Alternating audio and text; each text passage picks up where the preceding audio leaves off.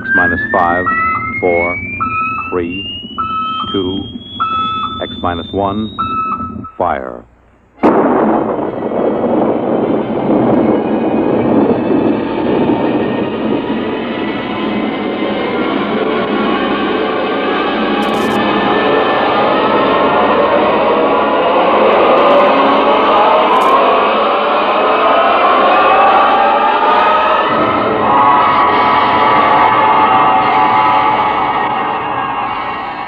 From the far horizons of the unknown come transcribed tales of new dimensions in time and space.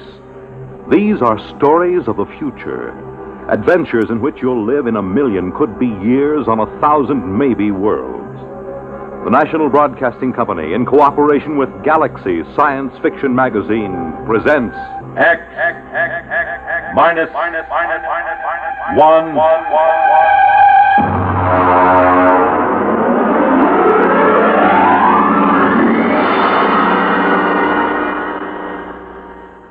Tonight's story, Colony, by Philip K. Dick.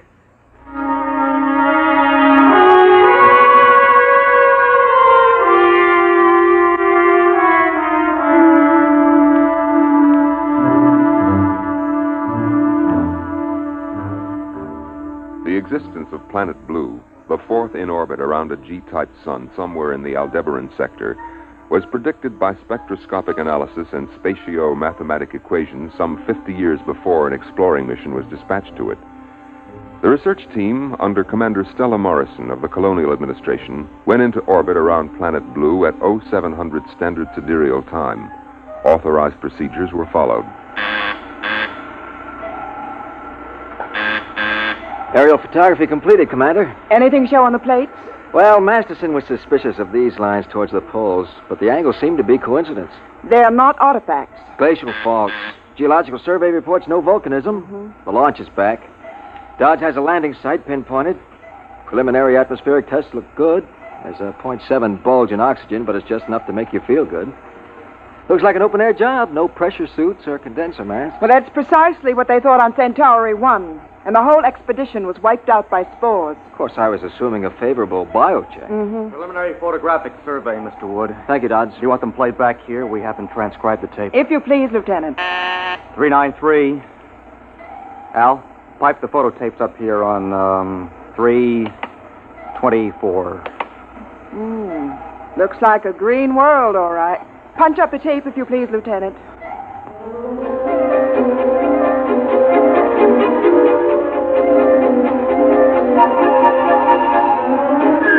All orbital checks proved positive.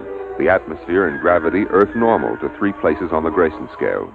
And the exploratory research ship lowered itself by the Meyerson-Lay atmospheric skip method, came into a stalled tail landing just before sunset on a day marked in the logs as Planet Fall 0.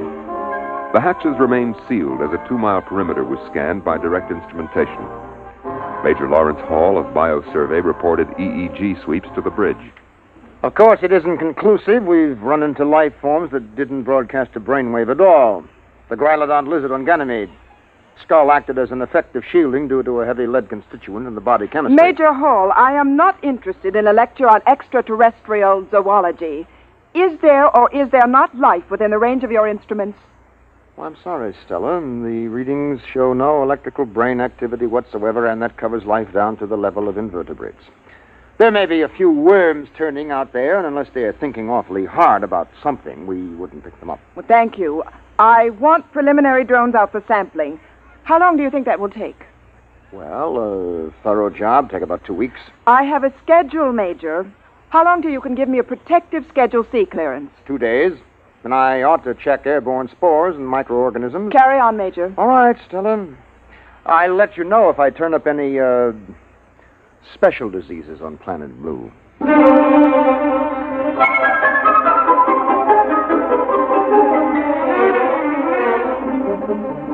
Drone sample missiles were dispatched at sunrise. Air scoops, ground samplers, and vegetation choppers returned to base, and the bio team instituted full prescribed tests. Immediately identifiable airborne dangers were ruled out.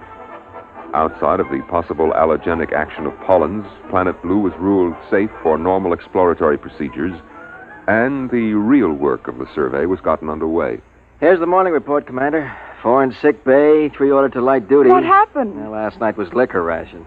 Oh. Survey teams out in the field. Bio crew under Major Hall. Agronomy, ecological, geological, and deep map teams out. Any reports back?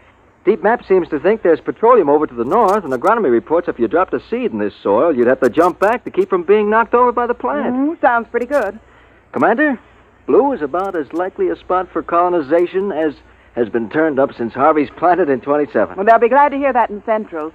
How long do you think until we can send back a clearance? I've checked with department chiefs. They all estimate about 2 or 3 days more until they're satisfied. All except Bio. Why is Major Hall dragging his feet? I don't know. Well, find out. And in the meantime, I'm going to call a staff meeting. Every day we can save on our report is important. If blue is suitable for colonization, I don't want to waste a minute.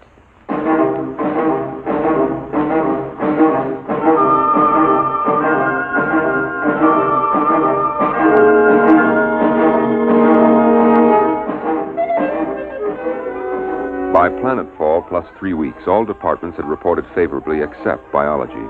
Ecological survey pointed out the difficulty involved in the necessity of importing animal life. But this problem had already been met in the colonization of Gamma 2 and 3, when an entire ecology had been transported in frozen gene banks and fertilized and incubated on the site. Biology, however, still withheld a favorable report. Look, Larry. What is the secret, Stella? Cold formality on the bridge and Larry when you're in my lab? Well, I'm serious. Well, I've just gotten an official query from Central. They want to fish or cut bait on blue. Your department is the only one holding it up. We're 2 weeks behind schedule. And the first colony on Vishnu was right on schedule, and 7,000 died of green spot. That was before the full bio-check technique was worked out. My dear, do you know how many different microorganisms there are in a cup full of dirt? I'm not a freshman student of biology. Oh, dear. And I was hoping I could tempt you into some field work. Someday, Larry, you're going to make some remark in front of some junior officers or even enlisted personnel, and I'm going to have to call you on it. I'm afraid for your dignity, my dear. Look, I'm in charge of this expedition. My dignity happens to be a function of command, and as such, it's a survival factor. Ah, well, then you had better take it easy at officers' mess. You know, I saw 2 biomates watching you climbing the ladder to the bridge. Do you know what their affectionate name for you is? Major Hall. I'm serious. I want a bio clearance as soon as possible. And you will get it. As soon as possible. And when will that be? When I'm satisfied. Are the bugs here so dangerous that you're afraid of them? No, on the contrary. We have yet to find a harmful life form. Well, you didn't report that.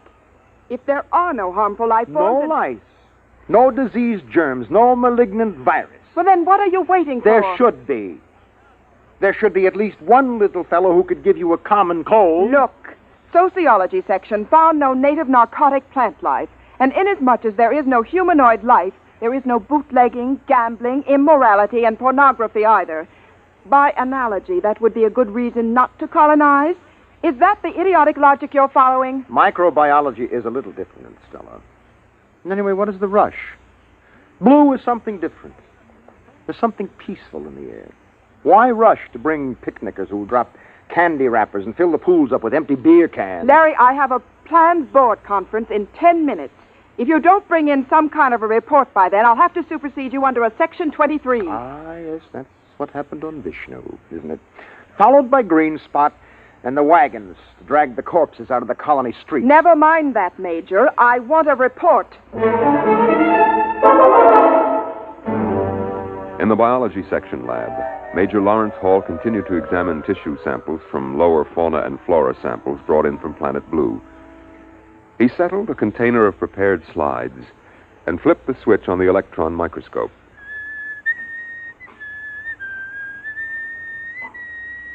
Major Hall slid the first slide on the stage of the microscope and adjusted the focus knob. Come on. Ah, there you are. All right, come on, kid, eat something. The microorganisms, a form of rotifer, displayed none of the characteristics of ferocity and aggression which were normal on several dozen other planets. Presently, however, Major Hall stopped whistling. inasmuch as the two eyepieces of his microscope twisted suddenly around his windpipe and started to strangle him. Ooh. Hall tore at them, but they dug relentlessly into his throat, steel prongs closing like the claws of a trap. With a convulsive effort, he managed to break free and fling the microscope from him. Oh, that's crazy. Don't let go of my leg. He kicked the microscope loose and drew his blaster. As the microscope scuttled away, rolling on its coarse adjustment knobs, he fired.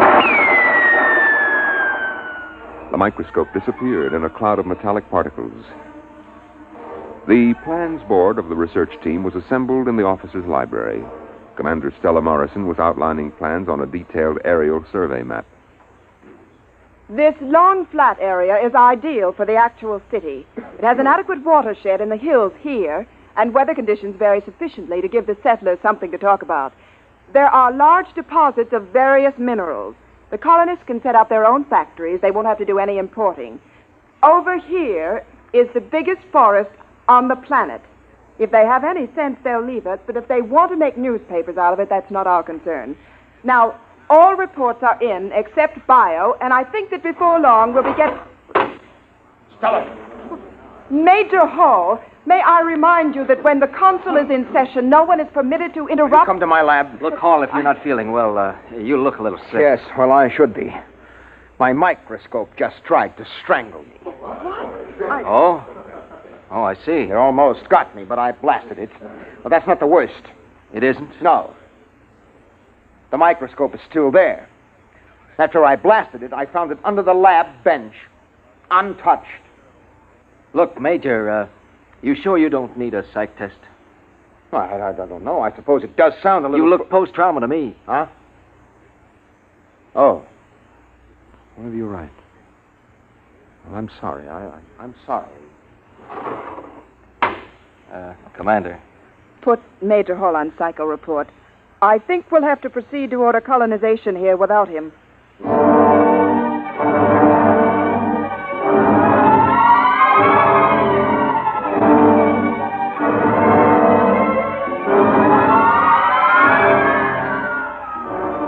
Major Hall proceeded to Psych Center, and inserting his ID card in the robot Neo Rorschach machine, he placed his hands on the contacts and activated the search and gestalt circuits. Presently, the green light flashed, indicating tentative diagnosis. Major Hall hit the response key. Severe disturbance. Instability ratio above 10. And that's over danger, isn't it? Yes. 8 is danger. 10 is unusual, especially for a person of your index. Your norm is 4. Yeah, I know. I require more data to determine whether this unusual instability ratio is an aberrant reaction or is normal survival oriented. Well, I can't tell you anymore. It is illegal to hold back information during a robo-psych test. You will deliberately distort diagnosis, which is punishable by 6 months forfeiture of pay and allowances, or such other penalty as a court-martial may direct. Thanks a heap. Look, do you record a high degree of unbalance for me? There is a high degree of psychic disorganization, but what it signifies or its etiology, I am unable to determine without further data. Yeah. Okay. Well, just take a tip from me. Stay away from homicidal microscopes. That is an interesting Freudian slip. You undoubtedly mean homicidal maniacs, not microscopes.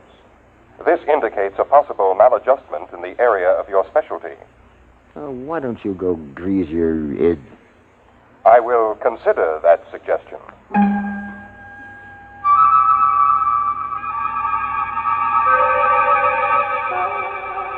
Major Hall returned to the biosection lab and tested the atmosphere near the place where he had fired his blast gun at the microscope. The analysis showed a high density of metallic particles colloidally suspended in the air. In a state of confusion, with an emotional distress quotient of at least 0.742, he stripped off his uniform and entered the shower. Oh.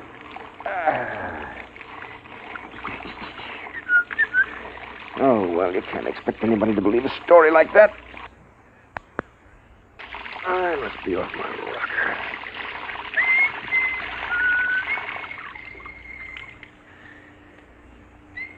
Major Hall stepped out of the shower, reached for one of the towels on the rack. The towel wrapped around his head and yanked him against the wall. Rough cloth pressed over his mouth and nose. He fought wildly, pulling away. All at once, the towel let go. Major Hall crawled out of the shower and proceeded to dress. His belt, heavy canvas with reinforced metal links, tried to get him around the waist and crush him. The belt, being a heavy-duty issue, was strong, and they rolled on the floor until Hall was able to reach his blaster. He threw himself down on a chair to regain his breath. The arms of the chair started to close around him, but this time he was ready.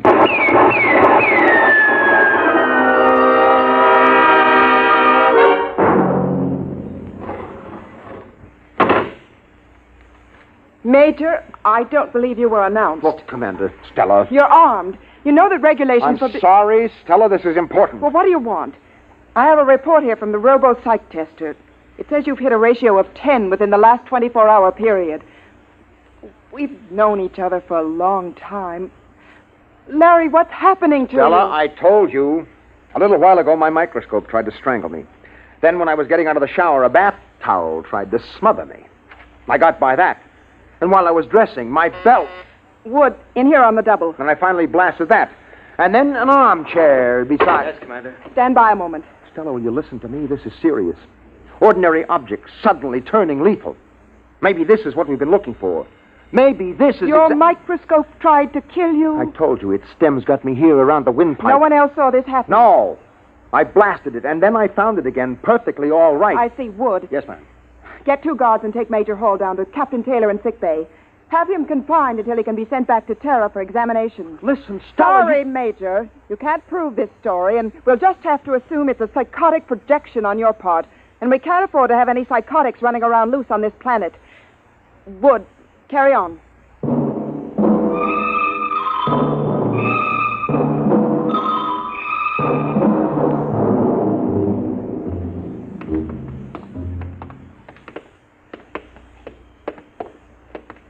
You'll be all right, Hall.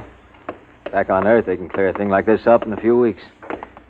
Yeah, maybe you're right, Wood. Maybe I'm just out of my mind. Here we are. Captain Taylor. Captain Taylor. He should be in. Captain. The hatch isn't locked. Taylor, what's the matter? That scatter rug is choking him. Take an end and pull. But quick before he's crushed. Grab that rug.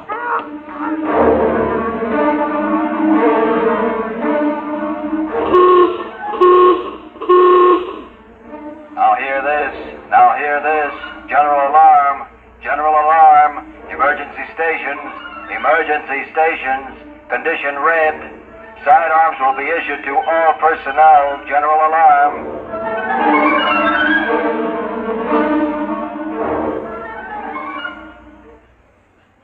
Captain Taylor tells me the rug came from Terra. His grandmother braided it. That's what I was trying to tell you. It was not the rug that attacked them. Then what was it? Something that looked like this rug. And it was something that looked like a microscope that went for me. And the towel and the belt. You mean there's some life form that can imitate anything? Yes, it seems so. And it's deadly.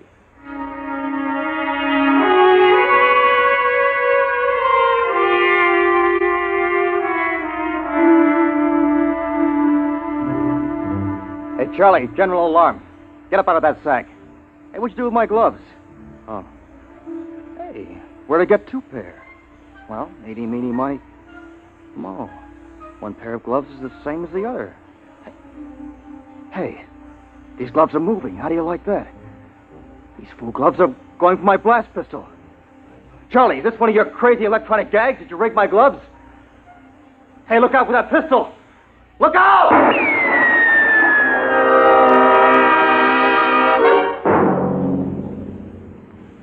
Commander, there's another casualty.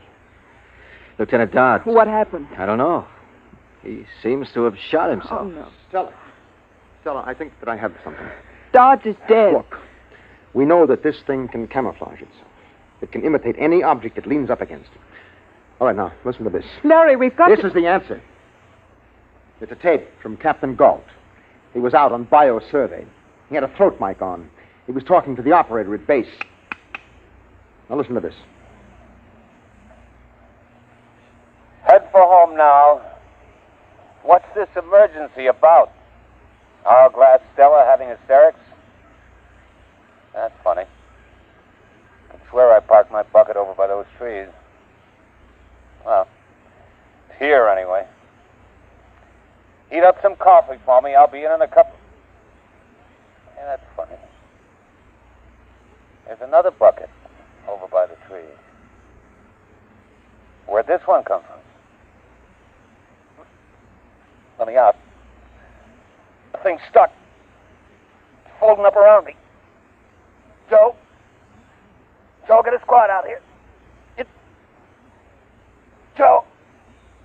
Acid. I can't get out. It's digestive fluid. Get somebody out here before. His transmission just stopped. All right, now we're up against some organic form of life, and there should be some way to destroy it. We've already blasted a few, but we don't know how many more there are. Maybe it's an infinitely divisible substance, some kind of protoplasm. We've had over 12 casualties reported, and there's still 5 teams out in the field. All right, it's a lethal life form. Now, that explains why we found everything else harmless. Nothing could compete with this. We have mimic plants of our own, the twisty slug on Venus, but nothing that goes this far. It can be killed, though. You said that yourself. If it can be found. You can't tell. Clothes, rugs, drapes, chairs. We can't tell which is which. We've got to try to find some poison, some spray that will destroy them wholesale. Oh, no. What's the matter? In the corner. I never noticed 2 briefcases over there before. There was only one, I think. How are we going to know? Shortly after the final casualty report of 30 dead and 12 wounded, Major Hall sealed off the bio quarters and moved in with a team from Chem Section, all dressed in corrosive-resistant suits. Well, I'll make sure that you've got a tight seal on the neck joint. What are you going to do, Major? I've got a combination of hydrogen and arsenic under pressure, arsine gas. That'll give us an idea of how much they've infiltrated. Arsine is deadly to humans, so check your helmets. Now, Sergeant, I don't want any panic blasting. Arsine is inflammable. All right. Release the valve.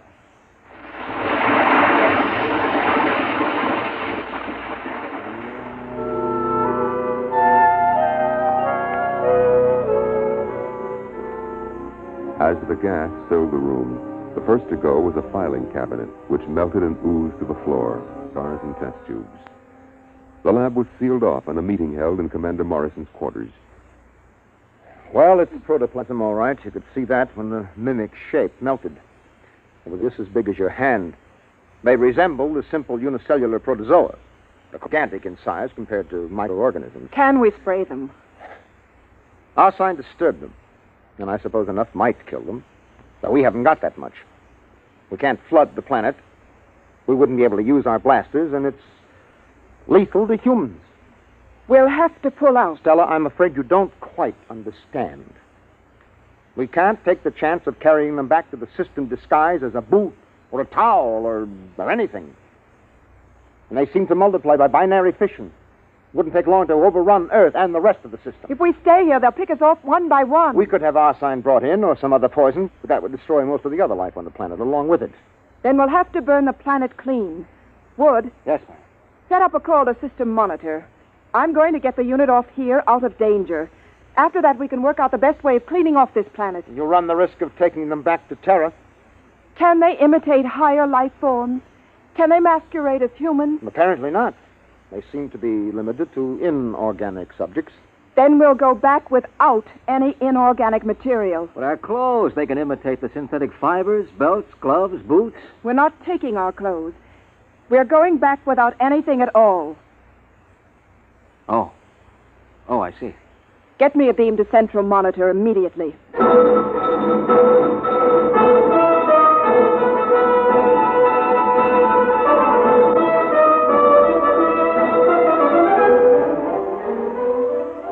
The nearest cruiser was 2 light hours away, Captain Daniel Davis commanding. Tight beam communication was established after coordinates were flashed from Central Monitor. This is Captain Davis. Can you read read me? I read you. Commander Morrison here. Captain, you are to make a planetfall as soon as possible at coordinates to be supplied you. We are going to board your ship naked. Naked? That's right. That's, well, When will you land? at about 1,500 hours, I'd say. Captain, would it be possible for your men to... I'll have my crew below decks. We'll land on robot control. Thank you. Wood, sign off the transmission. Yes, ma'am. There was some objection among the enlisted personnel, particularly in the women's quarters. The ship landed at 1,200 hours, 3 hours sooner than expected. All hands disrobe immediately. All personnel report to field, ready to embark. So soon? I didn't hear the ship land. It's there, all right. We'd better go. Larry. Mm-hmm. Larry, you go ahead. I'd rather get ready alone.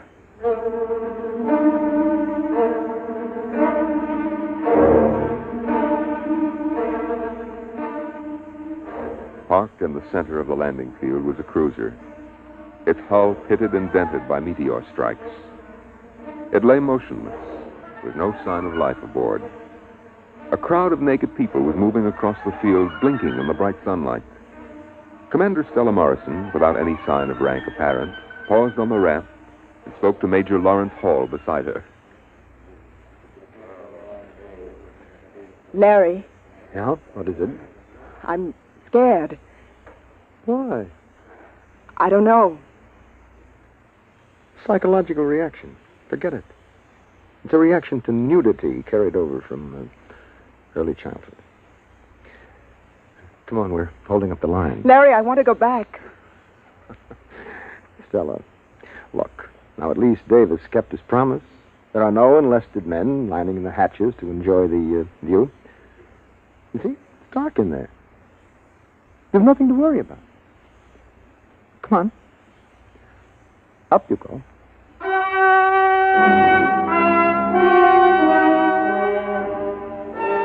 The last of the research team filed into the interior of the ship, and the hatch closed behind them.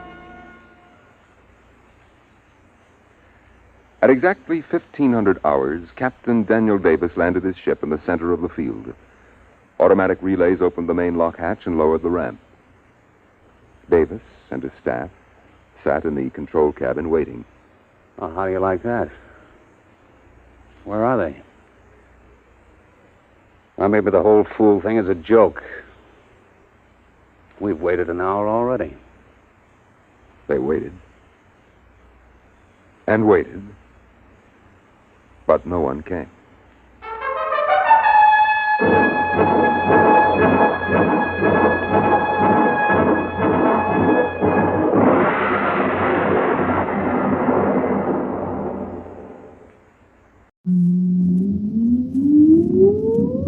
Countdown for blastoff.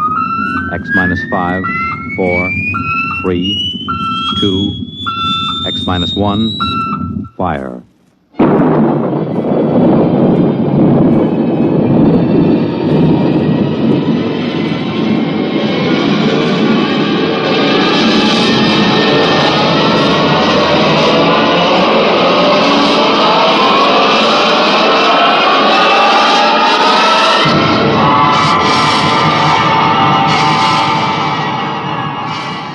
From the far horizons of the unknown come transcribed tales of new dimensions in time and space.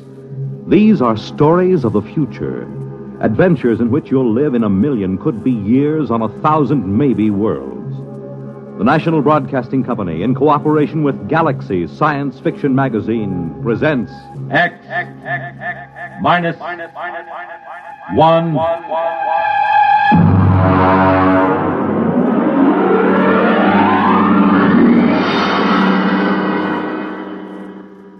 Tonight's story, The Map Makers, by Frederick Pohl.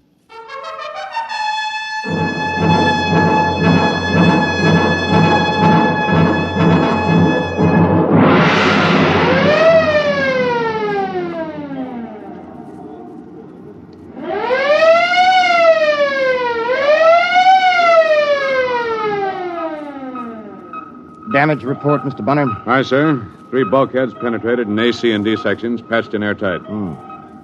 How is Lieutenant Groden? He isn't good. He's unconscious. His head is all bandaged up. There's 1,000,000 to 1 chance.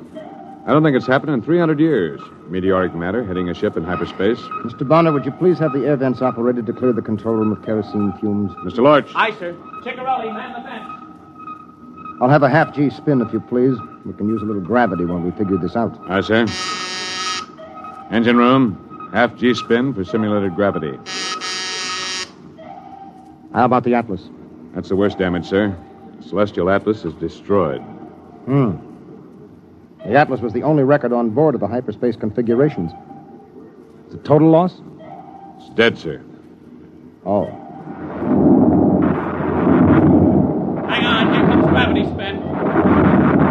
What was his name? The Atlas? Spawn. He had a sister in Seattle, I think. Pass orders for burial at the afterlock. Aye, sir. And, Mr. Bonner, have all officers assemble in the wardroom for an emergency meeting as soon as we are secured for normal space.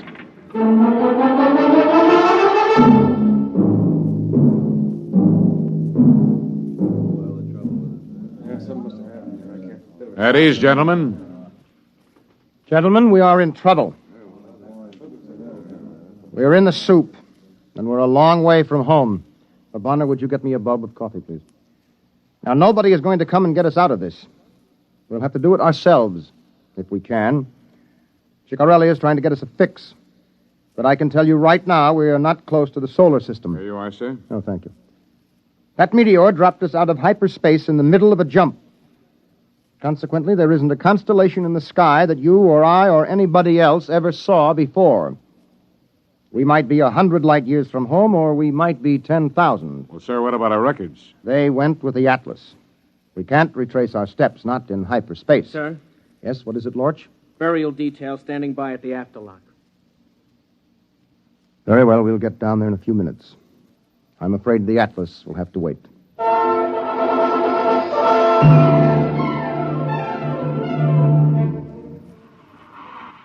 He's a mess, isn't he?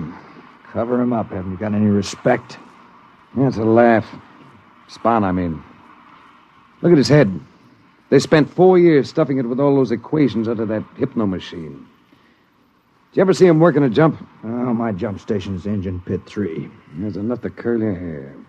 You know what it's like doing jump. No lights, no fluorescence even, just those kerosene lamps smoking. Everything looking bent and twisted. You can't tell what you're seeing. Well, Spawn stands right up there next to the captain in a trance. And he's spouting numbers and times and equations. And all the time, his eyes are shut. He's out like a light. He's sure out for good now. It's funny. He never knew how to count up his pay when he was conscious. When he's out, he's as good as a 5-story computer. I never could figure it. It's kind of creepy. Why don't they take a regular machine to do hyperspace navigating? Well, you ought to know. You just lifted him. Spawn weighed 130, wringing wet. A computer would weigh maybe 3 or 4 tons. Ship couldn't lift it. We got computers on board. Yeah, electronic computers. What's the first order before jump? Douse all electric gear. Sure. The Terra 1 blew higher than the kite before they found that out. You don't use juice in hyperspace. Not if you want to get out of it. So you can't use a computer during a jump. That's where Spawn came in. I can't use him in a jump anymore either. Yeah, that's for sure. Hey, listen. There's a brass coming to dump him. I gotta get back to my patient. Put out that cigarette and try to look solemn.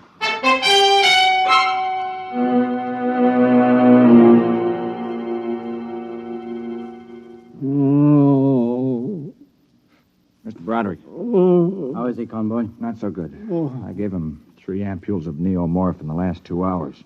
That's twice the normal dosage. Let me see. Lieutenant Groden's the navigator, isn't he?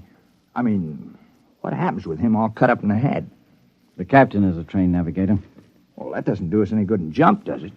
Not without the Atlas to do the calculating. Look, our job down here is to keep Lieutenant Groden out of pain. We'll leave the rest to the bridge, all right? Sorry, sir. It's just that Corelli in the chart room told me he can't locate one of those stars in his chart. And what's more... Convoy. Yes, sir. Hammer that ampule.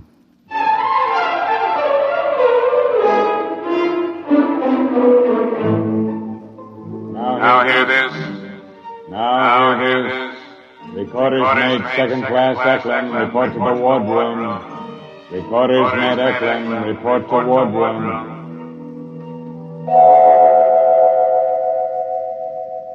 All right, Eklund, come in. Recorders mate Eklund reporting, sir. Stand at ease, Eklund. You've heard about Recorder's mate Spahn. Yes, sir. I was with Charlie when... Bonner, get Eklund a chair, please. Here you are. I'm all right, sir. You know that Spahn's operation was essential to navigation in a jump. No, sir. I mean, I don't know much of anything until I'm indexed. Yes, of course. You were rated as ship's librarian log. Yes, sir. Spahn read his calibrations up to this point into you? I suppose so, sir. I'm in trance when I record. Yes, of course. Now we're going to need those records. Are you ready? Yes, sir. The key word is index.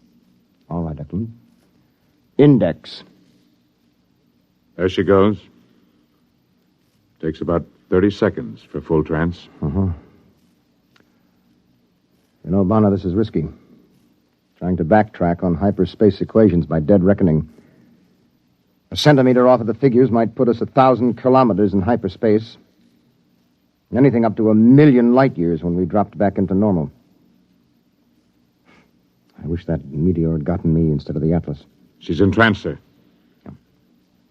All right, Eklund. Ship's log. Journey day 1. Jump 1. Journey day 1. Jump 1. Normal space coordinates 345 674 65. Sub 456. Time 4356.98.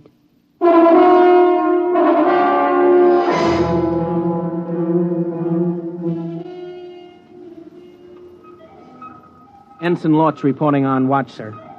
No maneuvering during watch, no change in operating status. I haven't made an entry for course and position, Mr. Bonner. Just put down unknown in big letters. Yes, sir. You didn't get anything out of Eklund? Oh, sure. We got the absolute magnitudes and the stellar distances of half the stars in the galaxy, and short course in the geodesics of the n-dimensional space. We didn't get a road map. What does that thermometer read? It's all right, sir. I adjusted heat level. What? The welding torches had the temperature up 5 degrees, so I ordered air valved into the expansion line. Mr. Lorch, you were bleeding air? Well, yes, sir, to cool ship. Lorch, you're a fool. What? You valve off air as though we had a whole world of it. Did it ever occur to you we might be in space a long time and we might run out of air? But, sir, that doesn't happen. I mean... No, not when you can jump. Not when Earth is an hour or a day away, but we can't jump. You just leave those air valves alone. We'll need every molecule.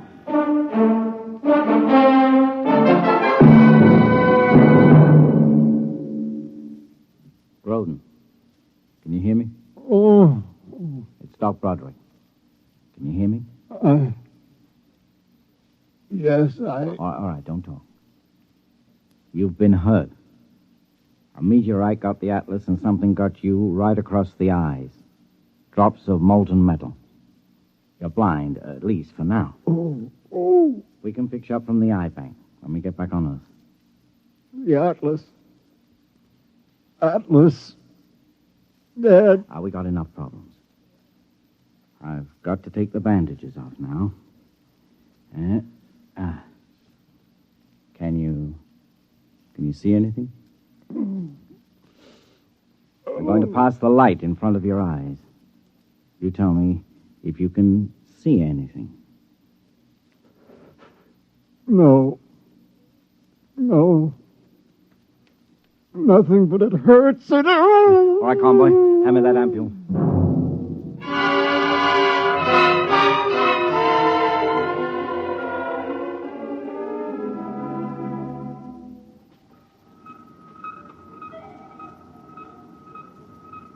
Secure for jump, Mr. Bonner. Secure. Engine room. Damage aft. Damage forward. Generator stations. Radiation control. Cargo hold 1, 2, 3, 4. Men's quarters aft. You ready, Eklund? Yes, sir. Have you ever been on the bridge during a jump? No, sir. Well, it's tricky. Your eyes lie to you. You see things that aren't there. I don't know how much you will get in trance. Oh, nothing, sir. I black out completely. Oh, good. Ship secured, sir. Ship secured, sir. Kill the spin. Engine room, kill spin. Ship's company, stand by for free fall. Free fall.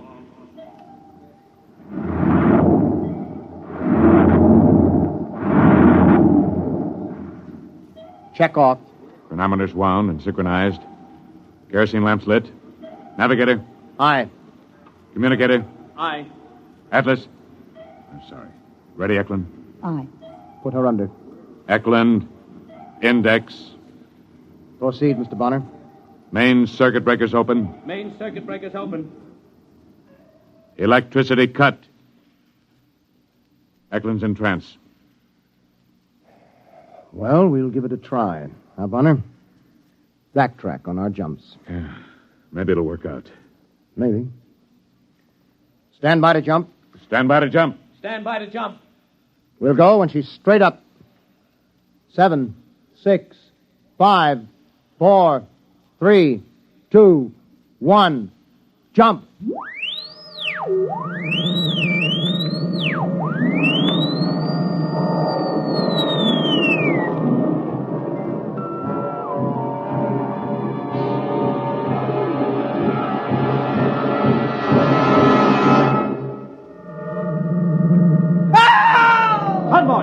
Convoy, where are you? Over here, I can't see you. Feel your way over to Groton. Everything's green. Give me the hypo. Come on, man, you've been in the jump before. Here's the ampule, sir. Not the pressure hypo. We can't use current in jump that's for range. Groden, it's all right. We're in jump, that's all. My eyes! My eyes! My eyes!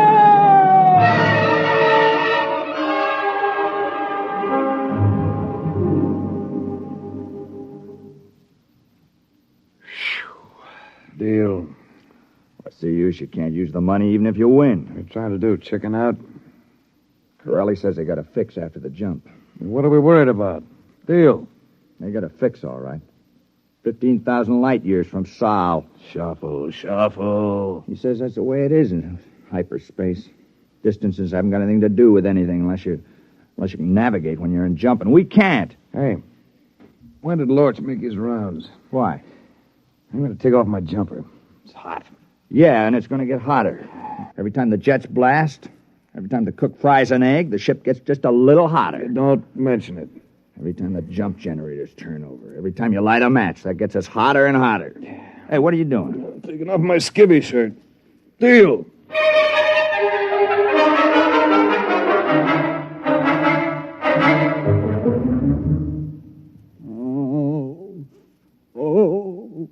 How is he, Mr. Broderick? You can tell the captain that Lieutenant Groden remains unimproved. How is he really? He's working up to some real damage. The kind I can't handle. It's in his head. I had to tell him his sight was gone, unless we can get back to an eye bank within 10 days. You can patch in an eye, but once the nerve has deteriorated, you can't replace it. Did he take it hard? Worse? Worse. He didn't say a word. I know that man is in pain. The convoy found his pills hidden under his pillow. He wouldn't take them. He just lay there without a sound until we went into the jump. Then he screamed his head off. What's wrong with him? Who knows? I had an electroencephaloscope on board, but I'm lucky they let me have a mini X-ray. Yeah, what did doctors do before they had those gadgets? Shoot the patients? No. With luck, I could run an old-fashioned verbal psychoanalysis on him. I might pick something significant out of the sludge. Maybe 5 or 6 months. That's what they did before they had the EES. What time is it? 07:56. I've got sick call in 20 minutes. Heat exhaustion, dizzy spells, skin rashes. I'm running out of aspirin and salt tablets. Yeah. Bonner had me with a 10-man detail defluffing the filter traps on the air circulators. It's a lucky thing spaceships aren't painted. They'd have us chipping paint. Now hear this. Mr. Broderick, report to the bridge. Mr. Broderick, report to the bridge. How am I supposed to do that? I got 2 corpsmen down with heat prostration. I'll look after Groden, Mr. Broderick. Maybe I could give him an alcohol rub? Thanks, Lodge. Oh, by the way, that alcohol. Yes? It's denatured.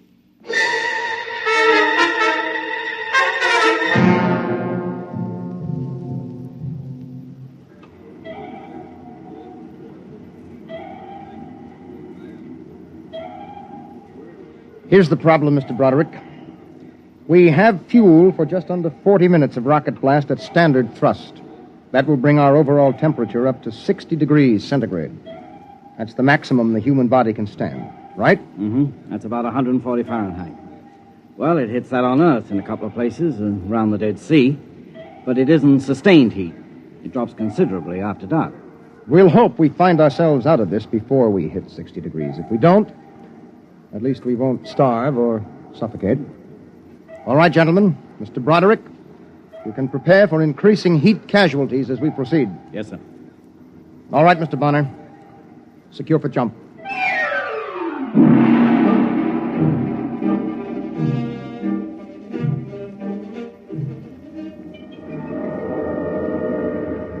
My eyes. My eyes. Now take it easy, Groton. Convoy. Yes, sir. Where's the doctor? He stayed on the bridge with the jump. Well, what do we do for Groton? During the jump, I can't even see him. I don't think he can hurt himself. We better just wait till the jump's over.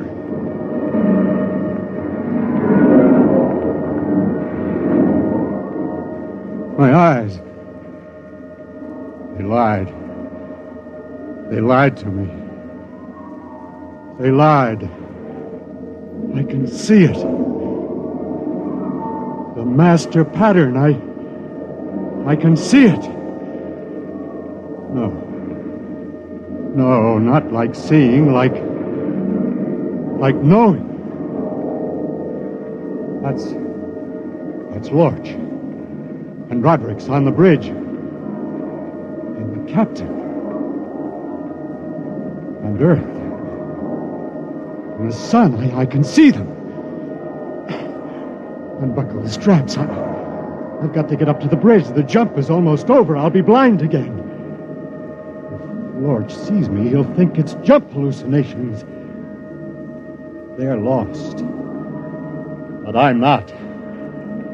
I can see the whole universe.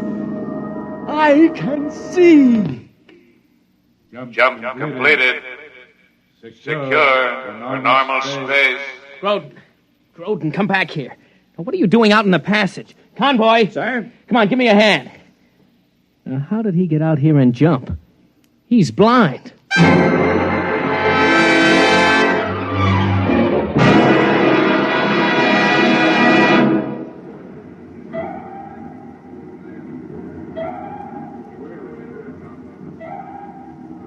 Navigation report negative, sir. Is there a fix? No, sir. Corelli thinks he can get a triangulation on an extragalactic nebula.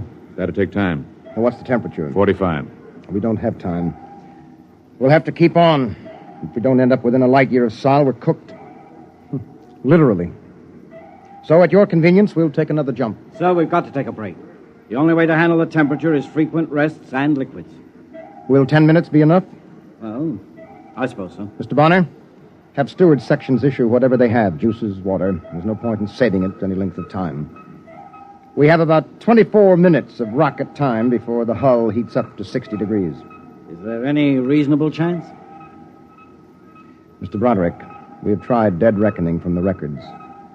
But in hyperspace, we can't follow them accurately, not without Atlas. I'm timing the blasts from my pulse, because you can't trust reading a clock unless you can touch it. When we jump, I might as well be blind.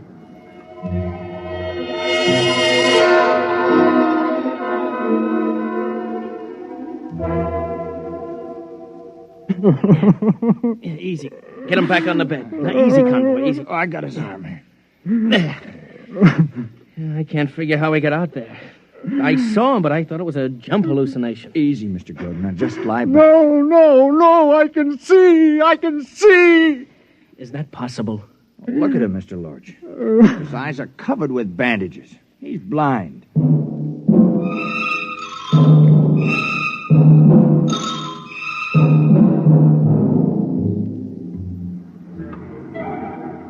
Ten minutes is up, Captain. All right. Secure for jump. I had to assign 3 more men to each generator. The crew couldn't handle the manual clutch in the heat. Very well. Proceed. Chronometers wound and synchronized. Kerosene lamps lit. Navigator. Aye. Ready, Eklund? Aye. Index. Proceed, Mr. Bonner. Main circuit breakers open. Stand by to jump. Stand by to jump. Straight up. 4, 3, 2, 1. Jump.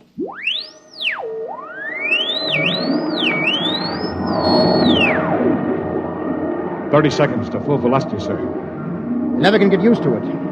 You can hear, you can touch, but your eyes lie. The photons and electrons that carry vision have some crazy mathematics of their own. I know, sir. I remember once I saw a row of monkeys sitting on the control console. I wondered what they were before hyperspace twisted them into monkeys. 10 seconds. Yeah, that's what I mean. Now it seems as if I'm seeing Groden up here on the bridge, and I know very well he's down in sick bay asleep. Captain. Who is that? Lorch? Yes, sir. You're not on bridge watch. Captain, he's really here. It's not a hallucination. What are you talking about? Groden. He's really here, sir. Lodge, what's the idea of bringing him up here during jump? I only brought him to the forward lock, sir. Then he brought me. Broderick, is this some kind of heat exhaustion? I'm telling you, sir. We went into jump, and I couldn't see anything that made sense. Just twisting shadows and lights, you know. But Groden took my hand and led me right up here along the passage. He's blind. Not in hyperspace. Not in jump. Then he can see. Captain. I gotta get him to sick bay. He must be in intense pain. Yes, it's painful, all right. But I can see the whole plan, the whole pattern. It makes sense to me now. I can see the stars and the ship and the Earth at the same time. The equations on hyperspace. I can see them the way you can see a triangle or a circle. I can see the Earth, and I can tell you how far it is. Groden, you mean you can pilot us home? Yes, I can. All right, Mr. Groden. Take over this ship.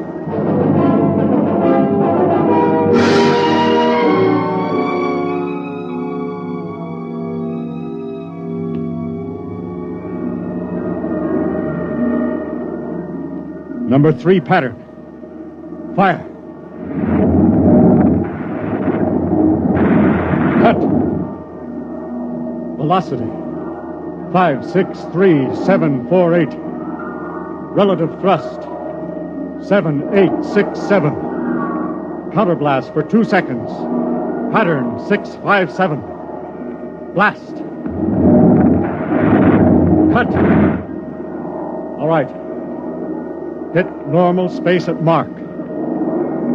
5, 4, 3, 2, 1.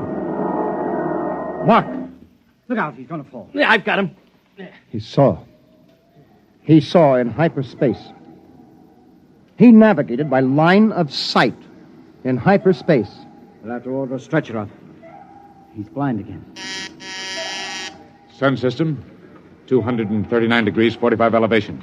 Magnified by 50 on forward screen. That's not Saul. No, but it's a place to land. There's a planet there. It's Earth normal. You can land and cool ship and replenish air. Mr. Bonner, take her down to atmosphere. Have planetology section start to check it out. Aye, sir. Ensign Lorch, report down to planetology. Engine room, landing routine. Why didn't we hit Earth on the jump, Groden? Why? Just as well, Mr. Broderick. If the planet checks out, it's a whole world for colonization. Sure, but it'll be 2 weeks before you can replenish ship and catalyze fuel. There won't be any new eyes for Lieutenant Groden then. The optic nerves will be gone too far. He'll never have eyes again. I knew that before I brought you up here. Ready, blast, for skip deceleration in pit 3. You mean, Groden, you could have brought us back to Earth? In 2 jumps. Then why didn't you? I can't allow a man to go blind because of phony heroics. Do you want to know how many Sol-type systems there are within 5,000 light years? I can tell you. Want to know what the universe looks like in hyperspace? I can tell you that, too. Only I can't describe it. The whole thing is as orderly and chartable as our own space. And I could see it, all of it. And you offer me eyes. Captain, we have a quadrant of hyperspace to chart. I can see during the jumps. Captain, I... Look out. He's still in pain. I can see to the end of the galaxy. And beyond. I know. But in the meantime, Mr. Broderick. Aye, sir. When we take off again, Lieutenant Groden will be in command during jump. He will handle this ship, and at his direction we will chart hyperspace. But in the meantime, will you kindly lead him to his quarters?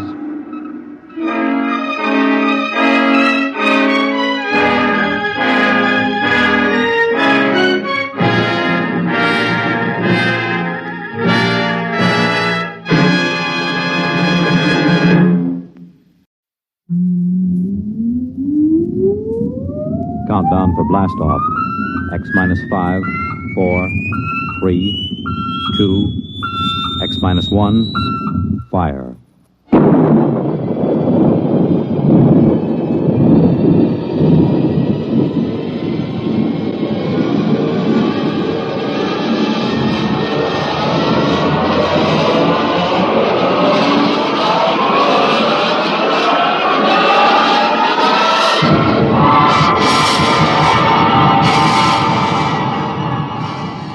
From the far horizons of the unknown come transcribed tales of new dimensions in time and space.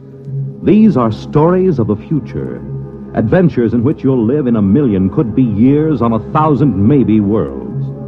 The National Broadcasting Company, in cooperation with Galaxy Science Fiction Magazine, presents X minus 1.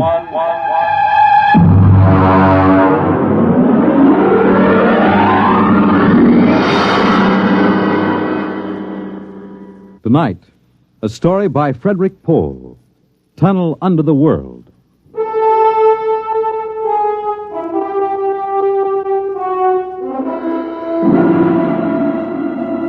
On the morning of June 15, Guy Burkhart woke up screaming. It was more real than any dream he'd ever had in his life. He could still hear and feel that sharp, metal-ripping explosion, that searing wave of heat. He sat up. Mary, where are you? Guy, what's wrong? You're trembling. Where were you? In the kitchen cooking breakfast. What is it? Oh, a dream, I guess. An explosion. Did you say an explosion? Yes. But that's the dream I had. What? I dreamed there was a big explosion and then something sort of hit me on the head. Holy smokes. Maybe there really was some sort of explosion and it started us dreaming. Well, there'll be an explosion down at your office if you don't hurry and get to work.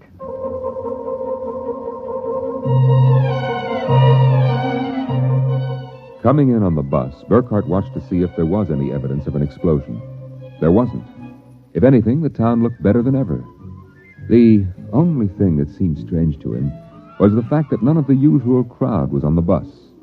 He was a little relieved when he did see his old pal, Henry Swanson. Excuse me. Henry. You pardon me, sir, please. Henry, what's the matter with you? It's me, Guy Burkhart. Burkhart? Sorry, I don't believe we've met. What?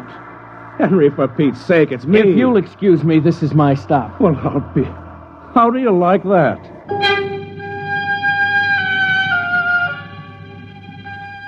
Guy Burkhart got off in front of the gigantic Controchemical building and took the elevator to the 98th floor, where he had worked in the accounting department for 12 years. It wasn't until he was almost at his floor that he realized the speaker wasn't playing the usual commercials. Are you happy with your present home freezer? Of course not. Well, the answer to your problem is a Feckle freezer. Feckle freezers are better freezers. Most wives would do anything for a Feckle freezer. Are you happy with your present home freezer? Of course not.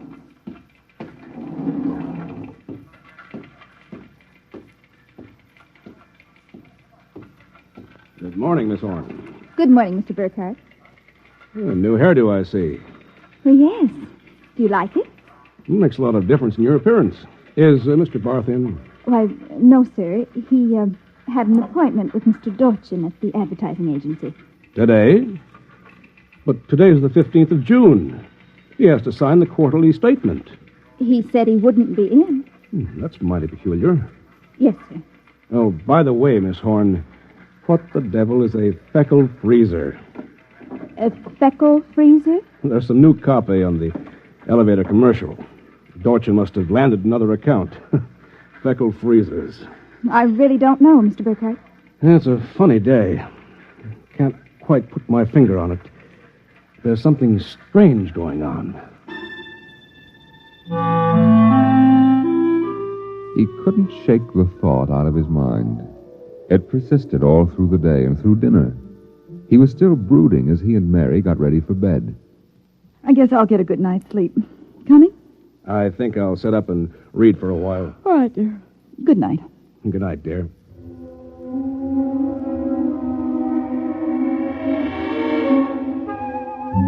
At exactly midnight, Guy Burkhardt lapsed into a sudden, deep sleep.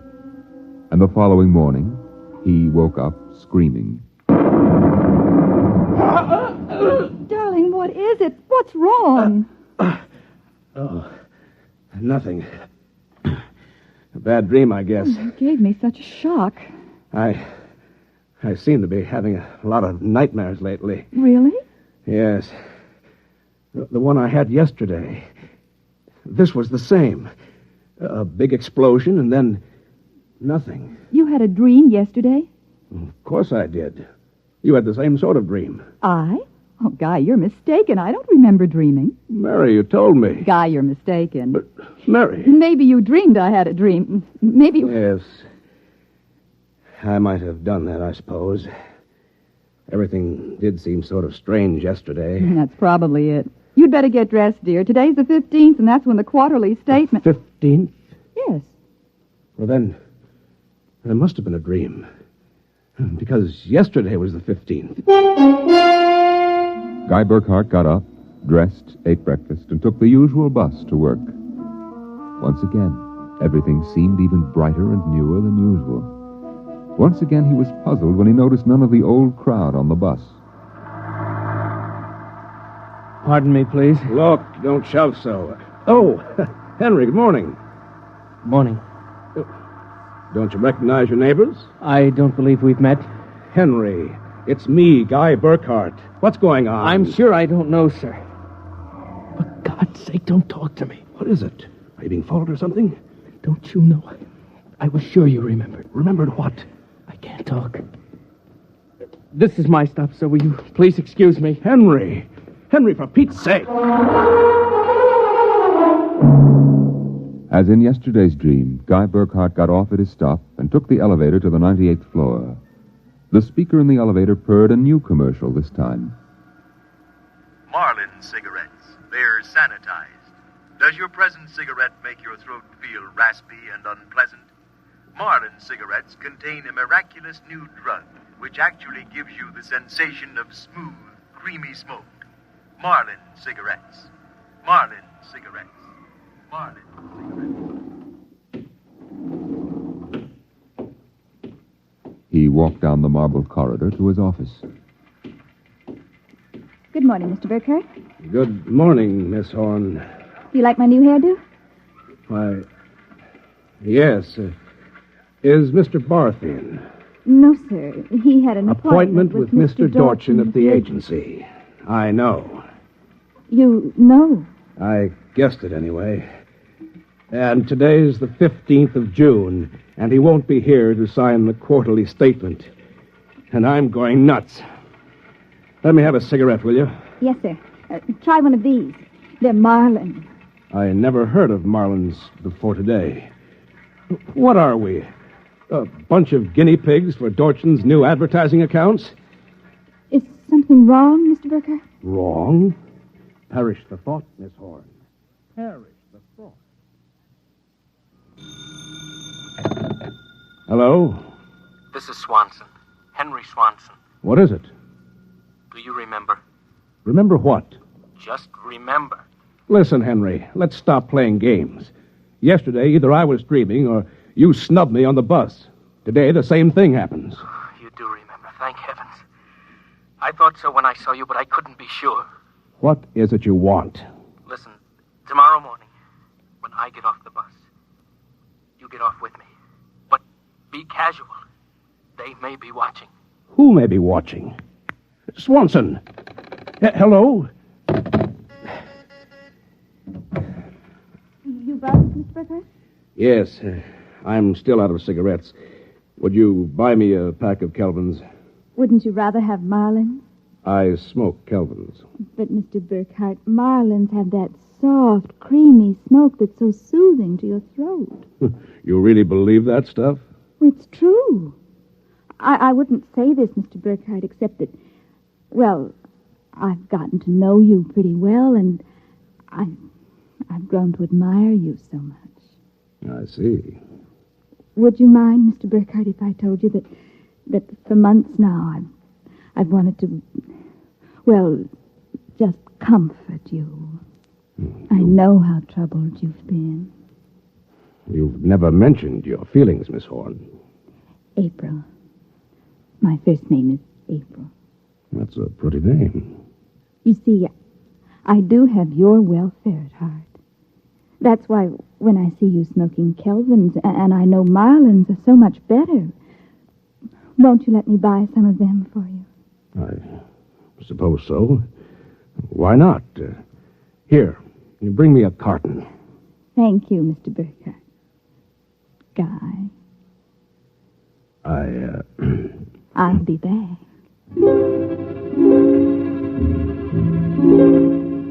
There was something wrong, something definitely peculiar about what was happening. The call from Henry Swanson, the strange behavior of this secretary, Miss Horn, these new products, the dream. Guy Burkhart went home that night feeling like a man in a nightmare. That you, dear? Yes, me. Have a good day. Fair. Oh, before you sit down, would you go down the cellar and put in a new fuse? The switch in the hall closet blew out, and I shut it off. Okay. Supper will be ready in a minute, so don't start fooling around with that old boat hull you've been building. I won't.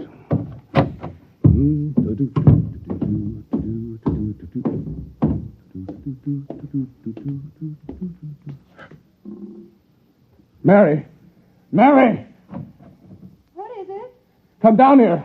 Hurry up. What is it? I'm not sure. I was looking for a fuse, and I thought maybe I'd dropped one under the boat hull, so I scratched around. Look. Let me put the flashlight on it. Well? Look at the floor. What about the floor? It's supposed to be cement. Well? It's copper. There's a thin layer of cement, but underneath it's metal. Look here. Underneath the concrete, more metal. And here, on the wall, metal. Metal under the floor, behind the walls, every place. Well, I don't really understand. Mary, I know this sounds crazy, but somebody, for reasons I can't begin to guess, has taken this house and replaced it with a clever imitation. Guy. I know it sounds insane, but take a look. That bracing on the beams. That isn't the bracing that was always there. Oh, you're imagining. I am not imagining. Mary, I'm going to look around for a little more. Well, your dinner will be ready. Save it for me. There are a couple of things I have to figure out.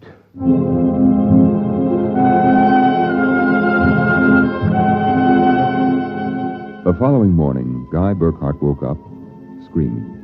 He dragged himself into the kitchen where his wife Mary was preparing breakfast and discovered it was still June 15th.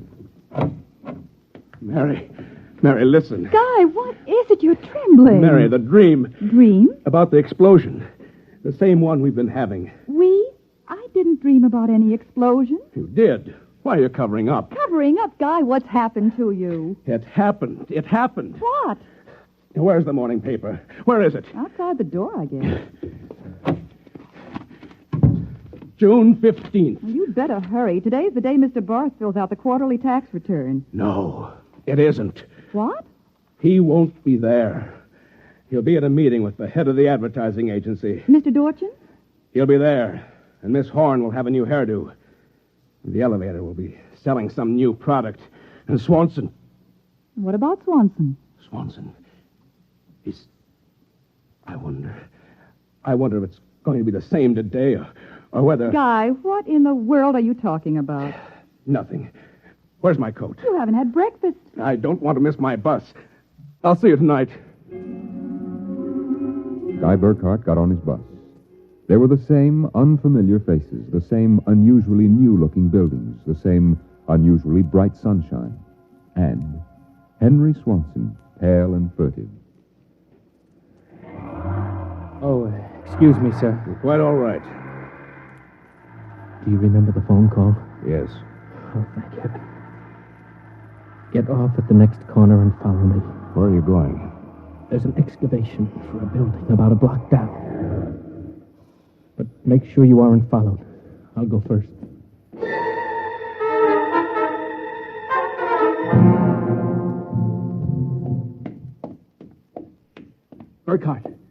Burkhart, here behind the fence. Now, Henry, what's this all about? Just a minute. I want to make sure you aren't followed. Followed by whom? By them, of course. And just who are they?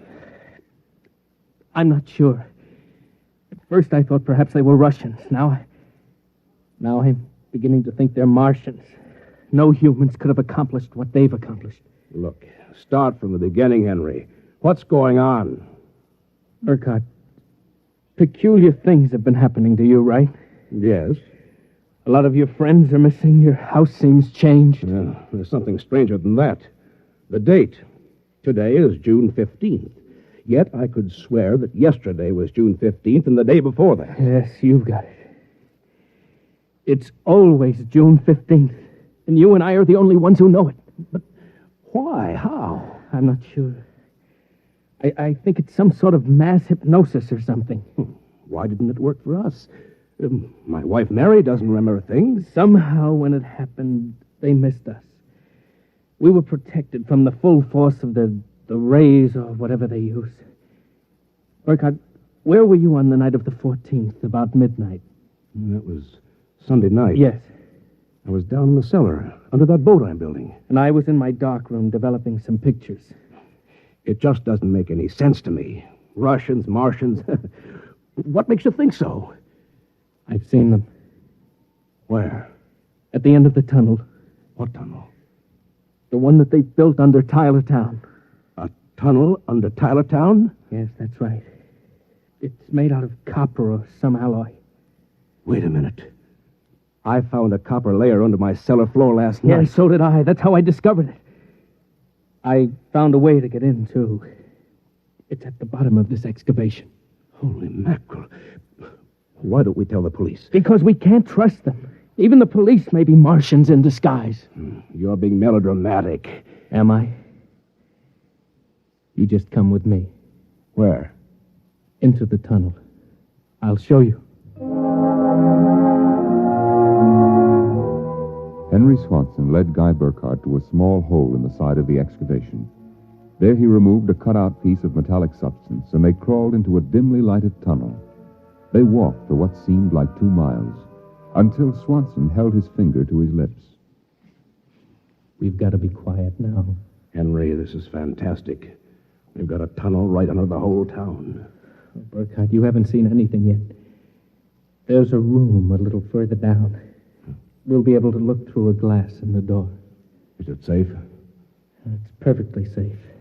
Unless one of them comes along. Now, come on. Here. Look through this glass.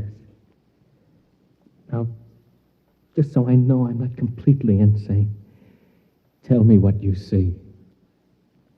Good Lord. Well? A tremendous panel with dozens of telescreens. And in front of each, a servo robot. They seem to be computing something. Yes. I've watched them. They're evaluating data from the screens. Evaluating? Why not? Each of them has a part of a human mind, remember that? It's against the law to transfer an evaluating circuit from a human brain to a robot. Burkhart, whoever is conducting this monstrous experiment is operating far outside the law. Have you gotten a chance to look at the data on those screens? No. No, I've been afraid to go in. There might be a warning circuit somewhere. If we knew what those robots were working on, we could go to the authorities. I'll risk it if you will. It's worth a chance. We're lost anyway. Okay. Open the door.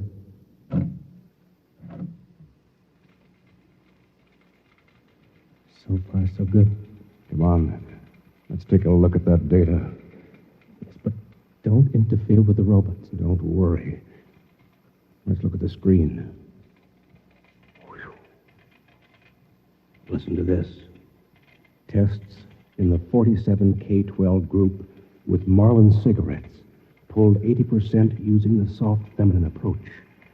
Indications are that an extension of this approach would sell at least 70% nationwide. On the Feckle freezers, the direct elevator pitch pulled only 10%. This should be abandoned and a new series of high persuasion elements introduced.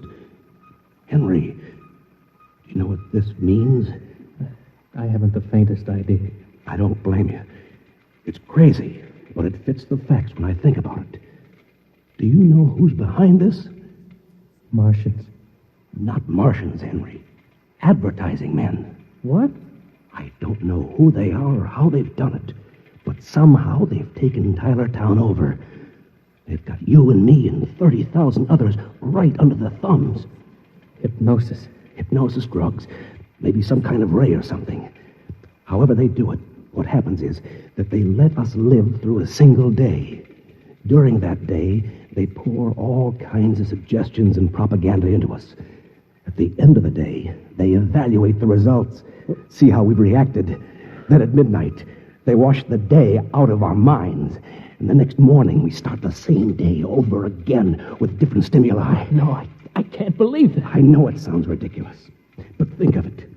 They can run the perfect test, and on a whole community. Do you know what that means? Suppose one man learned how to influence people 100%. In a year, he could sell us anything from freezers to political candidates. Oh, now, wait a minute. We're guinea pigs, Henry. This whole community is one big test tube for propaganda research. What do we do? Somehow, we get out of this town and get to the FBI. Do you think we can? Yeah, it's worth a try. Come on. Wait. What is it? Look.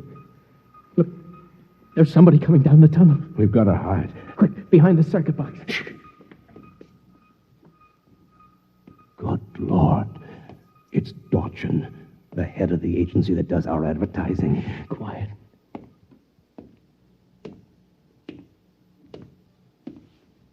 All right, Burkhardt, come out. We know you're in this room. Miss Horn has informed us that you remember. I must warn you, it's useless to buck us. Come out peacefully and let our maintenance crew adjust you properly, so you don't remember from one experiment to the next. It'll be quite painless. If you don't come out peacefully, we'll have to get you. Henry, take this wrench. When I give the word, jump him. He may be armed. We've nothing to lose. Very well. I'm coming after you. Now!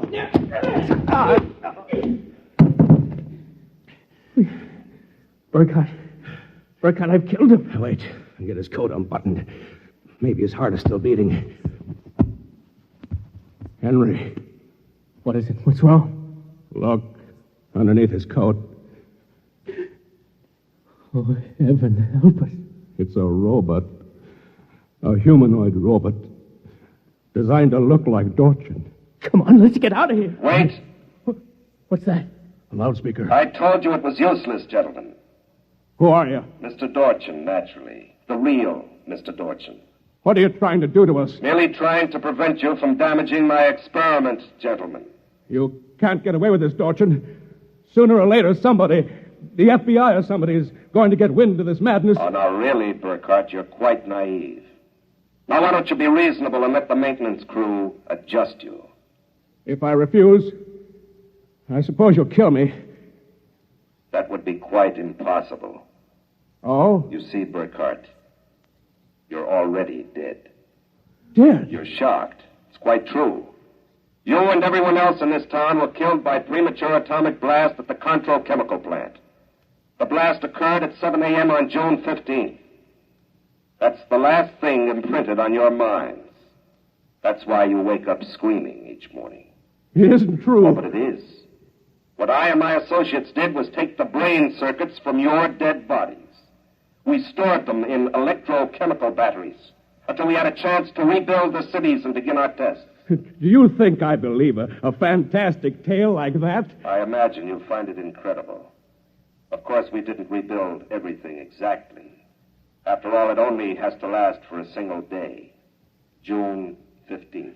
At midnight, we turn off the power and wash out the memory of the day. You and your friend Swanson, unfortunately, have defective circuits. You'll remember. Burkhardt, it's no use. We're trapped. Please give up. Not me. But what can we do? We can make a run for it down the tunnel. Come on. It's useless, Burkhardt. Keep going. It's useless. Useless. Useless.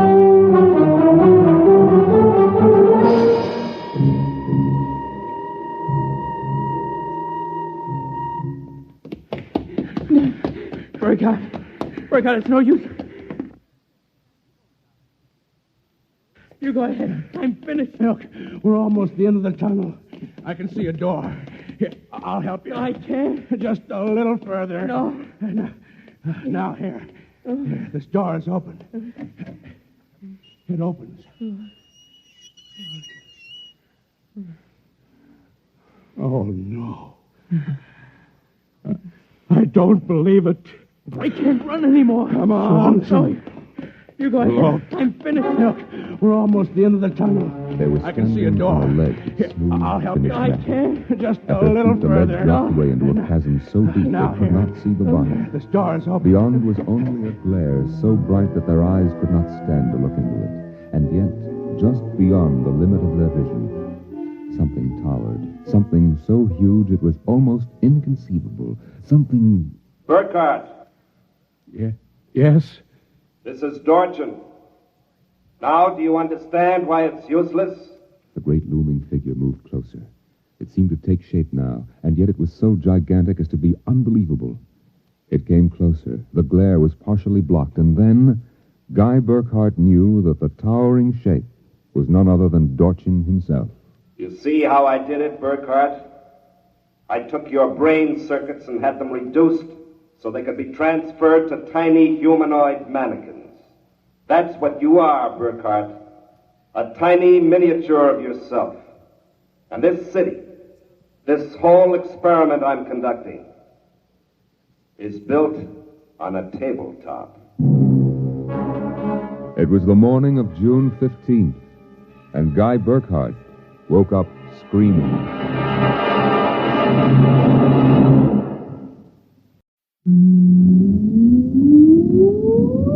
Countdown for blast off. X minus 5, 4, 3, 2, X minus 1, fire.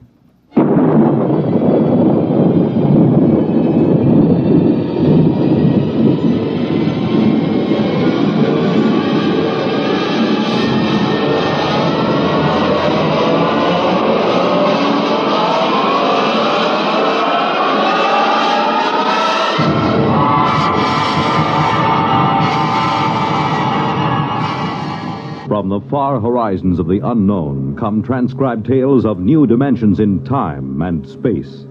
These are stories of the future, adventures in which you'll live in a million, could be years, on 1,000 maybe worlds.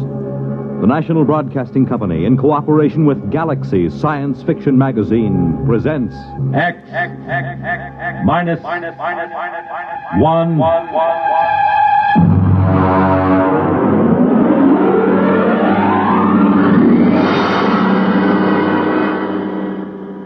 Tonight, Surface Tension by James Blish.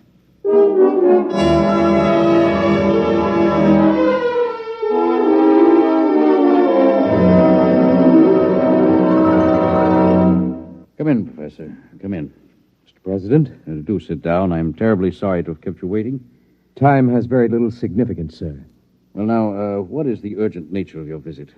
Mr. President, for some time now at the Nuclear Institute, a group of us have been making a study of a new star which has entered our constellation. Yes, the military advised me there was some disturbance. We've completed our calculations, sir. And?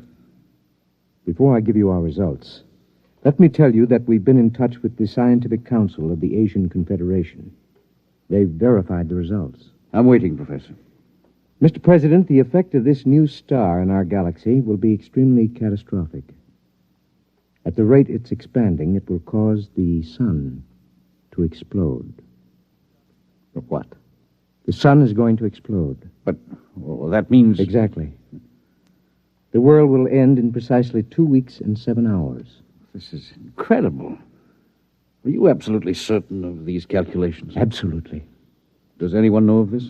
Well, as soon as we guessed where our study was leading us, we classified all information. The actual final results are known only to a small group of scientists here and in the Asian Confederation. 2 weeks. And 7 hours. That would be September 4th, 2056. At approximately 12 noon. Is there anything to be done? Nothing. The other planets, Mars, Venus... All will be destroyed. The universe as we know it will disintegrate. And the race? Will vanish. It's impossible. Those are the facts, Mr. President. How you choose to make them public, if you do choose to make them public, is a matter of government. Yes, of course. Has the president of the Asian Confederation been notified? He's being notified at this moment. I intend to take the following steps, Professor. First, I will contact the Asian Confederation. What's the name of their chief scientist? Dr. Gorlick. Ah, yes. I'll propose that you and Dr. Gorlick be given every resource to find a method of preserving the race. You'll be flown to their laboratories by rocket ship in an hour. I would like to spend these remaining days with my family. Your family can accompany you. They'll ask questions. They should know better by now. You will not release the information to the public. I would prefer to keep it a complete secret, provided the Asians agree, of course. A public announcement would only create utter panic and chaos. I assume it will happen instantaneously? Yes, instantaneously. Then secrecy is best. One thing, Mr. President. Yes? I wonder if perhaps religious leaders should be told. Professor, I believe in the power of God myself. I also believe that my single prayer can be heard by the Almighty just as well as if there were 10 million. There will at least be 2 of us, Mr. President. I, too, will pray.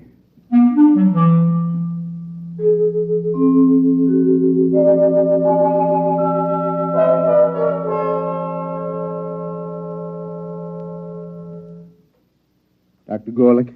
Professor, how nice to meet you again. Do sit down, sit down. Thank you. Quite a problem, eh? It's quite a problem. If the rest of the world knew what we too know. I feel they should be informed, nevertheless. Well, that part of it is for the administrators. We have our own work. Do you seriously believe that we have the remotest chance of solving this problem in the 2 weeks that remain for the universe to exist? That depends on what you consider a solution, Professor. Anything that will preserve the race. In that case, we have a solution. You're joking. About so serious a matter? Hardly. But would you step over to the table, please? Now, if you will be so good, look into that eyepiece in front of you while I focus it. Will you tell me, please, what you see there?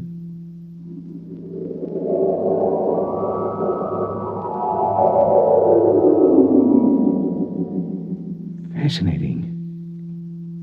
Most unusual. Would you be good enough to describe it? Yes, of course. I see what looks like a section of a large swimming pool. Plant life. Very tiny, and some kind of animal life, almost molecular in size. Good. Now let me change the magnification. Possible. Go on, please. Describe. What? I see what looks like dogs, cats, a cow. All evidently swimming underwater in this medium. Wait. Yes, they seem to be dogs and cows and cats, except that they appear to have gill-like breathing apparatus. Good, good. It looks as if somehow these species have been mutated to live underwater. Exactly. Well, I don't understand how this is possible. It would take hundreds of generations, thousands of years, possibly, to effect such a change, even with modern genetic control. It is the key, Professor. Let me ask you another question. Yes? Would you estimate the size of these creatures? I would say they're normal size. And the size of the pool, as you call it? A tank of quite enormous size. I cannot see the walls, but I assume they are there. Good. Now, Professor, prepare yourself for a shock. I've been a scientist too long to shock easily, Dr. Grolick. Nonetheless, you will be shocked to learn that what you have just been looking into is a single microscopic drop of water, less than a milligram. A single drop of water? Yes. Those dogs and cats are microscopic? Submicroscopic, smaller than a filterable virus. This is incredible, Doctor. Incredible, perhaps, but we have done it. How? We found a way to reduce the size of the original fertilized eggs through bombardment of the molecules. In this way, we can produce a full-size dog that is infinitesimal.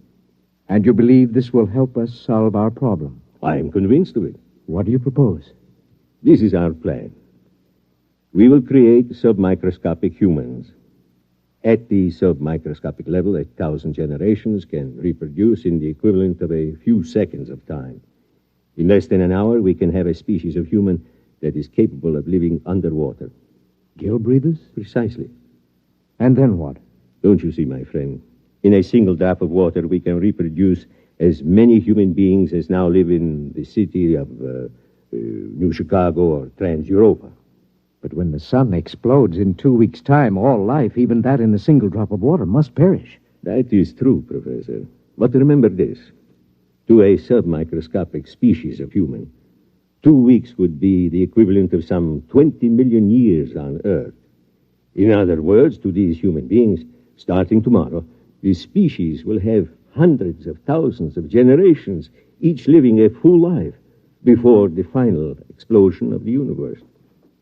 Almost like playing God. I am not a subscriber to the concept of God, Professor. I must say I'm slightly shocked to discover that you, a man of science... Believes in a creator? I do, Doctor.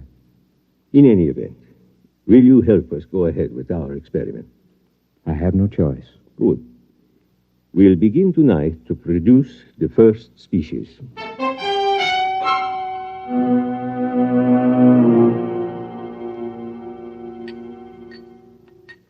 Careful with the virus. Here's the tube. Now then, we'll place this in a drop of water underneath the lens of the microscope. What about the evaporation and condensation of the drop? All outside factors will be controlled. Temperature, humidity, and so on. Will you turn on the lens, please? Now, using the highest magnification, we'll be able actually to manipulate a single being with electron magnets. A sensation we would interpret, possibly, as we interpret centrifugal force. Ready? Ready. Good. We begin the experiment.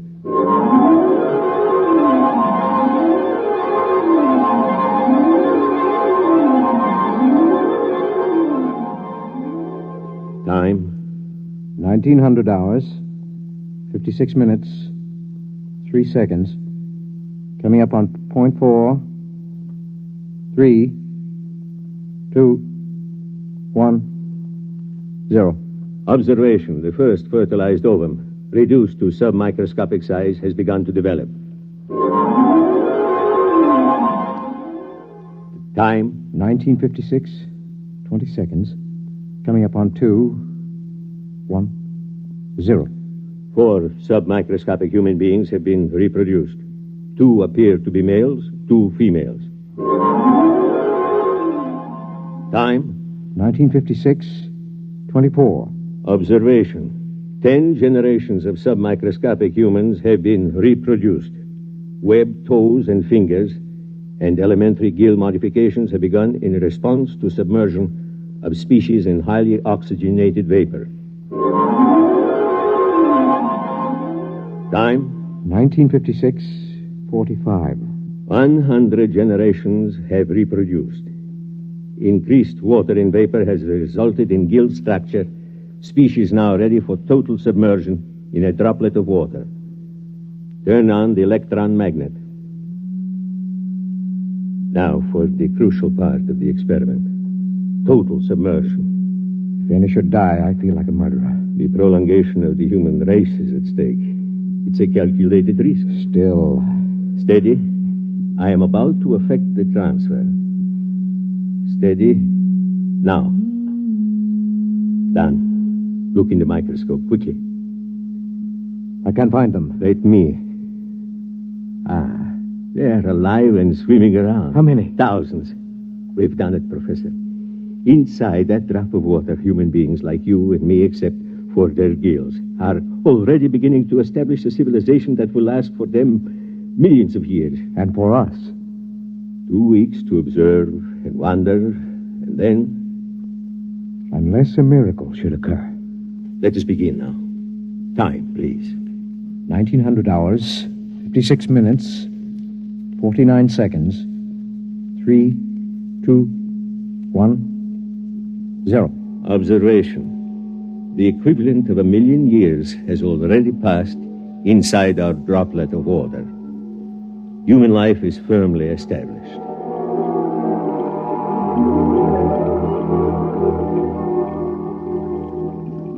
Sir! Sir! Come in, Lavin. Come in.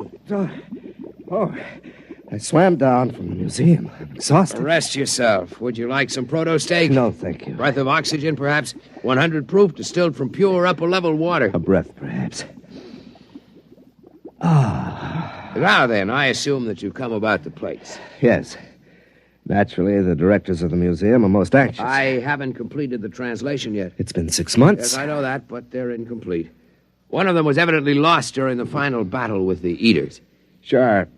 Can you tell me off the record what you've already deciphered? Well, first, let me warn you. These plates were prepared thousands of generations ago. They're highly romantic. What they tell us may be fantasy. Still, I'm fascinated. After all, the greatest archaeological discovery of all time, buried 1 million years in the ooze of the bottom. Very well. The first line of the oldest plate reads as follows. It goes, "In the beginning, we were created." Created? What an extraordinary concept. By whom? What about evolution? Yeah, let me finish. It goes, "We were created by men who are not as we are, but who are our ancestors all the same. They were caught in some disaster, and they made us and put us here in our universe so that the race of men might live on." Ridiculous. Perhaps. Well, this supposes a universe other than ours. The theory has been advanced before. By fools. Fools? Look at us, Lavin. Are we really suited to this universe? Our gills, our webbed feet, these are the product of evolution and adaptation, but the shape of our bodies, the way we swim... Well, I'll admit there's some basis for the theory, but every experiment, every attempt to prove that anything exists outside, that the surface can be pierced... According to the plates, the surface can be pierced. Listen to this passage. There are 3 surfaces of the universe. The first is the bottom, where the water ends. The second is the thermocline, the dividing water between the bottom and the sky. The third is the surface film beyond which none can pass. And beyond the surface film, beyond the surface is the universe of the creators. Well, the whole thing sounds like a parable or a song. Whatever it is, remember this. Thousands of generations pondered the miracle of our existence before these plates were written. Primitive. Men. You sound like a mystic, Shar. To think that a scientist like yourself could believe in the existence of creators. Nonetheless, creators who were formed in our own image. Or we in theirs. I'm shocked, truly. I intend to complete the translation of the plates. I will pursue this project for the rest of my life, if necessary.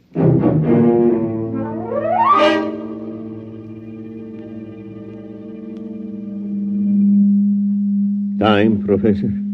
Second day, 14 hours, 6 minutes, 10 seconds. Observation. The plates which were inscribed with microscopic data by an earlier generation have evidently been removed by a subsequent generation. Our study shows that a highly developed civilization is now living in the drop of water. Certain water organisms have been domesticated and underwater ships have been developed.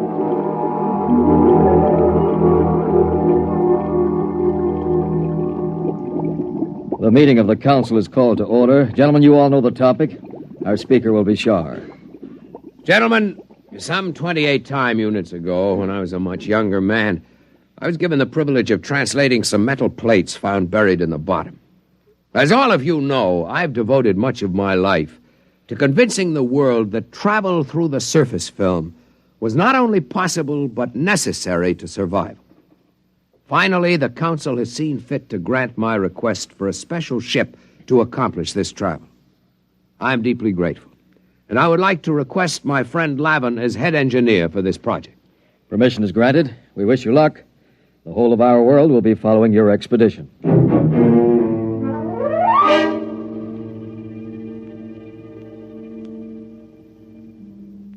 What's happening, Dr. Gorlick? From what I can detect, the Guild Breeders are preparing for the equivalent of space travel.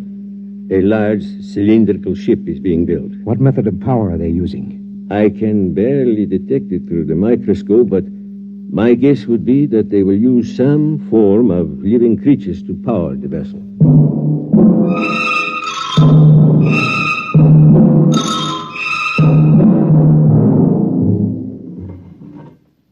Shar to leader. Shar to leader. Leader, go ahead, Shar. The ship is ready to take off for the upper levels, leader. Water sealed in? All tight. Diatom's ready to move? Diatom's ready. We'll give you an escort of paramecium ships as far as the upper level. After that, you'll be on your own. Very good.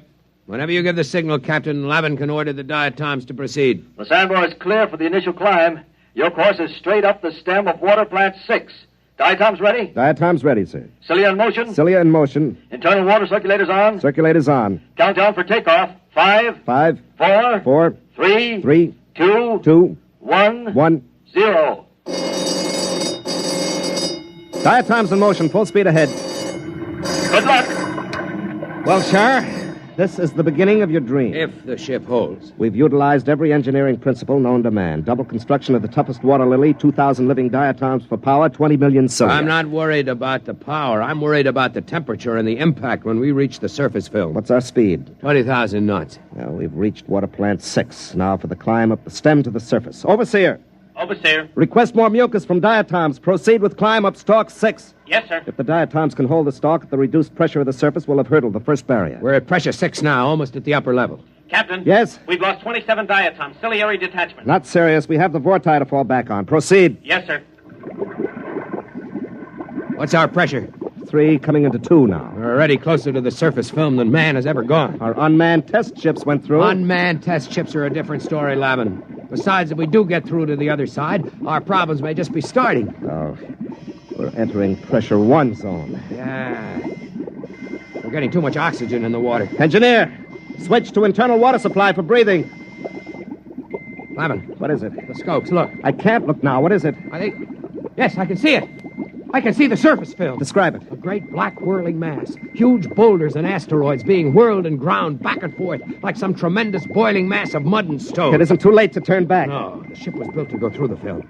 If we fail, at least we can die knowing we tried. Very well, sir.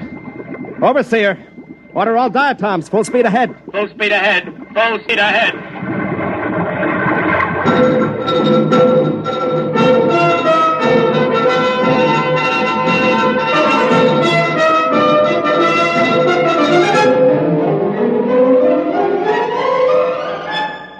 We're in the film, Shar. Pressure on the ship is increasing. Overseer, more oxygen for the diatoms. Captain, the diatoms are dying. More oxygen. Keep moving. We're almost through. Shar, use the auxiliary vorti. Maybe the motion of their cilia and the thrust of the water. Overseer, bring up the vorti. Full speed ahead. We're moving. We're making headway. Oh, if the ship will only hold together. Shar, we're through. We're on the surface. Open the viewing port. It's blinding. Put on your eye shield. Look, Shar. Like a huge sheet of metal stretching as far as the eye can see. with thousands of small streams and great rivers of water. Look above us, Lavin. Space. Space as far as one can see. And a single huge sun like a great eye looking down at us. Must be billions of miles above us. See those enormous boulders and that molten rock on the surface? The ancients did not lie when they made the plates, Lavin. The universe does exist beyond the surface. Yes, but where are your creators, Shar? Certainly they were a romantic notion. I believe they exist, Lavin. Shar! Captain, the diatoms are dying. There's not enough oxygen in the water cases. What's the atmosphere like? Almost 30% oxygen, completely unbreathable. We'll have to try to get back into the surface film to restore life to the diatoms. Overseer, get the diatoms out of their shells. Full reverse speed down the stalk. We're going under again. Yes, sir. I'll try. We know one thing, Lavin. The surface can sustain life. Can't sustain ours much longer. Full reverse. It's no use, Captain. The diatoms are near death. Use the vortex. We haven't enough water, sir. They're starting to suffocate. We've got to get back beneath the surface. Lavin, we must think of what it means to mankind to know that the universe goes on, that it can sustain life. I don't know what to do, Shaw. We're finished. There must be a way. A way? Why don't you pray to your creators now? Perhaps they'll help you. And as for me, I'm resigned to death. I cannot share your bitterness, Lavin. We have enough water for perhaps 2 minutes breathing, Shaw. There are no miracles and no creators. You'd better prepare to die. I am as ready as you, Lavin. Captain, we're strangling. Well, Shar, why don't you pray to the creators? Better still, let me. I have a louder voice. Hey, creators! You all-powerful ones who made us, can you hear me? This is Captain Lavin of the first ship to breach the surface. We need your help. Can you hear me? We need your help. If there be creators, and I believe there are, then I ask that our presence be noted, and that we be delivered from this trial not for ourselves, but for the good of the race.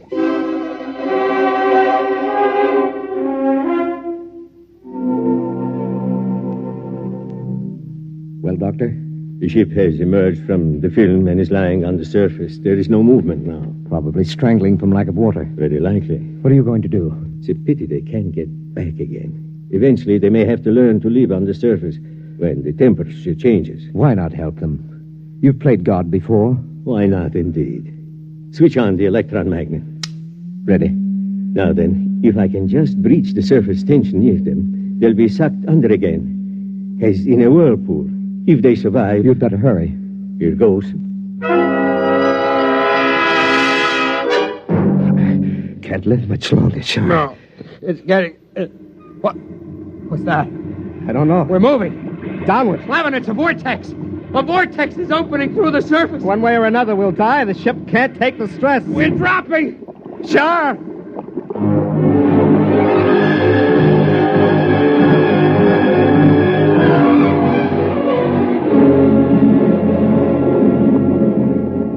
Lavin, we're through. We made it. The water is circulating again.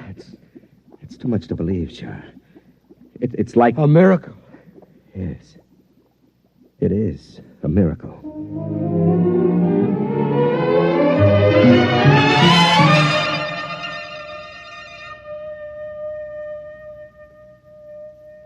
Well, Doctor? They've gotten through. The ship is floating down toward the bottom now. I wonder what they thought at the moment they were saved. Must have seemed to them as if the hand of God reached out to help them. Very likely. Do you suppose they prayed? To whom would they pray? I don't know. Perhaps to us? To the creators? It is not inconceivable. If only the human race, as we know it, had creators who could reach down and save us from destruction. How do you know we don't? Professor, I'm a scientist. So am I, Doctor. Those submicroscopic humans can't see us because we're too big to see. A molecule of our flesh would be like a world to them. And yet, we exist.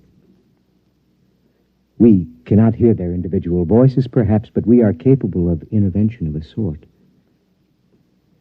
Is it not conceivable that our own plight might not be seen and recognized? What else is there at this time but to admit our inadequacy and to cast off this arrogance that gives us bitter pride instead of humility? Where are you going, Professor? To pray, Doctor. There isn't much time. Professor. Yes? Wait. I will come with you.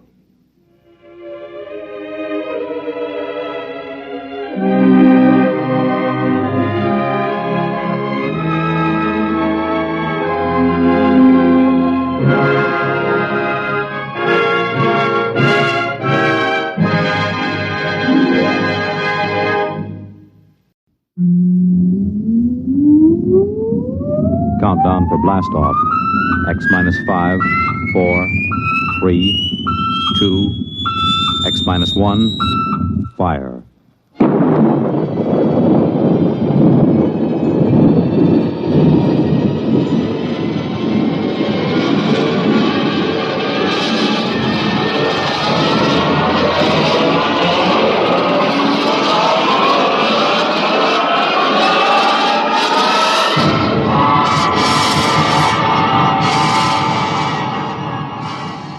From the far horizons of the unknown come transcribed tales of new dimensions in time and space.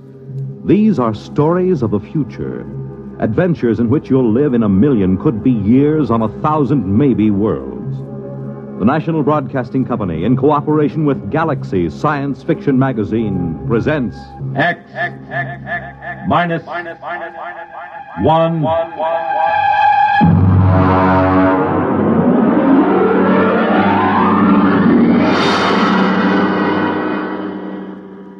Tonight's story, The Snowball Effect, by Catherine MacLean.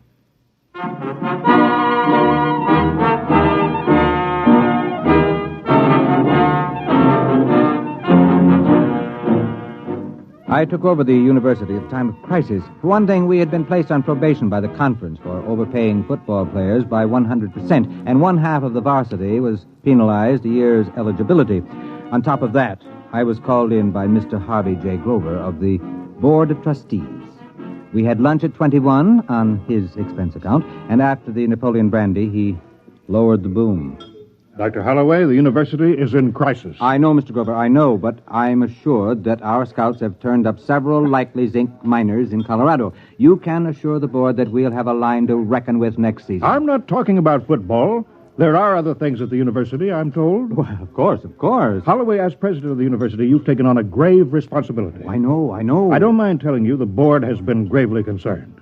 The number one problem facing us is academic freedom. It is? You're darn tooting. We want every academic department free from debt, running in the black. Is that clear? Academic freedom, huh? I see. Any faculty that can't support itself by grants, bequests, corporation or government contracts is out. All of them? Down to the last assistant instructor. Look, Holloway, I'll put this to you straight. Most of the board was against hiring you. They had a bright young plant manager from General Products they said could show a profit from a candy store in the Mojave Desert. But I stood up for you. Why, thank you, sir. I told him the president of the university has got to be at least a high school graduate or it doesn't look good. You know, you did graduate from high school, didn't you? Oh, yes. And college, too. I got my master's at Harvard and my doctorate at... Never mind. Let's not go too far. Have you got this straight now? Oh, yes. I've got to make a profit on the candy store. I mean, the university. That's right. Oh, and Holloway... Yes? How many zinc miners did you say we dug up?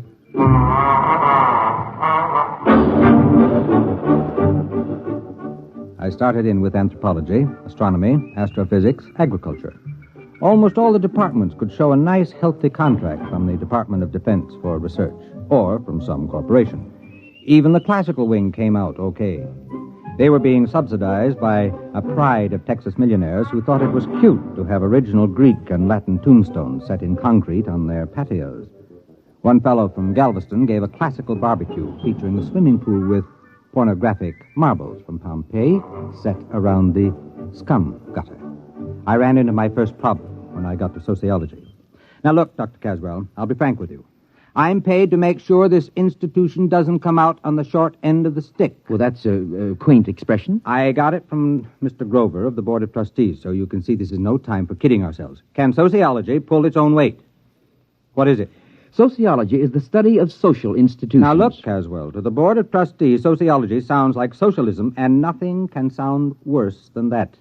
Come on now. What are you doing that's worth anything? My dear sir. And don't wrinkle your nostrils at me, Caswell. If you've allergies, take an antihistamine. If not, just answer my question. This department's analysis of institutional accretion by the use of open system mathematics has been recognized as an outstanding and valuable contribution to... Valuable in what way? Well, since the Depression, Washington has been using sociological studies of employment, labor, and standards of living as a basis for its general policies Please, Professor, stick to brass tacks and leave Washington out of this. What specifically has the work of this specific department done that would make it as worthy to receive money as, say, a heart research fund? Fundamental research doesn't show immediate effects, Dr. Holloway, but the value is recognized. Caswell, all the other departments have managed to squeak by. You're the last one. Unless you can toe the mark, there'll be 14 sociologists testing the institutional efficiency of unemployment insurance as an instrument of economic policy.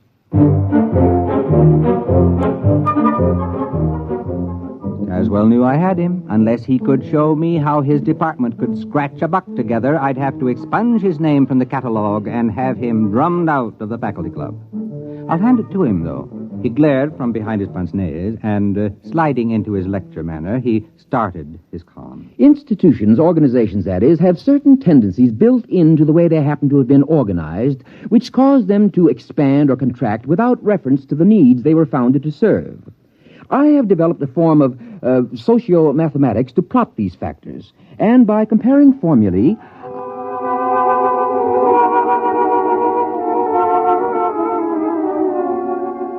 Is it all perfectly clear to you? Well, it wasn't to me either.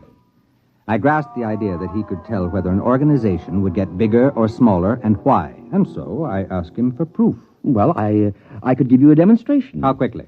6 months. All right, let's see. We've got a basketball team averaging 7 feet. That ought to keep the board busy till spring, and after that bonus pitcher we stole from the Milwaukee Braves. All right, Caswell, you've got 6 months.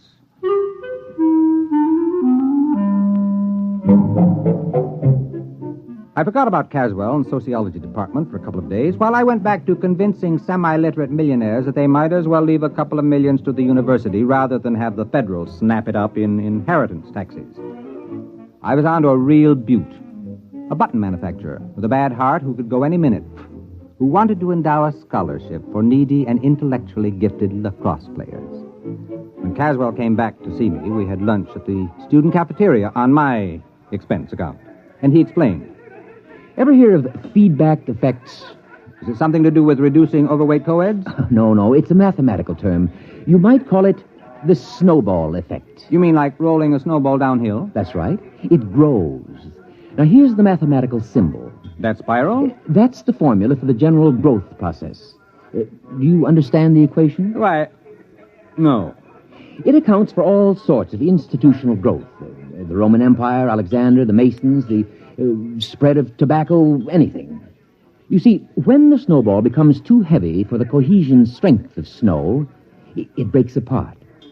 Now, we've decided to run the test on an organization and make it grow according to the formula. I see. You're going to use some club or lodge or something as a guinea pig. If you could follow the equation, you'd see I've built a pattern of a cogent reason for the ins to drag in new members from the outs, and an urgent factor to prevent anyone from resigning. That's this Greek symbol here. Kappa for compulsion.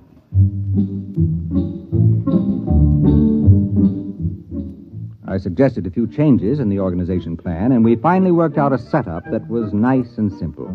We put our heads closer together and tried to pick the best place for a demonstration. It should be small enough to observe, and yet large enough to be statistically significant. How about Passaic, New Jersey? My sister lives there. Oh, let's make it Watershaw. I have some student sociological surveys of it already. We can pick a suitable group from that. We've got to make this an ironclad demonstration. We'll have to pick some little 2-foot nothing club that nobody would ever expect to grow. Some miserable, pathetic little organization.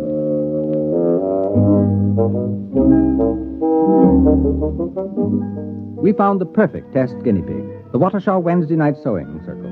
Caswell and I drove over next Thursday night to a meeting. They always met Thursday night, except every once in a while when the chairlady forgot to have her hair set, in which case they met Friday. Girls! Ladies! Girls! We have business to conduct, girls. Helen, please. Well, the regular meeting is now called to order. Bernice. Just a minute, dear. Will the secretary... Bernice. You're out of order, dear. It's not a regular meeting. But of course it is. It's Thursday, isn't it? I distinctly remember when we had that special meeting on Tuesday for Toby's baby shower. We adjourned sine or die when she started to have pains. Oh, my goodness, it was false labor. That certainly doesn't count. But this meeting is just a continuation of the other one. Oh. Now, how do you feel, Toby? Fine. A little out of breath. Did you try a little dry toast just before climbing the stairs? But, Bernice... My doctor said to breathe deeply through my nose and to have Henry tie my shoes for me. Well, I'd like to see Alfred tie anything for me. It's 3 years since I dared get a dress that zipped up the back. Madam Chairman, I rise to a point of order. Well, my goodness, Helen, you don't have to be a martyr about it.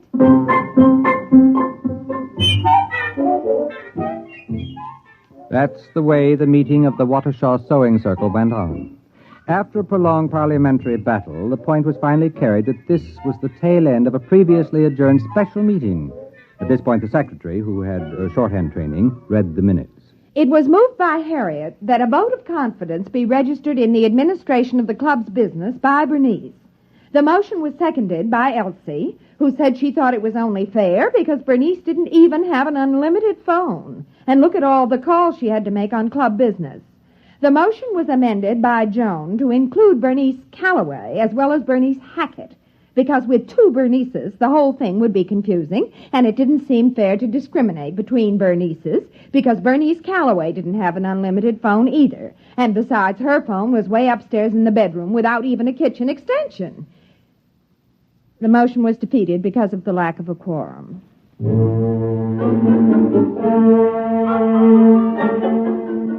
Finally, the new business of the meeting was reached, and Bernice, introduced Professor Caswell and myself as observing professors doing a survey of charitable institutions.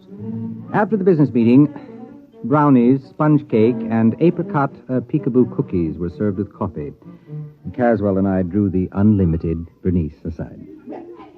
You see, Mrs. Hackett, I've been making a few notes on a slightly modified constitution and bylaws for your organization. You have? You see, it all depends on having a competent and capable lady in charge. Oh, yes. Yes, frankly, I see. Frankly, this plan would be dangerous unless there was a woman of great character elected to the post of chairlady. Well, of course. You see, there are several ways of, influencing an election. Oh. That's why it's important that only the right people fully understand this. Oh, you're right. Absolutely. Why, the organization was just floundering before the last election. Now, can I see those plans, Professor? They sound like they're just what we need.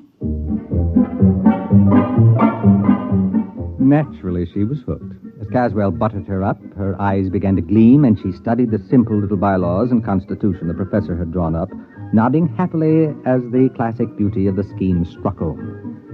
The meeting broke up when, after 4 brownies and a wedge of butterscotch cashew angel food surprise, Toby started to have real labor pains.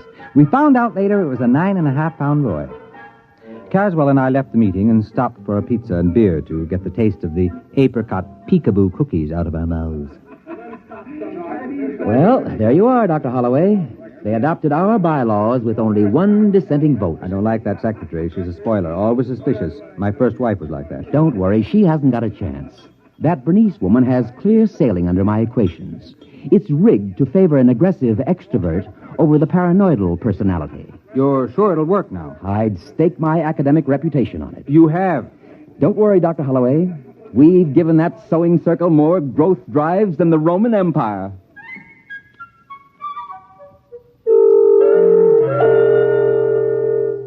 We let the whole thing gel for a while. About 4 months later, I shook loose from my schedule and dropped over to see Caswell. He looked up from a student paper on the correlation of Bermuda shorts seen at Madison Avenue and 46th Street to the swing towards Democratic candidates in the Corn Belt. Good morning, Dr. Holloway. Good morning. Caswell, I just wanted you to know we hadn't forgotten you. Now, about that sewing club business, I'm beginning to feel the suspense. Could I get an advance report on how it's coming? Well, I haven't been following it that closely. We're supposed to let it run the full 6 months and then check. But I'm curious. Could I get in touch with that woman? What's her name? Bernice something? Hackett. Bernice Hackett. Would it change the results if we checked it now? Not in the slightest. If you want to graph the membership rise, it should be going up in a long curve, probably doubling ever so often. Well, if it's not rising, you're fired, you know. If it's not rising, you won't have to fire me. I'll burn my books and shoot myself. I went back to my office and put in a call to Watershaw. Mrs. Hackett wasn't in. The maid informed me she was at the meeting. That sounded better. If the sewing circle was meeting on a Saturday, then maybe Caswell had a chance. But she wasn't going to a sewing circle meeting. There was another organization, the Civic Welfare League. I hung up the phone and thought about poor Caswell. If the sewing circle had really gone up the flue, he was on his way up with it.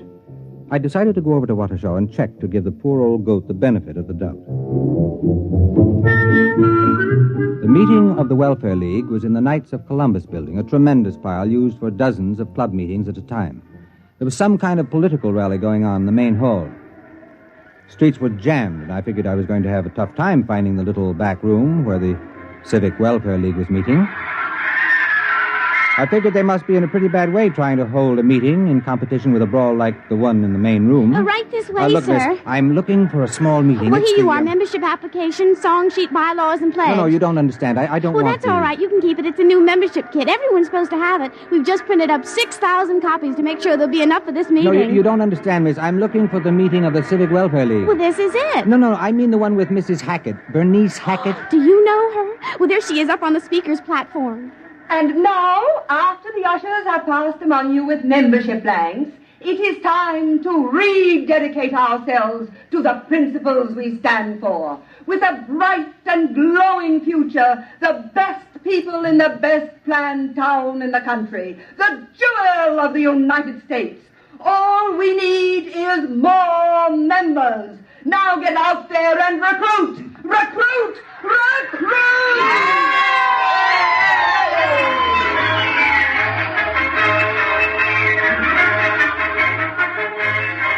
I cornered Bernice Hackett at the speaker's table. She had a clear, sparkling look to her eye, and she was dressed in a trim gray suit with a towering feather on a small hat. A clutch of pretty junior ushers, all with goose pimples showing above strapless formals, clustered about her. I managed to get to see her in the back room while the mayor was addressing the meeting.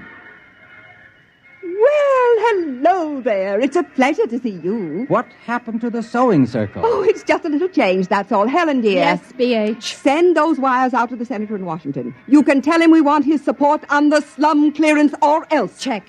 Now, let's see, where were we? Oh, yes. We started growing by amalgamating with other small charity groups. Worked much more efficiently that way. Bernice, we're running out of membership blanks. Call the printer. He's got instructions to keep the type standing. Check. Naturally, we had to change our name each time, but we've still got the same constitution and bylaws, the ones you professors worked out for us. Then you've been growing. Oh, dear, yes. Bernice, what do we do about the town board of aldermen? I explained to them they can't get in at a group rate. Each one will have to join separately. Check. Oh, yes, Professor. We're growing and growing and growing.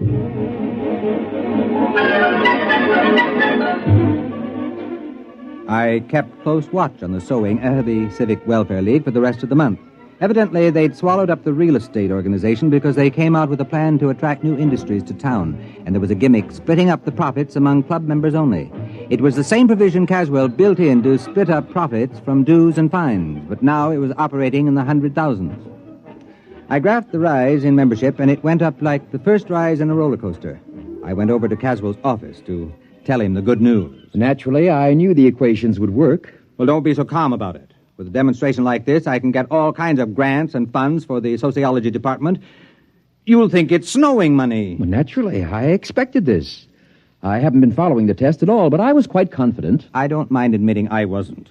Well, that organization sure blew up. Now, let's see the formula for stopping it. Oh, I didn't complicate the organization with negatives. I wanted it to grow. It falls apart naturally when it stops growing for more than 2 months. You remember, we built into it the idea that the members know what happens if the membership stops growing. Why, if I tried to stop it now, they'd cut my throat. Yeah, they sure were enthusiastic at that meeting. No, we'll just let it play out to the end of its tether and die of old age. And when will that be? Well, it can't grow past the female population of the town. There are only so many women in Watershaw, and some of them don't like sewing. Sewing? Caswell! What's the matter? Are you sick? You haven't been following the experiment? Why, no. I told you I haven't even thought about it since we started. Well, they wanted to expand, and they weren't going to let sewing stand in their way. They went from general charity to social welfare schemes to something that's pretty close to an incorporated government.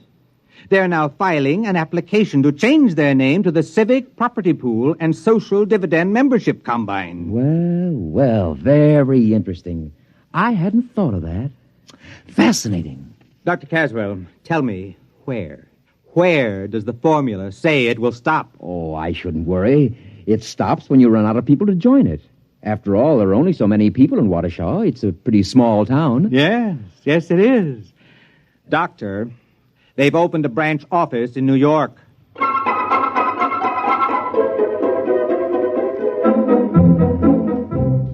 Caswell got out his slide rule then, and we went over the charts I had been keeping. He ran the results through the physics department's new analog computer to check the results. Yes, it checks. Well, now, allowing a certain lag of contagion from one nation to another, language and cultural barriers, it'll reach total world population in 12 years. About 1 week after that, various isolated pockets, Australian Bushmen, Tibetans, African Pygmies, will all be members. You mean only 12 years? Give or take a week, 12 years. The whole world? Well, there is something to be said for a worldwide government. Many people are definitely in favor of it. But under Bernice Hackett, the whole world? You asked me for a demonstration. The equation works. But what happens when the whole world is organized and there are no new members? Well, 2 months after the organization stops growing, it collapses. It's built in the formula. Yes, but what happens then? Oh. Well, I haven't the faintest idea. I haven't carried the equations that far. Look, Caswell, whatever happens, I don't want anyone to ever pin this on me. From now on, if anyone asks me, I never heard of Waukesha. Well, that was 12 years ago. I think Caswell and I are about the only men on Earth who don't hold membership cards in the United Terrestrial Civic Welfare and International Property Pool. Bernice Hackett, Global Administrator. It's a race against time now. There hasn't been a new member in a week and a half, and Bernice is anxiously awaiting news from the first Mars Expeditionary Fleet. And as she says, if only they find life there. We need new members, desperately.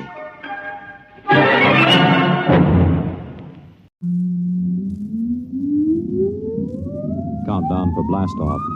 X-5, 4, 3, 2, X-1, fire.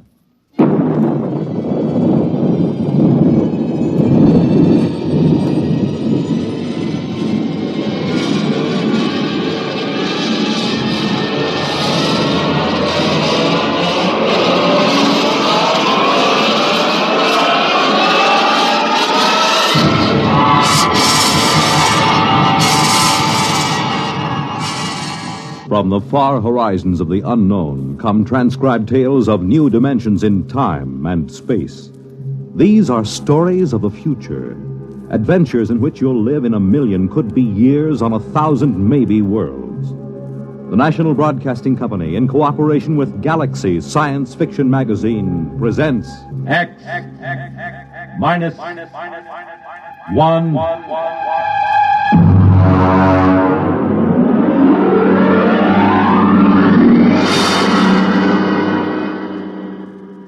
Tonight, Student Body by F.L. Wallace. Our story in 1 minute.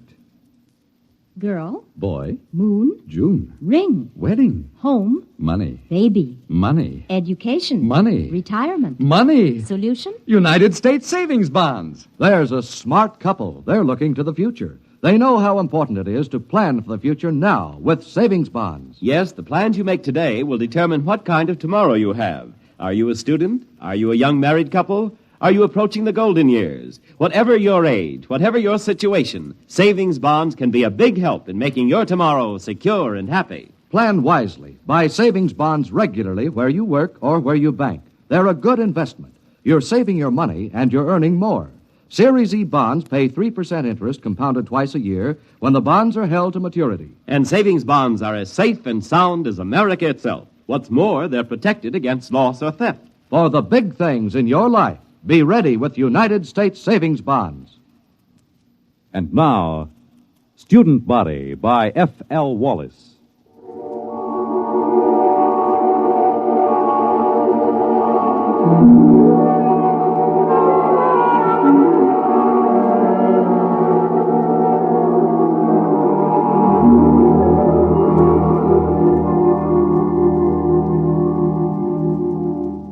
Emergency report to Central Colonial Service. Subject Planet 7G63, Glade. Reporting Dano Marin. Special assignment from Biological Control. Report consisting of standard universal tapes and special recorded comment. First segment, landing day +1, 6 a.m. sidereal mean time. Voices on tape, myself, Colonial Executive Shep Hafner, and Athel, a female member of our crew. Tape commencing.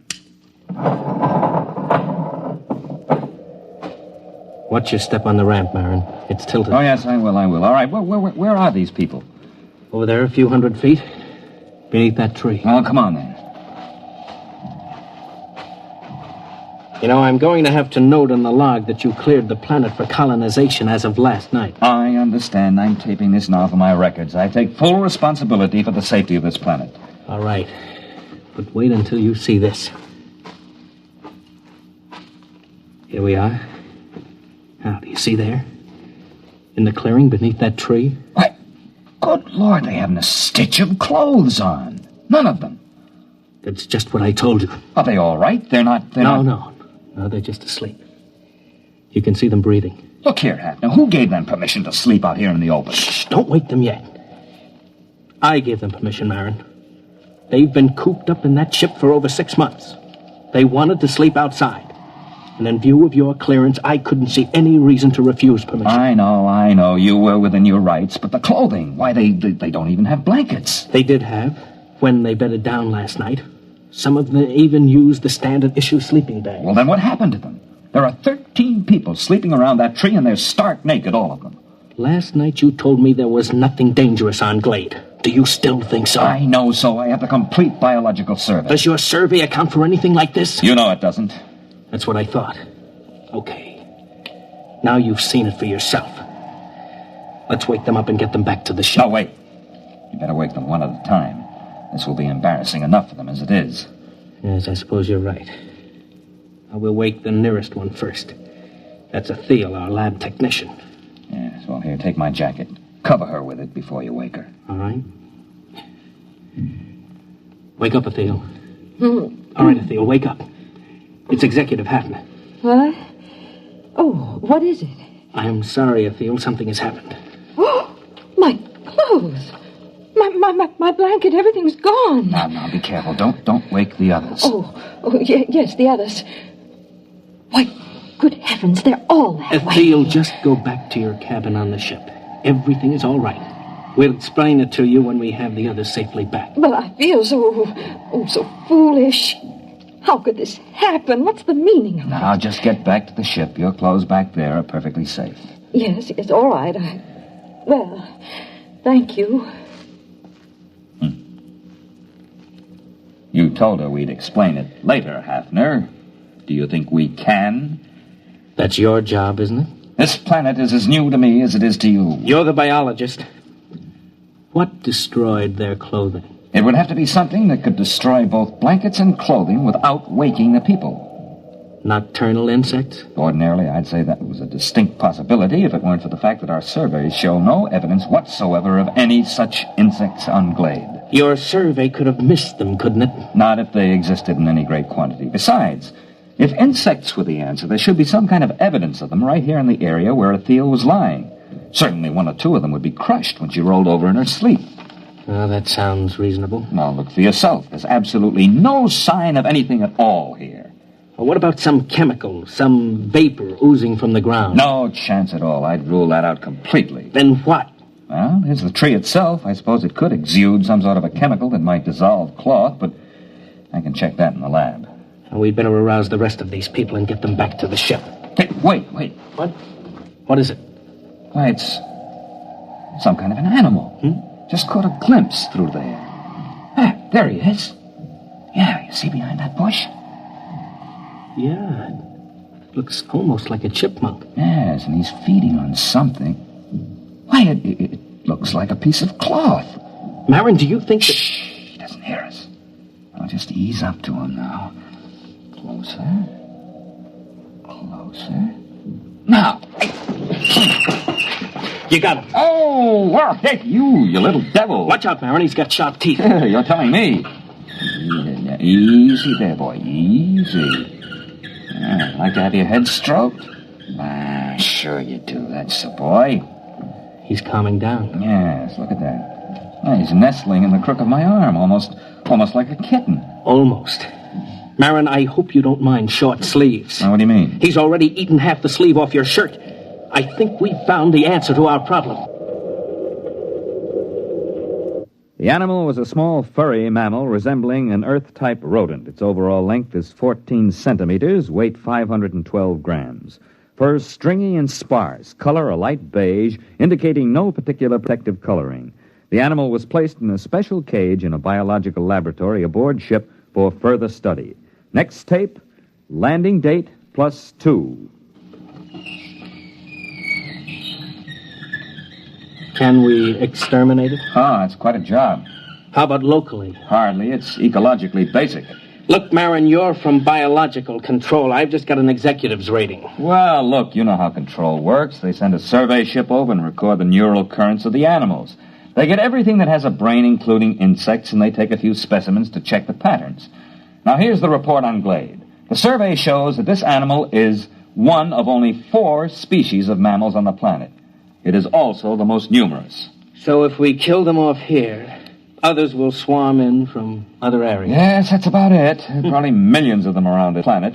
Of course, if you want to put a barrier across the connection to the mainland, you might be able to wipe them out locally. Look, Marin, I've got a tight schedule. I can't spare dirt-moving equipment for that.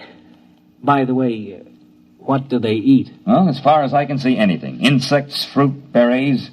You could call it an omnivora.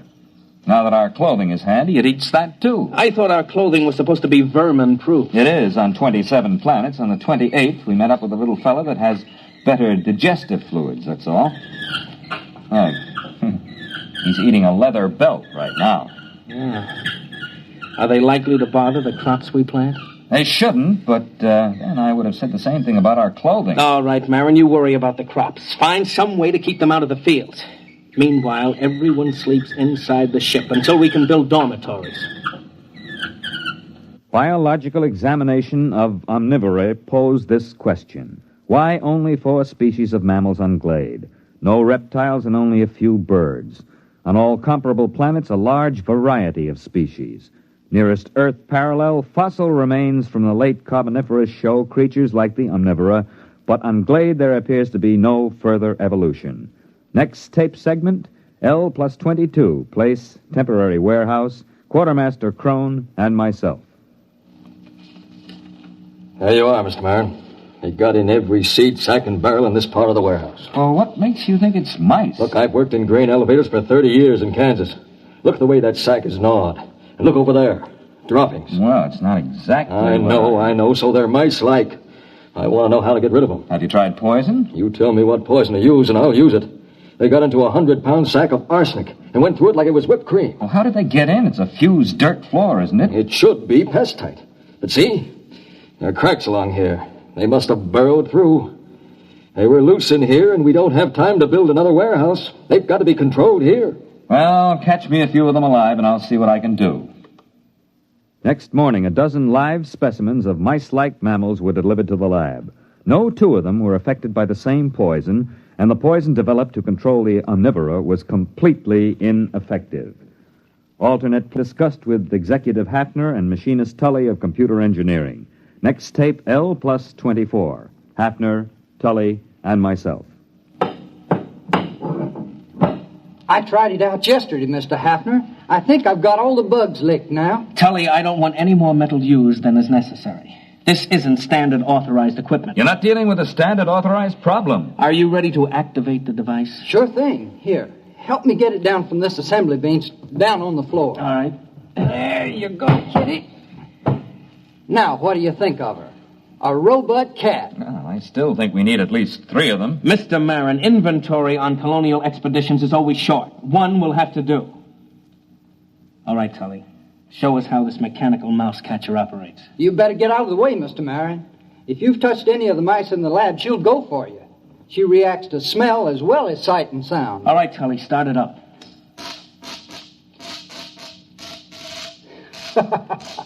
All right, kitty, go ahead and have a good time. Why, she moves like a cat. You know, I wouldn't bet a plug nickel on any mouse in the same warehouse with that baby. Robot cat device proved relatively successful in Warehouse 1. Rodent damage held below danger margin. Next tape, L+37. Tully, Hafner, and myself. I can't salvage it, Mr. Hafner. Just look at that. That skeleton was chrome steel, now it's bent. The skin was duroplastic, and now it's cut to ribbons. The computer parts are all smashed to bits. How do you account for it, Tully? Well, look around the poor thing. You had me build it for mice. These things weren't mice. They're a good foot long. They just outnumbered him, that's all. You examined these dead animals, Marin? Not closely. Well, you'll find your mice have grown. They ganged up on that cat. There aren't supposed to be any rats on Glade, are there? Well, there weren't supposed to be any mice either.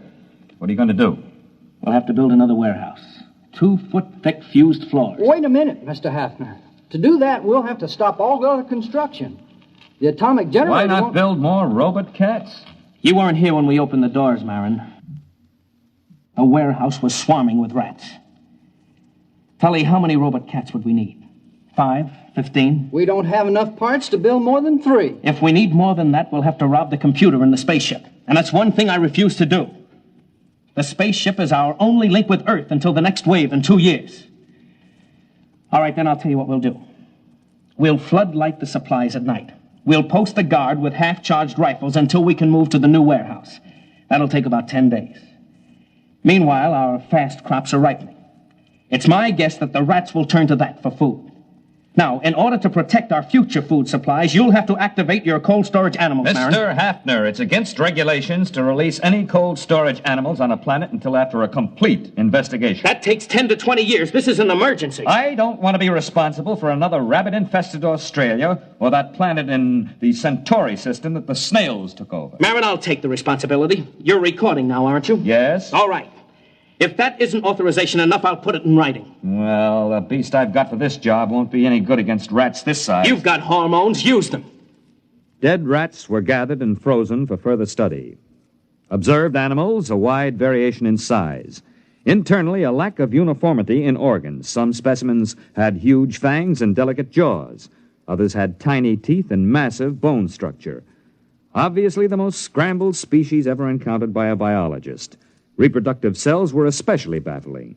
Proceeding with hormone treatment on cold storage Earth animals. Next tape, L+39. Lab technician, Atheel, and myself.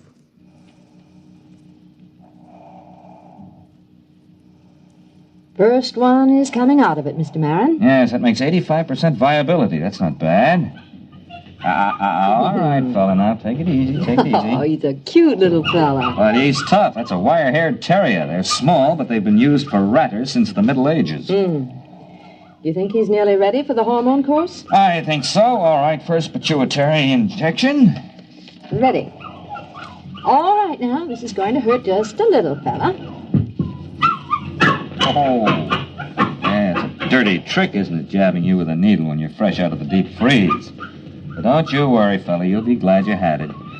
You'll stand a better chance against those rats when we work you up to about a Great Dane size. L+50, artificially enlarged terriers loosed in the fields of the fast crops. Following tape, field observation of terriers. Executor Hafner and myself.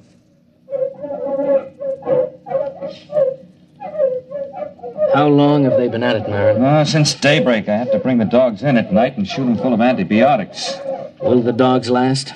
Well, this crop will be harvested in about a week. We'll make that. Then there'll be 2 weeks to rest up before the next fast crop shows above ground.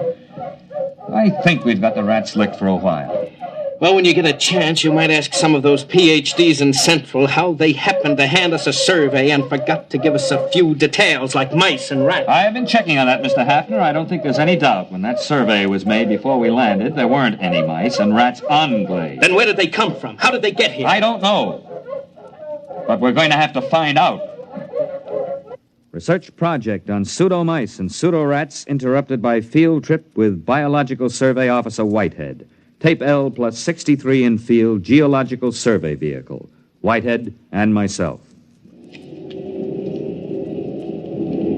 You think you got troubles? Can you read a sonar map? No. Here, look. See this scope? It reads straight down about 10 miles. I'm supposed to be out looking for oil shale, but I got kind of interested in this. Look, first few feet down, you can find fossils. After the first few feet, that's about 20,000 years, there are no fossils until you get way down here. That's about the same as late Carboniferous on Earth. Then you get the fossils again. It doesn't figure. But isn't that usual? Changes in geological eras? You don't get it, man. I'm not talking about eras, I'm talking about years. Straight down from here, 20,000 years ago, this was a desert. And then 3 years later, it was a jungle. 5 years after that, there was a glacier. Earth normal would be 50,000 years or more for a change like that. What caused it? Yeah, you've got me. Fluctuations in the sun, I don't know, but talk about changeable weather. This planet really has it. Based on accumulated data, theory developed regarding mammalian life on planet Glade. Tape L plus 65. Place temporary headquarters of Executive Hafner. Marin, I've got a lot of work to clear up this morning. I thought you might like to know where the mice came from. They don't bother us anymore. I've also determined the origin of the rats. They're under control. I wonder if they are, Mr. Hafner. What do you mean? Mr. Hafner, I've checked this with Whitehead. Between 100 million years and 20,000 years ago, this planet was changing violently and quickly. The first change wiped out the dinosaur just the way it did on Earth. But it kept on changing. Desert, glacier, jungle, and all this within the lifespan of a single animal. For 1 million years, this was the norm of existence on Glade. I've checked Geological Survey. The planet is stable now. Well, that's not what I'm getting at. The point is, survival was difficult. Only one species of mammals managed to come through. Now, wait a minute, Marin. There are 4 species, ranging in size from a squirrel to a water buffalo. One species. They're the same. If the food supply for the largest animal increases, some of the smaller so-called species just grow up. Conversely, if the food becomes scarce in any category, the next generation, which apparently can be produced almost instantly, switches to a form which does have an adequate food supply. The mice? The mice weren't here when we got here. They were born of the squirrel-sized omnivora. And the rats? Born of the next larger size. After all, we are environment, too, and they adapt to environment. Let me get this straight. The mutations... On Earth, it would be mutation. Here, it's merely normal evolution. These animals have no genes or chromosomes. I don't know how they pass down heredity, but they react to external conditions far faster than anything we've ever encountered. Then we'll never be free from pests unless, of course, we rid the planet of all animal life. Yeah, you mean with radioactive dust? That won't work. They've survived worse. Oh, maybe we could leave the planet. Leave it to the animals. I could exercise authority under Clause 364. It's too late for that. What do you mean? We sent back the specimen ship. The animals are on Earth, too. But those specimens were in cages. Yes, but the next generation would be small enough to get out through the bars. They'll be running free in the cargoes of the spaceships. They'll land on Earth, and the first thing you know, a new mutation of rats will appear. They won't have any reason to connect it with the specimens from Glade.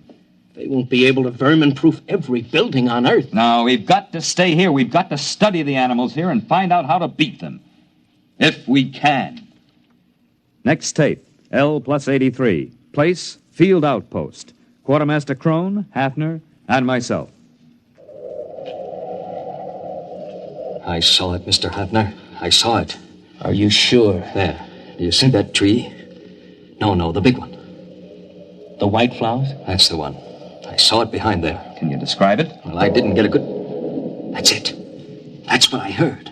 It sounds like a tiger. I've heard them like that in India. You watch. Right by that tree. Hey, look out. It's heading this way. Give me that rifle. Hurry up. Shoot! Try again! I've got it. Come on, let's take a look. Now look out. It might be still alive. No, I hit it square with that second charge. What in the devil is it? It's a good 8 feet long. What do you make of it, Marin?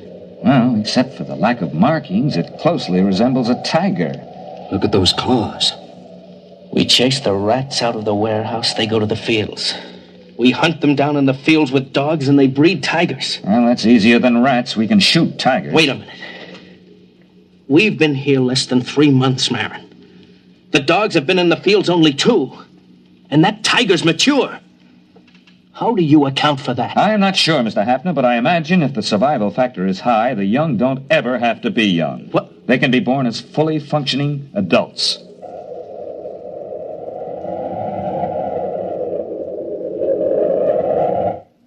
Development report. Mice under control. Field rats under control by terriers.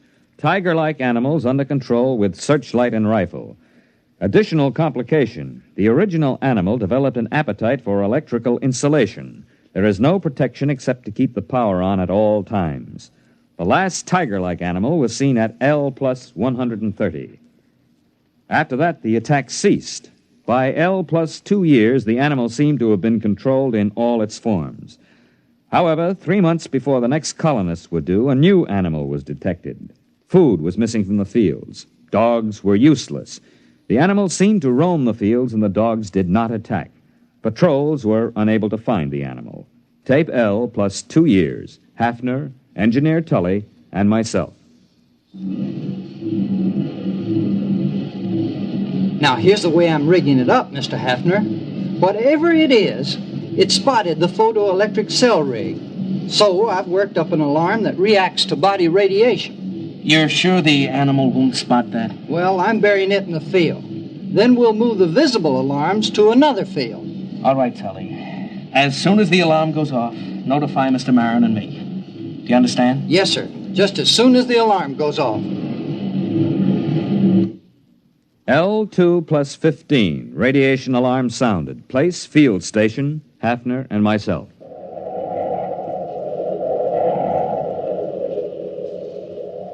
Look out where you're walking, Marin. We don't want to scare it away. Well, there are dogs in that field, aren't there? Well, there were supposed to be, but they didn't bark. Quiet. There it is. See? Huh? It's in between the rows. Look out. Look out. Give me a clear shot. Now, wait a minute. Don't shoot. Look, Marin, I'm the executive here. I say it's dangerous. Dangerous? That's why you can't shoot.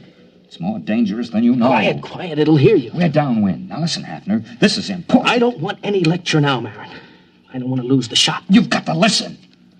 That animal could evolve mice.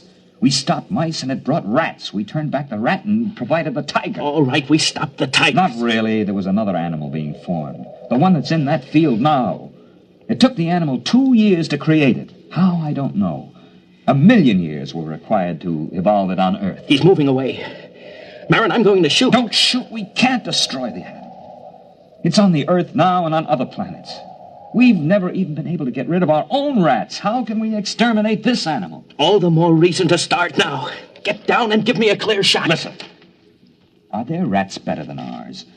Will their beasts win or ours be stronger?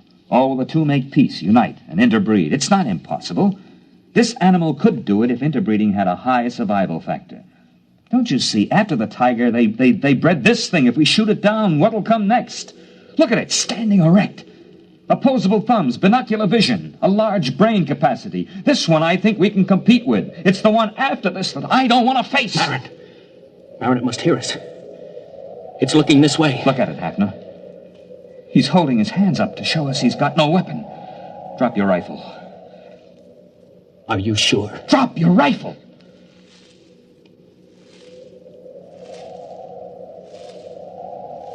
He's coming this way. He's got one of those white blossoms in his hand. Yes. Must be a sign of peace. What? It looks almost like a man. I wonder what's inside that body. I wonder what's inside that head.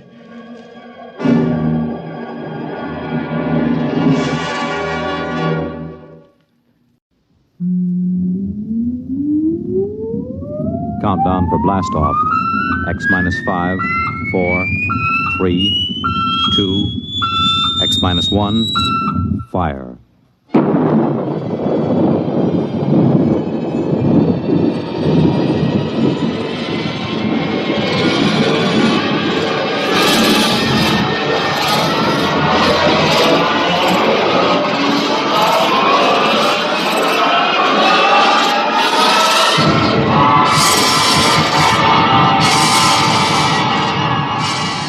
From the far horizons of the unknown come transcribed tales of new dimensions in time and space. These are stories of the future, adventures in which you'll live in 1,000,000, could be years on 1,000 maybe worlds. The National Broadcasting Company, in cooperation with Galaxy Science Fiction Magazine, presents X minus 1.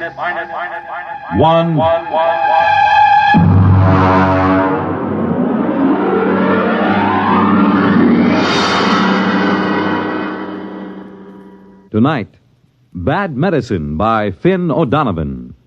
But first, farmers know they can't stop storms, floods, or droughts from ruining a crop. But they can make sure things like that can't ruin them by investing in United States savings bonds. Not only farmers, but over 40 million Americans in all sorts of jobs own 40 billions of savings bonds. And why? Because savings bonds are the easy way to start saving and to keep saving. And the money you invest in savings bonds mean protection now and ready cash when you need it in the future. Improving the farm, sending the youngsters to college, or planning your own retirement. These are the big things you can be ready for with savings bonds. And besides offering you a safe investment, each Series E savings bond pays you back $4 at maturity for every $3 you invest. Yes, you earn extra dollars while you save, so start saving now. For the big things in your life, be ready with United States savings bonds. And now, on with our story.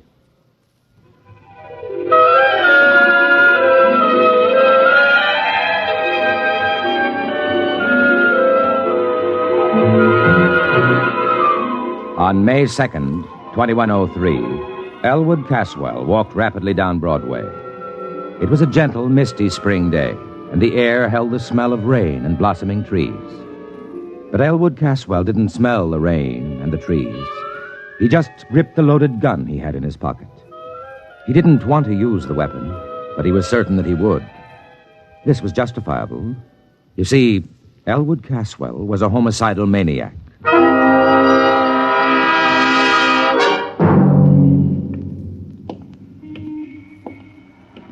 Why shouldn't I kill him? Hey, look out, will you? Oh, sorry, sir.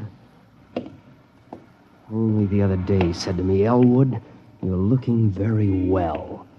What business is it of his how I look? Hey there, Elwood! Elwood! Huh? It's me, Marty Klein. I work on the jet buses with you, remember? Oh, yeah, of course. Hello, Marty. Forgive me, my mind was on other things. Yeah, I know how it is. A couple of weeks ago, I was walking around in a fog so thick you could cut it. Yeah, really? Sure. Preoccupied, you know. I had this idea in my mind. You too? Yeah. The same person? Huh? Were you troubled by the same person? My wife. Hey, you okay? Oh, yeah. Yes, of course. Well, I had this idea, see? I was going to get rid of my wife. Kill her? Kill her? I mean, send her to a country for a week. Oh. You sure you ain't sick?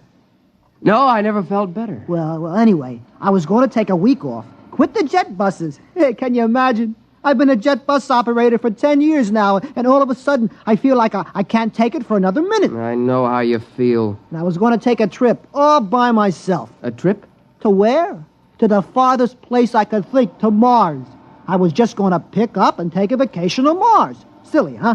I don't know. What happened? Well, I talked it over with Ethel. Your wife? Yeah. Ethel, she's a real sensible girl. You know what she did?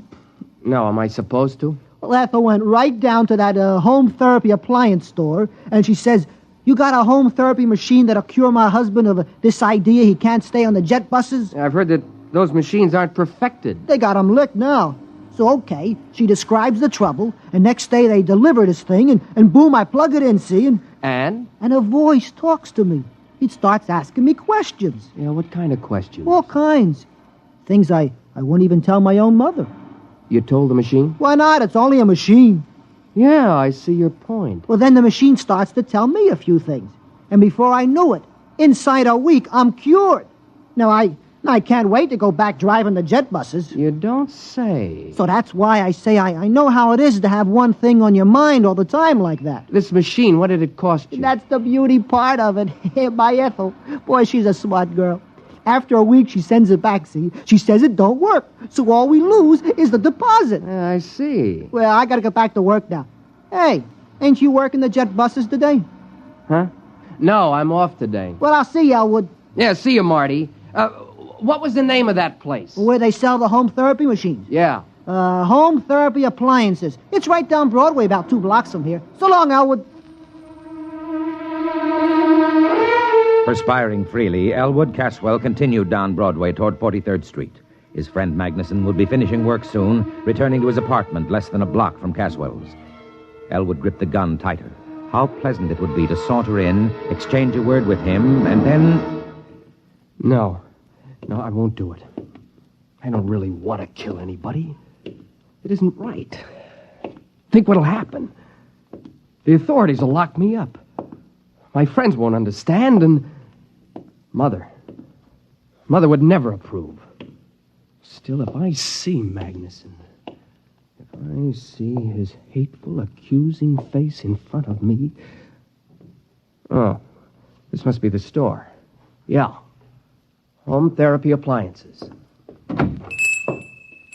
Good afternoon, sir. Can I show you some of our home therapy appliances? I want therapy. Quick. Of course, sir. This way, please. Now then, this is our new alcoholic reliever built by International Combustion Motors and advertised in leading magazines. A handsome piece of furniture. I think you will agree, and not out of place in any home. It also opens into a television set. Look, what I need... Therapy, of course. I just want to point out this model need never cause embarrassment to you, your friends, or your loved ones. Notice, if you will, the recessed dial which controls the desired degree of alcoholism. You see, heavy, moderate, social, light, and teetotal. A new feature unique in mechanotherapy. I'm not alcoholic. The New York Jet Bus Authority does not hire alcoholics. Oh, sorry. You seem the type. No offense. Please. You seem rather nervous. Perhaps the portable anxiety reducer. No. Well, sir, perhaps if you told me just what you feel is bothering you. What have you got for homicidal mania? I beg your pardon? Homicide. The urge to kill someone. Oh, of course. Well, let's see now. Pardon me. Have you worked here very long? A week. Oh, yes, here's the ticket. This black job with the chrome trim. What is it? This, is a Rex regenerator, built by Planetary Motors Corporation. Handsome, Goes with any decor, opens into a well-stocked little bar, so your family, friends, loved ones need never... Will it cure homicidal urge, a strong one? Oh, absolutely. Don't confuse this with the little 10-amp neurosis model. This is a hefty, heavy-duty 25-amp machine for really deep-rooted conditions. That's what I've got. Well, this baby will jolt you out of it. Big, heavy-duty thrust bearings, oversized heat absorbers, completely insulated, sensitivity range I'll over... take it. Yes, sir. With me, right now. Now? Before it's too late. I'll pay cash. Well, yes, sir. It'll be a few hours before the warehouse can... I'll take this one here. Well, that's a floor demonstrator. Does it work? All of our demonstrators work, sir. Then I'll take it. I can't wait for a warehouse. I can't wait for anything. Have it put in a taxi for me. Yes, sir. Tell him to hurry. I want to kill my friend Magnuson, you know. Who? My friend Magnuson. Oh, of course. That'll be $400.59, sales tax included.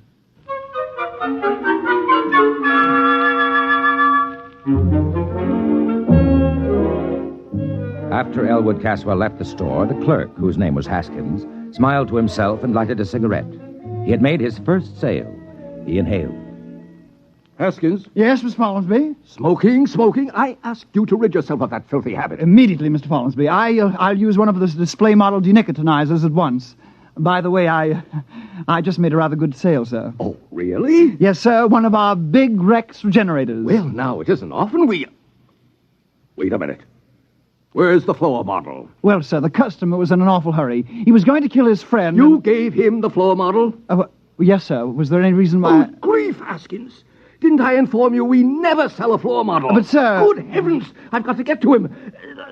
What was his address? Address? His name, then. Well, he didn't say. Then his check. But he paid cash. You mean you just let him pick up the machine and walk out? Well, sir, he paid cash. He was homicidal, you say? Yes, sir. His friend... I don't care about his friend. Get the police. No. Call the Planetary Motor Security Division. Quick. Yes, at once. Well... Excuse me, Mr. Follansby. What will I tell them? Just tell them, you fool. Tell them that one of our customers accidentally got that display regenerator they sent us. The one they shipped by accident. They were going to replace it tomorrow. Yes, sir. The one they shipped by accident. Will they know? If they don't be more explicit, tell them we've sold the Martian model. The one for treating psychotic Martians.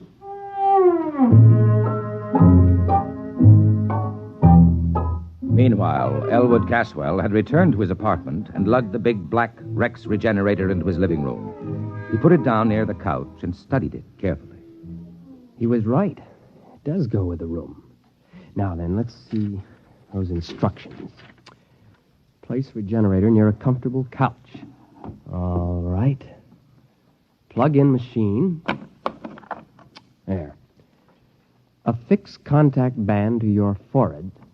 That's all there is to it. Just turn on the machine and it will do the rest. There will be no language problem since your regenerator communicates with you by direct sensory contact, patent pending. Well, that seems easy enough. Now, I'll just put the contact on my head. And blast it. Hello? Elwood? Yes? This is Henry. Henry Magnuson. How are you, old boy? I'm fine. I wondered if you were doing anything tonight. Thought you might like to drop over for a game of chess. Game of chess, huh? You stupid oaf. What? Nothing. I thought you called me a stupid oaf. Just talking to my cat. Oh, I didn't remember you had a cat. I thought you hated cats. Oh, I do. This isn't really mine. It's a neighbor's. It keeps coming in. Oh. What about tonight? Will you be alone? Well, yeah.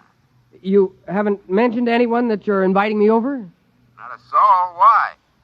Someone's looking for me, a process server. Oh. Now, I've been avoiding him for days. I don't even leave word where I'll be when I go out. You can trust me, Elwood. I'm your best friend. Yes, you are. But not for long. Huh? Just talking to the cat again. Oh. Well, will you be over? Yeah. In about an hour, okay? Yeah, an hour will be fine. There are a few things I have to do I just first. gotten some new laugh records from the boys at the office. I got something here that'll really kill you. So long, Elwood. So long. I've got something here that'll kill you, too.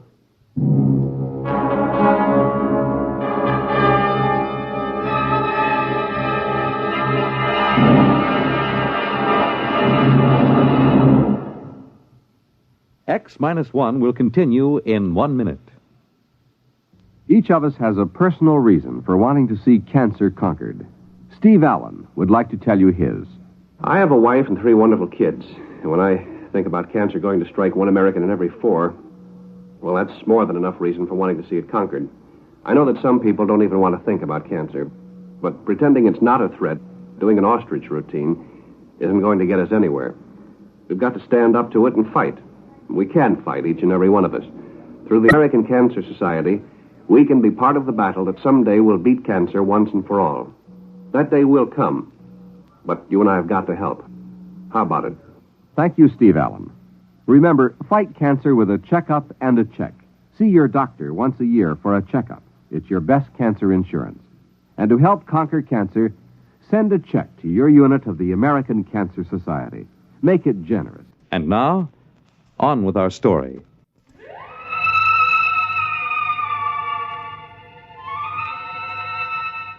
Taking the revolver from his pocket, Elwood laid it on the table in front of him. His face became suffused with hatred at the thought of Magnuson. He poked at the gun with a stiff forefinger. Magnuson, you no-good, shifty-eyed enemy of all that's decent in the world. The man who ruined my sister Irene. The man who... Wait a minute, Elwood. You have no sister, remember? No sister. Now, before you go off and commit murder, why not just try that machine just once, huh? Turn it on. Okay, now reach over and...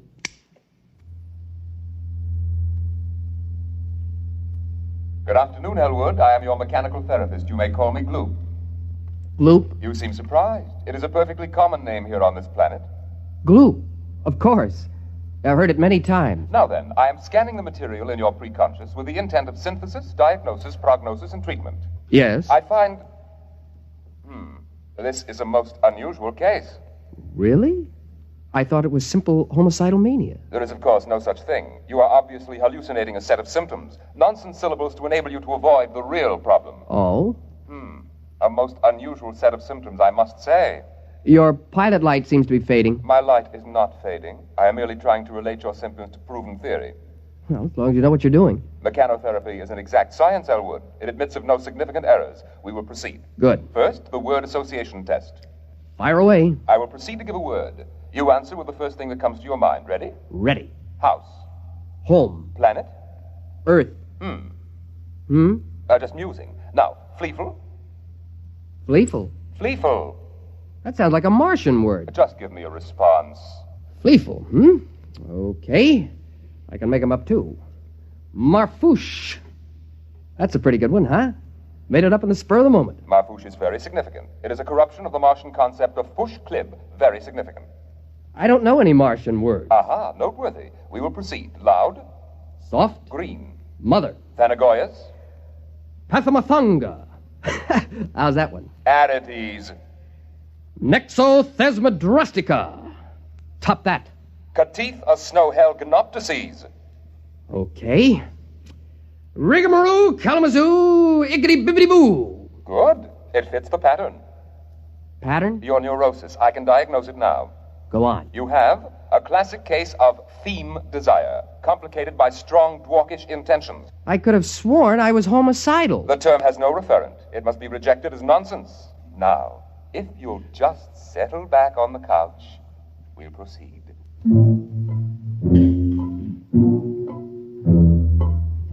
At precisely this moment, a tall, gnarled, ugly man pushed his way through the doors of home therapy appliances. His clothing, unpressed and uncaring, hung on him like corrugated iron. When the clerk, Hoskins, approached him, he flipped back his lapel to show a small silver badge underneath. Sir? John Rath, Planetary Motor Security Division. Oh, yes, sir. Mr. Follinsby, Mr. Follinsby. Yes, sir. Hello, Follinsby. Mr. Rath, Well? So far we haven't a single lead. You certainly never mentioned his name? Oh, yes, sir.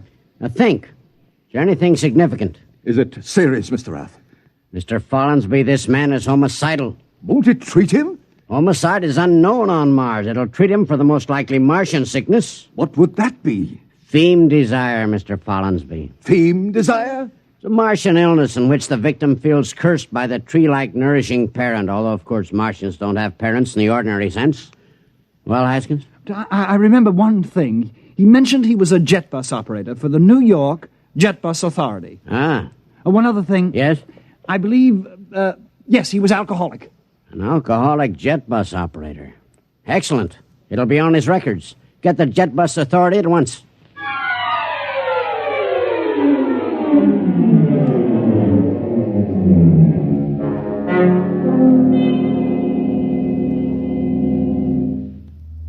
But surely, Elwood, you remember your Gorisy. No. Tell me then about your juvenile experiences with the Thorastrian fleet. Never had one. Complete blockage. My father... There is no such thing, of course. But... I thought we'd finally agreed on that. Okay, if you say so. Now then, since you claim you don't even know what a Gorisy is, tell me what you imagine it to be. A forest fire. A salt tablet? A small screwdriver? Am I getting warm? A revolver? What the heck is a Gorisy? Why, the tree that nourished you into puberty. No tree nourished me. You have completely repressed the experience. No tree ever nourished me. Mr. Caswell, let me try to explain your case as best I can. Somewhere in your childhood, your Gorisy, or parent tree, stifled your theme desire. Now, this gave rise to your present urge to dwark someone in a Vlendish manner. To what? To dwark someone in a Vlendish manner. Listen, you crummy piece of hardware. I have never had a Gorisy. I have no desire to dwark someone in a Vlendish manner or any other manner. All I want to do is put a bullet into Herbert Magnuson. Understand? All I want to do is kill Magnuson. Lie down, Mr. Caswell. We'll go over it again.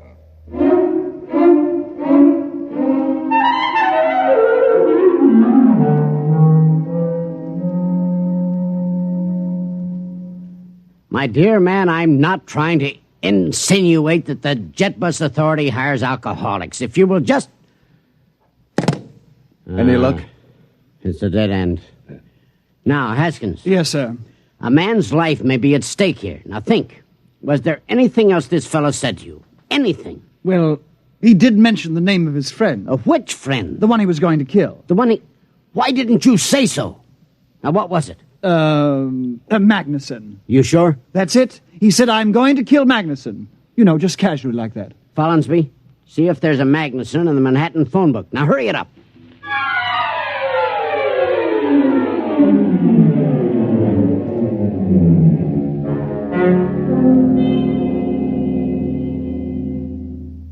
Yes, Mr. Caswell, you were saying? Well, Something about your Goracy? yes, I was saying I think perhaps you're right. Naturally. But right about what, Mr. Caswell? Well, I think perhaps... Yes, I think perhaps I do remember my Goracy. Ah, now, Mr. Caswell, we're on the road to a cure.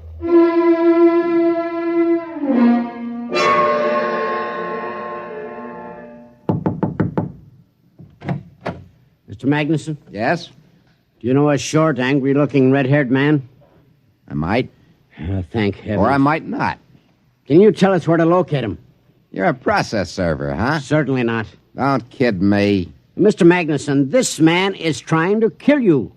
Go on, you're full of happy pills. Elwood's my best friend. Elwood? He loves me like a brother. And if you think I'm going to stick some process server onto Mr. him... Magnuson, I'm not a process server. Your friend Elwood is a psychopathic killer. You're his intended victim. Can you get that through your thick skull? I'm trying to save your life.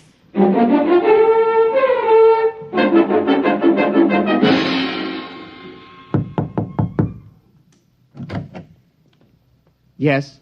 You're Elwood Caswell? Yes. The Elwood Caswell who bought a Rex regenerator early this afternoon? Yes. Won't you come in? Thank you. My name is Rath, Planetary Motors. Nice to meet you. Have you used the machine? Oh, yes. I see.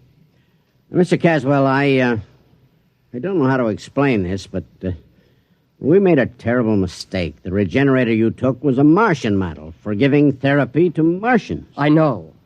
You do? Yes, it became pretty obvious after a while. Well, it was a dangerous situation, especially for a man in your condition. Yes, the poor thing tried its best, but of course it couldn't cure what wasn't there. Well, then the company will, of course, reimburse you for your lost time and your mental anguish. Naturally. And we will substitute a regular human-type regenerator. Oh, that won't be necessary. You see... Mr. Caswell, will you put down that gun? I warn you. I'm not going to shoot you. I merely want to turn this gun over to you. You do? Yes, I'm not going to shoot anybody. You mean that... The machine's attempt at therapy forced me to reappraise my whole self. There was an insight during which I was able to get rid of my obsession. You no longer want to kill your friend Magnuson? Kill Magnuson? Why, I haven't the faintest urge. Well, I must say, then, that it worked out for the best. I'll get back to the store and have him pick up this machine in an hour, and... Oh, well, sir... don't forget to take this gun. I won't need it. Of course. Well, nice to have met you, sir. Good evening. Good evening.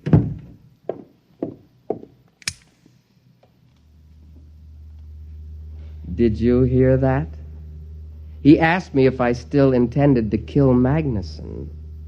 Magnuson, that inhuman monster who cut down my Goracy. Magnuson, the man who even now is secretly planning to infect New York with abhorrent fiend desire. Am I going to kill him? Oh, no. I wish him a long life, a life filled with the torture I can now inflict on him. Kill Magnuson? Oh, no. I'm going to start right now to work him in a Vlendish manner.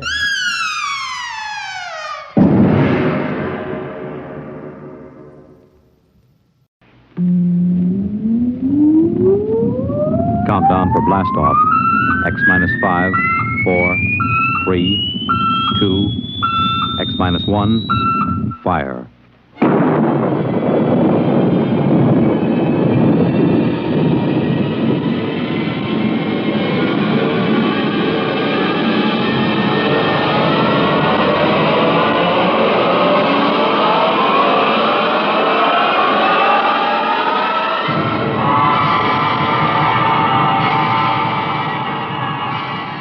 From the far horizons of the unknown come transcribed tales of new dimensions in time and space. These are stories of the future, adventures in which you'll live in a million, could be years, on 1,000 maybe worlds. The National Broadcasting Company, in cooperation with Galaxy Science Fiction Magazine, presents X minus 1.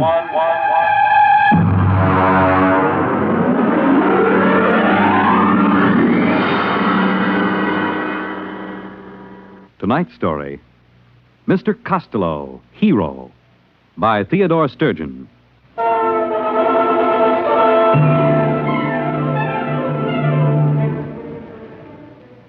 It began the day the skipper called me into his cabin. I'd been a purser aboard the spaceship Star Climber for almost 12 years, and I'd never yet been asked to Iron Man's cabin. But then a lot of strange things had been happening on this trip to Borengwen. Come in. Oh. Sit down, Purser. I said sit down. Yes, sir. All right. Here's a deck of cards. Deal. Sir? I said deal. 5-card draw. Go on, man. Yes, sir. Well? 3 of a kind, sir. You didn't draw. I beg your pardon? When you play draw poker, you're supposed to draw. If you don't draw, you're supposed to give your opponent a chance to draw. Now, mister, did you ask me to draw? Well, we haven't been playing that way recently. Who changed the rules?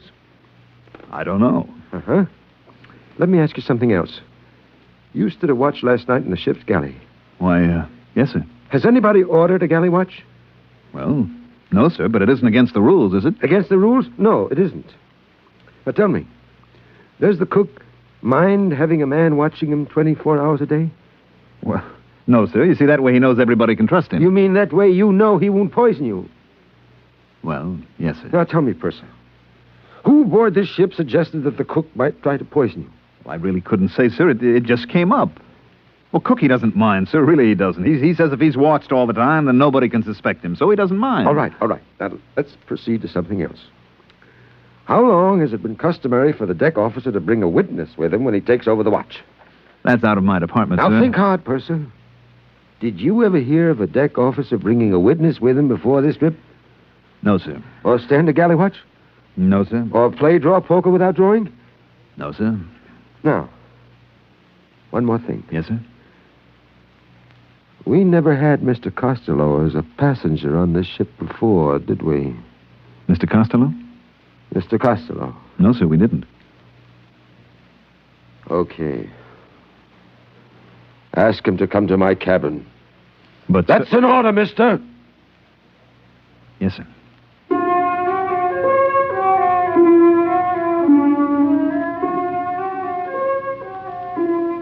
Let me tell you about Mr. Costello. He was our only passenger. Hello, Mr. Costello. Hello, Purser. Oh, am I interrupting something? Not at all. Come sit down. I'm landing on Borengwen tomorrow, so I won't have much more chance to talk. Well, I'll finish this later, Mr. Costello. Nonsense. Honest men should be open with each other. Go ahead, show him what you discovered. Well... The Purser's a fine man. Well, Mr. Costello asked me to show him in the space code what a captain can and cannot do. Now, just a minute, Third. You wanted to show me, didn't you? Well, yes. So actually you're going over the limitations of a space captain's power of your own free will, right? Well, I guess so, sure. Sure. Tell the Purser the part that you just read me. Well, it's a sort of safeguard against letting the skipper's power go to his head. Like, suppose a time comes when the captain begins to act up, you see. The crew figures a lunatic has taken over the bridge. Well, the crew can send a delegate for an accounting. If the skipper refuses, then the crew can confine the skipper. Well, isn't there something about the proceedings having to be radioed at the time they happen? Now, there is a man who is absolutely fair.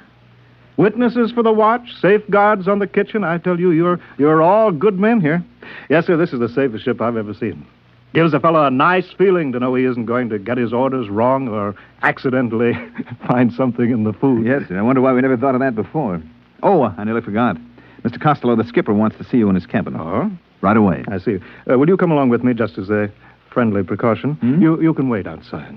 Well, in that way, both of us will know what happened. I'll never be able to say that you didn't give me the message, and you'll be able to say I went to see the skipper. Right? Well, I guess so. You know, that this buddy system sort of makes everything safer, doesn't it? That's right, Purser. You can't do anything bad if you have a friend along to witness.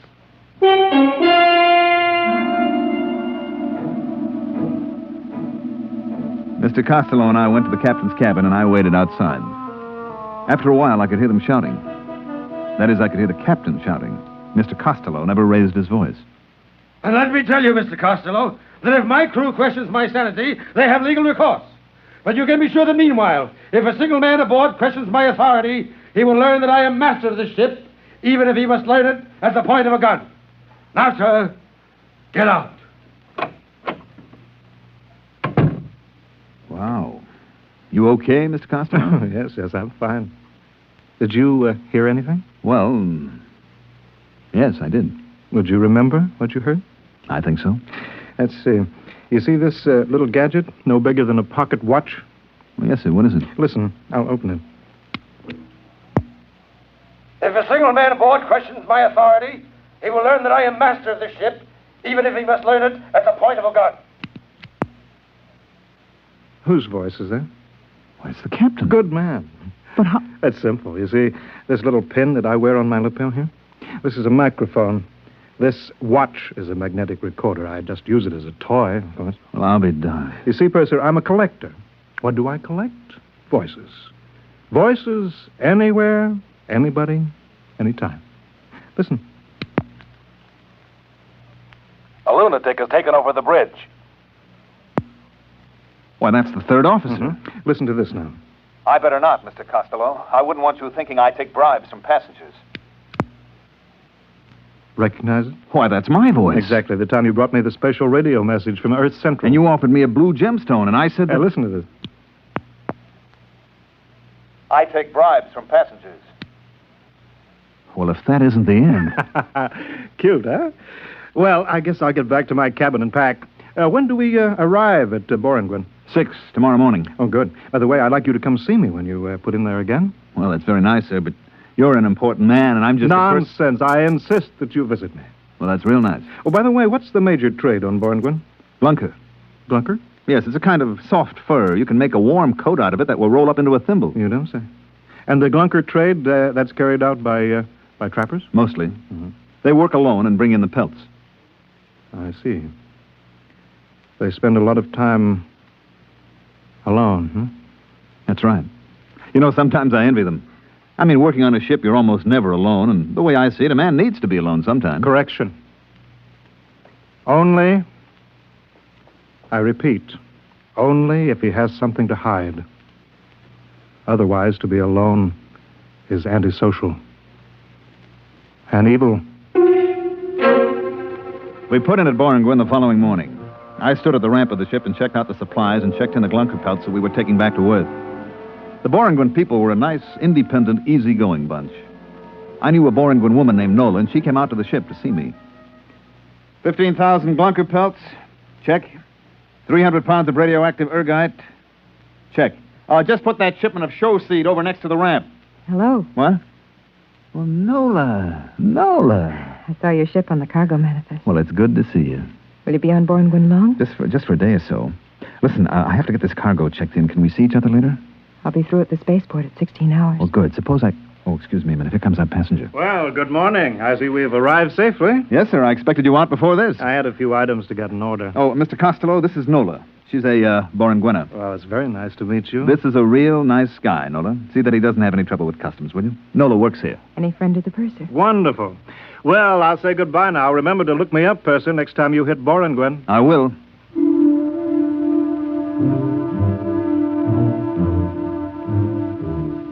He gave me that big, warm handshake of his and clapped his arm on my shoulder. Gave you a good feeling to know that a big shot like Mr. Costello really liked you. I got the rest of the cargo checked in. Took maybe 3 hours. Then I was about to go in and ask the skipper for leave when a couple of guys with Space Bureau credentials came aboard. All right, that's it, boys. Close the hatches. Excuse me. Yes? Space Bureau. Is Captain Ireson aboard? Why, yes. You're the purser, huh? That's right. Something wrong? Would you mind answering a couple of questions? Not at all. Has the captain been behaving strangely this trip? Well, not strangely, exactly. Anything unusual? Well, no. He called me in for a card game. Mm-hmm. Does that happen often? No, never happened before. Was he upset? Yes, I guess he was. Okay. This gentleman would like you to answer a few simple questions. Meanwhile, I'll look up the skipper.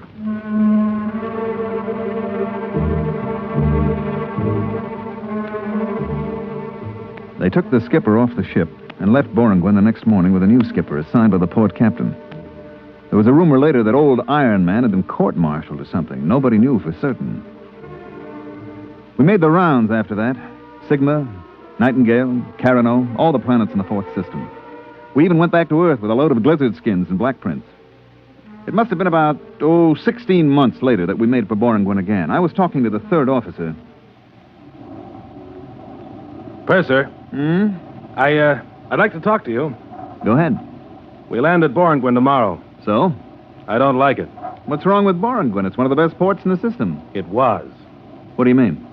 We got a radiogram from the Borengwen Customs a little while ago. Okay, we got a radiogram. Some bureaucrat sent it. Nothing'll happen. Another thing.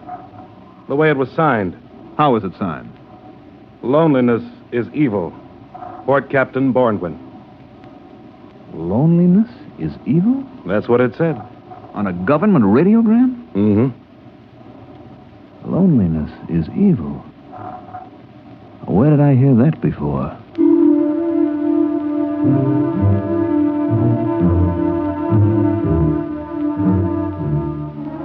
Well, we touched down on Borengwen at 1200 hours. What a change. The spaceport was deserted. The only people who came aboard were two agents from Customs. They censored our tapes and checked our written literature. I finally started a conversation with them. Excuse me, sir? Yeah? There is a Borengwena named Nola that used to work in Customs. I wonder if she's still there. I wouldn't know. Well, the reason I asked, she usually meets my ship when it comes in. Yeah, I see. Well, maybe I'll look her up. She has an apartment on R Street. She won't be living there. Try Central Barracks. Central Barracks? That big warehouse near the spaceport. I thought they stored the Glunker furs there. They don't use the warehouses to store things anymore. No? They need them for the people. The people? You haven't been on Borengwen since the Brotherhood movement? I haven't been here for 16 months. Well, you'll find that the people have moved into the warehouses now. Well, what about the apartments? What about the homes? They're used only for storage space. I don't get it. Look, we haven't got time to explain now. My partner and I have to get back to Central Control. Well, maybe I'll go to try and find Nola. Better take a companion. What for? They don't like soloists on Borengwen. Since when? Since Brotherhood. No ladder has a single rung, you know. So what? It takes 100 pair of hands to build a house. Okay. A single pair is useless. Not only useless, but evil. I don't get your drift. All humanity is made up of many parts. Any part that wants to go off by itself hurts the main thing. What good would your hand be if a single finger suddenly decided to go off by itself? Listen, is this a gag? It's deadly serious. Well, suppose I want to go off by myself. We'll help you. And suppose I don't want to be helped. Then you're a trapper, a glunker. You'll be sent into the bush country where the other soloists are sent. Holy smokes, this place has gone mad. Are you coming with us? Look, just suppose that I want to walk across the field to the warehouse by myself, all alone. You can try. But you won't get 2 steps before they pick you up. Take our advice. Get a companion.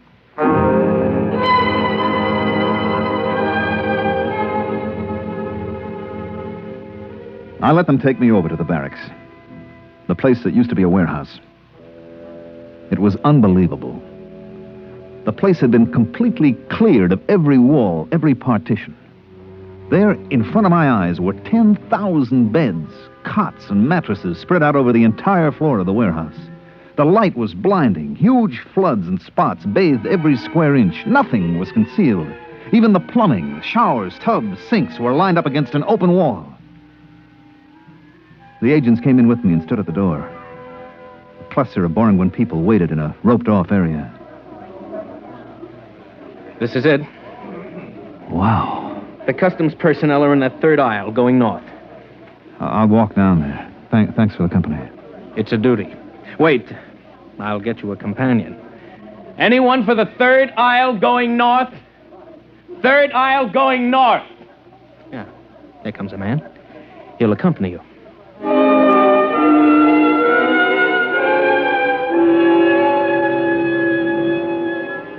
A small, frightened-looking man detached himself from the waiting group and went with me up the aisle of the warehouse. The sound, the smells were frightening. Thousands of people milling around. No privacy. Everyone terrified of being alone. I wondered how this had happened. Finally, after an hour of searching, I found my friend Nola. So that's the way it is on Boranguen now. Nobody seems to know just how it happened. Just seemed better to be with somebody all the time. Then nobody could accuse you of doing anything wrong. But somebody must have started these accusations. Somebody must have put the fear into people. I don't know. It started with the Glunkers. The fur trappers? That's right. We began to hear things about them. That they were thieves, that they planned to take over the city. Just rumors, of course.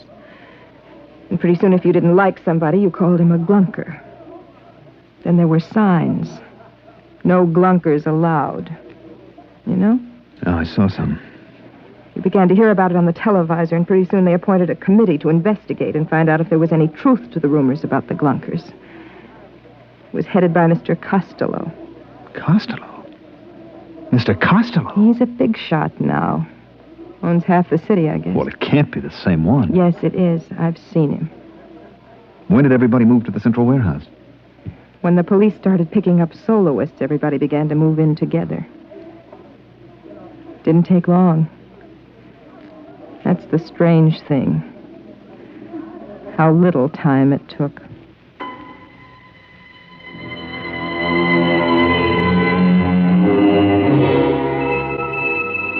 I talked to Nola for a while, then I couldn't take it any longer. I had to get out, to get away by myself.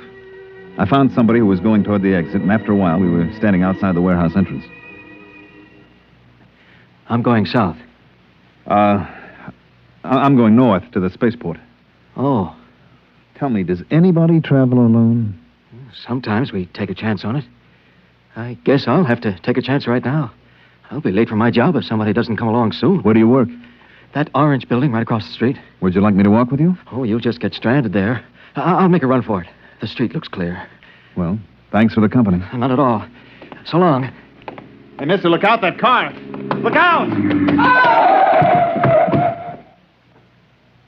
Why, you... Is he dead? Yes, sir. That was deliberate. I saw you. Hello, Purser. It's Mr. Costello. Yes, I'm sorry about the accident. My chauffeur was... He tried to run away. That's what happens to soloists.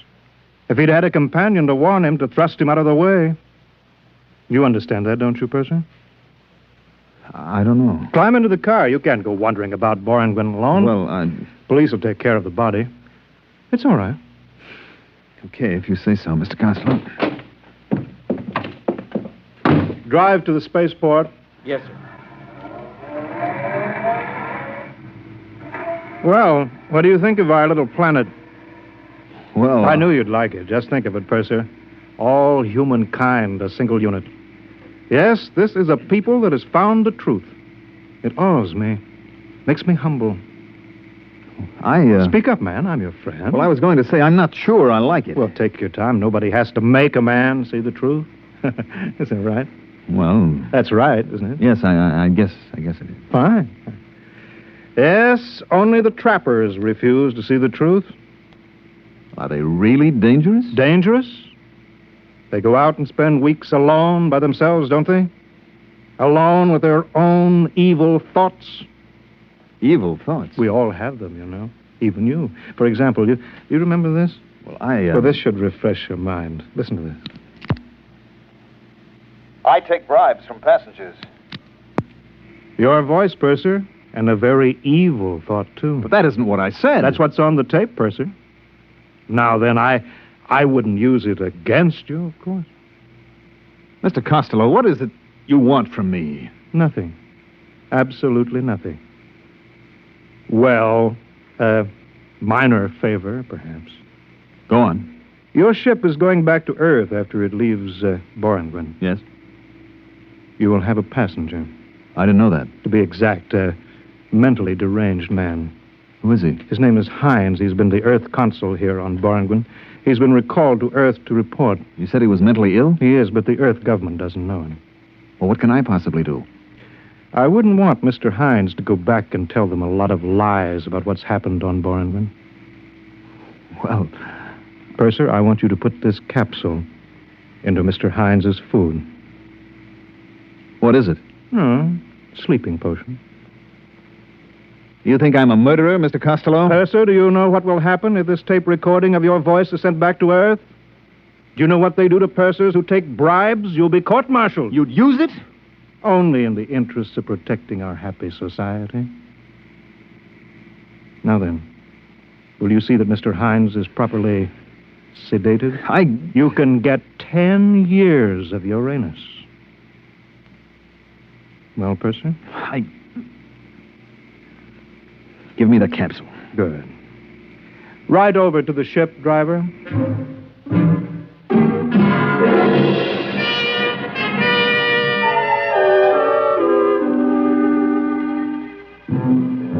The first day out, the Earth Council, Mr. Hines, was in his cabin, and I brought him his dinner. He was a tense, nervous little man. Here's your dinner, sir. Put it down, steward. Oh, I'm the purser, sir. The steward's ill, and I'm helping out. I see. Do you know what's happened on Boranguen? I was only there a few hours, Mr. Hines. Let me tell you, then. You won't believe it. Nobody will believe it. First, it was a little wedge, driven in the one place it might exist between the city people and the trappers, the Gunkers. Suddenly, the Gunkers were a menace. Then came the changes. You didn't have to prove that a Glumper had done anything. You just had to prove he was a Glunker. It all happened so fast. Pretty soon you were afraid to be alone for a second. There was a man named Costello. He came from Earth. I know him. You know him? He went to Boranguen on this ship. Then you must be the one. The one? Which one? Who testified against your captain for the court-martial. What?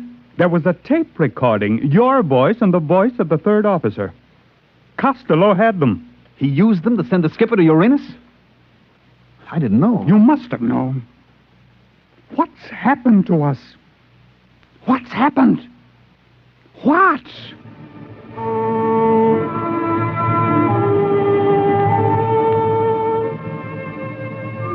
I got him into his bunk and gave him a sedative. Then I took away the food I'd fixed for him. I still had Costello's poison capsule in my pocket. I went down to the radio room and sent a message to Earth headquarters. 2 days later, we landed. Mr. Hines told his story and I told mine. I showed them the poison capsule and told them what had happened to the skipper and about the tape recorder. Within 24 hours, a task force of the Earth fleet was on its way to Boranguen. It wasn't much of a battle, they tell me. The Boranguen army didn't have its heart in it. That was, 20 years ago, I guess. About Mr. Costello? I met him again last week, right here on Earth. Funny thing, I was sitting in Central Park on a bench. Well, if it isn't the purser. I'm sorry, I don't believe... Look closer. Don't you recognize me? No, Why, Mr. Costello. I thought you... You thought I was on Uranus? I was. I served 20 years. Mind if I sit down? It's a free Earth. You know, I'm glad I ran into you. I think you may be just the man that I need. Need? Yes. Let me show you something. Here, in this pouch. Recognize these? They're just live ants. Exactly. Let me dump them out on the ground. Won't they crawl away? They'll come back. Watch. You see, I put a little piece of this bread in the pouch, and I lay it on the ground. See how they crawl back? Yes, all except that one. He's interested in that dead caterpillar. Yes. You see, about 1 in 30 I discovered will eat something different. Break away from the pack.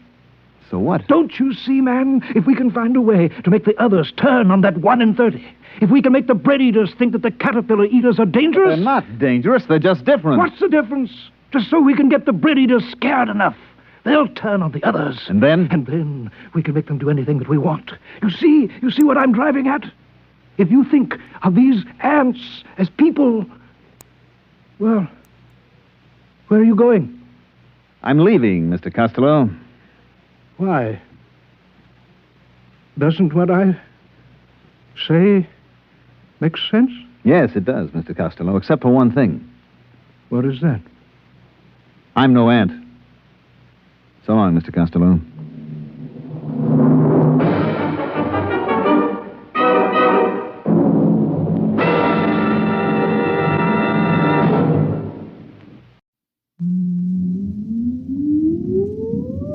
countdown for blast off.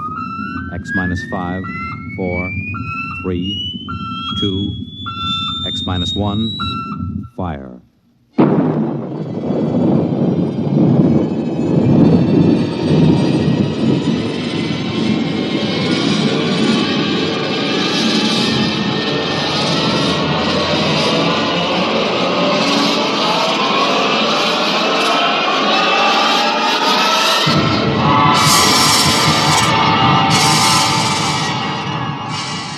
From the far horizons of the unknown come transcribed tales of new dimensions in time and space. These are stories of the future, adventures in which you'll live in a million, could be years, on 1,000 maybe worlds. The National Broadcasting Company, in cooperation with Galaxy Science Fiction Magazine, presents X minus 1.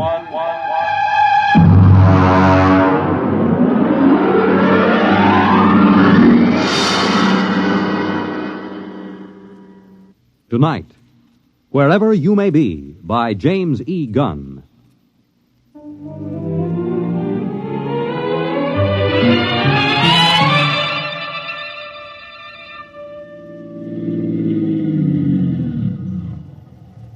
Hey! Hey, you! A little girl! You on the fence! Yeah? Hey, kid, come here. Well, I'm right comfortable where I am. Listen, kid. Is there a service station on this road? Well, Merv Wheelock got a gas pump at the general store. Oh? How far is it? About 18 miles. Oh, that's a big help. Well, I don't know what else to expect in the middle of the Ozarks. You want me to help you, mister? No, just keep out of the way, kid. Ow! Well, there's nothing funny about that. You just gonna sit there and watch me sweat, kid? Oh, no. There'll be lots more to watch. Well, I don't know what's so amusing about watching a man change a flat tire. Ow! You sure you don't want me to help, mister? No, I'm perfectly capable of changing a tire by myself.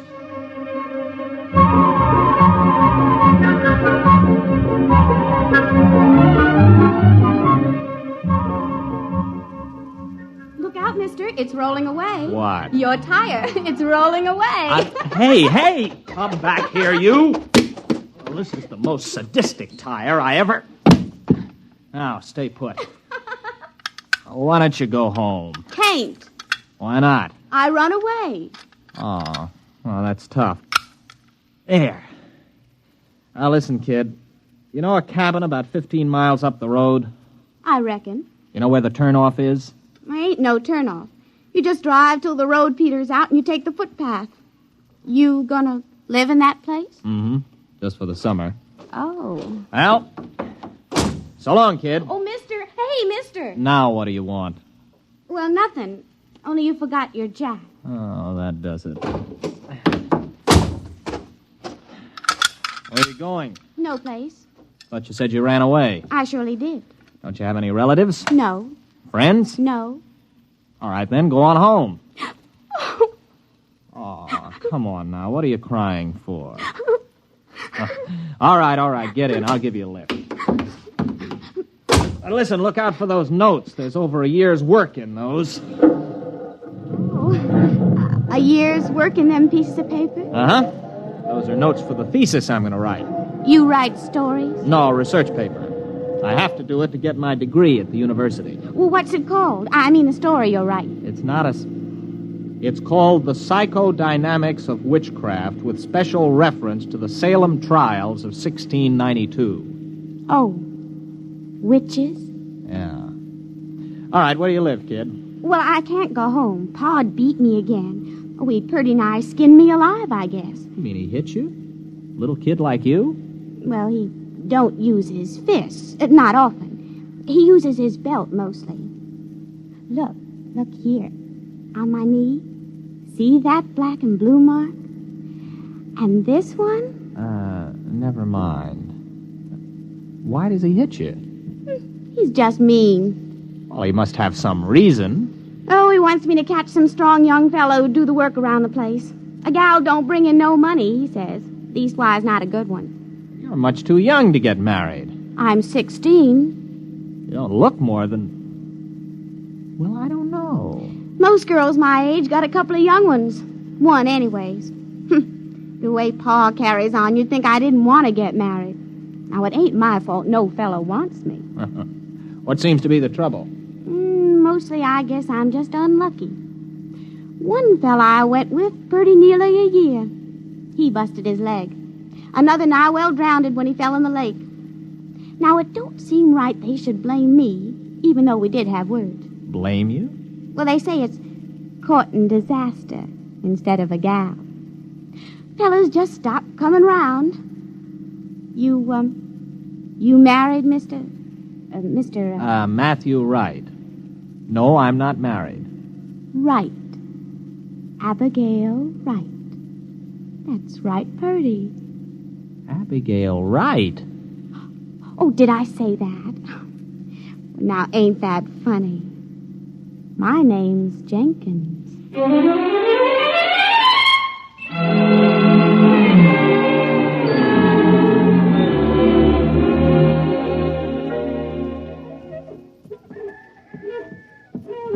Mr. Jenkins? Oh, fine. I met your daughter on the road. I brought her back. Oh. Look, Mr. Jenkins, I got a pint bottle in my pocket. Care for a little drink?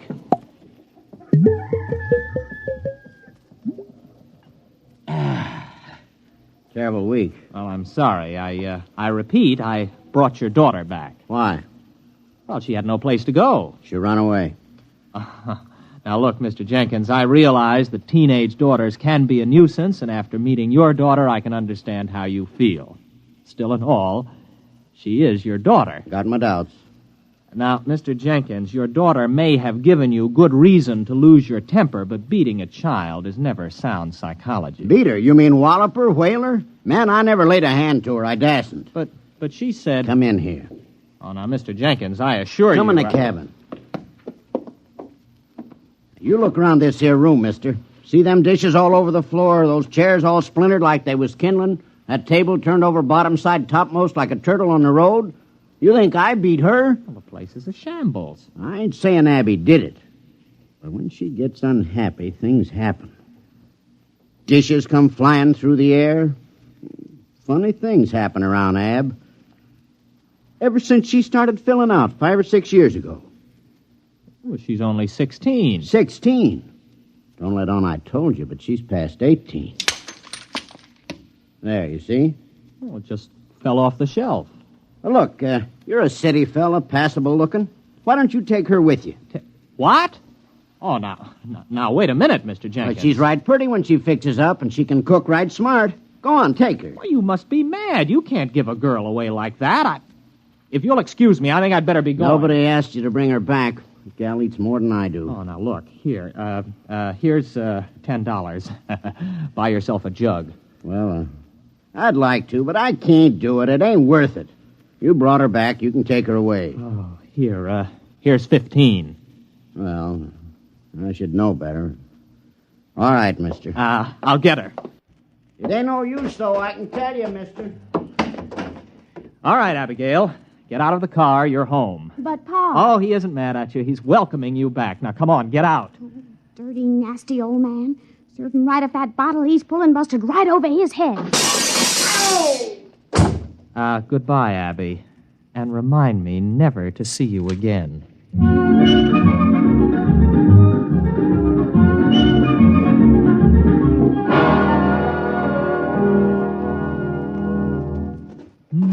All alone. I'm so all alone. There is no... Hello. What are you doing here? Waiting for you. But listen, this is my cabin. I rented it. I know. What kept you? Well, what are you doing here? How did you get here? Oh, I reckon you're hungry. Look, why don't you sit down? Supper's about ready. Now, wait a minute. I came here by car. How did you get here? Well, I rode. Oh, it's lucky I did. This place needed a good sweeping. Is that your broom? I know. It was here in the cabin. Pa loaned me a mule. I let her go. She'll get home all right. But you can't stay here. It's impossible. What would people say? Well, who'd care? Pa don't. Oh, please, Mr. Wright, let me cook and clean for you. I won't be no trouble. Honest, I wouldn't. Oh, now look, Abby, you're a nice girl and I like you, but you'll just have to go back to your father. Do you understand? All right. What? What was that? What happened? Oh, look at that. The car. I must have left the brake off. You reckon it's hurt bad? Well, rolling down a 10-foot grade into a tree didn't help it any. Oh, well, I'm sorry, Mr. Wright. Are you? Well, anyway, it looks like you'll have to stay here tonight then, doesn't it? I reckon. I could have sworn I put that brake on. Listen, you're going back first thing in the morning. Oh, sure. Sure, Mr. Wright. I understand.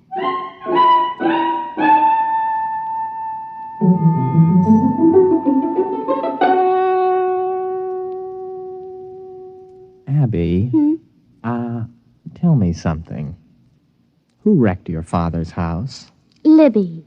Libby, huh? Who's Libby? The other me. Mostly I keep her bottled up inside. But when I feel sad and unhappy, I just can't keep her in. Then she just lets loose and goes wild. Schizo. Abby, where did you get an idea like that? Well, when I was born, I had a twin sister. Only she died real quick. And when I was bad, my ma used to say Libby would never have been mean or cross or naughty. So when I'd done something bad, I started saying Libby done it. I guess after a while, I've begun to believe it myself. Can you control it, Abby? Not much. You see, when I get feeling mad and mean, things just happen, that's all. How about a rolling tire? You sure did look funny.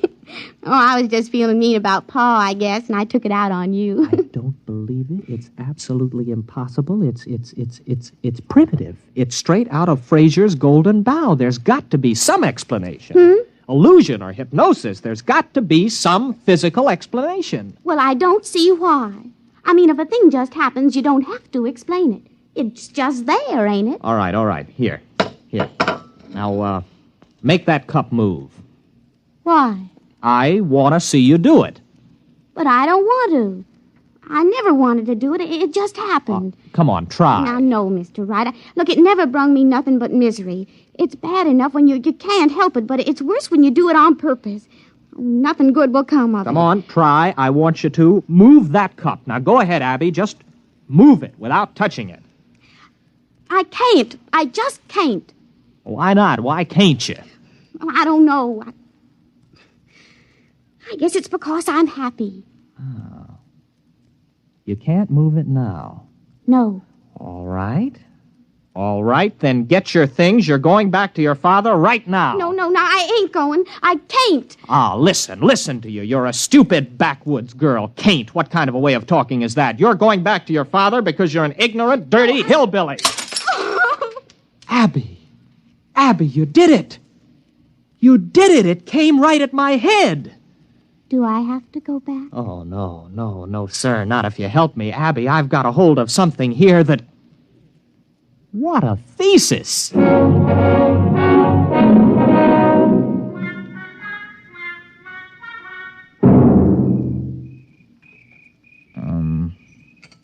Abby? What's, courting like here in the hills? Oh, sometimes we walk and look at things together and talk a little.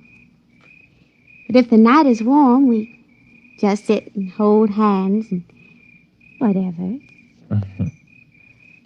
Like this? Mr. Wright, do you like me a little bit? Oh, not marrying like, but friendly like? I like you very much, Abby. Very much. Oh, Mr. Wright. You kiss real pretty. Abby, what happened to your fellas? I mean, the other boys. Well, folks said I'd the evil eye. I mean, Hank fell off the roof and broke his leg, and Gene, well, he fell in the lake and liked to drown. It wasn't my fault it was after we'd had words, now was it? No. Why, Mr. Wright, you're shivering. Maybe we better go get your jacket. Abby, tomorrow we're going to drive to Springfield to do some shopping. Really, Mr. Wright? Why, I ain't never been to Springfield. Oh, ain't that wonderful?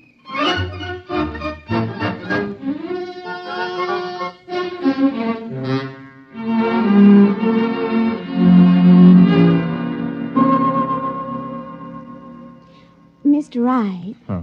Are you happy, Abby? Oh, it's the happiest I've ever been in my life. I mean, eating in a fancy restaurant and even dancing and all.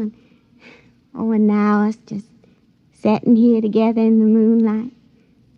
I never thought anything like this would happen to me. Abby, I'm afraid maybe you don't understand. Well, what do you mean, Mr. Wright? Oh, you know that dress I bought you? That's for another girl. What? Yeah, it's for another girl. I'm going to marry her. She's about your size, and I thought we could pick it out that way. Oh, no, Oh, Mr. Wright. Abby, wait a minute. Where are you going? Wait, I want to talk to you. No, I'm going to bed. Matthew Wright, you are a no-good, miserable cad.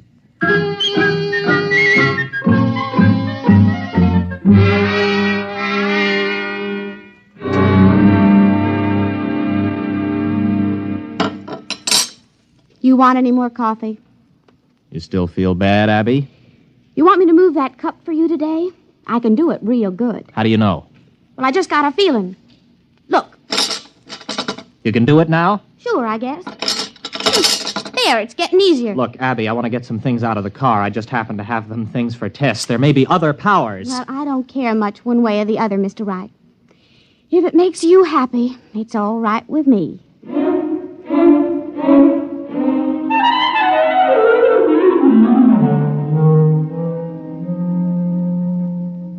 Abby? Abby, where are you? Abby, where did you go? Abby? Here I am, Mr. Wright. Abby, where were you? Springfield. But that's 50 miles. I know.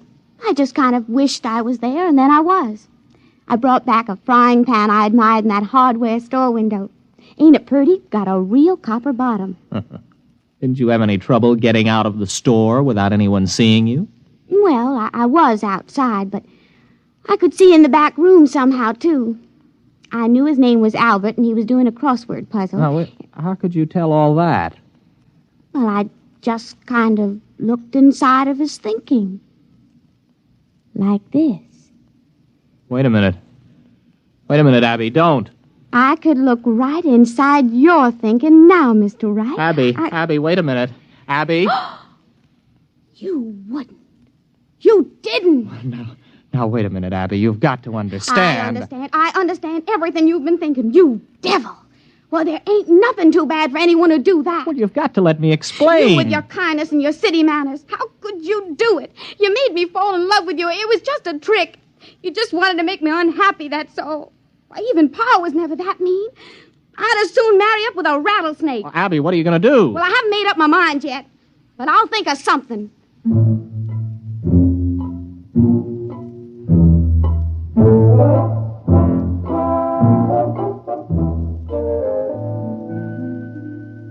Well, I've got to think of some way out of it. She's in that other room thinking what to do to me. I've got to think of some way. No, it's no use. As soon as I think of it, she knows. Oh, got to keep my mind busy. Mary had a little lamb. Its fleece was white as maybe if I could get her father. No. If there are 2 outs and bases loaded, or men on first and second, and a ball is hit, which in the opinion of the umpire can be handled by an infielder, the infield fly rule shall be invoked and the batter is called out.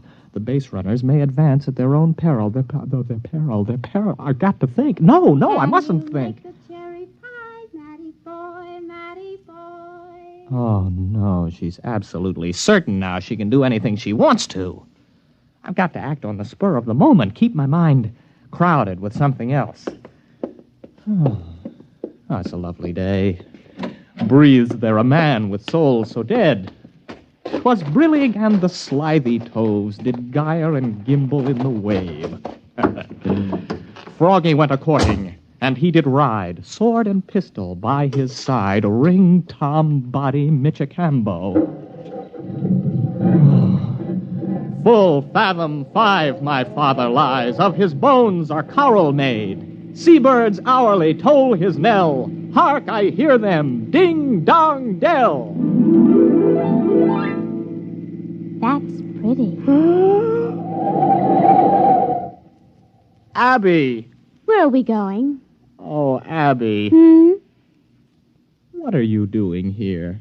I couldn't let you leave without me. I've got plans for you. Oh? Very interesting plans. But how could you tell I left? I was thinking all sorts of other things. Matt, you were thinking some of the cutest little rhymes. Oh, but that was on top.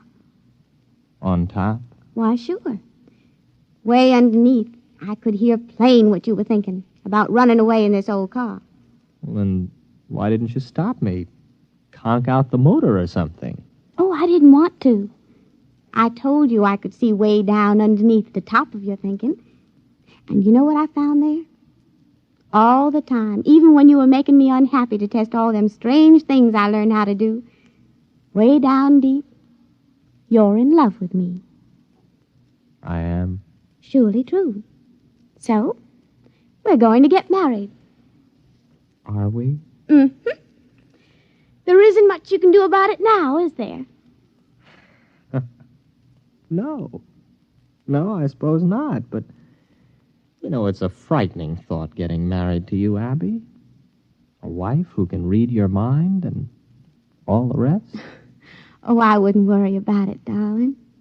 Why, I can only do those things when I'm downright miserable. Everything will be perfectly all right. Just as long as you keep me happy.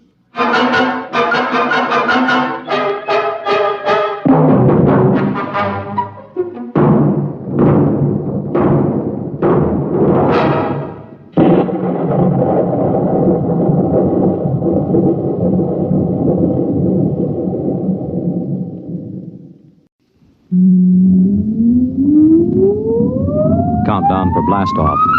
X minus 5, 4, 3, 2, X minus 1, fire.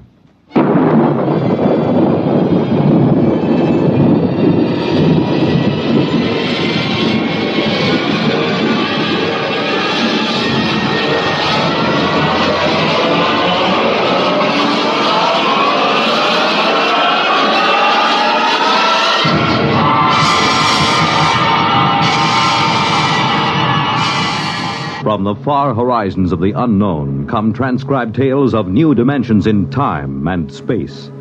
These are stories of the future, adventures in which you'll live in 1,000,000, could be years on 1,000 maybe worlds. The National Broadcasting Company, in cooperation with Galaxy Science Fiction Magazine, presents X minus 1.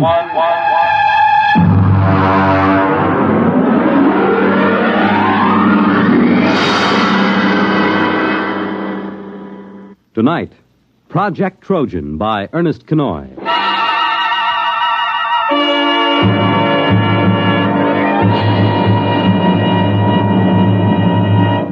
Most of the greatest contributions and biggest messes in history have been made by two kinds of brains, the devious and the literal. We quote from the monthly column written for Galaxy by its editor, H.L. Gold. For our story tonight has been inspired by one of his recent columns, discussing the exceedingly thin line that sometimes lies between science fiction and science fact, and of the strange use that both Allied and German intelligence made of science fiction during the recent World War II. Our report, of course, is entirely fictional, but similar schemes are known to have been attempted by both sides. And now, here is Project Trojan.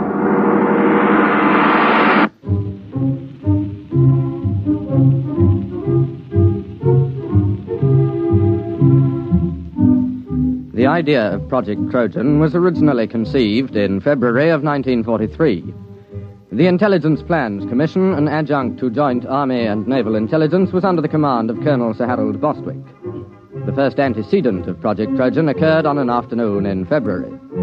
Corporal Arthur Muggeridge was serving tea to Lieutenant Maurice Withering and Captain Amos Mackenzie. Here you are, sir. That's real butter on the bread. I won 5 pounds of it from one of those Yank mess sergeants over at the Crown and Lance. Oh, butter, eh? Aye, sir. Mackenzie. Well, confounded man, you might show some interest. Here Muggeridge tangles with the 8th Air Force to improve your tea, and you sit there reading. And what the devil is so engrossing? No, never mind. If it's me you're worrying about, you needn't, sir. I was cleared for most confidential and top secret before I set foot in the pantry. What is it, Mackenzie? Well, I was reading about a fascinating notion. It's a machine, you see, dreadfully ingenious. It's a method of setting up a reverse polarization field about a given metallic surface, say the plates on a submarine or a tank. Makes them 5 times as strong. A little more cream, Muggeridge. It's powdered milk, sir. Hush, leave me to my illusions. Well, Mackenzie, how can you be so calm? Don't you realize what this means? Tanks 5 times as strong? Is it in production? I mean, when do the first models go into combat? It's certainly been a well-kept secret. I wouldn't say that. There's about 50,000 people who know all about it here in England. And, of course, a great many more in America. Oh, that's impossible. But I doubt if it will ever be used in combat. You're stark raving crackers. A secret like... Where did you find this? Now, let me see that. There you are. Incredible science fiction. It's an American magazine. You mean this is a story, one of those Jules Verne things? You've been pulling my leg. Aye? Well, I mean, after all... Well, Captain Mackenzie, I hardly think that... Well... Now, don't get stuffy, man. After all, to chaff me before the ranks. I don't mind, sir. But it did have you going, didn't it? Well, it sounded plausible. I don't know a confounded thing about electrical fields. Even if you did, it might take you in, huh? You see, the trick these science fiction lads do is to take something that's solid as a rock and then to push it just a wee bit forward till you simply can't tell where the science ends and the fiction begins. Still, I wish you'd exercise your ingenuity in deceiving Jerry rather than me. Good Lord. That's a fine idea. What is? If an intelligent, brilliant officer and gentleman like yourself might be taken in by a wild tale like this, whom else's leg might we pull? Huh? Muggeridge, another bread and butter sandwich, if you please, and take one yourself.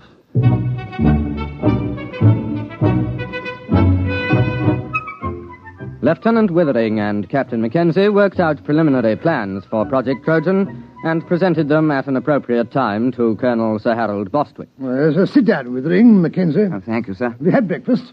I understand Corporal Muggeridge has been playing darts with the Yanks again. There are fresh eggs for breakfast. We've had breakfast, sir. Oh, well, then. We have a plan, sir. Oh, capital. You remember, sir, our intelligence reports indicated a concentration of German research scientists working near Hanau. Certainly, I recall. They've got the whole lot of them inside a mountain. We tried bombing. I doubt if they even noticed. They're supplying the basic research for the German guided missile program. Yes, we know that. The reaction motor for the V1s came out of the Hanau lab. Oh, Muggeridge! Oh, you see, sir... If a considerable number of those research scientists were diverted to another project, the rocket program would be crippled. Yes, well, of course it would. What are you going to do? Advertise in the Times and offer them high wages? Aye, sir. Oh, Muggeridge, this coffee. No, sir. Next time you go to the Crown and Lance, keep coffee in mind, will you? Aye, sir. Only the Yanks are getting fair dives at darts. It was touch and go with the Yanks. Oh, we can only expect you to do your best. I'll try, sir. Well, now, come to the point, gentlemen. Suppose the Germans got hold of one of our top new development weapons. Something so completely overwhelming that they'd have to pull almost every man off rockets to work on it. Now, look here, Mackenzie. Those Jerry scientists are not exactly playing about with small boys' chemistry sets. They're a cut above our own chaps in several fields. What makes you think you could plant something on them? Science fiction, sir. I beg your pardon? You see this magazine? Yes, incredible science fiction. What's that chasing that girl there? That's a Martian, sir. You can tell by his tentacles. Mackenzie, are you stringing this along preliminary to applying for compassionate leave on the grounds that you're overworked? No, sir. It's a good plan. We invent a weapon that might exist but doesn't. And we leave it lying about where the Germans can snaffle it. And then they take most of the scientist fellows off the rocket program to work on our weapon. And that's the most preposterous nonsense I've ever heard. But, sir... I don't want to hear anything more about it. Yes, sir. I suppose she was right. Who was right? This Wren. I met her going up to London. Rather proper little type till you got to know her. Then she's rather a firebrand. Captain Mackenzie, please spare us the sordid details of your off-duty peculations. Sorry, sir. You see, she's the secretary to Admiral Sir Alan Grummins. They're talking of dropping this unit. They feel that other intelligence groups are quite competent to handle the routine, unimaginative work that we've been doing. Oh, I see. Of course, they'd reassign personnel. Would you say this science fiction scheme of yours was imaginative? Oh, it's practically visionary. Well, suppose you do some preliminary work. Thank you, sir. Routine, eh? Unimaginative, eh? Bah!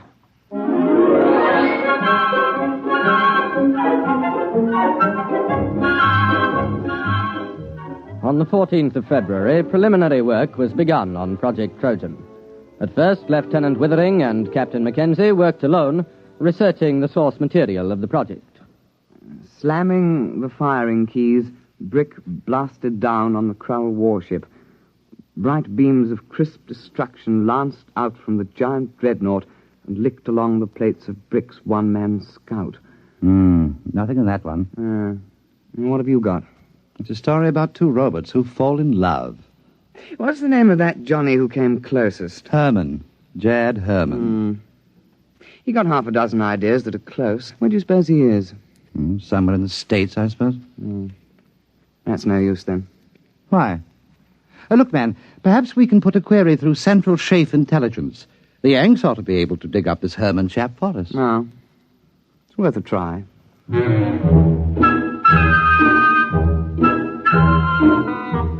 It took 7 days for a report to reach IPC that one Jacob David Herman, a private first class in the American Air Force, was based on a field north of Cheltenham in the Gloucestershire area. Lieutenant Withering and Captain Mackenzie requisitioned transport and visited Herman at his place of duty. You don't mind if I go ahead with my job, do you?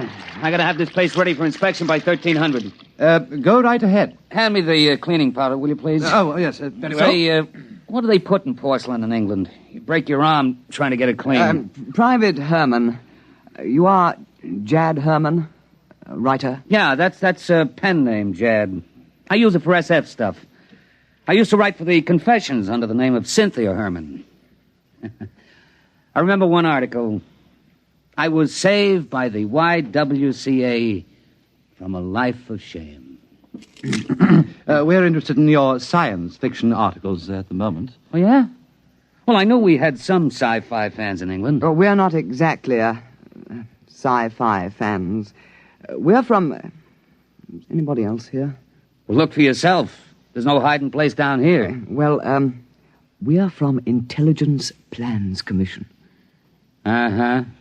We need your assistance, Mr. Herman.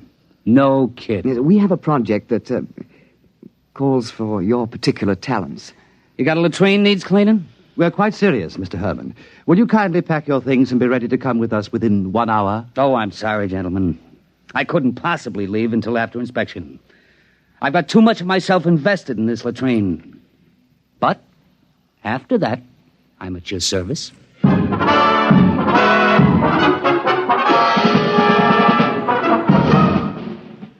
Private First Class Jacob D. Herman, 329-62126, was transferred on special detached duty to Project Trojan, and after briefing was set to work on basic plans. Oh, look, Mac, here's the way I see it. If you want to con a scientist, you got to be pretty straight all the way. You can't get away with more than one phony step in the process. Precisely. Now, here's the way I see it. It's a focusing beam weapon. The electronics on that are square. I used it in a story about 2 years ago. Feinschreiber at MIT and Temple and Westover at the Bell Telephone Laboratories worked out the basic field formulas. What do you mean it's real? Well, up to a point. Everything's on the level till you get to the catalytic action on the grid. Now, that just won't work. It's a basic problem in physics, and it makes the whole thing impossible. But don't the Germans know that? Oh, sure. You see, you make up plans for the weapon, call it a death ray. You let the Germans steal everything but the catalyst formula. They'll think we've got it licked, and they'll break their necks trying to duplicate it before we put the weapon in production. I see. But we can't call it a death ray. Well, how about projector, electronic grid deflecting, type 3. That has a broad ring to it, my lad. I've got the basic idea of the thing, but you'll have to get some of your science boys to work it out. Oh, we'll put a requisition into the Manpower Commission in the morning.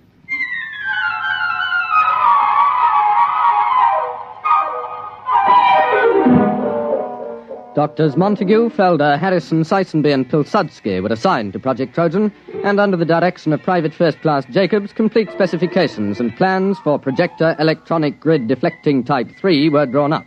Project Trojan was ready for Phase 2. Have we got everything? Blueprints? Check. Specifications? Check. Machine tool inventories? Check. Letter rejecting the plans from the War Office? Check. Endorsement from Supreme Headquarters rejecting plans? Check. Note from 10 Downing Street overriding rejections, handwritten postscript, build the confounded thing, WC. Check. Don't you think that's going a little too far, the rejections? Not at all. That's the master touch.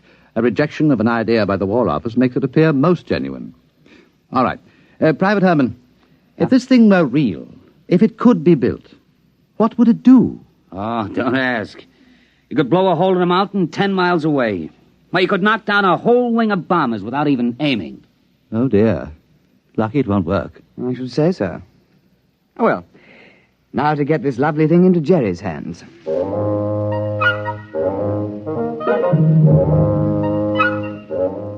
Phase 3 of Project Trojan was commenced on the 15th of March, 1943. Central Counterintelligence Agency had discovered the infiltration of a German agent, a Belfast Irishman named Gogarty, into the blueprint division of Clark and Porchester, a printing firm doing some subcontract work for the Air Ministry. Gogarty, the German agent, presumably microfilmed the plans because shortly thereafter he received word that his sister, living in the Irish Free State, was to be married to a bus conductor. British agents attending the wedding disguised as farm labourers lost track of Gogarty for several hours due to circumstances beyond their control. Then we have no way of knowing whether Gogarty delivered her Project Trojan plans. Well, sir, there was a submarine sighted a day before off the coast. It's likely he made contact. Well, keep me informed. That's all we need now, another disaster. Did something else go wrong? You're jolly well right. Muggeridge has been playing darts with the Yanks again. Oh? What have we got this time? Butter or beefsteak? Nothing. The blight has lost my whole month's whiskey ration.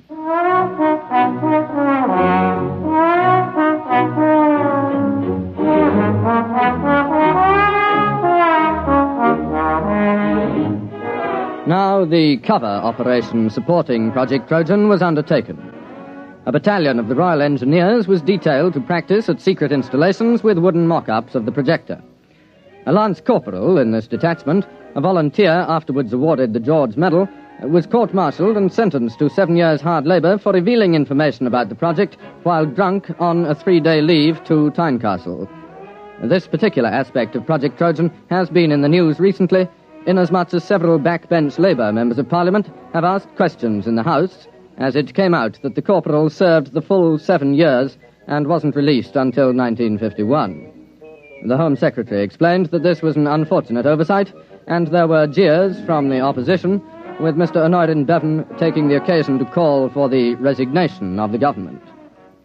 At the time, March and April 1943, the Intelligence Plans Commission awaited reports from British operatives. Sir, there's been a shift in assignment at the research laboratories at Hanau. Professor Schlickmann and Doctors Hirsch, Van Sulau, and Grishman have been transferred from rocket research to another project. Trojan? We must assume so. But that's only 4 men. But they're the top experts in electronics, chemistry, and metallurgy. If they're really working on Trojan, we've set the German rocket program back a year, while their scientists go yelping off after a red herring. Well, let's hope so. Bring me any further reports as soon as received.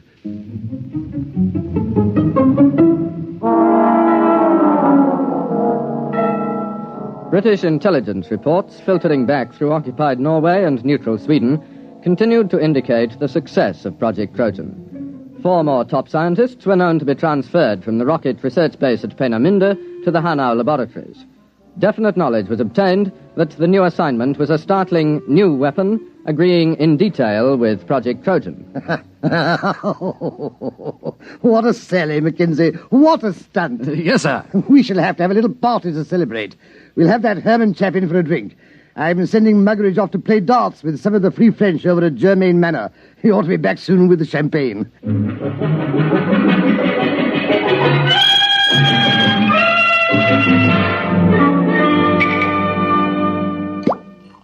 Forward all round. Private Herman? Thank you. All right now, to the projector, electronic grid deflecting type 3. The biggest fraud since the South Sea bubble. Colonel Bostwick. Oh, Withering, take a glass. We're just drinking to Trojan. Well, I think I'd rather not, sir. Well, what do you mean? There's a dispatch from Germany. What about it? A section of the mountain overlooking Hanau has disappeared. What? It's true. It was on the reconnaissance maps yesterday, and it was gone this morning. A 10-mile slice of mountain. That's impossible. Oh, it isn't. It works. Trojan works. But it can't. There's no catalyst. It's impossible. All our scientists said so. Well, I guess they were wrong. It works. They must have found the catalyst. I suppose we should have foreseen that. All those scientists working on it. They must have built a model and tried it out. It won't take them more than 3 months to put it into production. Well, there goes the war. Muggeridge. Aye, sir. Fill the glasses up again.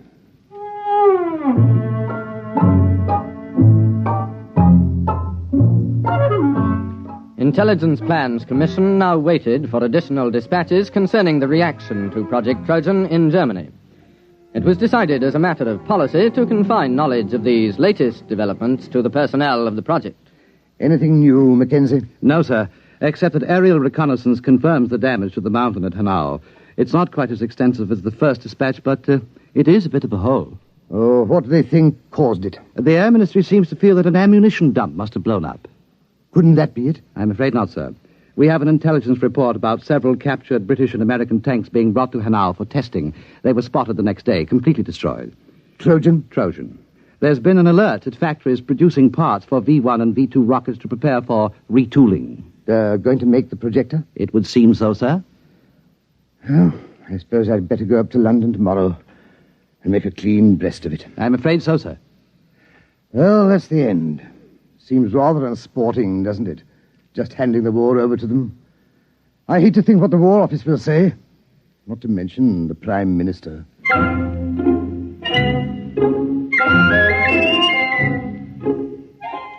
Project Trojan was nearing its closing phase. At precisely 0600 the next morning, Colonel Sir Harold Bostwick ordered his staff car and, taking a thermos of tea, proceeded to leave his office. Just before the staff car got underway, Lieutenant Withering appeared with another dispatch, accompanied by Captain Mackenzie and Private Herman. Colonel Bostwick, sir. Wait. So what is it, Withering? Another dispatch. No, don't, please. It's bad enough. There's been another disaster at Hanau. They knocked another mountain with our little present to them? No, sir. They've knocked themselves out. What? The laboratory under the mountain. It's exploded. It has? Went up like a Roman candle. We've got pictures.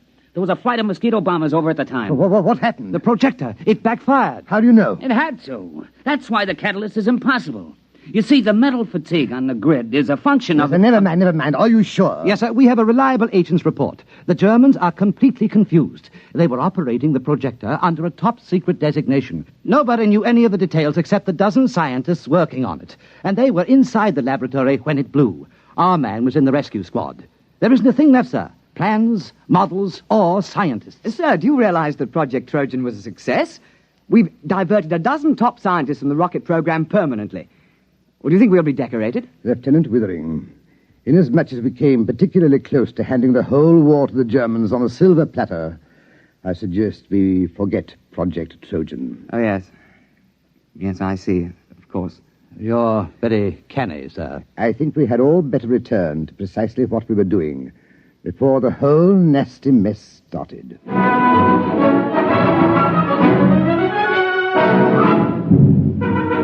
The final phase of Project Trojan was completed on the 22nd of March, 1943. The file, through some inadvertent error, was lost before the Intelligence Plans Commission had a chance to report to the War Office. All personnel returned to their previous assignment. All right. No splashing on the floor. I gotta get this latrine ready for inspection by 1300.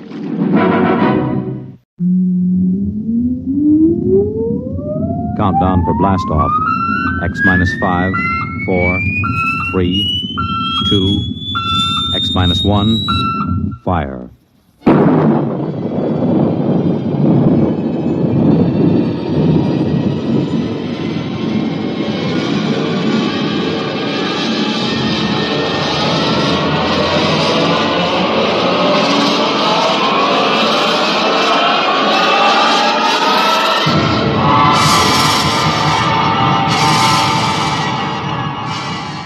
From the far horizons of the unknown come transcribed tales of new dimensions in time and space. These are stories of the future, adventures in which you'll live in 1,000,000 could-be years on 1,000 maybe worlds. The National Broadcasting Company, in cooperation with Galaxy Science Fiction Magazine, presents X minus 1.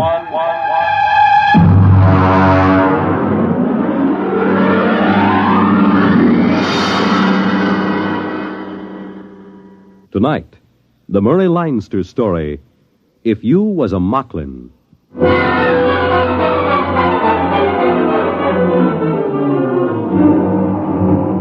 Up to the last minute, I can't imagine that Moklin is going to be the first planet that humans get off of. Moving fast, breathing hard, and sweating copious. There isn't any reason for it. Everything was all quiet at the trading post. I was sitting on the front porch while Deeth, he's the Moklin clerk, looks a lot like a guy named Casey, used to be a wiper on the Palmyra. He comes out on the porch. Mr. Brinkley? Morning, Deeth.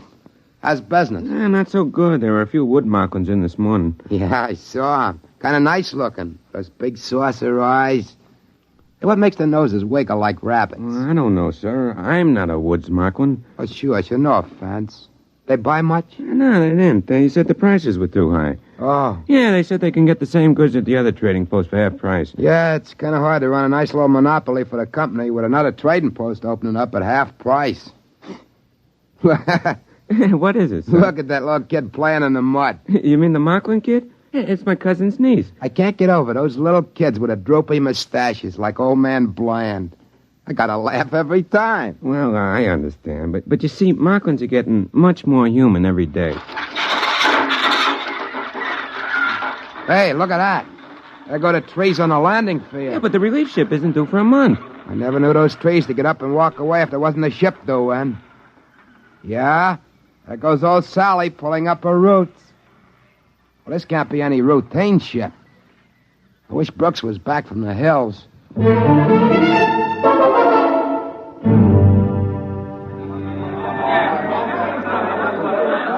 Hey, Captain Haney! Over here! All right, come on, let go of my hand. Yeah, nice to see you all again. Friends, yeah, sure. Friends. Yeah, I wish those Moklins were a little less friendly each time. It's like being a movie star. Captain Haney? Hey, what's that? We didn't send in a requisition for anything like that. Red hair and everything else. Captain? Relax, Brinkley. That is Inspector Caldwell. She's a troubleshooter for Sam Company. They must have finally read those reports Brooks keeps sending in. Look out for her. She's... Oh, well, good morning, Miss Caldwell. Inspector Caldwell, please. This is Joe Brinkley. He's the assistant manager of the company post. Where's Brooks? He's up in the mountains, ma'am. He should have been here. I'm on Moklin to check into this matter of a competitive trading post. Who's back of it? The company is supposed to have exclusive trading rights. Brooks is trying to find out. The Moklins around the place always say the humans are off somewhere hunting or something. We've never seen them. They take the lady's luggage. Yes, sir. It's a pleasure. He looks a little familiar, your clerk. He's a Moklin. But he looks a lot like a man used to be a wiper on the Palmyra, Casey. I think he's on the Aldebaran run now. Please conduct me to the trading post. That afternoon, Brooks come down out of the hills with a bunch of woods Moklins that were guiding him. I took Inspector Caldwell over to meet him, and he gets one look at her red hair and other equipment, and he stops short. Hey, what's this? She Moklin? I beg your pardon? This is Inspector Caldwell. She come in on the Palmyra today. This is Brooks, the head trader. Well, am I glad to see you. I guess they finally read my reports in sector headquarters. You've come to check my request that the planet be abandoned? Not at all. Moklin has great potentialities. Friendly natives. Trade should continue and increase. But I explained. All I am interested in is why you allowed a competitive post to be established in our exclusive territory. My reports cover that. Haven't you read them? Of course not. I was given a briefing on the situation here and told to correct it. Well, now, let's get to it. Do they cut prices? 50%. Yeah, but lots of Moklins still trade with us, just out of friendship. They're real friendly, these Moklins. Now, I'd like to know just... Excuse me, Mr. Brinkley. What is it, Deke? A girl just brought you a compliment. Oh? Well, now send her in and get a present for her. Yes, sir. 50%. Well, if they want a trade war, we'll give it to them. We can cut prices if we have to. We have all the resources of the company behind us. Dear Miss Caldwell, if you'd read any of my... Inspector Caldwell. Here she is, Mr. Brinkley. Compliments, sir. Compliments. Wow. Let's see him. He's asleep. Well, look at that. Ears like mine. The same bashed-in nose and everything. What do you know? Gitchy. Hey, what's your name? Morano. I can't remember ever seeing you before. Well, that's the way it goes. Hey, take her in the post and give her a present. And this way. Thanks for the compliment. I'm greatly honored. Yeah, it's real cute, ain't it? Real human. Human? Brinkley, you are going to be transferred out of here the instant the Palmyra gets back. Why? You mean that girl? I'm giving her a present. What's the matter? That's all you think about it? The callousness. You're revolting. Miss Caldwell, I'm afraid maybe you don't exactly understand about parallel evolution here in Moklin. I gather it's been parallel enough. That will be all on that subject, if you please. In the morning, I shall want to go and inspect that other trading post.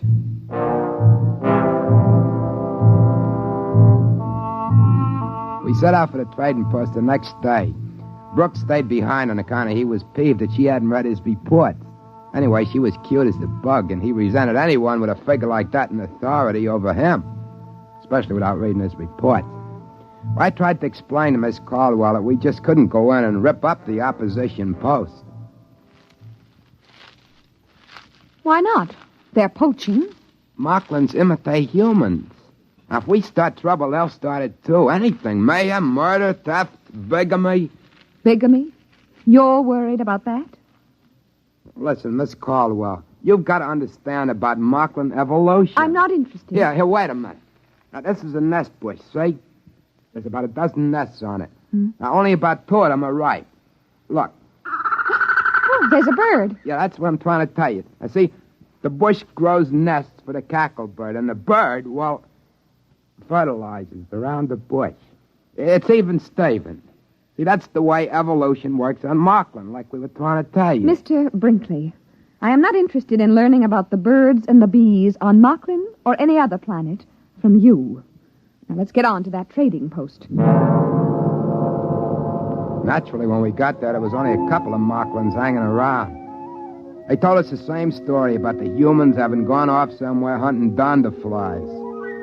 When we got back to the company post, Inspector Caldwell, furious as a wet cacklebird, marched right into Brooks. I have just ordered a price cut on all items on sale by 75%. I've also ordered unlimited credit for Moklin customers. They want a trade war over there? I'll give it to them. But you don't understand. There's a whole planet where they could have put another trading post without being discovered. Why put it so close to us? That furnishes them with a ready-made market for human trade goods. And it furnished them with Moklins trained to be interpreters and clerks. And it furnished them with a Moklin head clerk, who is a very handsome young man, Mr. Brooks. He not only resembles you in every feature, but he even has a good many of your mannerisms. You should be very proud. Goodbye. That's funny. Like me, huh? That's right. Spitting image.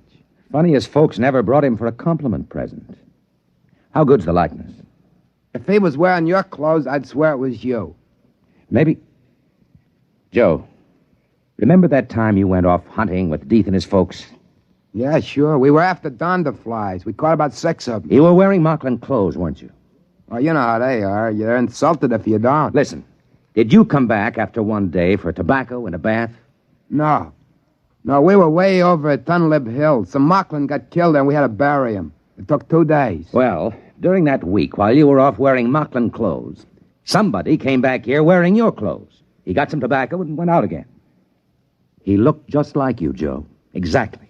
Nobody suspected it wasn't you. Why should he want to do that? He might have been checking to see if he could fool me. Oh, that's a situation, ain't it? I haven't mentioned it before, but I've been guessing it's something like this. Moklins like to be human, and they have kids that look human. Look at the difference between Deeth and a woods Moklin. Well, maybe they can want to be smart like humans. And pretty soon they are, or their kids are. That rival trading post. You figure there aren't any humans running it. They're practicing with that. You mean they might figure to get rid of us and have a couple of Moklins take our place? I don't believe that. Moklins like humans. They wouldn't harm humans for anything. They like to be just like them. Listen, Joe. Miss Caldwell is the first human woman on Moklin, isn't she? Yeah? Why? And she's got red hair. The first woman the Moklins see, and with red hair. You know how Moklins admire humans. With luck, it ought to turn up soon. Boy, she's going to take it hard if it does. Women hate to be wrong. But it's about our only chance. Listen, Joe, we've got to have some check between us.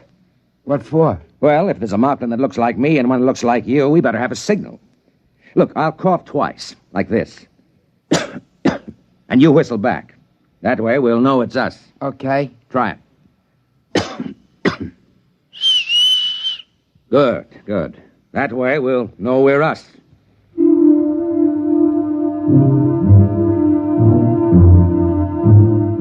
Brooks starts off the next morning to visit the other trading post and see the Moklin that looks so much like him. Before he goes, we do our little routine. It's about 2 weeks till the Palmyra is due back. That's pretty close figuring, waiting for what we're waiting for. I was thinking how good life was on Moklin up to now, and that made me kind of a little sad. But it's the end, there's no doubt about it. Moklin sure admire humans. They produce kids that look like them. You can't help liking Moklins. But I can see what Brooks means. Moklin's loose among humans, outsmarting them as their kids grow up, just about taking over in the galaxy. When they come back from the other trading post, we went through the secret business again. In the meantime, Inspector Caldwell was busy with her trade war. She cut prices once, twice, finally 6 times, until 3 days before the Palmyra is due back, our goods are marked at exactly 1% of what they cost a month before. Brooks was getting more and more nervous. Seemed like he was falling kind of in love with a snappy little inspector. He was getting jumpy, waiting for her to get her big surprise. She was making out merchandise requisitions one morning when Deeth come in, smiling friendly at her. Inspector Caldwell? Oh, what is it, Deeth? There's a compliment for you. What? 3 of them. What is he talking about? Joe, this is it. Deeth, show him in. Now, look, I haven't got time for public relations. These inventories of... Here we are. Inspector Caldwell, 3 compliments. Compliment, compliment, compliment. Now, let's see him. Very pretty, very human, no? Oh, no. No, that's impossible. No. Very pretty. Red hair, all 3 of them. Red hair. Very pretty red hair. Same as human lady. Very pretty. All right, Deeth. Take her out and give her some presents. This way. Come on. But that's impossible. Those babies, 3 of them, they couldn't. They do. They look exactly like you. That's what we were trying to tell you. I've only been here a month. Moklin babies get born real fast. They sure admire humans. It's kind of friendly when you think about it. You mean they can make their babies look like anybody they want? It was all in my reports. They've got a queer sort of evolution here on Moklin. Babies here inherit desired characteristics, not acquired characteristics, desired ones. And what could be more desirable than you? Red hair and all. Oh, but I thought, you and Brinkley... Oh. You couldn't help it, dear, really. But I hated you. I thought that... Now, look, darling. Joe. Yeah? Do me a favor, will you? Sure, what? Get out of here. Oh, okay. And stay away for a while. Sure, only one thing. What? This. Okay. Then I'll leave you 2 together.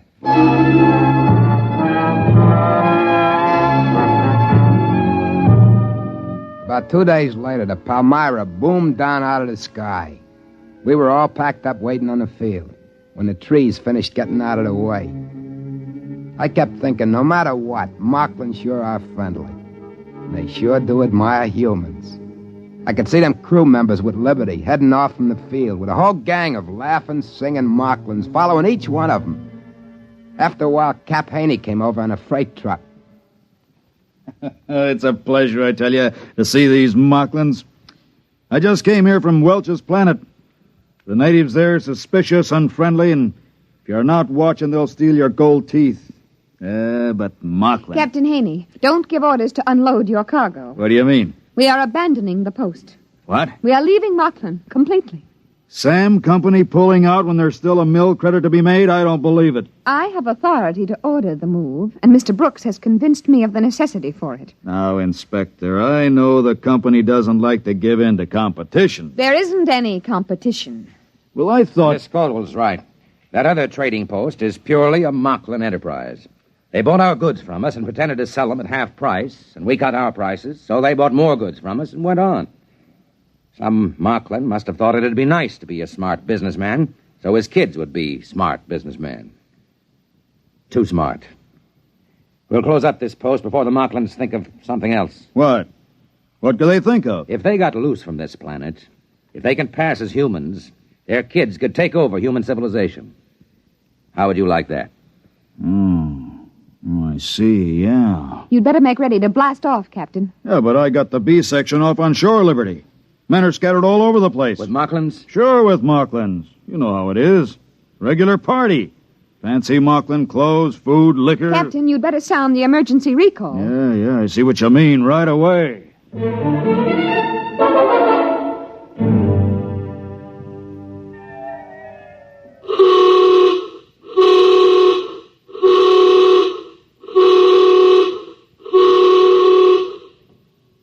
Well, that accounts for all but about 5 of them. They're coming across the field now. Keep that line straight for the hatch.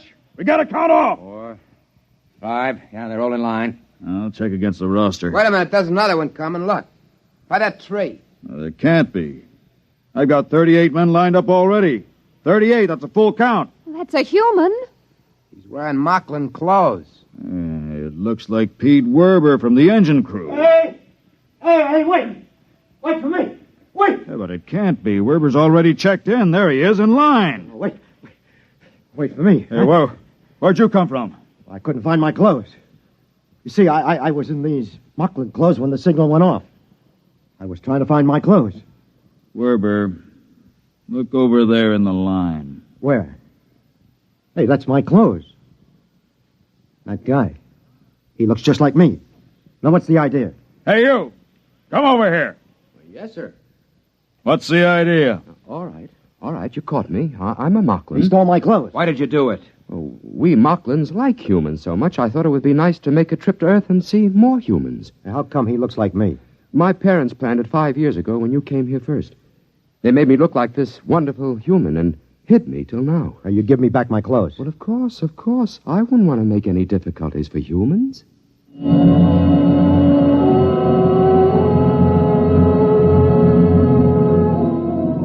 He took it as a joke on him.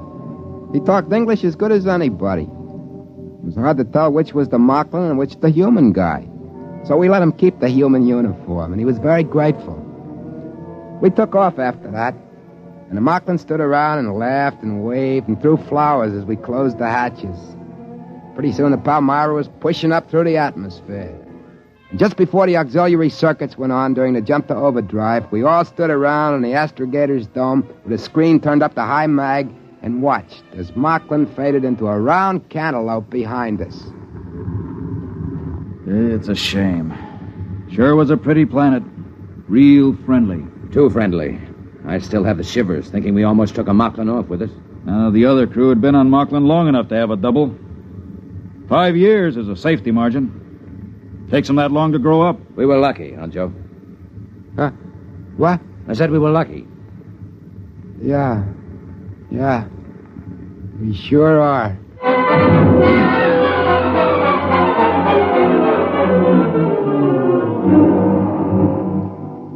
I guess I was the only one who felt a little different from the others about leaving Moklin. I mean, Moklin's are swell folks, and it seemed a shame. There'll be an order out that no human ship is allowed to land on Moklin. But I was thinking, I'll save my money, And those compliments, those 3 little kids that look just like Inspector Caldwell, in about 5 years, they'll be grown. And I'll buy me a little private ship and shove off for Moklin again. And I'll pick me one of those 3 red-headed gals and marry her Moklin style and bring her out to a human colony planet. We'll have kids with brains, top-level brains. That's easy. If she wants it, that's the way the kids will be born. I'll have to bring other Moklins out, too, and start them passing for humans. My kids are going to need other Moklins to marry, aren't they? It's not that I don't like humans. I do. If the fellow I look like, Joe Brinkley, hadn't gotten killed accidental on that hunting trip, I never would have thought of taking his place and being Joe Brinkley. That's what I was thinking when Brooks suddenly got an idea. Wait a minute. Joe, you and I were on Moklin more than 5 years. Yeah? So? One thing. And everything's all right.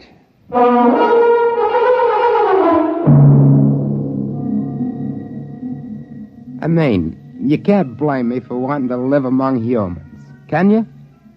Wouldn't you, if you was a Moklin?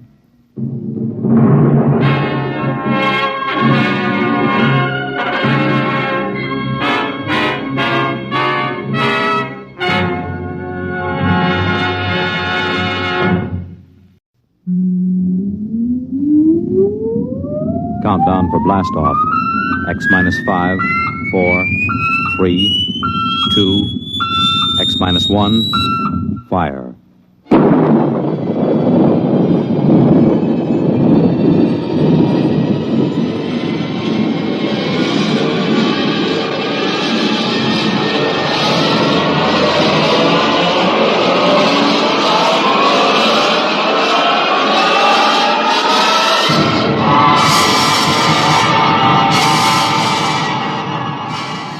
From the far horizons of the unknown come transcribed tales of new dimensions in time and space.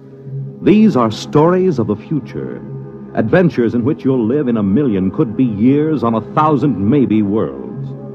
The National Broadcasting Company, in cooperation with Galaxy Science Fiction Magazine, presents X minus 1.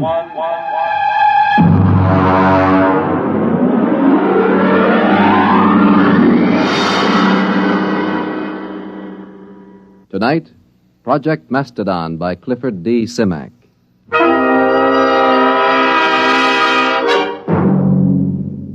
Mr. Secretary, may I present Mr. Hudson of, Macedonia. Macedonia. Mr. Hudson, this is the Secretary of State. Honored, sir. Now, as Chief of Protocol for the Department, I've informed All him... right, Mr. Kingston. I haven't much time. I'm due at a meeting of the Senate Foreign Relations Committee at 2. If you've passed Mr. Hudson in, I'll assume everything is quite proper. Now then, Mr. Hudson, I understand you've been here several times seeking recognition for your, country. Well, that's right. I had a hard time making your staff believe I was in earnest. And are you, Mr. Hudson? Oh, very much so. You are an American, Mr. Hudson. I assume you are acting as a representative for Macedonia rather than as a principal in the matter. Oh, no. I claim dual citizenship, sir. I am a Macedonian. You pardon me, but I've never heard of your country. Well, it's a new nation, but quite legitimate. We have a constitution, a democratic form of government, duly elected officials, and a code of laws. We are a free, peace-loving people, and we are possessed of a vast amount of natural resources. And Please tell me, Mr. Hudson, just where are you located? I gathered it was somewhere in Asia? Oh, no. Technically, you are our nearest neighbors. That's ridiculous. Now, look here, Hudson, you can't... If you'll give me just a moment, Mr. Secretary, I have considerable evidence. I'll have to ask you to leave. I'm sorry, sir. Go ahead, Mr. Hudson. You've submitted a document signed by a certain Wesley Adams. Well, he's our first president. You see, we'd like to establish diplomatic relations. After all, we are a sister republic. We'd like to negotiate a trade agreement, and, of course, we'd be grateful for assistance under the foreign aid program. Naturally. Who wouldn't? Mr. Secretary. All right, Kingston. We're prepared to offer something in return for, one thing. Sanctuary. Sanctuary? I understand that in the present state of international tensions, a foolproof sanctuary is not something to be sneezed at. All right, Kingston, I think we've had enough. Show Mr. Hudson out.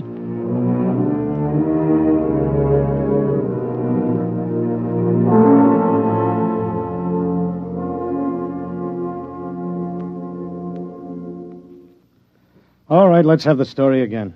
Look, mister, I don't want any trouble. Just tell the story again. You want to cooperate with the FBI, don't you? Sure I do. Sure, but I just don't want any trouble. All right, start over. You found the briefcase in the booth. Yeah, that's right. I brought my beer over from the bar, you know? And this fella just went out a minute before, so I figured he must have left it. I run after him. You didn't see him, though? No. So I just kind of looked in the briefcase. You know, I mean to identify it. That's all. I don't steal. Then you came to us. Yeah, that's right. I mean, after all, when I saw that stuff, well, I just figured I was way over my head, you know? All right. Don't say anything about this, do you understand? We'd rather you just forgot the whole thing. Oh, sure. Listen, some things I don't want to remember. You know?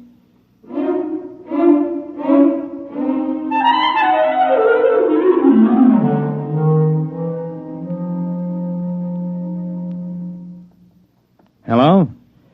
Is this Dr. Harrison of the Paleontology Department? This is Mr. Jenkins at the Federal Bureau of Investigation. We have some movie film we'd like you to look over. Huh?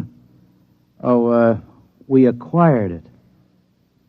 Big shaggy elephants and tigers with teeth down to their neck. No, it's not fakes.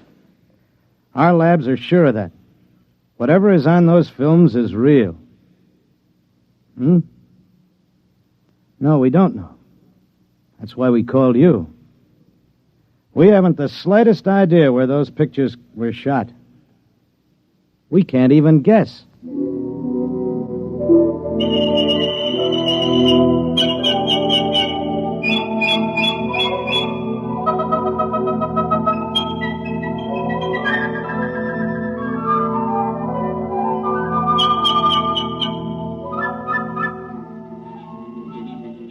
Ow! What's the matter, Coop? One of those flying hypodermics. This is a fine, healthy spot. Mosquitoes as big as hummingbirds. Oh, careful, son. You're knocking the climate of the capital city of Macedonia. Yeah, some capital city. One palm tree and a Boy Scout pup tent. Wes, this is the wildest thing we ever did. What if Chuck can't get back? Chuck Hudson is a man of many parts. Have faith. Supposing they're putting him in jail, or something might happen to the time unit or the helicopter. We should have gone along. Do you think they'll do it, Coop? Who? What? The United States. Do you think they'll recognize us? Not if they know that Macedonia is the United States 50,000 years ago. Well, we have to get legal recognition first, otherwise it wouldn't be safe. Well, there goes that Mastadon again. Good old Buster. Where is he? Right there. Over by the grove, see? He's lonely. What? He probably is. He must have been run out of the herd by some younger bull. That's why he hangs around like some homeless dog. One thing worries me, Wes. I know you dreamed up the time unit, and we all chipped in for the helicopter, but can you just claim territory on your own like we did? Why not? We found it, it's ours. Hey, Buster's coming this way. Give me the right. No, wait. Maybe he's only bluffing. If that Mastodon comes through here, he'll stomp everything flat. I'll give him 3 steps more. It'd be such a shame to plaster him. He's such a nice old monster. One more step and he gets it. Hey, that's Chuck. He's back. I wish he could fly that helicopter better. He might wreck it. Well, anyway, he scared Buster off.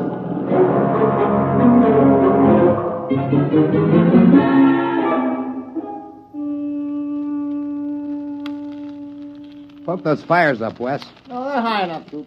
You don't want a saber-tooth waltzing through here, do you? Well, we better get a stockade up. You know, some night a herd of Mastadon will come busting in here, and if they ever hit the helicopter, we'll be dead ducks. We'd never get back. We'd be stuck back here in the Pleistocene age. I won't feel safe till we get another helicopter. Those Mastodons carry a lot of ivory.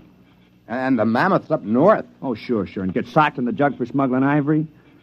Only way to cash in on the time unit is to get diplomatic recognition for Macedonia. We've got a good case. You said so yourself. What, a saber-tooth? Down by the Grove. I don't like that. Sounds closer. Hey, poke up that fire, will you, Coop? Oh, well, that's Buster. There he is. He's tangling with a saber-tooth. I'll lay 3 to 5 on Buster. Cat's drawing blood. I'll take $5 of it. Come on, Buster. Roll on him, will you? Cat's on his head now. Hey, he's coming this way. Look out! Wes, turn him. Shoot.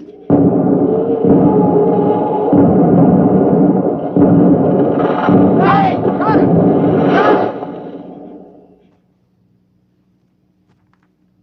Is he dead? Yeah. The tiger's gone. He won't get far. Neither will we. Oh, no. No. Yeah, good old Buster. Trust him to drop dead right across the helicopter. Well, we can fix it, can't we? We probably won't even be able to roll Buster off of it. The rotor blades are twisted and the frame is a mess. A total mess, gentlemen. We are in trouble. Macedonia faces a crisis.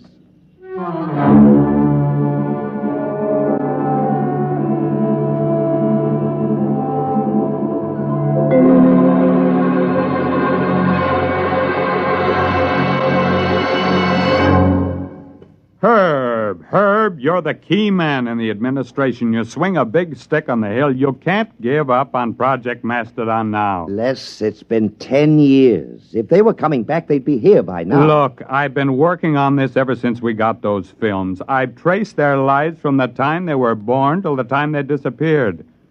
Adams was the brains. The other two were quite capable of helping him carry it out.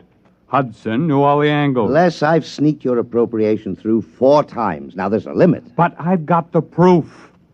We've had every paleontologist in the country go over those films. They couldn't be faked. Who would know to put lynx tassels on the ears of saber-toothed tigers?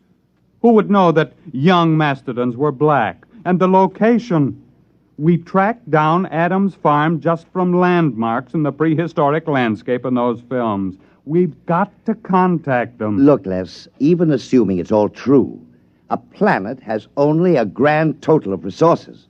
If we get Adams' device... Time machine. If we exploit resources of prehistoric America, won't we be robbing ourselves of our own heritage? Look, Herb, I've been over all that with the AEC. There's a lot of lead in southwestern Wisconsin. If we go back far enough, we can catch it when it's uranium.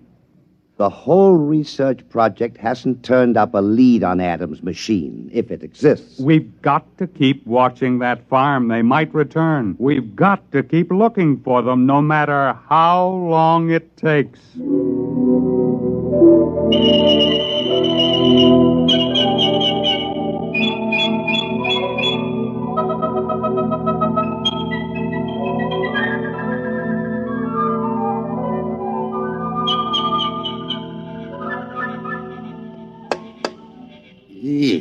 Listen, Wes, we can't stay around here much longer. Old Buster's getting a little too strong. Yeah, well, I'll have the time unit clear the helicopter in a few minutes. Then we'll just have to move camp upwind. Look at him.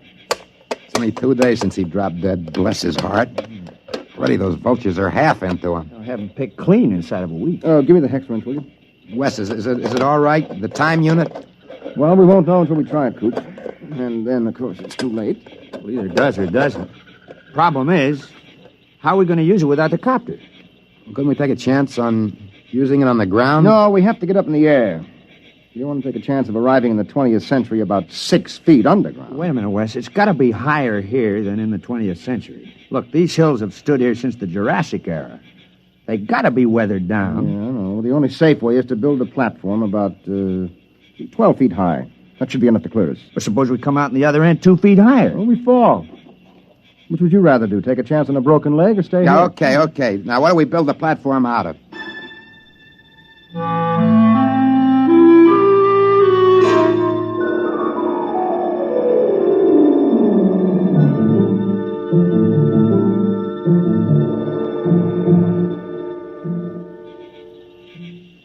There you are, Wes. All right, I got it.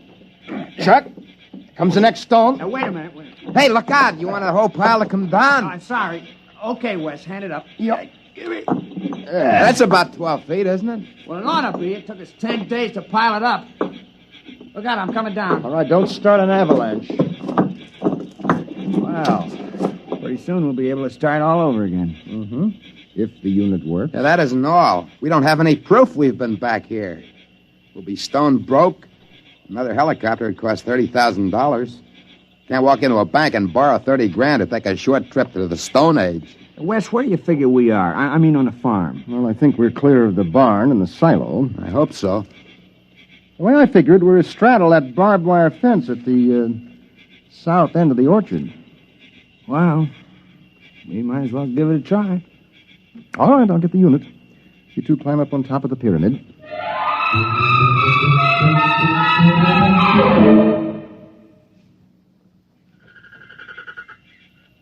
You ready? Think it'll work, Wes? I don't know, Coop.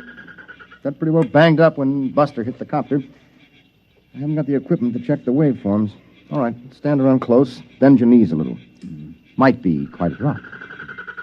Go ahead. Push the button. Okay. 1, 2, 3. Nothing. Doesn't work. Well, that's that. We're stuck.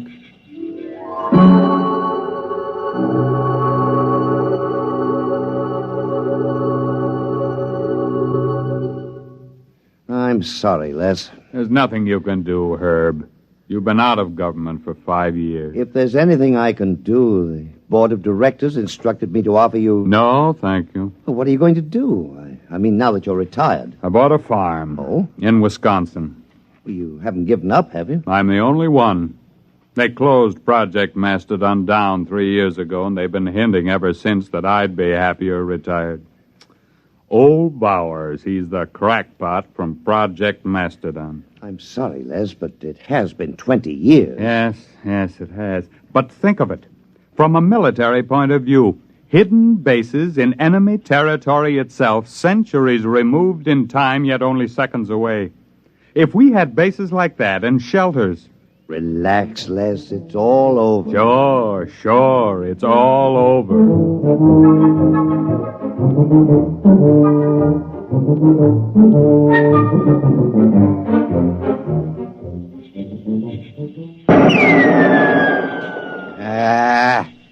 Missed. You should be more careful. We've only been stuck a month now. Someday we'll run out of ammo, and then it's bows and arrows. It's cold. There'll be snow soon. Coop, I'm worried about Wes. He takes it pretty hard. As long as he's tinkering on that time unit, he's happy. Oh, he isn't going to repair the unit. He hasn't got a chance. Back in the workshop with the tools, maybe. Well, anyway, the hunting's great. Well, maybe we better start saving bullets for big game. We won't be lords of creation around here long without our guns. Yeah, and if one of us gets sick or breaks a leg, well, nobody lives forever. Wes is the lucky one. He's got that time unit to tinker with. Come on. We better get back to camp.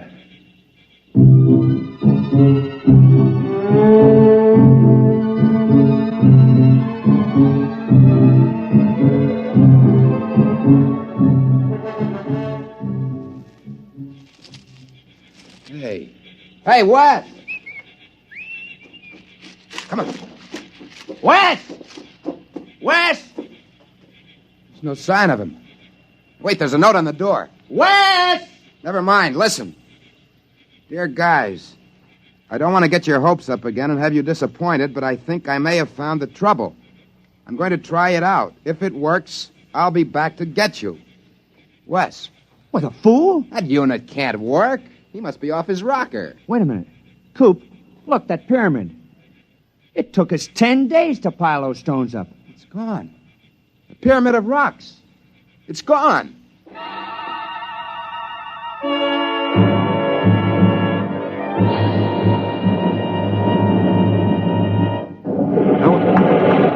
Oh, what the...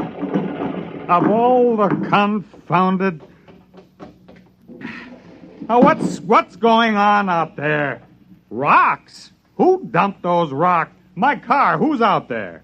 It's all right. Don't you move, mister. I got a 45 pointed at you. Well, I can explain. Well, you better. There was a brand new car where you dumped that load of rocks. Who the devil are you? My name is Wesley Adams. Adams? Man, where have you been all these years? Well, I don't suppose you'll believe me, but the fact is... I've been waiting for you for 25 years. The others all gave up. I'm sorry about your car. Oh, never mind. I'll be right down. Now, don't touch a thing. Don't go anywhere.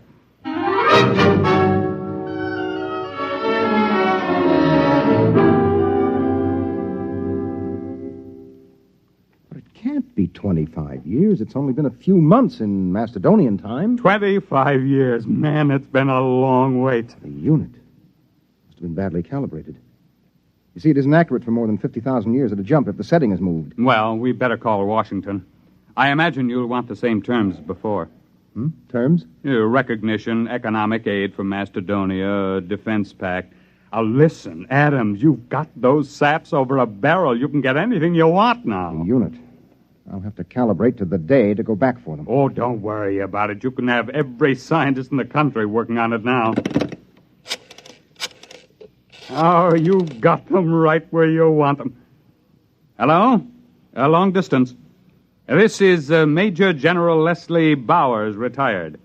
I want to put a call to the President of the United States, White House, Washington. You can tell them I'm placing the call for the President of the Republic of Macedonia.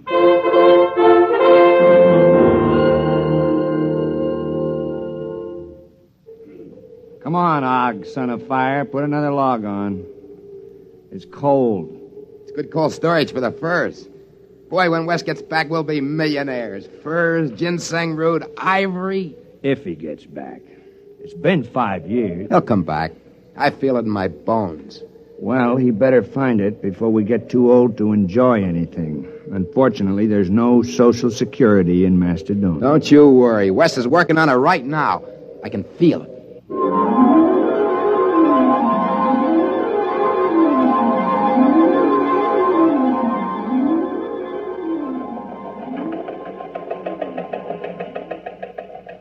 Hello, Charlie. Something just came through on the ticker. I want you to get a background story on it. And we just recognized Macedonia. What? How should I know where it is? Look it up in the encyclopedia. Huh? No, the item says formal recognition was delayed 5 years until communication could be established. Certain technical difficulties. What? I don't know. Wherever it is, I don't see what difficulties could hold up 5 years. It stands to reason wherever the place is, you could walk there in 5 years. Nah, it's not important. You know these postage stamp countries. Monaco, Luxembourg, they're all alike. What's so different about Macedonia?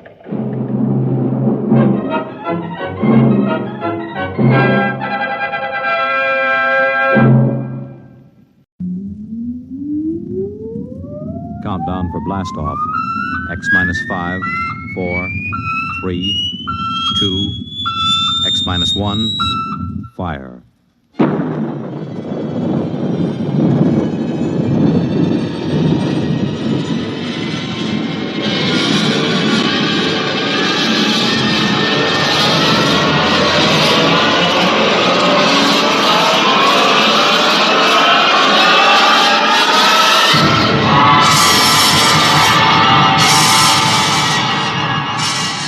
From the far horizons of the unknown come transcribed tales of new dimensions in time and space. These are stories of the future, adventures in which you'll live in a million, could be years, on 1,000 maybe worlds. The National Broadcasting Company, in cooperation with Galaxy Science Fiction Magazine, presents X minus 1.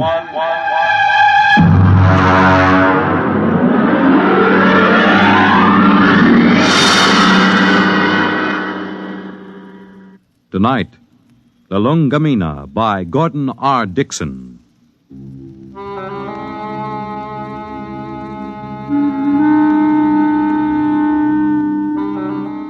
Blame Clay Harbank, if you like, for what happened at Station 563. Or blame Bill Peterborough, The one we called the Kid. I blame no one. I'm a Dorsai man. That means I was brought up on one of those tiny planets a million light years from nowhere. Being a Dorsai man is quite a responsibility. We are a very polite people. We have to be. Because when we get angry, we fight to the death.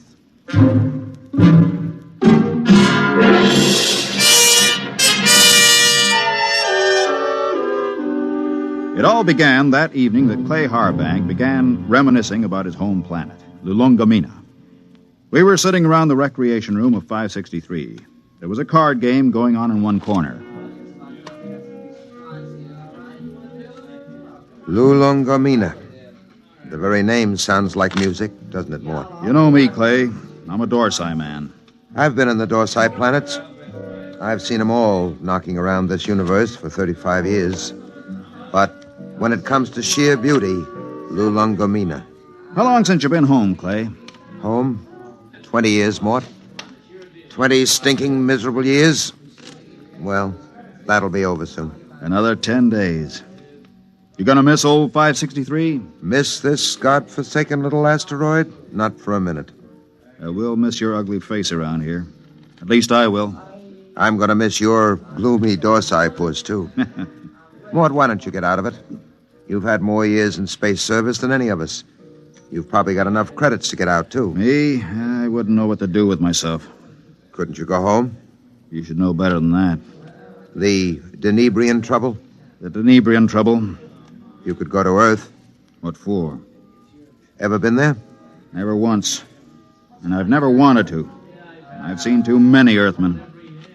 Like the Kid over there. He's green in service. He's full of greed and stupid hate like the rest of them. No, that's not for me. Looks as if the game's breaking up. Here he comes. Well, if it isn't the big gambler from the windy planet. What's its name? Lulungomeena. Yeah. How's the piggy bank coming, Dad? The piggy's a gentleman, kid. He never overeats, so he won't ever get indigestion. Sour grapes. You see this wad of credits? 500. How long you have to work for 500 credits, Dad? How many trips you have to make around this asteroid? How much closer to fall in your grave you have to come? You look as if you made a killing. I always make a killing. I'm a natural-born gambler.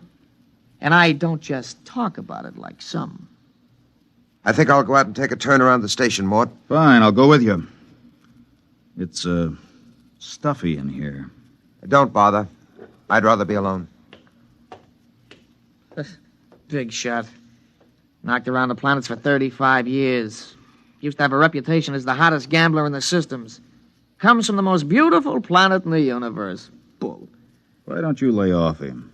Kid, let me give you a piece of sound advice. Go ahead. Lay off Clay Harbank. He's been around the systems a lot longer than you have. He may not be any chicken, but he's a tough baby when the situation calls for it. You trying to scare me, Mort? I thought you Dorsai guys were smarter than that. I'm beginning... No, look, kid. No, look. No offense, Morty. I mean, I wasn't trying to insult the Dorsai people or anything. I gotta go do a flight check. I'll see you.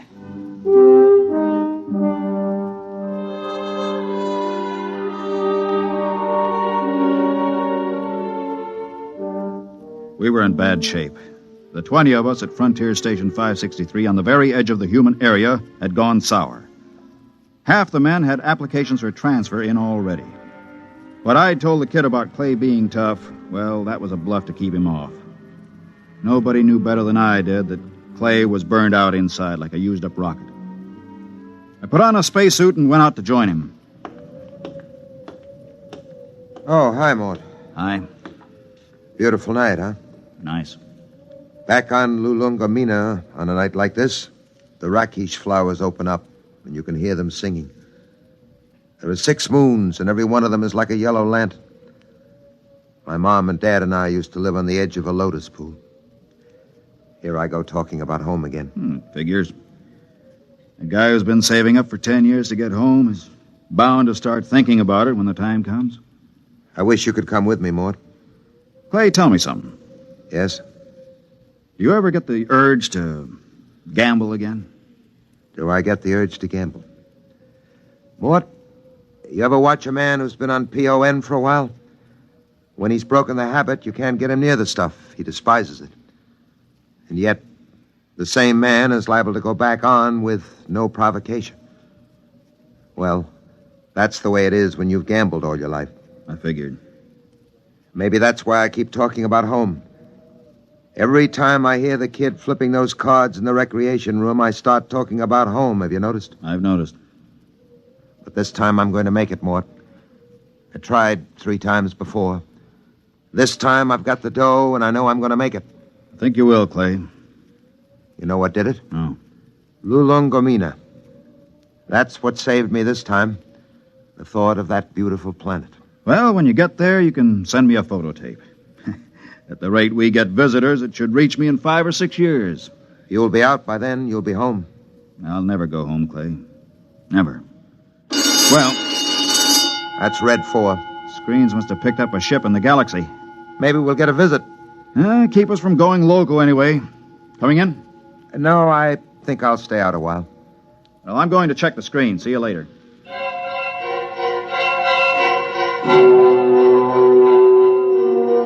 Red 4 meant simply that a ship was entering the galaxy. The chances of it touching down on 563 were pretty remote, unless it happened to need a clearance for Earth or Mars. The screen was black by the time I got there, but the kid was filing a report.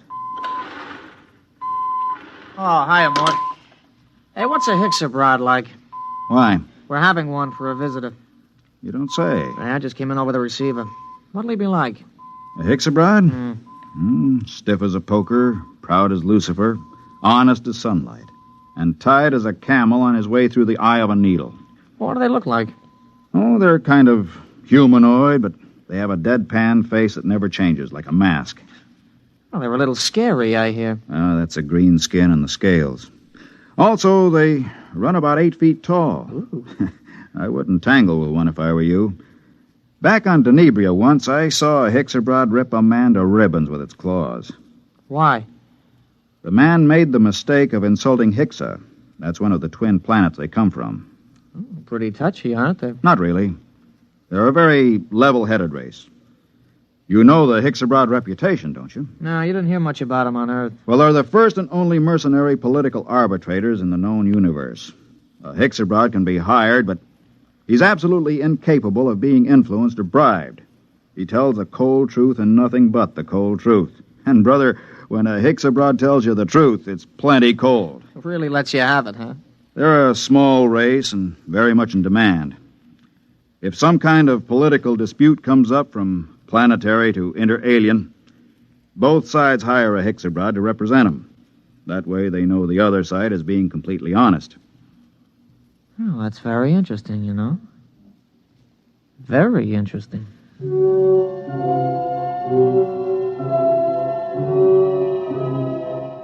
I could tell there was something on the kid's mind, but of course I didn't know what it was.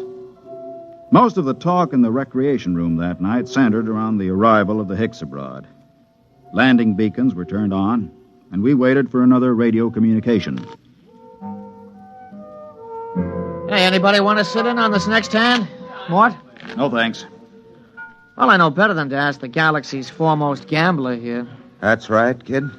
Well, maybe when this Hixabrod gets here, we'll be able to work up a decent game. Do Hixabrods gamble? No, kid, they don't gamble. That's too bad.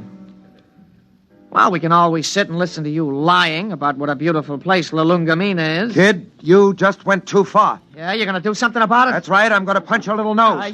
Hey, break it up! Break it up! Clay, you all right? Yeah, I'm okay. Well, you better get to the infirmary. Have your mouth taken care of. Kid, you get to your quarters. Since when are you giving orders? I'm telling you to get to your quarters. You better do what he says, kid. He's a Dorsai man. That's all I've been hearing since I got here. What big gamblers come from Lulungomeena and how Dorsai men are killers. So far, I've seen nothing, but I heard a lot of talk. You're gonna get to your quarters? I'll give you 5 seconds to start moving. You better go ahead, kid. Okay, Mort. I'm letting you bluff me out of the game this time. Just remember, there's going to be other games. Next time, I won't be bluffed.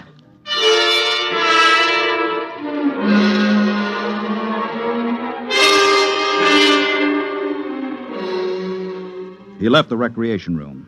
I felt a slight and not unpleasant shiver run down between my shoulder blades, and my eyes were still hot. I'd almost lost my control that time, and my senses told me I'd better be careful. For the next 3 days, the tension of 563 was almost unbearable.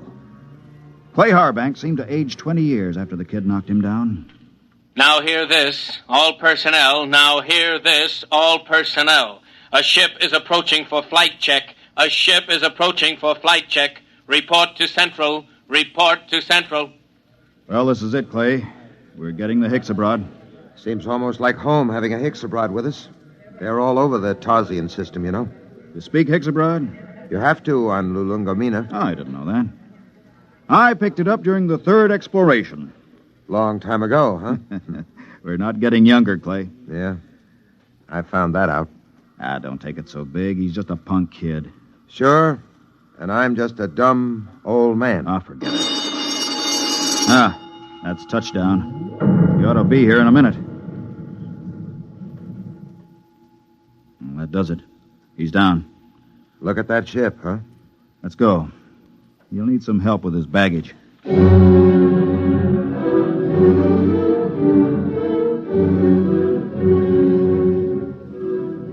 The ship was a silvery one-man job, the kind that have taken the Hicksabrods all over the universe. The cabin door slid back, and the Hicksa stepped out. He was as green and scaly as a lizard, but there was a certain unmistakable dignity in his bearing. Since I spoke the language, I was the first to greet him. Veldt the Hutch and Hicksabroad, welcome to this place. I greet you, Dorsai man. My name is Mort Bianski. I am called Dorlassis. Come.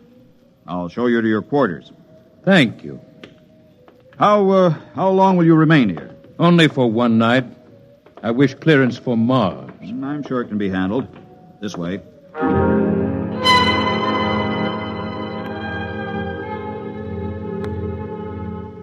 I wondered how he knew I was a Dorsai man. And then it seemed obvious. My broken nose, the scars, the lined face. Nobody could mistake a human from the Dorsai planets. Still, it scared me a little. I kept wondering if he had anything to do with interplanetary police. I tried to put it out of my mind. It was no use.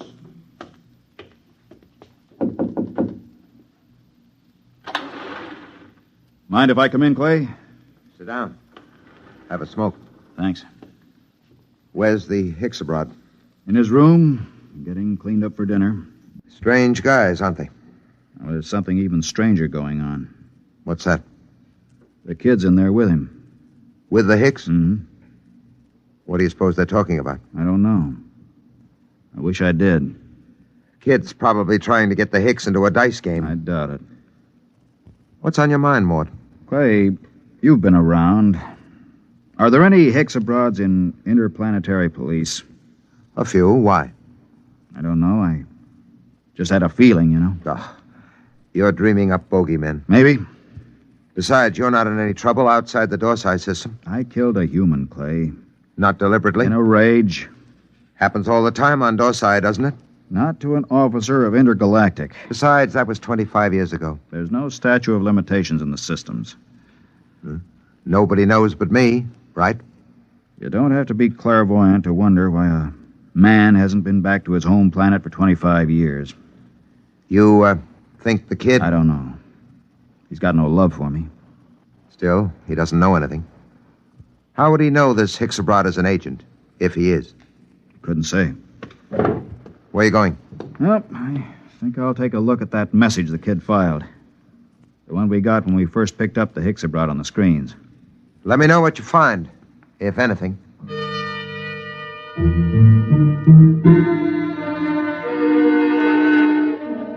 I walked through the empty corridors to the communication center. I went directly to the files where incoming messages are kept and flicked the tab until I got to Notices of Arrivals. There, 2 days before, was a report of the arrival of Dorlassis. I ran my finger down the statistics until I came to the line that said, Point of Origin of Flight. It read, Tarsian Galaxy. That was where Clay Harbank's Lulungomeena was. I read further, where it said Nature of Business. My blood ran cold as I spelled out the words, Criminal... Come come in? Veldt the Hutch and Hixabrod. I greet you, Dorsai man. Is there anything you require? Nothing, thank you. I came to tell you that we'll have dinner tonight at 800 hours. The young Earthman has already informed me. There's a shortage of raw meat here. I've brought my own food, thank you. I see you came in from the Trojan planets. Yes? You didn't happen to be in the Dorsai planets before that? No. Oh, I thought perhaps you might have some news. I came from intergalactic headquarters. Yes, I saw your flight check. Then you know my mission. Yes. Good. How long do I have to pack? I will be leaving at 700 hours tomorrow morning. Can you be ready by then? Yes, I guess so. Good. I don't suppose there's any point in appealing to you. Hixabrods are supposed to be totally without emotion. There is no point in appealing. Funny thing. I've been running away from this moment for 25 years, and now that it's come, I'm glad. We'll be going back to the Dorsites? Yes, to intergalactic headquarters. After all these years. Home. I don't suppose a Hixabrod knows what that feeling is like. I will expect you at 700 hours. Now, if you don't mind, I wish to prepare my food. One thing. Yes? Did the young Earthman tip you off about me? No. Funny. I could have sworn it was him.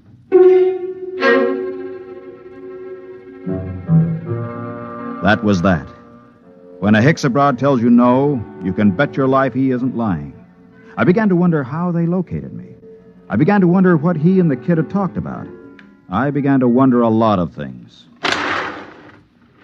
Well? He's an agent for Intergalactic. Well, that doesn't prove he's after you? He is. How do you know? I just talked to him. Lord in heaven. It isn't so bad, really. Just think, I'll be going home. I'm going to kill that kid. Clay. I'm going to kill him. Clay, listen to me. The kid didn't turn me in. You said... I said he was talking to the Hicks. I just asked him, and the Hicks told me it wasn't the kid. They don't lie. So don't go blowing off. It's going to be hard. 10 days. It doesn't have to be 10 days. What do you mean? How many credits do you need to buy your way out? Another 500. Next payday. Don't wait. Don't wait. I have over 900 credits. I'll turn them over to you. Mort. Listen, I don't need them. You can pay off tomorrow and fly as far as the Trojan chain with me and the Hicks. It's a very nice thing, Mort. Will you do it? I'll think about it. Let you know after dinner.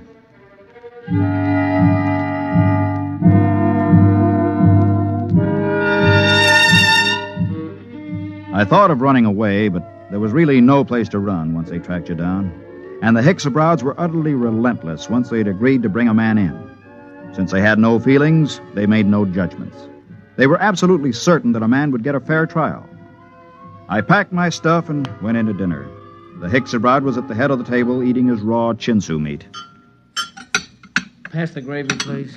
Dorlasis. Yes? They tell me that the Hixabrod home planet is a very beautiful place. It is true. Well, I'm from Earth myself. Yes. I'm curious to know what this beautiful planet of yours looks like. The kid's pretty talkative tonight. What's cooking? I don't know, but I don't trust it. The flora and fauna are maintained in excellent natural balance. No local surplus has exceeded 1% of the normal population for the last 60,000 years. Life on Hixa is predictable. The weather is controlled within the greatest limits of feasibility. The symmetry of the landscape is without parallel in the universe. Very pretty picture. Very attractive home world. But I regret to inform you, Dorlasis, that I've been given to understand that it pales into insignificance when compared with another beauty spot in our universe. Your Earth? I wish I could say yes. No. This place is so wonderful, I doubt if an Earthman like me could get in. In fact, I've never seen it. But I've been hearing about it for some months now. And either it's the most wonderful place in the universe, or the man who's been telling me about it is a rotten liar. Get your gun, kid. Get your gun. Why guns? You call me a liar. Why use guns when it's possible to prove the thing one way or another with complete certainty? For months now, you've been telling me two things. One, that you used to be a gambler. Two, your precious Lulungomeena is the most wonderful place in the universe. The question is either statement true? They're both true. You'll back them up? With my life. I'm not asking you to back them with your life. Just back them with that nice little hoard you've been accumulating all these years. Clay, don't. Well, you said you were a gambler. Bet with me and prove it. Suppose I do. How do we prove my statement about Lulungomeena? It's easy. We have with us at this table a Hexabrod. In a conversation with him, I found out that he's just visited every planet in the Tarsian chain. Now, as everyone knows, a Hexabrod never lies. Do you think you could judge this point, Dorlasis? The point can be judged. Well, gambler. Clay, it's a trick. Don't bet. How much will you bet, kid? All I got. The equivalent of 10 years' pay. Well? You're on. Dorlasis, okay if I question you? Proceed. You've been to the planet in the Tarsian chain, which this man calls his home? I must ascertain the position of the planet. The fourth planet. Ah, yes. The one with 6 moons. That's it. I've been there recently. As you well know, since we spoke of it only this afternoon. We did speak of it, that's true. Now, will you tell me, you know the planet? Yes. You know its geography? I do not repeat myself. Is it a large planet? No. Is it a rich planet? No. Was there not a rain of radioactive fallout from an explosion of a nearby star only 5 months ago? There was. Did it not destroy every piece of vegetation and leave this planet a gutted, smoking ruins, charred and ugly? It did. Well, gambler? You haven't asked him the main question yet, kid. Would you like to ask him? All right. Hexabrod, the question to be judged is this. Is Lulungomeena the most beautiful and the most wonderful place in the universe? Yes. It is. What? Well, kid? It's a trick. It's a rotten trick. I don't believe it. The Hexes... The eyes of the Hexabrod were narrow and baleful as he pushed back his chair. You could almost feel them burning as he dragged his scaly feet over toward the kid. He stopped about 6 inches from the kid and held both his hands up, palms near the kid's eyes. There was a clicking sound, and we watched 11 sets of gleaming razor-like claws shoot up from the tips of the Hexabrod's fingers. Their points were almost against the kid's eyes. Look at my hands, Earthman. Are they not clean? Yes. Do you doubt that I have told the truth? No. Then there is nothing further to discuss. I bow to you, gentlemen. I thank you for your hospitality. You will excuse me.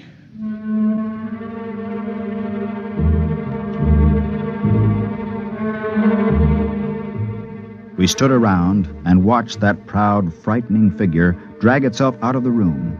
The kid was trembling like a leaf as he drew a bank draft for 10 years' pay and handed it to Clay Harbank. The next morning, Clay and I boarded the Hexabrod ship, and 4 days later, we touched down at the outer planet of the Tarsian chain. Well, this is where I get off, Mort. I don't know what to say, really. I guess you know how I feel. Think I do, Clay. Let's just say so long. There will be no need for goodbyes. What? Both of you are leaving the ship here. But I thought I intend to return to intergalactic headquarters empty-handed. Empty-handed? But they'll question you. What will you tell them? The truth, of course. But you have told me nothing. But I assumed... I am not interested in your assumption. You asked me my mission. I told you it was a criminal investigation. You said you assumed you would go back with me, and I told you when my ship was departing. There is nothing more to be said. But surely you know... Mort, don't say anything. A Hexabrod deals only with facts, what is absolutely known. They're the most literal beings in the universe. Let it go at that. Goodbye, gentlemen. I am grateful for the pleasure of your company.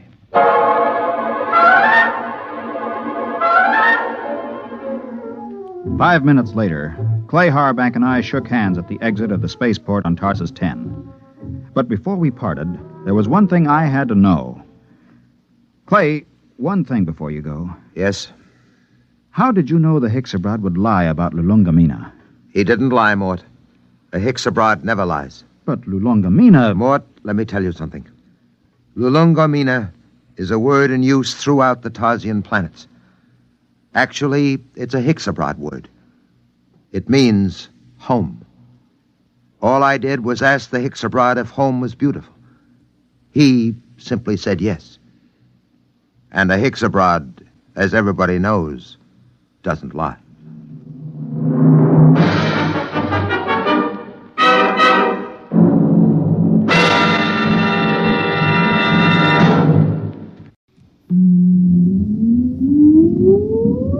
Countdown for blast off. X minus 5, 4, 3, 2, X minus 1, fire.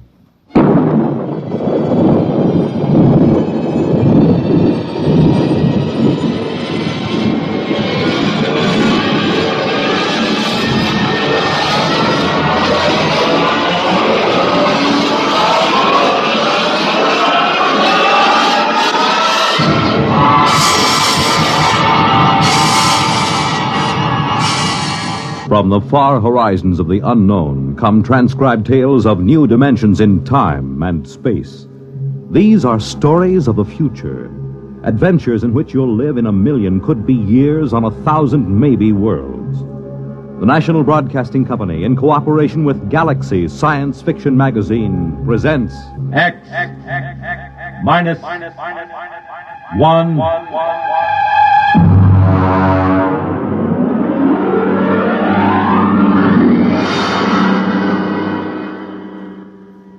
Tonight, the dramatization of a story by Jerry Soule, The Seventh Order.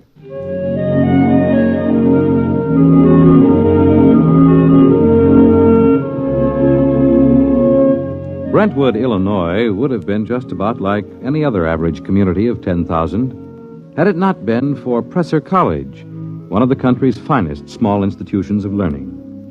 Its residents were used to the pranks, the hazings, and the practical jokes of the students. But even Professor Ansel Tomlin was surprised when the blue humanoid came down the street and up to the porch where the professor was sitting in an old wicker rocking chair.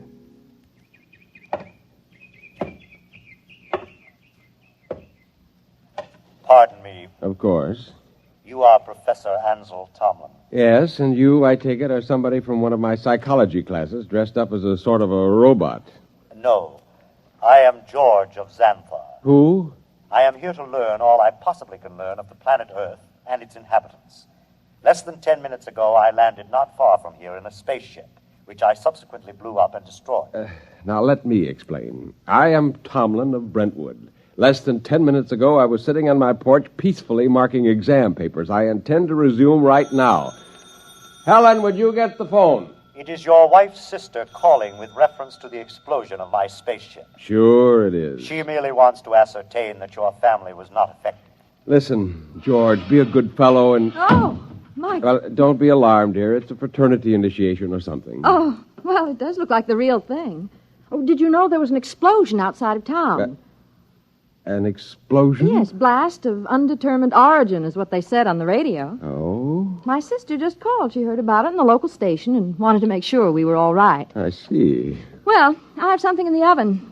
My goodness, that's a wonderful costume.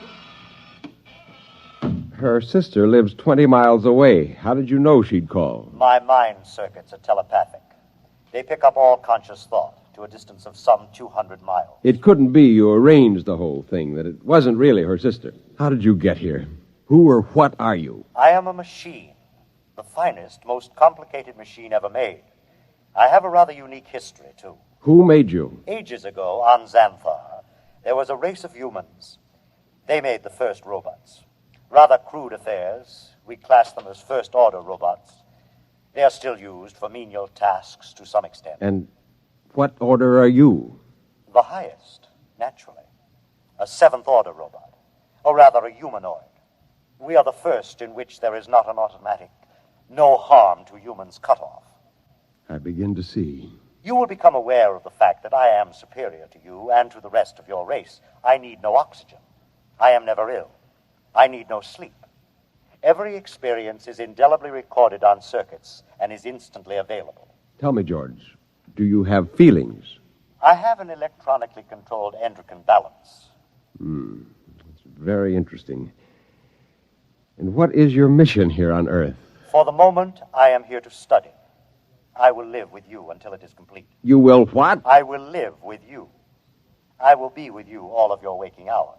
While you sleep, I will go through your library. I need nothing. I want nothing. Just a moment. What about my privacy? When you desire privacy, I will study someone else. Your wife, perhaps. The female should be interested. George, old man, I'm terribly sorry, but you'll have to wire back to your masters to make other arrangements. That will be quite impossible. Really? You see, I have no master. Well, what about those humans back in Xanthar, the ones who invented you seventh-order humanoid? Oh, they are all quite dead. We destroyed them. Destroyed? You look alarmed. It was, after all, they or us.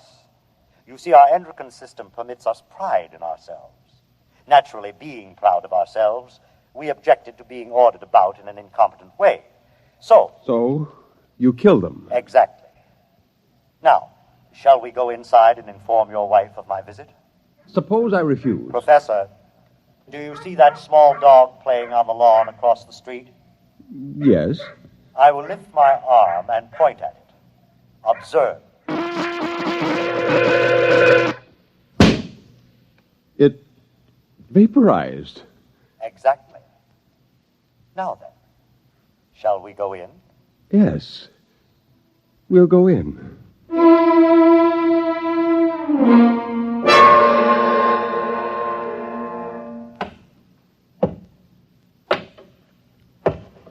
Oh, there you are. I see you brought your friend.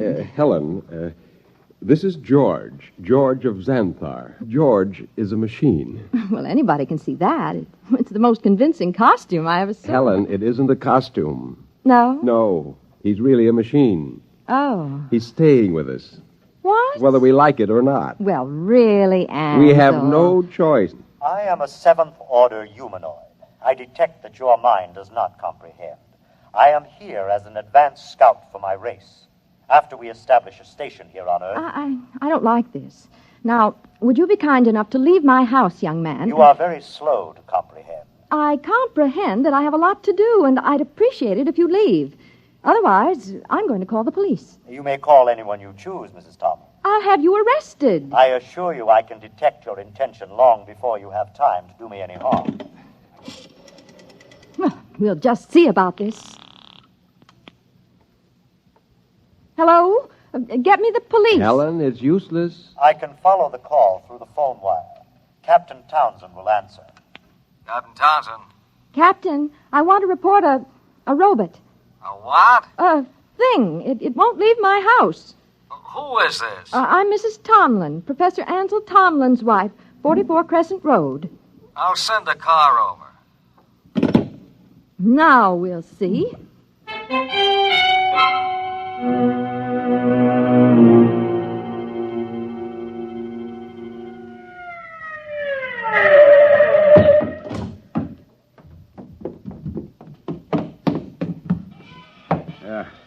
Is this the character that's been giving you trouble? Yes, this is the one, officer. Talked to you before about ruining the flower bed, Sonny. This time I'm taking you in. I would advise you not to touch me. I cannot risk any damage. I'll see about that. Come on outside. I prefer to remain here until I complete my mission. You do, huh? You know what this is? It is a weapon you call a service revolver. That's right. And you'll either march out of here or I'll use it on you. That would be most unfortunate. All right, come on. Officer, let me warn you. He's March. dangerous. March now. I'll count to 3. Officer, please. 1, 2.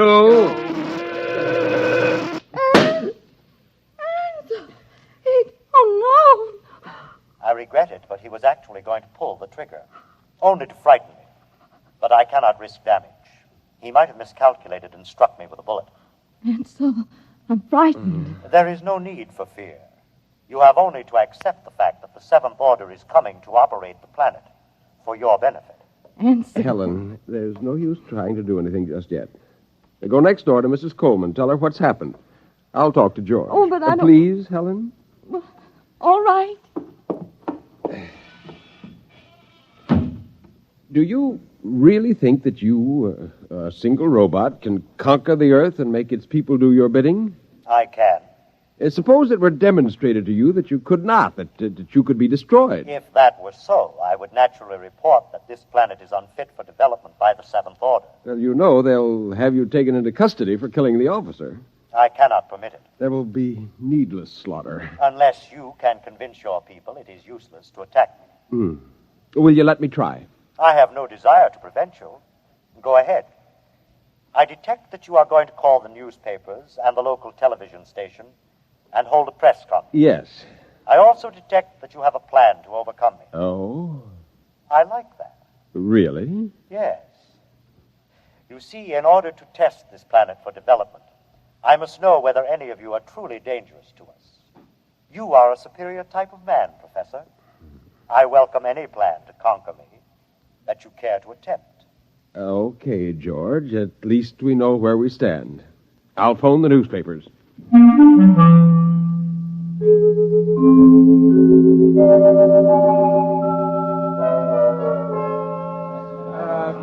Quiet!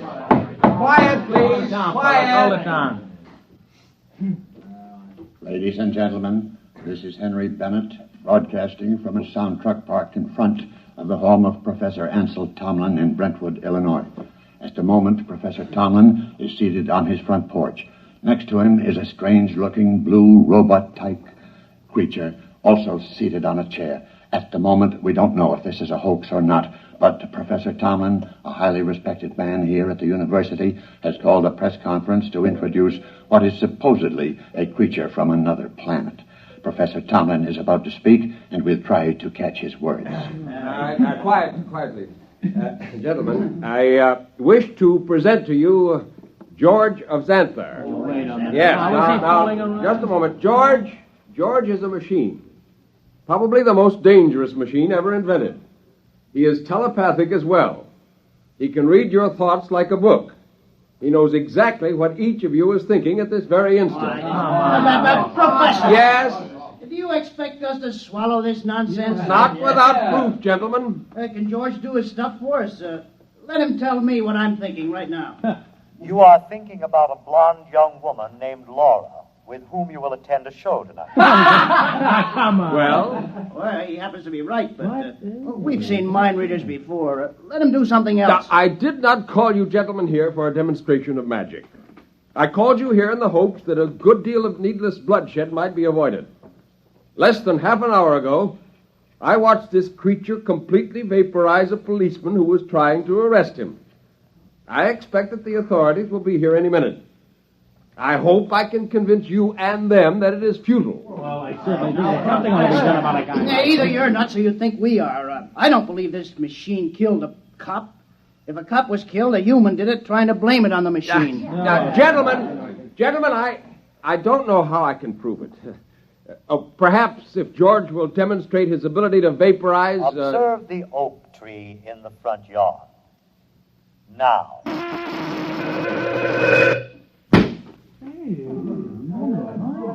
Now, do you see? I see, but I don't believe it. Boys, this is some kind of mass hypnotism. Maybe the tree was rigged up in advance. I swear to you This George of Xanthar is all he's cracked up to be. Let's see what he does when I toss a rock at him. Don't be a fool. Here goes George! Stop him! I warned you. I tried to warn you.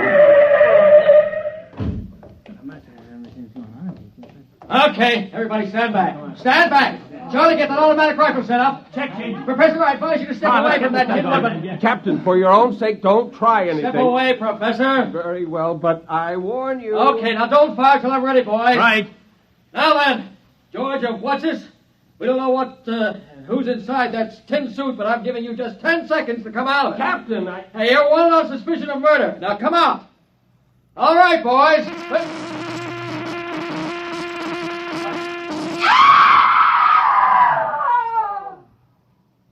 Ladies and gentlemen, I'm afraid we'll have to terminate our broadcast.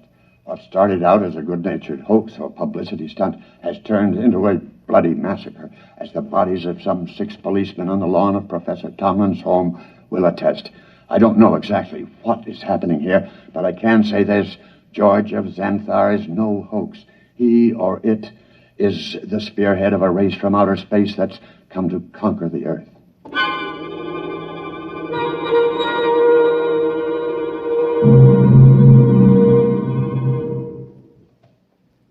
Have they all gone, Helen? Yes, Where is he? in your library, reading. Are the policemen still outside the house? They're walking up and down.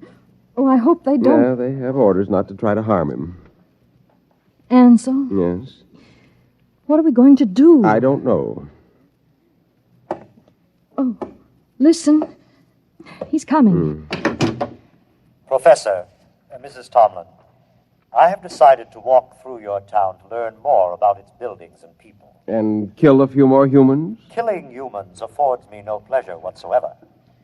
I kill only when damage to myself is possible. I hope that no one will attempt to harm me. George, let me warn you now that this affair has gone beyond the confines of this town. I am well aware of that, Professor. I am aware of a phone call being made this instant by your mayor to the commander of the Illinois State Guard. If you're smart, you'll return to your ship and your planet. My ship is destroyed. I could instruct you to build a new one, of course. But as I have no intention of leaving... Then you will be destroyed. No. I will destroy first. Have you no conscience? A conscience is a fifth-order failing. Needless baggage. Good evening.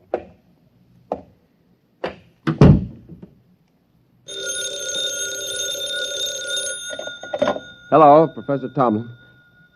Yes. Yes, I will. Who was it? The mayor and the chief of police have called a meeting of the citizens of Brentwood at the college gymnasium tonight. Ansel, you're not going. I must. But no, Helen, there's much more at stake here than my life or yours. Civilization itself depends upon our standing up to this machine. I'm going to the meeting.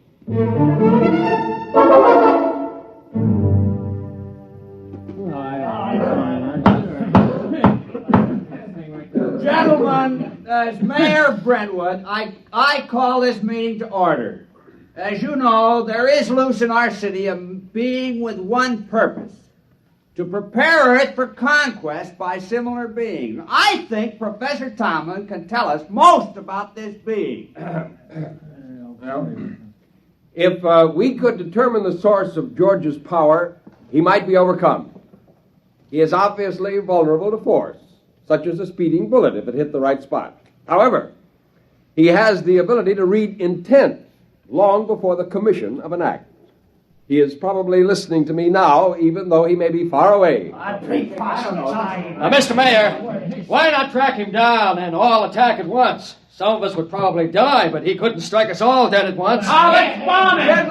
Gentlemen, this humanoid is able to keep track of several hundred things simultaneously. As a matter of fact... Gentlemen.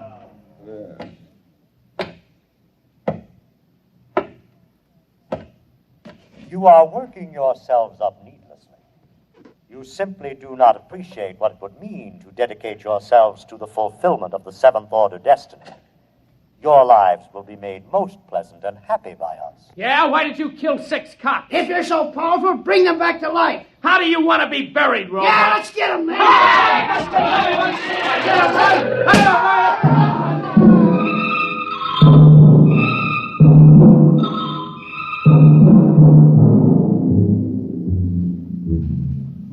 And eyewitnesses report that in the end, when all were gone, George of Xanthar stood alone on the platform of the gymnasium. There was no movement except the twitching of the dead and those trampled by the crowd.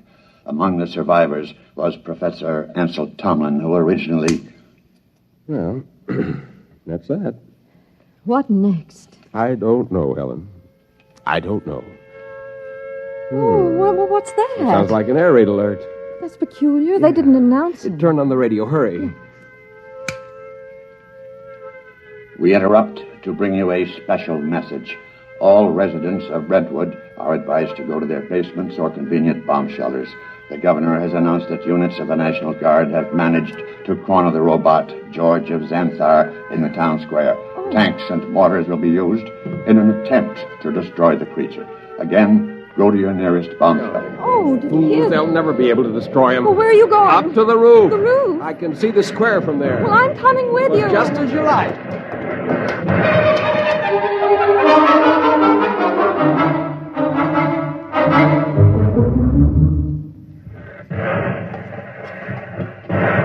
What's happening? He's vaporizing every tank and gun they bring up. Oh, Ansel, let's get away from here. Oh. What's that? Those are Army jets. We'll see how effective he is now. Oh, good Lord, a whole squadron up in smoke. It's no use. Can't you see? It's no use. Ansel, come inside, please. Oh, very well. Oh, if only there was something we could do to tell Not him. as long as he can read our every conscious thought before we can act. What is it? Our every conscious thought. Our thought. I wonder if... What is it, Nothing. Ansel? Nothing, Helen.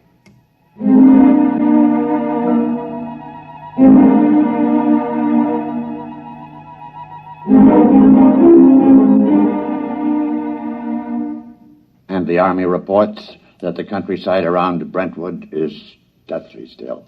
The blue humanoid, George of Xanthar, is still standing in the middle of the town square, where he's been standing for 3 days now.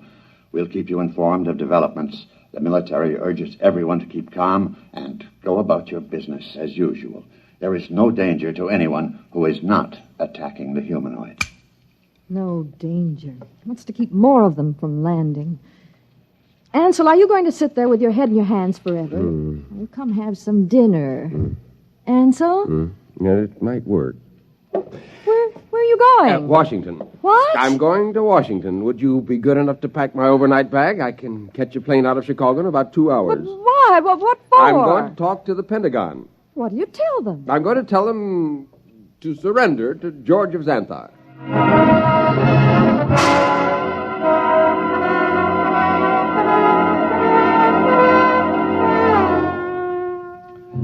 Our microphones are here at the edge of the town square in Brentwood, Illinois today, ladies and gentlemen, to witness the most unusual spectacle of modern history.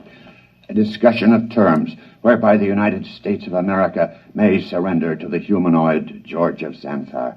For the occasion, an honor guard of 22 servicemen from all branches and all parts of the country has been chosen. In just a moment, the honor guard will accompany General of the Army's Walter Pitt, who will discuss the surrender.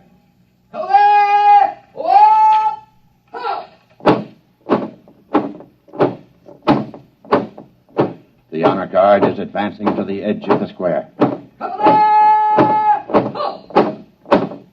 The robot is standing there now, carefully eyeing the soldiers. Every ounce of his concentration seems to be going into it.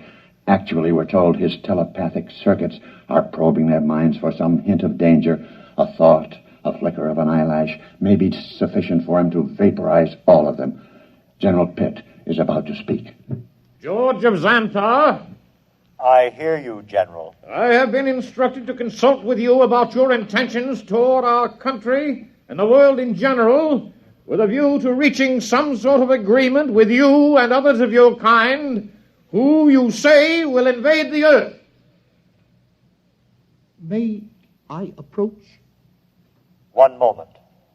I perceive no intent to harm me.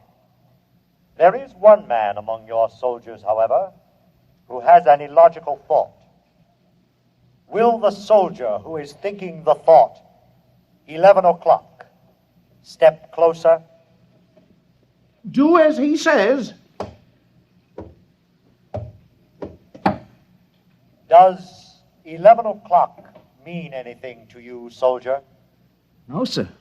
It's running through my mind, but it don't mean a thing to me.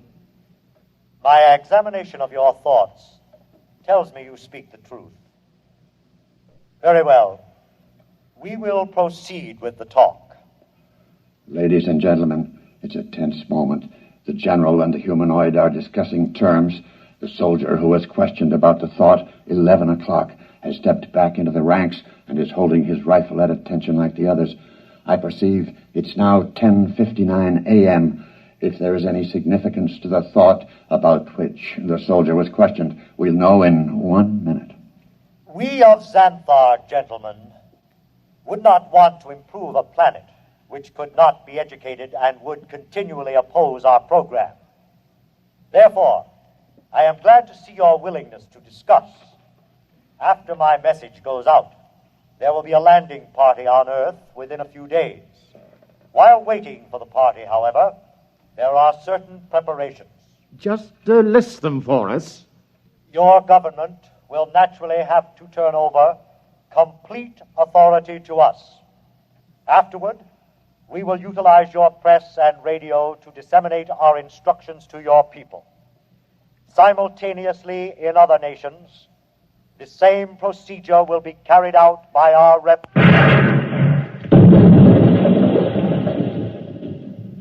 Ladies and gentlemen, it's happened at exactly 11 a.m. 10 soldiers in the honor guard instantaneously fired their weapons into George of Xanthar. Apparently explosive bullets have blown him to smithereens. The remains are lying scattered all over the square. People are pouring in, kissing each other, shouting.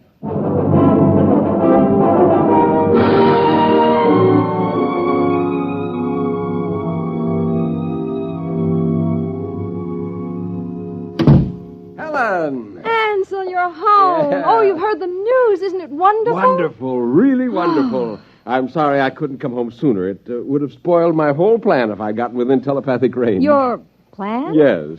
But what? How? What? Just a matter of simple psychology. Those men in the honor guard. What about them? Did you know any of them? Not exactly, but I did have the job of hypnotizing 10 of them. Hypnotized? That's right. You see, each of those men was hypnotized. And while he was under, we planted a post-hypnotic suggestion, namely, to fire at George of Xanthar when a soldier named Charlie started to cough. Charlie was told to cough at 11 o'clock. Before we released them from hypnosis, we told them to erase everything from their conscious memories. I was staking everything in the hope that George could only tune in on the conscious mind, not the subconscious, and it worked. Yeah, there was nothing to be reached by George's prying mind, so we never knew what was going to happen. At 11 o'clock, the soldier named Charlie coughed. The men raised their guns and fired. And that was the end of George of Xanthar. Now, if you don't mind, I've got some exam papers to mark.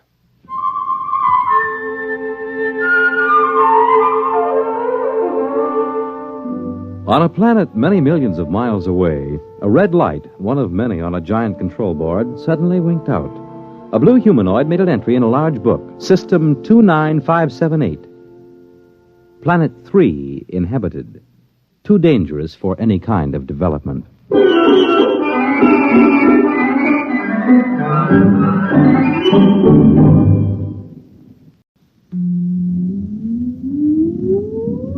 Countdown for blast off. X minus 5, 4, 3, 2, X minus 1, fire.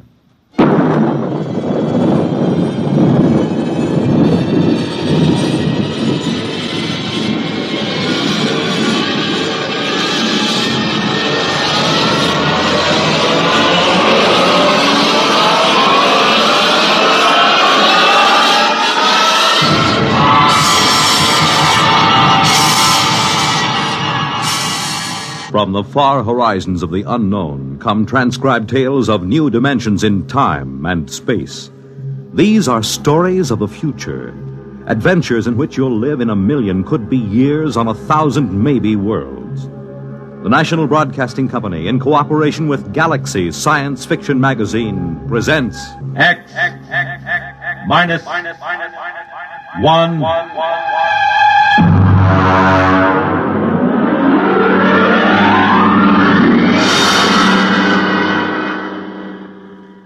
Tonight, the Frank Quattrocchi story, Sea Legs.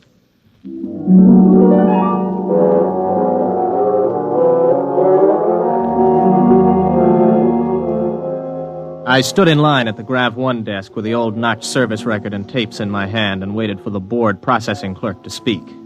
The clerk seemed utterly indifferent to the excitement of the men in the line. I wondered how long he'd been out here on this godforsaken Zone 5 planet. Next. Name? Robert Craig. Occupation? Flight officer. Destination?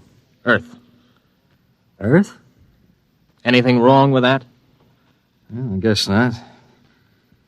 How long since you've been on Earth, Mr. Craig? Well, I've never been there. My parents left during the second colonization of Cassiopeia. I was born there. Have you ever been in a gravity system? Oh, just briefly. Under drugs, of course.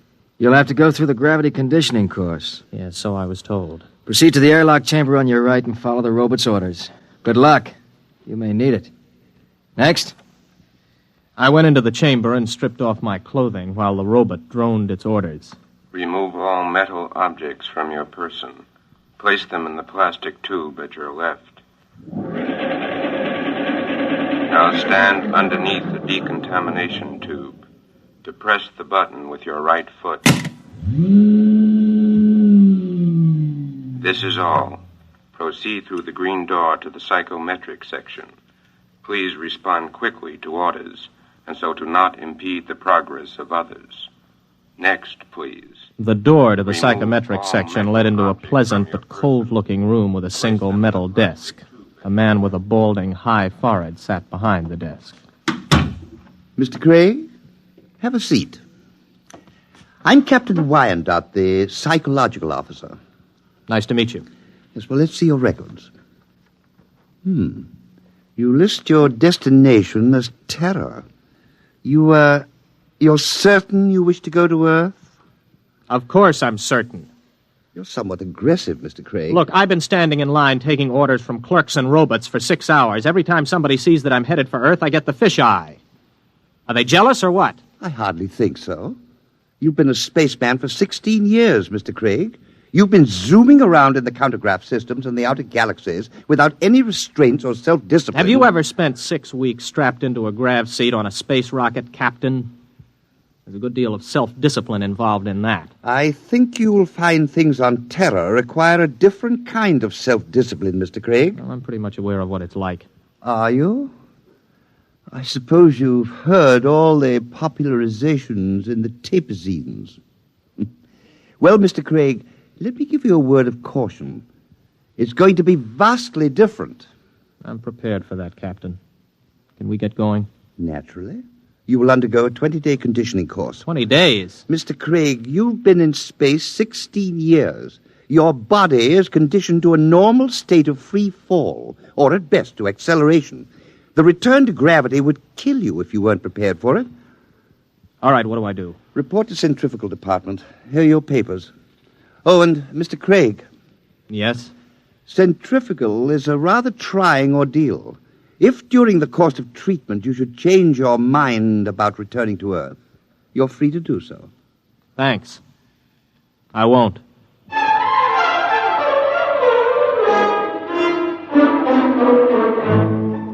I'd heard about centrifugal, but you can never really know about these things until you experience them. 4 times a day we were whirled around until it seemed as if our insides were too big for our bodies. On the 12th day, it got to be too much for me.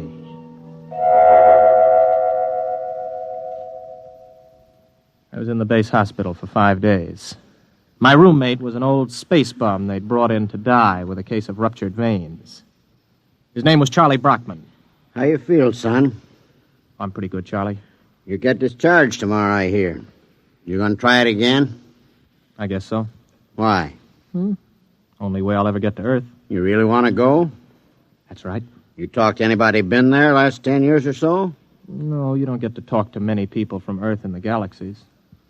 Were you ever there? Me? Now, what would an old space bum like me be doing on Terra? Well, I just thought maybe... I done most of my time in Zone 5. Out there, you get to thinking anybody who stays less than 80 light years from Earth is a landlubber. Yeah, I used to think the same. Then I took the exam for a job back on Earth, and I passed it. I used to think I'd like to go back. But space was exciting, you know. New and raw. It tugged at your guts, and it sent the blood rushing through your veins. But it was free. No bureaucrat ever lasted 6 months in Grav 5. I had enough hitting atmospheres all over the universe, old man. Maybe you're right. Lean over here, will you? Sure. Unbutton my pajama top, will you? Okay. There's a chain around my neck. Got a little message capsule on it. Oh, yeah, I got it. Do me a favor, huh? Take it with you when you go back to Terra. Don't open it till you're on the ship. Okay, Charlie. And, son. Yes? I lied to you. I have been back to Terra. I faked some papers and made a landing there 6 months ago.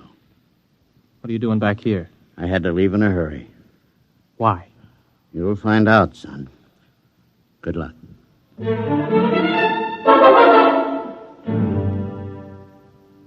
Charlie died the next day. A few hours later, I was visited by Captain Wyandotte, the psych officer. How are you feeling, Craig? Okay. You still want to go back to Earth? Yes. You're completely sure you want to live out your life there, to give up space service for it? Look, we've gone through this, Captain. Now, you tell me that spacemen don't settle down on Terra, yet you won't or you can't tell me why. All right, what's the pitch? Does the Space Service need men so badly that they have to make it impossible for us to go back? That, Mr. Craig, you will have to discover for yourself. You have my authorization to complete your conditioning and return to Earth as a private citizen. I wish you luck. You'll need all you can get.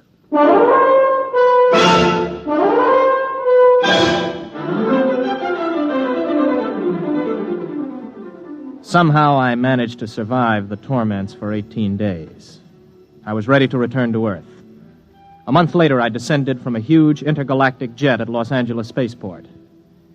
I was dead tired from the trip. I checked in at the nearest inexpensive hotel. This is your room, sir. Just put the bags down, will you? I'll unpack myself. Yes, sir. Just back from outer space, sir? Yeah, that's right. How could you tell? Sea legs.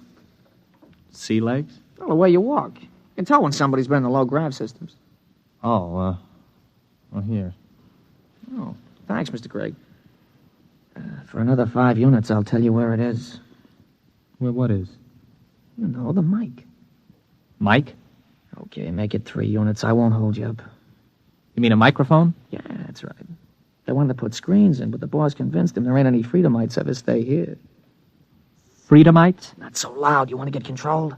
No. Here's the money. Where is it? It's in the bed illuminator. You can short it with a razor blade. Thanks.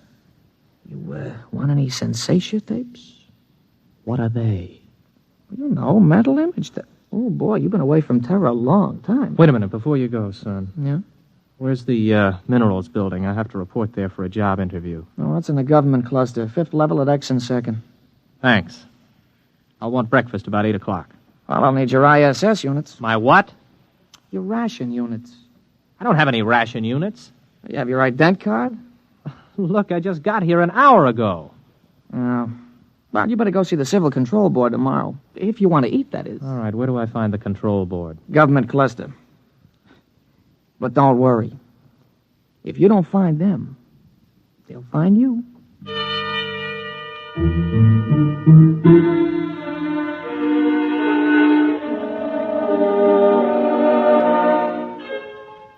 I went to sleep that night with the uneasy feeling that somebody was watching me. It had been a weird day. I hadn't exactly liked it. Well, I told myself it figured that there'd be more formalities and rigmarole on Earth than there were out in the systems, especially at first. Still, I couldn't get the idea of the concealed microphone out of my mind. You may relax, Mr. Craig. You are Mr. Craig? Yes, Robert Craig. You aren't nervous, are you? No. This is my first time before the control board, and... well, it's my first time. Flight officer, eh? Somewhat unusual for a vigorous young man like yourself abandoning space service, isn't it? I don't know. Is it? Leaving something behind, Mr. Craig? No. You don't like this sort of affair, do you, Mr. Craig? Well, I'm afraid I don't quite see its necessity. I served the intergalactic service well. My records prove it. It's enough impertinence, Mr. Craig. Answer the questions. You are a Terran? Yes. Where are your loyalties? I don't understand. Your first loyalties are to Intergalactic, is that right? Is there a distinction? Do you wish to be held in contempt of this board? Of course not. And you will confine your responses to simple yes answers. Now, Mr. Craig, we shall begin again. Please try to show restraint of emotion. You are here to petition for an identity card of provisional code 2 type. You maintain that you've never been on Terra before. Indeed, you state that you've never had a political affiliation. Yes. What are your reactions to the latest acts of the Liberal Party? I have none. You do not condemn the Liberal Party? Well, Then you must favor it. I don't know anything about it. Now then, Mr. Craig. The Import Service report shows that you passed your test aboard your ship. You were enabled to accomplish this through night study. Yes. Yet you maintain in your application that you had considered the space service a career. I changed my mind. Oh, you changed your mind. I see. I see, too, that you have petitioned the board for a private means of conveyance. Why do you wish to own your own transportation vehicle? To make it easier to get around, I report to my job and... What job? I passed the exam for the import service. I report today. Where are you living, Mr. Craig? At the Star Hotel. Very well. You'll wait outside in the waiting room until you're called again. I waited about 2 hours in the porcelainized waiting room of the Civil Control Board. Then I was called over to the clerk's desk at a small window. He stamped some cards for me. Craig. Here. Here's your stuff. Class 1 provisional ident card. Sign it and fingerprint it. Don't lose it. If you do, you'll be picked up by the control agents. I petitioned for a Class 2 card. You'll get a Class 1. This entitles you to maintain an apartment in the lower level of the Beverly Project. Here's your clothing ration. You'll have to turn in that leather flight jacket. What? No, wait a minute. I had this made on Chuan. Listen, I can remove the insignia. That is not the point. Your clothing ration is defined by law. There are no exceptions. This is your food ration. What's all this medical stuff on the card? You are rationed fairly in accordance with your particular metabolism. Oh, you're kidding. I do not kid, Mr. Craig. Well, what about a car? I asked to be allowed to buy a car. Let's see. Your petition to be permitted to purchase a private means of transportation is hereby denied.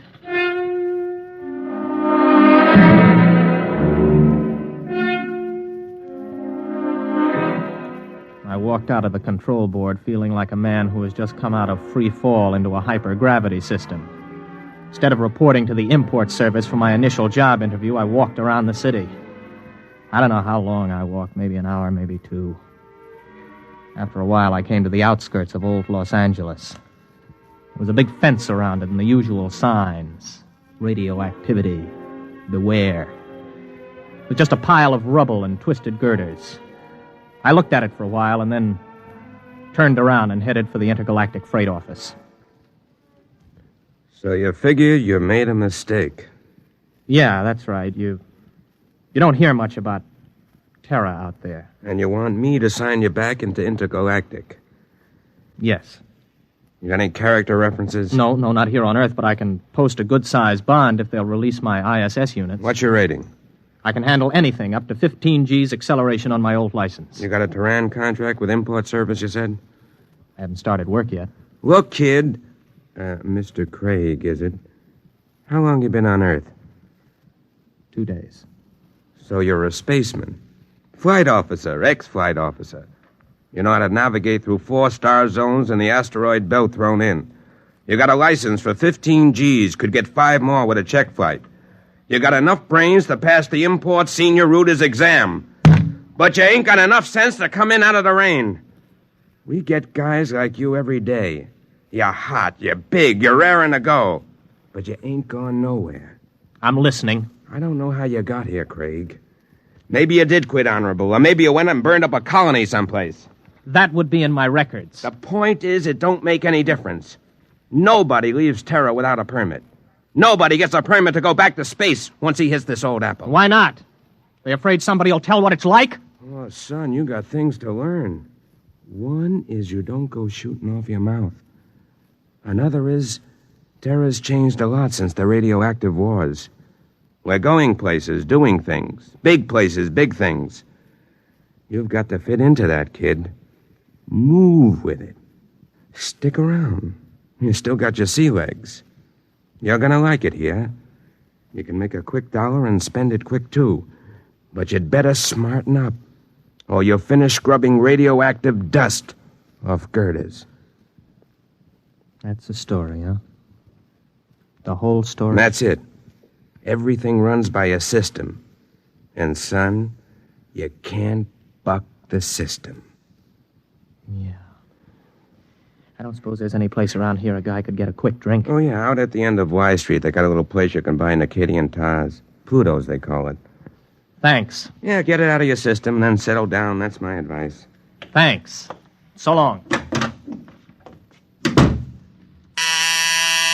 Get me the control agent. He just left here. He's on his way to the Pluto Cafe.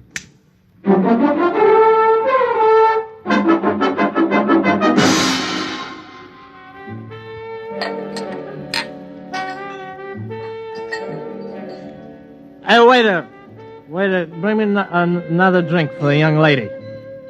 Now then, where were we? I don't know. In fact, I still don't know why you're buying me free drinks. I told you I want somebody to talk to. You a purist? Or maybe you don't like the brand of sensation tapes they're peddling these days. You know, you don't have a bad face, really, underneath the makeup. I mean, it's a little crooked, but it ain't bad, really. Thanks. Does me pretty good. Well, what's your name? Gloria? Oh, sure, I remember. Gloria! Maybe you had enough to drink. No, not yet. You know, I look around, I see all these people with their faces all froze up like plastic. And I feel like I got to know somebody, or I go out of my mind. So what happens? Everybody is afraid. I mean, what happened? Whatever happened to freedom? What's the matter? Did I say something? What's everybody so quiet about all of a sudden? Okay. Come with me. Hey, well, who are you? Control board agent. Hey, I wasn't with him. Honest, he just picked me up and bought me a drink and started shooting off his mouth. I wasn't with him. Let's go, Mac. Wait a minute, what for? You'll find that out. Come on. On your feet. Okay, come on, keep your hands off. I'll go with you. Everybody else, just mind your own business. You, girlie. Yeah? Let's see your ident card. Here. You live at this address? Yeah? Alone? With my sister. Maybe some nights you could go to a movie or something. We could spend some time getting acquainted. Yeah. Yeah, sometime. Good, I'll call you. Hey, I need my ident card back. I can't get rations without it. I'll keep it. Bring it back myself. Why don't you give the girl her card? No! Or maybe you mind your own business. Let's go. You walk just a little in front of me.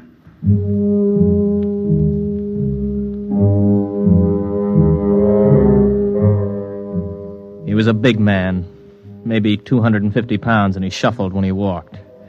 He'd hit me right across the right shoulder with a sort of rubber truncheon. Now it began to ache.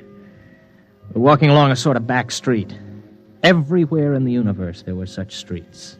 Streets where you could find freedom in anonymity, a compromise between lawlessness and law. They are permitted by the authorities because it is necessary to have a place for those who are not permitted elsewhere. Okay, step into the doorway. Hurry up, you fool. We're being followed. Well, we're followed by whom? Don't ask questions. Who's you told? Don't I have any rights? You got the right to get hit over the head unless you do what you're told. Now quit. Hey, come in. In here. Hurry. Hey, who are they shooting at, you or me? Both of us. Down these steps. Stop! Stop or we'll fire! Through this door. Now, duck behind that pillar. Don't make a sound. You see them? Not a trace! Come on, they probably slipped out. Walk through the tunnel behind you. One false move and you're finished. Go on.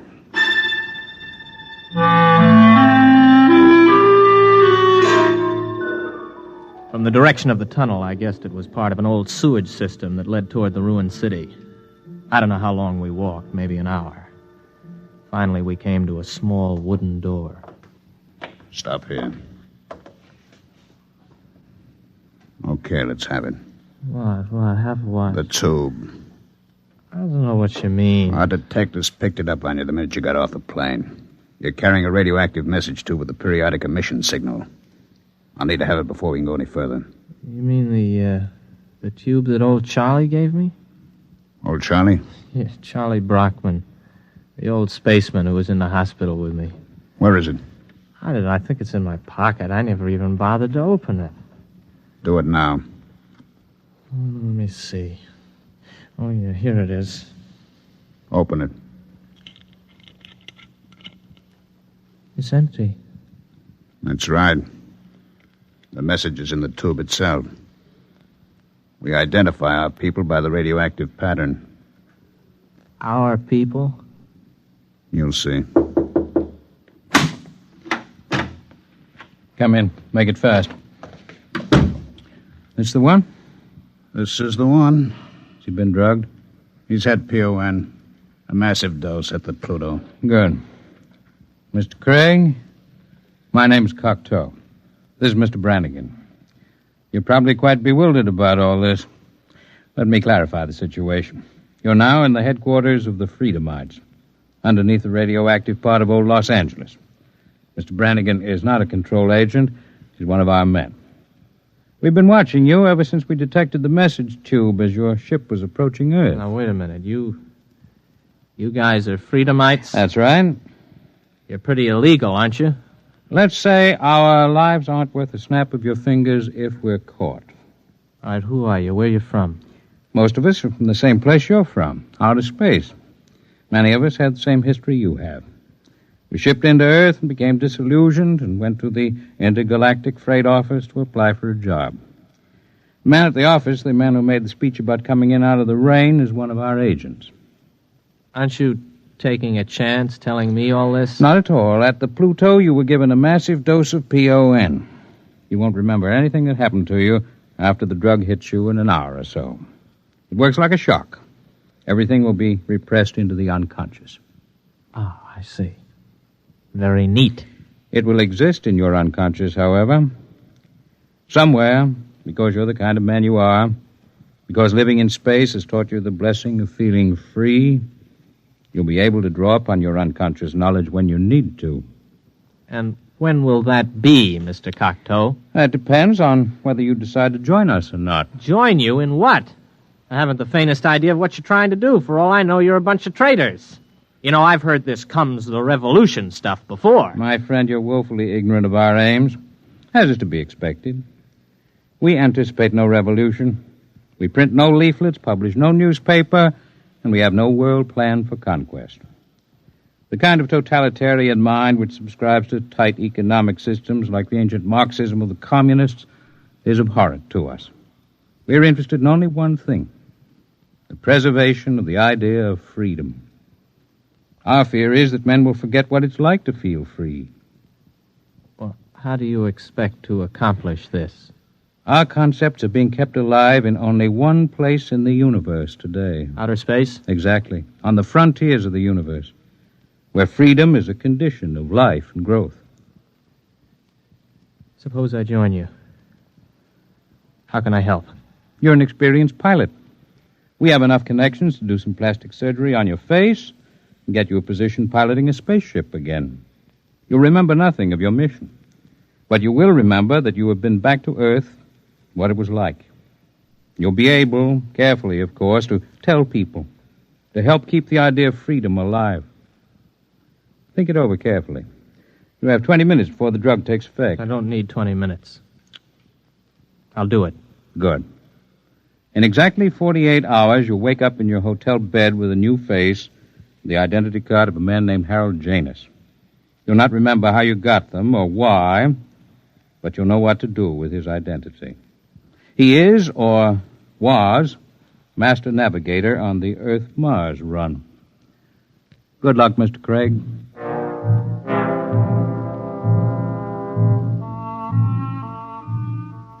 I woke up in the hotel bed, feeling like a man who has hung one on, but good. I looked into the mirror and I saw the face of another man. I looked in my wallet and discovered that I was Harold Janus, navigator for Intergalactic, holder of a license for 15 Gs. I wondered where it came from, how I got it, but I asked no questions. This license, this ident card, meant freedom. I walked out of the hotel feeling steady for the first time. I'd gotten my sea legs at last.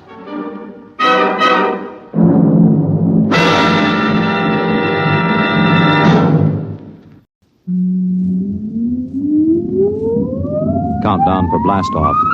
X-5, 4, 3, 2, X-1, fire.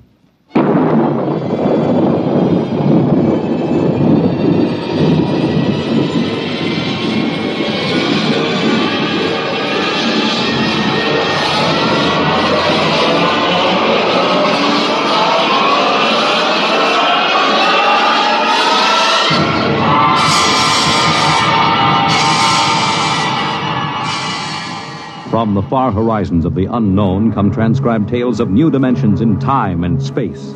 These are stories of the future, adventures in which you'll live in a million could-be years on 1,000 maybe worlds. The National Broadcasting Company, in cooperation with Street and Smith, publishers of astounding science fiction, presents X minus 1.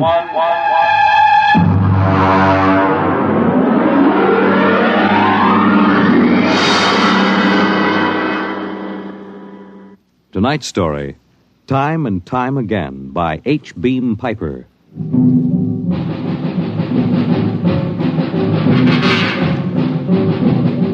It happened during a routine skirmish in the Great War.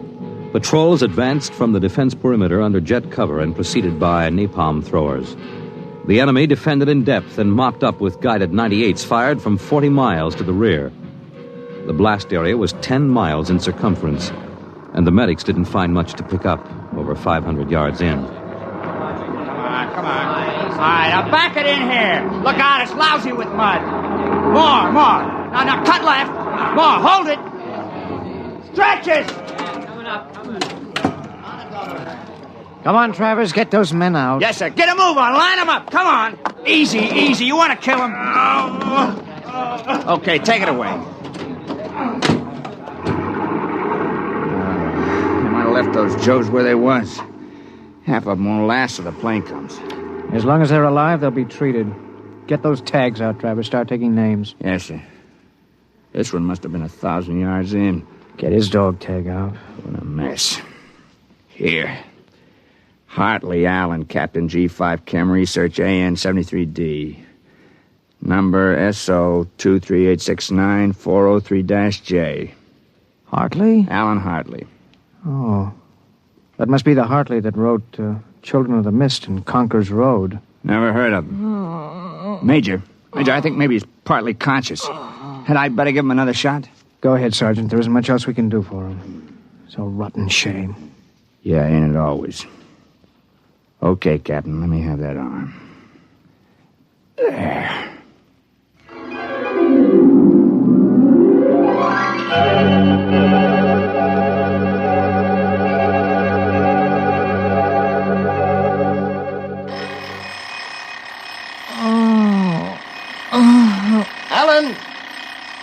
Alan! Oh, God. Down. Get up, Alan. Can't stay in bed all day. I remember that. Clear as if it were real. Up and at him. Hit the deck. Remarkably vivid. It's strange. Alan, are you all right? I'm all right. What's wrong with my voice?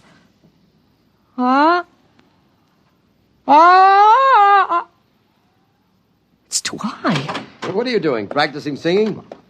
My voice has changed. Is that all? You're growing up. Happy birthday.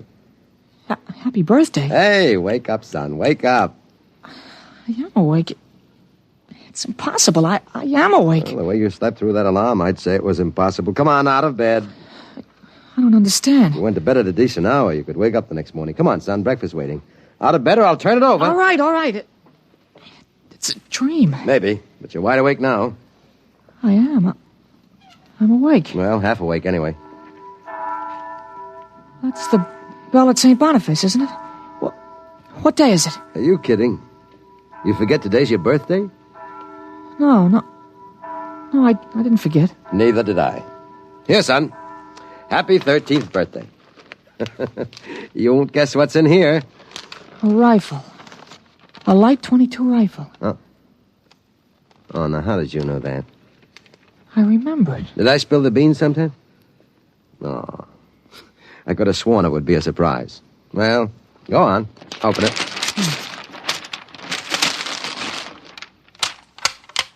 You like it? Yeah. Yeah, it's perfect, Dad. We'll have to lay down rules about using it, and I'll have to teach you how to operate it. I don't believe in letting a boy handle a gun until he really knows how. If I let you play with that thing before I teach you about guns, you'd blow your head off. I suppose so. I'll be shaving, Alan. Come down to breakfast when you're ready. Well, it's a big day today. You're almost a man. Almost. You're still groggy. Snap out of it, Alan.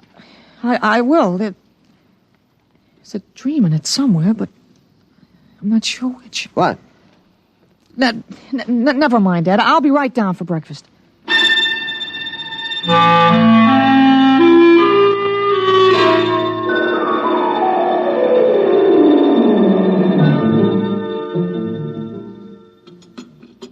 What you going to do today, son? I want to do some reading this morning, I guess. That's always a good thing to do. After breakfast, suppose you take a walk down to the station and get me a Times. Didn't it come? What, the Times? Well, they don't deliver. Be a good idea, though. Maybe I'll talk to Sam Ashburn about it. Here's $50, Alan. Get anything you want for yourself out of the change. Thanks, Dad. Finish your milk before you go. Sure, Dad. Thanks for the money. You're big enough to handle it now. Hurry back. I'd like to finish the crossword puzzle before lunch.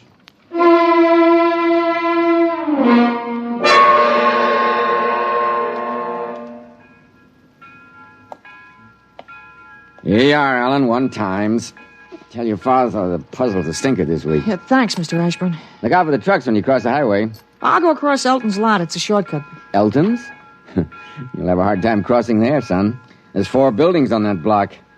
I thought they burned down. I've seen them this morning, big as life. I guess that didn't happen yet. What'd you say? Nothing, Mr. Ashburn. I was just muttering. My days, youngsters talked up. Yes, sir. Bye, Mr. Ashburn.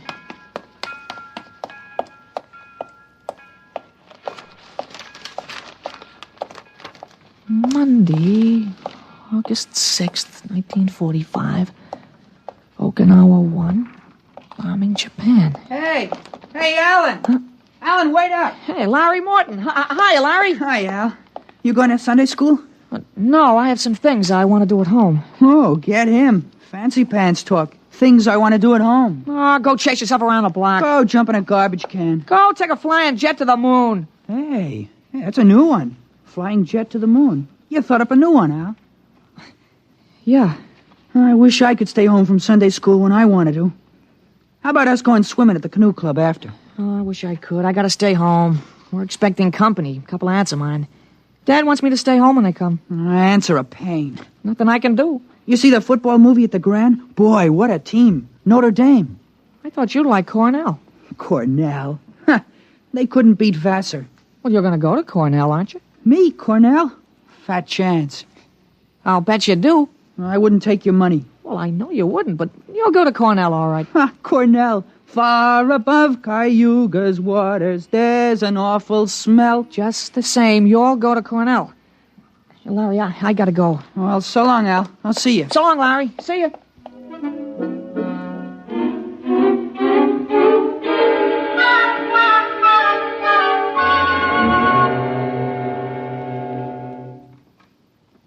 I'm stuck in this corner, staring at a word that makes in proportion. Tight. Huh? Tight. T-I? It fits. Now, how did you know that, Alan? That? I read it somewhere, I guess. Oh. What you reading now? Tarzan again? No, not Tarzan. It's refreshing to see you with a book. Sometimes I think I ought to forbid comic books in the house. Yeah, they must be raising the devil with those bombing raids in Japan. How long do you think the war in Japan will last, Dad? Oh? I'd say to the middle of 1946. They'll have to invade those islands foot by foot. I don't think so, Dad. I wouldn't be surprised if the war was over very suddenly. How, by magic? There isn't a thing on earth will make those Japanese surrender. You expect somebody to make a pass and it'll be all over by this afternoon? Something like that. I wish it could. A lot of boys dead in the invasion of Japan. Mr. Hartley, excuse me, please. Oh, hello, Mr. Gutchell. That's Frank Gutchell, Dad? That's right. Excuse me. I didn't mean to disturb you, Mr. Hartley. It's all right. Lovely day, isn't it, Mr. Gutchell? Mr. Hartley, the Lord's Day is always beautiful. Of course, Mr. Gutchell. Mr. Hartley, I wonder if you could lend me a gun and some bullets. My little dog's been hurt, and it's been suffering something terrible. Oh, that's too bad. I want a gun to put the poor thing out of its pain. Of course. How would a 20-gauge shotgun do? You wouldn't want anything heavy. I was hoping you'd let me have a little gun. Maybe, so big. Pistol? So I could put it in my pocket. It wouldn't look right to carry a hunting gun on the Lord's Day, and people wouldn't understand that it was for a work of mercy. Of course, I understand. You're a very religious man. The whole world is evil, Mr. Hartley. Yeah, sometimes it certainly looks like it. Well, I have a Colt 38 Special from the auxiliary police outfit. Well, that's fine. You've got to bring it right back, Mr. Gutchell. I might be called out. Now, you'll have to promise to get it right back. Dad, wait a minute. I just remembered. Remembered what? Well, aren't there some cartridges left for the Luger? Then you wouldn't be without the Colt. That's right. I have got a German automatic I could let you have. That way I wouldn't get stuck. You'd have to return it promptly, though. Oh, wait, Dad. I'll get it. I know where the cartridges Be careful, son. Well, Mr. Gutchell, it sure turned out nice after all that.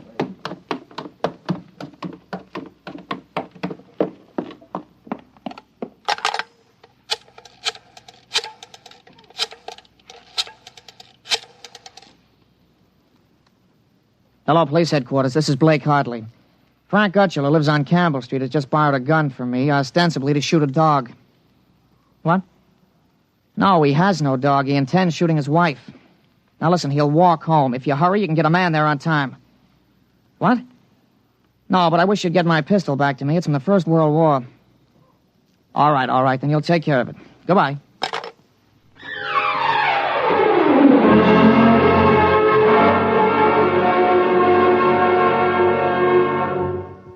There you are. What kept you, Alan? I couldn't find the cartridges at first. I'll show Mr. Gutchell how it works. It's all loaded, ready to shoot. This is the safety. Just push it forward and up. There are 8 shots in it. Did you load the chamber, Ellen? Sure, it's on safe now. You understand how it works, Mr. Gutchell? Oh, yes, I understand. Thank you, Mr. Hartley. Thank you, Sonny. Goodbye. Goodbye, Mr. Gutchell. Return the gun when you're done. Yes, I'll be done with it soon. Goodbye. Alan, you shouldn't have loaded that gun. I guess it's all over now. I had to keep you from fooling with it. I didn't want you to see I took out the firing pin. You what? Gutchell didn't want that gun to shoot a dog. He's a fanatic. He sees visions, hears voices. The voices probably put him up to this. Well, I'll submit that any man who holds intimate conversations with disembodied spirits isn't to be trusted with a gun. What are you talking about? While I was at it, I called the police upstairs. I put a handkerchief over my mouth and told them I was you. You? Well, why did you have to do that? I couldn't have told them this is little Alan Hartley, 13 years old. And suppose he really wants to shoot a dog. What kind of a mess will I be in then? No mess. If I'm wrong, which I'm not, I'll take the rap for it. Dumb kid trick, you know. But if I'm right, you'll have to front for me. They give me a lot of cheap boy hero publicity, which I don't want. This is crazy, Alan. This is absolutely crazy. Maybe. We'll have the complete returns in 20 minutes.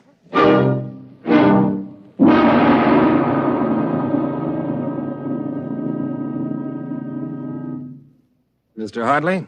Mr. Blake Hartley? That's right. I'm Detective Sergeant Koborski from Homicide. Here's your Luger. Thank you.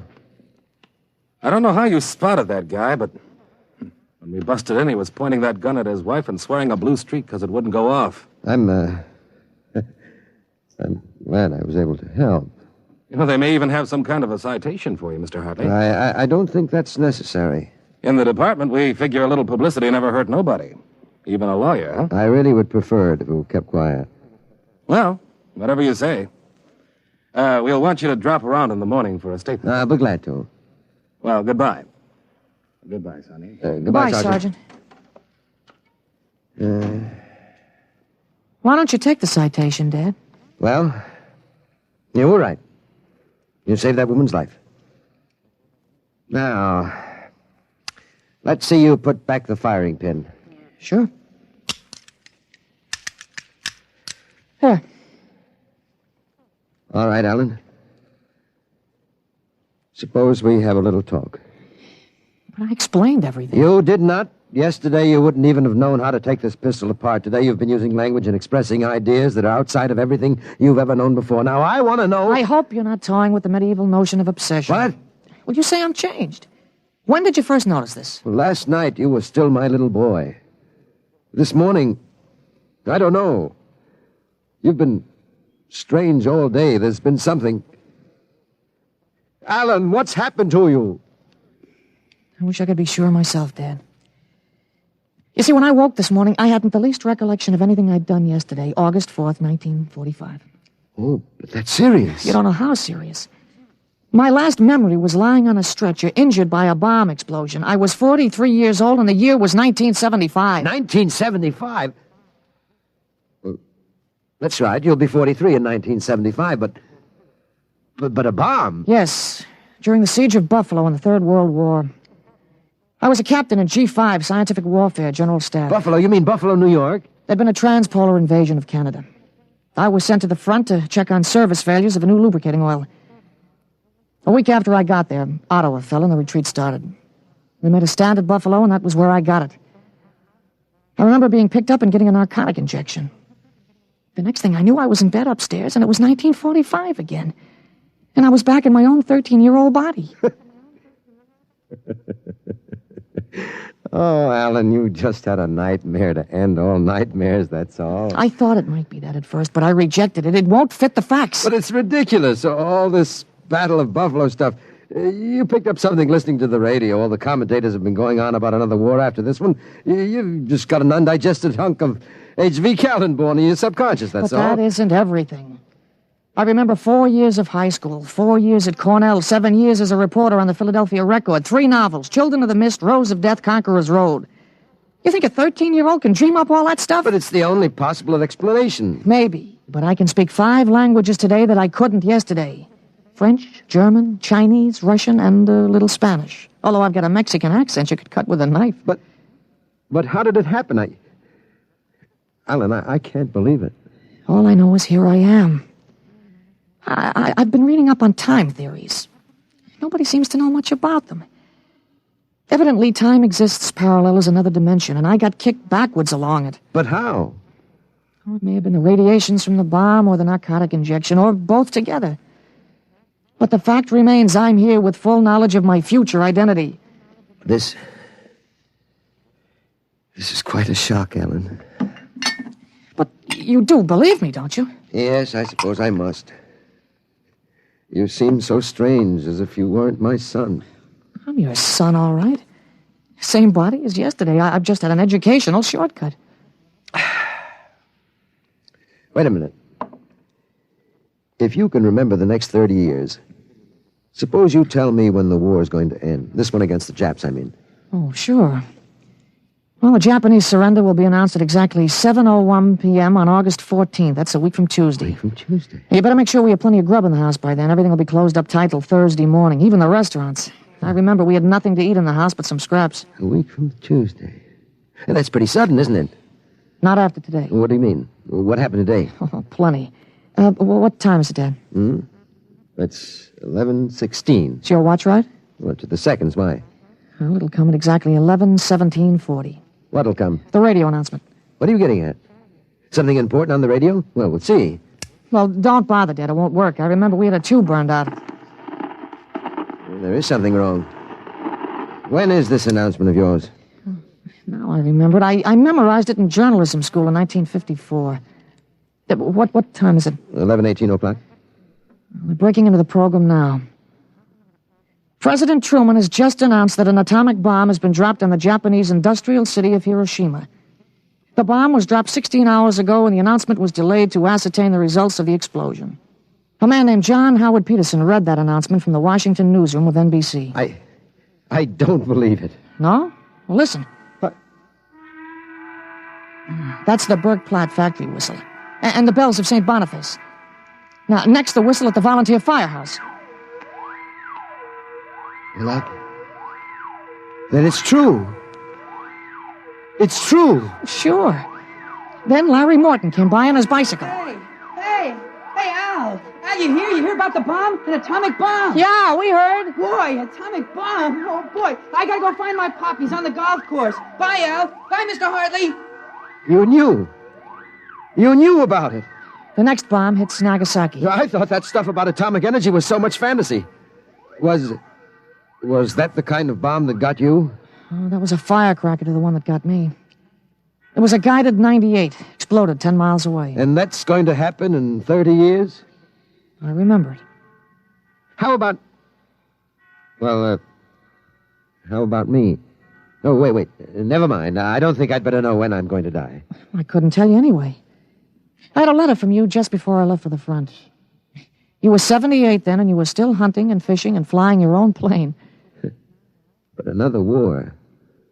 And fought on American soil. Oh, Ellen, I wish this hadn't happened to you. It happened. I remember it. But if I can help it, I'm not going to get killed in any Battle of Buffalo. But if you remember it, if time exists as a parallel dimension, then every tick we're getting closer to that Third World War. Dad, you know what I remembered when Gutschall came to borrow that gun? No, I suppose that you suspected him and warned me. No, that wasn't it. The first time when I was really 13, I wasn't home. I'd been swimming at the canoe club with Larry Morton. When I got home about a half an hour from now, I found the house full of cops. But if the gun didn't fire... What makes you think it didn't? Gutschall talked the 38 out of you. He went home, shot his wife 4 times in the body, once behind the ear, and used the 6th shot to blow his own brains out. That's what you remember? Yes. The cops traced the gun. They took a very poor view of your lending it to him. You never got it back. But here it is. Oh, not the way I remember it. But I didn't want you in trouble, so I warned you. Dad, I found out the future can be changed. One man can't change the whole future. I stopped a murder and a suicide. I know, but... With 30 years to work, I can stop a world war. I'll have the means, too. The means? Unlimited wealth and influence. I've got a good memory, Dad. I wrote a list out this afternoon. Assault, jet pilot, citation, ponder, middle ground. What is this, a code? Horses.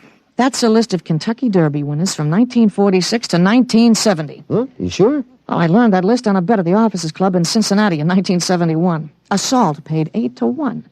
You figure out what we can take in. But gambling? Oh, this isn't gambling. It's a sure thing. When we get rolling, we'll make the Rockefellers look like pikers. Assault at 8-1. Mm-hmm. I suppose I could scrape up $5,000. In 10 years, that'll make a lot of money. Any other little thing you have in mind, Ellen? Well, by 1952, we start building a political organization here in Pennsylvania. In 1960, I think we can elect you president. President? Isn't that going a little too far? Well, why not? Who wouldn't vote for a politician who was always right? Besides, that's the one thing we've got to change. In 1960, we had a man in the White House who was good to his wife and sang a nice tenor, and that's about all. He fouled up so completely, we ended up at war. Now, I think President Hartley might be a little more trusted to take a strong line. But I don't know anything about international decisions. I do. I know all the wrong ones. If we can stop one murder, we can stop a war. It's worth a try, isn't it? I guess so. How do I start? Well, as I remember, just after the bomb announcement, you got a phone call from the City Fusion Party about the next election. There's a lot of talk about a reform ticket. Well, that call is going to be important, Dad. It's the turning point. Now you've got to know. There it is. Well, what do I do? Well, answer it. Go ahead. But... Don't worry. I'll tell you what to do. Go ahead. Hello? Yes, this is Blake Hartley. Judge Cribbins. Yes. Just a moment.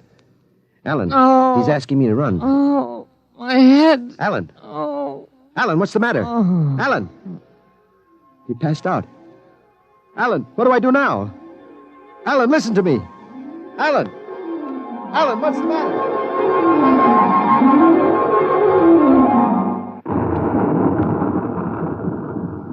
Captain Hartley. Captain Hartley. He was all right, Doctor. I gave him a shot and he was all right. Well, he's dead. All right, Sergeant. Make out the tag. Hartley Allen. Captain. Dead April 8th, 1975.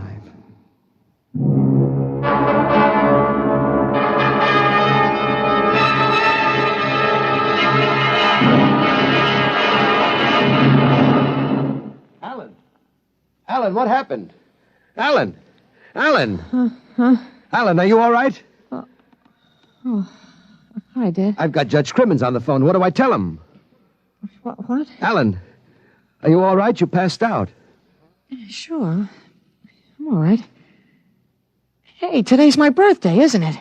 What'd you get for my birthday, huh? Don't you remember? The Third World War? What Third World War? Gee, Dad, what's the matter? You're looking at me funny. You don't remember. You're back again, aren't you? Back to 13 years old. Sure, I'm 13 today. For corn's sake, Dad. You must have died up there. It was only a mind transfer. That means I'm on my own. I have to do it myself without your help. Help for what? If it's the grass, I said I'd cut it tomorrow. No, it's not the grass. I've got to save your life, Ellen. I can't let you die that way in 1975. You're talking about, Dad? You sound goofy. I've got to change it all by myself. Change what? Never mind, Alan. You don't know yet. Come on. Let's have lunch. Sure, Dad, but how about my present now? What'd you give me for my birthday, In a minute, son. Go on in. Okay, well, hurry up, Dad, huh? Sure, all right. Now, where did I put that list of horses?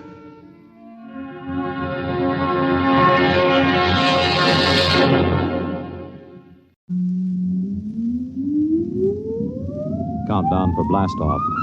X minus 5, 4, 3, 2, X minus 1, fire.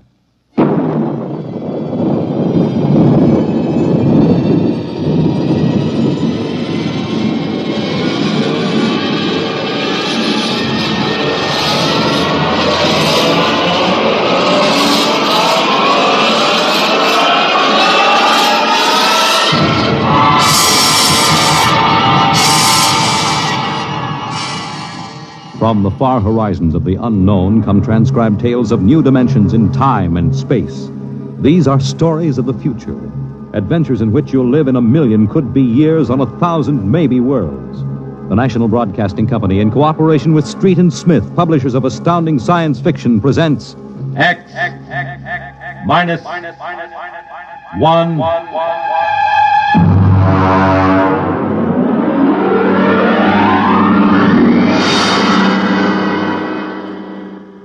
Tonight's story, The Roads Must Roll, by Robert Heinlein. Hear them hum, watch them run. Oh, our job is never done, for our roadways go rolling along. While you ride, while you glide, we are watching down in sight, so your roadways keep rolling along. Oh, it's high, high, he, the rotor men are we. Check off the sectors loud and strong. 1, 2, anywhere you go. You are bound to know that your roadways keep rolling along. Keep them rolling! That your roadways keep rolling along.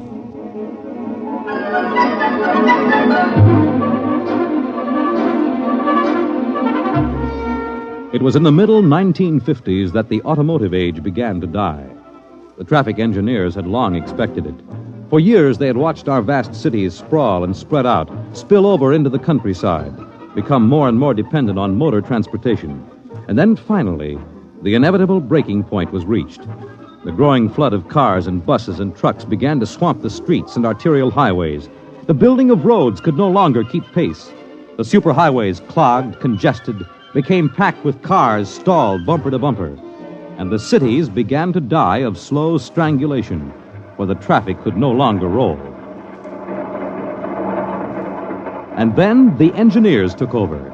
They banned the automobiles, tore up the superhighways, and in their place they built the rolling roads, mechanized roads that moved like huge conveyor belts, whirling along on their giant rotors at speeds ranging from 5 to 100 miles an hour, carrying the freight, the food, and the people from city to city and coast to coast. And no one worried over the fact that if the road should ever stop, our whole economic life would stop. For the machinery had never failed yet.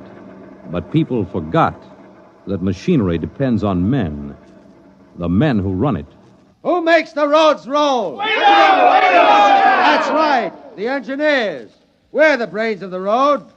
And where would the public be if we didn't keep the roads rolling? Right behind the 8-ball, and everybody knows it. All right, then. We're the men who hold the power, and it's time we started using it. We've called this meeting of the Engineers Control Committee because that's what we want to do. Control. Because I'm tired of taking orders from the Transport Commission, from slick desk jockeys like Jim Gaines, who don't even know a roller bearing from a field corn. Now let Gaines yammer about our duty to the public. That's a lot of eyewash. We've got the power, and we're the men that count. Now it's time we quit fiddling around and use a little direct action to get what we want. Mr. Chairman! Mr. Chairman! The chair recognizes Brother Harvey of the Transport Mechanics Union. Thanks. Now, I don't rightly belong here since I'm no engineer. I'm just here to represent the workers' union. But I want to know what's all the shouting for. You engineers have got better working conditions than we have, and we ain't kicking. You say the engineers are powerful. You say you can tie up the roads. Well, so can any screwball with a jar of nitroglycerin. And he wouldn't need no engineer's degree to do it, neither. Harvey, are you speaking for your union now, or are you here as a stooge for the Transport Commission? Listen, Van Cleek, I helped fund my union. I led the strike in 75 for decent working conditions. Where were you engineers then? With the Finks! Brother Harvey, remember, you're only a guest at this meeting. Go on, Van. Now listen, men. I'm one of the old engineers on the roads. You all are, worked up the hard way. We didn't go to the fancy technical institutes like those young punk cadet engineers the commission is training to take over our jobs unless we do something to stop them. Jim Gaines hasn't been able to fill us full of the old school spirit and that baloney about how the roads must roll. So all right then.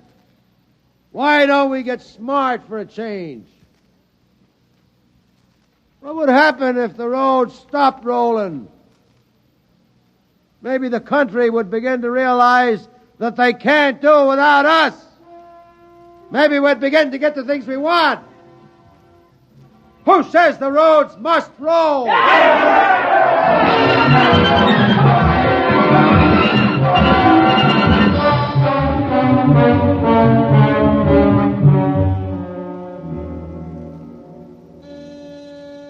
Yes?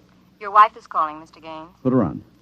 Jim, I want you to stop off on your way home. I'm sorry, darling, I can't make it. But you promised. I know, but Washington called in. They're sending Evans, the Australian Minister of Transport, through my sector today. I've got to show him through personally. Can't somebody else? I'm chief supervisor. Wouldn't be courteous. Courtesy begins at home. I've planned this dinner for weeks. Honey, the roads must roll. Oh, if you quote that nauseating slogan at me again, I'll divorce you. I can't help it, darling. I'll meet you at Stockton at 9 and we'll take in a show. Kiss Alan goodnight for me.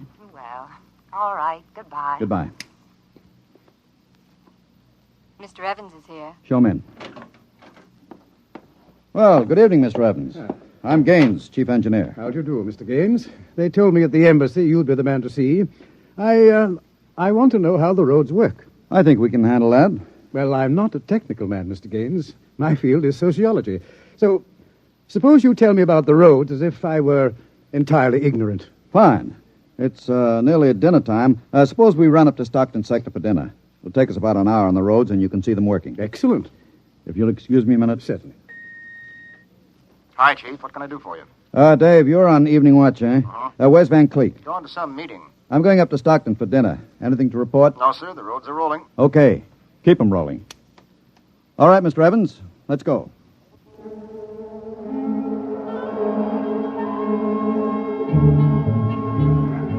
This is the low-speed strip. Ever ridden a conveyor before? No. It's quite simple. Remember to place the motion of the strip as you get on. There. We'll go right across. Each adjoining strip is a few miles an hour faster than the one next to it. Freight is carried on the 50-mile strip, most passenger traffic on the express strip. All right, now watch your step.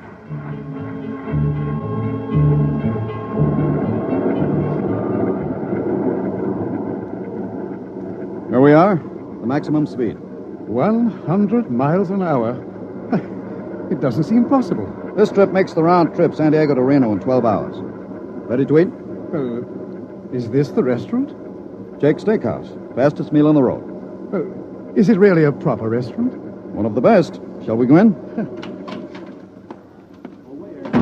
Hello, Mr. Gaines.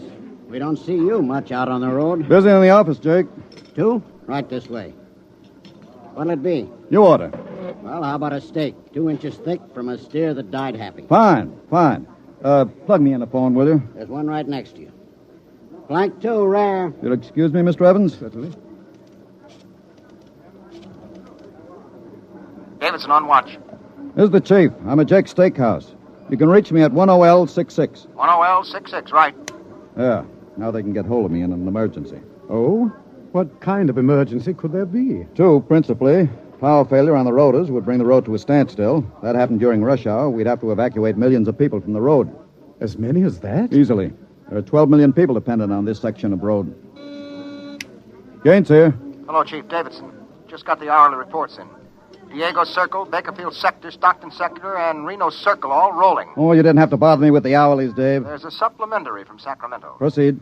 Cadet Engineer Gunther, while on watch, was found playing cards with C.J. Ross, technician on duty. Any damage? One rotor running hot, but still synchronized. It was jacked down and replaced. All right, have the paymaster give Ross his time and turn him over to civil authorities. Place Cadet Gunther under arrest and bring him to Rotown Central. Yes, sir. All right. Keep him rolling. I was saying there were 2 possibilities of danger. Can you visualize what would happen if the strip under us would break? Oh, I hadn't thought of that. You don't realize you're traveling at 100 miles an hour. Well, it can't. Not now. The strip has a safety factor of over 12 to 1. It'd take a blowout of several miles of rotors and a failure of circuit breakers before the strip could part. But it happened once in the early days on the Philadelphia-Jersey City road. The strip wasn't much more than a conveyor belt. It buckled for miles, crushing passengers against the roof. Forward section in front of the brake spilled them down under into the rotors and rollers. Oh. Was it very bad? Over 3,000 people were killed in that break. But the roads had to go on. The entire economic system hangs on the roads. If they stopped now, the country would starve. Well, isn't it possible that you've become too dependent on these roads? I mean, if your whole economy is geared to the function of one type of machinery... The roads are foolproof now. The machinery is interlocked with an enormous safety factor. Yes, but in the long run, machinery depends on men. What if you had a strike? We had one back in 75. Well, there's not much danger of that anymore. No? Well, why not? Every cadet that goes to work on the roads today is a graduate of the United States Transport Academy. They're all picked men, screened for emotional stability, and trained to give us the same kind of loyalty that Annapolis and West Point develop in their men. I see. Are you a graduate, Mr. Gaines? No, I'm too old for that. The academy wasn't set up till after the strike in 75. But it won't be long now, maybe 5 or 10 years, before the oldest engineer on the roads is a man who's been through the academy. Gaines here. Davidson, there's another trouble report from Sacramento Sector. Again? What is it this time? What is it? What happened? Emergency stop. Hello. Hello, Davidson. Phones are out. Come on. Jake! What is it? What's the matter with the road? Have everybody stay in the restaurant. What's that? Probably somebody stepped onto the next strip. Got cut to ribbons. There'll be plenty of casualties. Jake, where's your getaway hat? In the pantry. Look here, aren't you going to help those people? I've got the whole road to think of. Don't bother me. Give me a hand, Jake. The hatch is stuck. If you're coming with me, Mr. Evans, you've got to move fast. I haven't got any time to waste.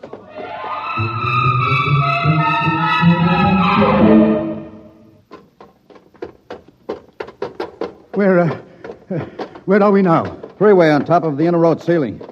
That's the outer shell over us. Are we going outside? No, there'll be an access down manhole over here. They're spaced every 100 feet. There, by the green light. Now, this will get us down on the northbound road. Careful, it's dark. Now stand away from the door, Evans. Yes.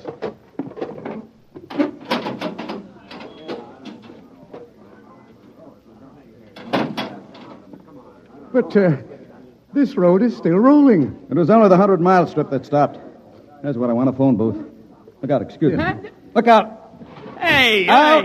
Hey, I'm talking to my wife. What's the idea Don't of argue. busting in here? Out. Yeah, but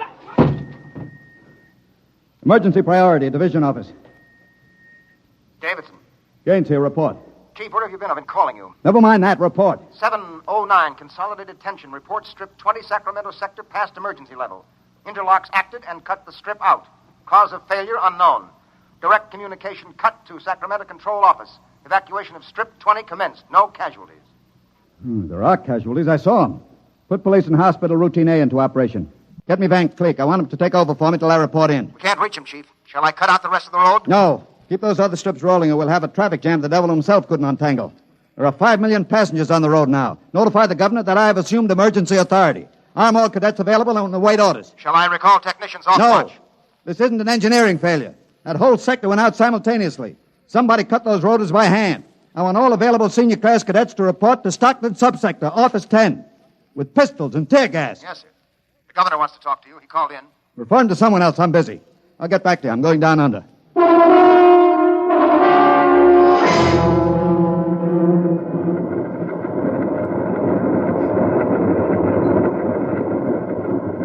Evans! Evans! I can't hear you. The noise. Put on this helmet. What? Helmet! Helmet! Oh, yes. You can't hear without an anti-noise filter. Come on. What are we looking A for? recon car. There should be one here. Are those the rotors? The big ones are rotors. They drive the road. Little ones are rollers. They give continuous support. There's a watch gang now, jacking down a rotor. Can they hear us? No, the noise filter works on a 4-foot radius. I'll flash him. No, he sees the light. Cadet Wilson reporting, sir. I want your recon car. Emergency. Yes, sir. Right over here, sir. Come on, Evans. Yes. Get in. But it's so small. You'll fit all right.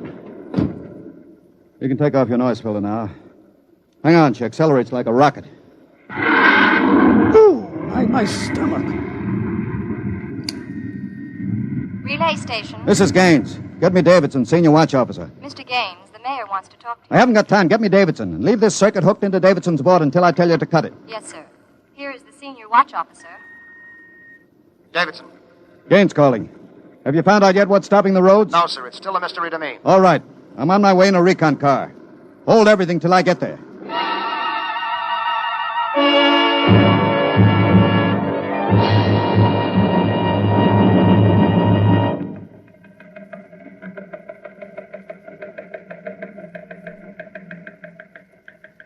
Cadet Edmonds reporting, sir. 3 platoons of cadet engineers standing by with tumblebug motorcycles. Armed? Pistols and tear gas as ordered, sir. Good. Assistant Supervisor Van Cleek is calling you on Circuit 9, sir. Van Cleek. It's about time. Cut me in. Yes, sir. Hello, Van. Where are you? Sacramento office. Now listen. Sacramento. That's good report. In a pig's eye. What? I'm not your deputy anymore, Gaines. What are you talking about? Listen, don't interrupt me and you'll find out. You're through, Gaines. I've been picked as director of the Engineers Control Committee. We're taking over. Have you gone off your rotor? We stopped Strip 20 just to give you a taste of what we can do. We're running things now. And you don't really think you can get away with this? You can't start Strip 20 until I'm ready to let you. I can stop the whole road if I have to. Van Cleek, I'll call in the Army. How will you get them here if the roads aren't rolling? Now listen, Gaines. Whoever controls the roads controls the country. And right now, that happens to be me. Now sign off, Gaines. Gotta call the White House. You behave yourself and you won't get hurt. I don't believe it, sir. He's got us, Edmonds. We go in and blast him out, he may wreck the road. What's your rolling tonnage now? 53% under evening peak, sir. How about Strip 20? Almost evacuated. Listen in on this, Davidson. Standing by, Chief. I'm going down inside with these cadets. We'll work north, overcoming any resistance that we may meet. The watch technicians and maintenance crews are to follow behind us. Each rotor, as they come to it, is to be cut out from under Sacramento's control, then hooked into the Stockton control board. Understand? Got it. Check. If it works right, we can move control of Sacramento sector right out from under Vance's feet, and he can stay in his office there till he's hungry enough to be reasonable. Edmonds, get me a pistol. Yes, sir. Mr. Gaines, there's a man here. He's badly hurt. He wants to see you. Take care of him. I haven't got time. He's from Sacramento sector. What? Bring him in. All right. Easy. Come on. Easy. Mr. Gaines. You're Harvey from the Mechanics Union, aren't you? I tried to warn you. I tried to get away. He shot me 3 times. Get a doctor. All right. Easy, Harvey. How long's this been building up? It isn't the men. It's the engineers. I told them they were crazy. Told them the road's got to roll. When I tried to get away, they... He's bleeding from the mouth, sir. Harvey. Harvey, can you hear me? He's dead, Mr. Gaines. Come on, Edmonds. We better move. Hey! All right, you men. You saw Harvey brought in. How many of you want a chance to kill the louse that did it? Very well. You men turn in your weapons and return to quarters. We've got a job to do, to make sure the roads start rolling again. We haven't got time for infantile heroics. Anybody who hasn't got his mind on his job will be in the way. Now, here's the order. We move north, mounted on tumblebugs. We're going to try to regain control, rota by rota, before Sacramento sector knows we're moving. We've got to capture any watch personnel we run on before they can get word back. Surprise is vital. Use tear gas when possible. Shoot only when necessary. But get them before they can reach a phone jack. Any questions? No. Then move out.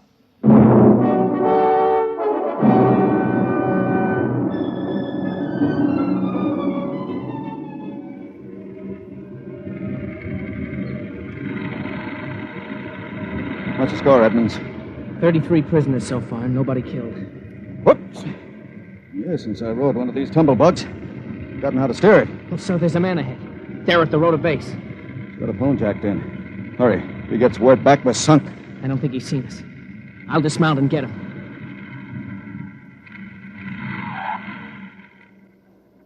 Quick, he sees us. Here, you. Look out, he's got a gun. Oh, I got him. Grab his gun. Yes, sir. You had a phone jacked in, all right. We got through to Sacramento office. It's going to be tough. I don't know, sir. Maybe he didn't get the call through. Wait a minute. Listen. The road. Take off your noise filter. There.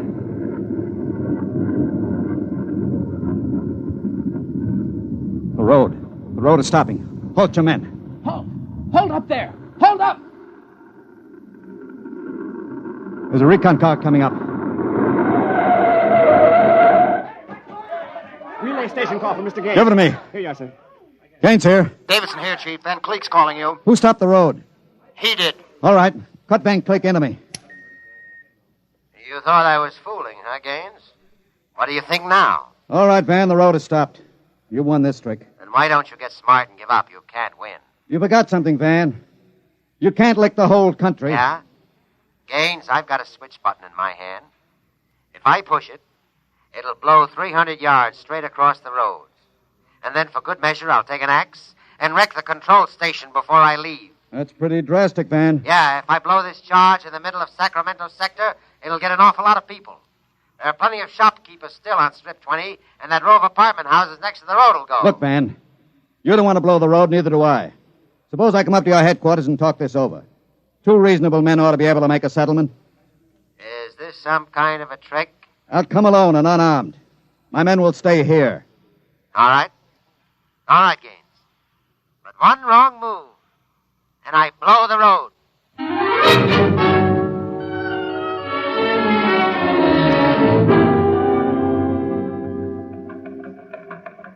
We've got to hurry, Dave. If I take too long, Van Cleek will get edgy and set off that charge. Failure report notes? 1, strips must be cross-connected with safety interlocks, so that when one dies, the others slow down. 2, the men. I can't understand it. The psych tests are rigid. We've never had a failure in the Hum-Wadsworth-Burton method. And then suddenly a whole sector goes sour. How could Van Cleek get a whole crew of psych-cleared men to revolt? It's easy, Dave. As my deputy, he was ex-officio personnel officer for the whole road. He must have been faking psych records for years and transferring maladjusted men into his sector. I've got that personnel record, Mr. Gaines. Man's record. Masked introvert. Inferiority rating 7. Comment. Despite a potential instability shown on Wadsworth Curve, this officer is especially adept in handling men. He's adept, all right. I haven't got time for any more, Dave. You're not going up there to Sacramento office. I've got to. He'll be armed. He'll kill you. I've got to take that chance. But unarmed? Why don't you call in the Army? He won't dare blow the road. Yes, then. he would. Look at that psych record. He's putting up a big, brave front, but he's rotten inside. He wants to be taken seriously. He wants everybody to think he's the most dangerous man in the country. And if I call the Army in, he'll try to prove it by blowing the road. How can you stop him, Mr. Gaines? He'll have a gun. What'll you have? What'll I have? Only a prayer. And what I know about Mr. Van Cleek.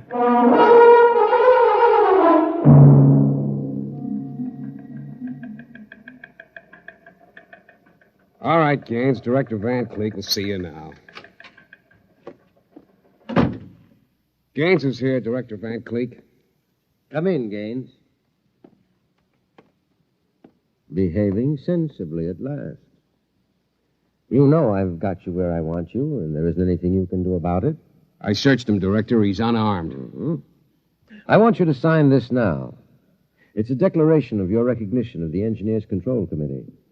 You've got 1 minute to sign it, Gaines, or I'll push this button and blow up the whole sector. You better sign, Gaines. You need this gorilla with the gun, Van? Hey, you Can't listen... you handle one unarmed man alone? All right, Harry, out. What? Out.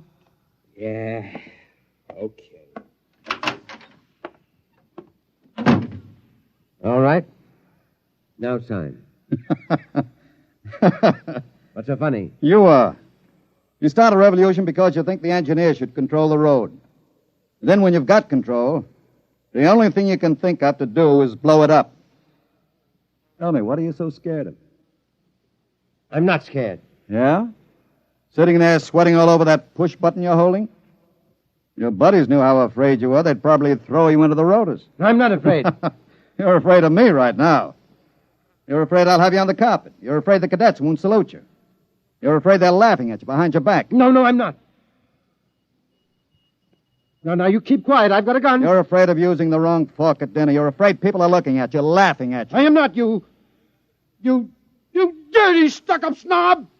Just because you went to a high-hat school, you think you're better than anybody, you and your crummy little gold-braid cadets. Van, you're a pathetic little shrimp. Huh? I understand you perfectly. You're a third-rater. Oh. All your life you've been afraid that someone would see through you and send you to the foot of the class. Oh, yeah. Throw you right out on your rear where you belong.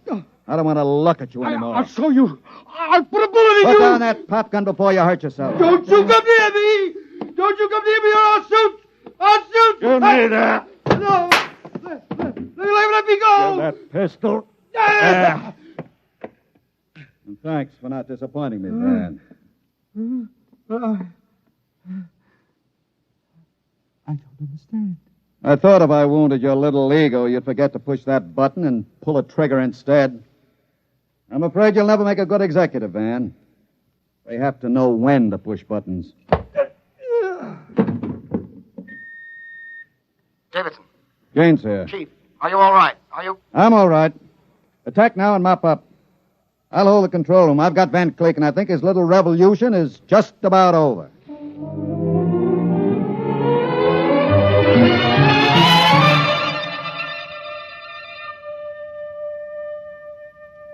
Hear them hum, watch them run. Oh, our job is never done, for our roadways go rolling along. While you ride, while you glide, we are watching down inside, so your roadways keep rolling along. Mr. Gaines! Mr. Gaines! Mr. Evans, I forgot about you. Yes, I've been waiting at the sector office. Is everything under control? All rolling. Those are the watch engineers going under to check Sacramento's sector, inch by inch. Remarkable organization. Remarkable. Hourly's in, Chief. San Diego Circle rolling. Bakersfield, Fresno, Stockton. Stockton? Oh, no. What's the matter, Chief? Trouble, Mr. Gaines? It sure is. I promised to meet my wife at Stockton for a show.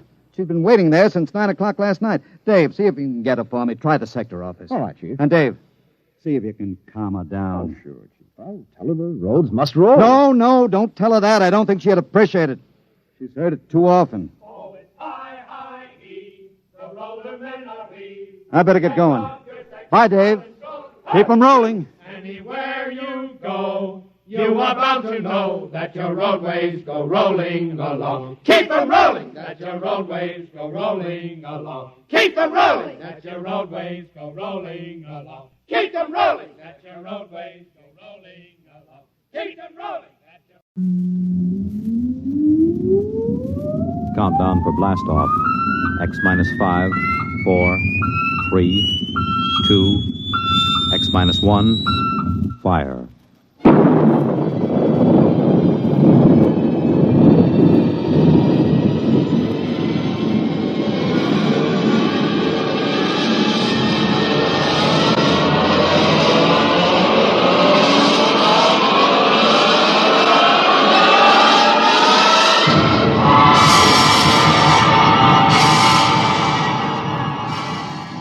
From the far horizons of the unknown come transcribed tales of new dimensions in time and space.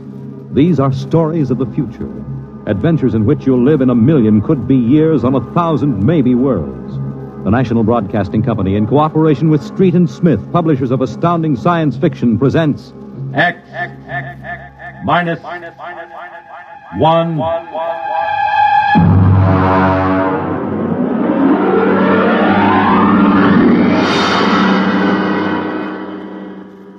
Tonight's story, A Logic Named Joe, by Murray Leinster.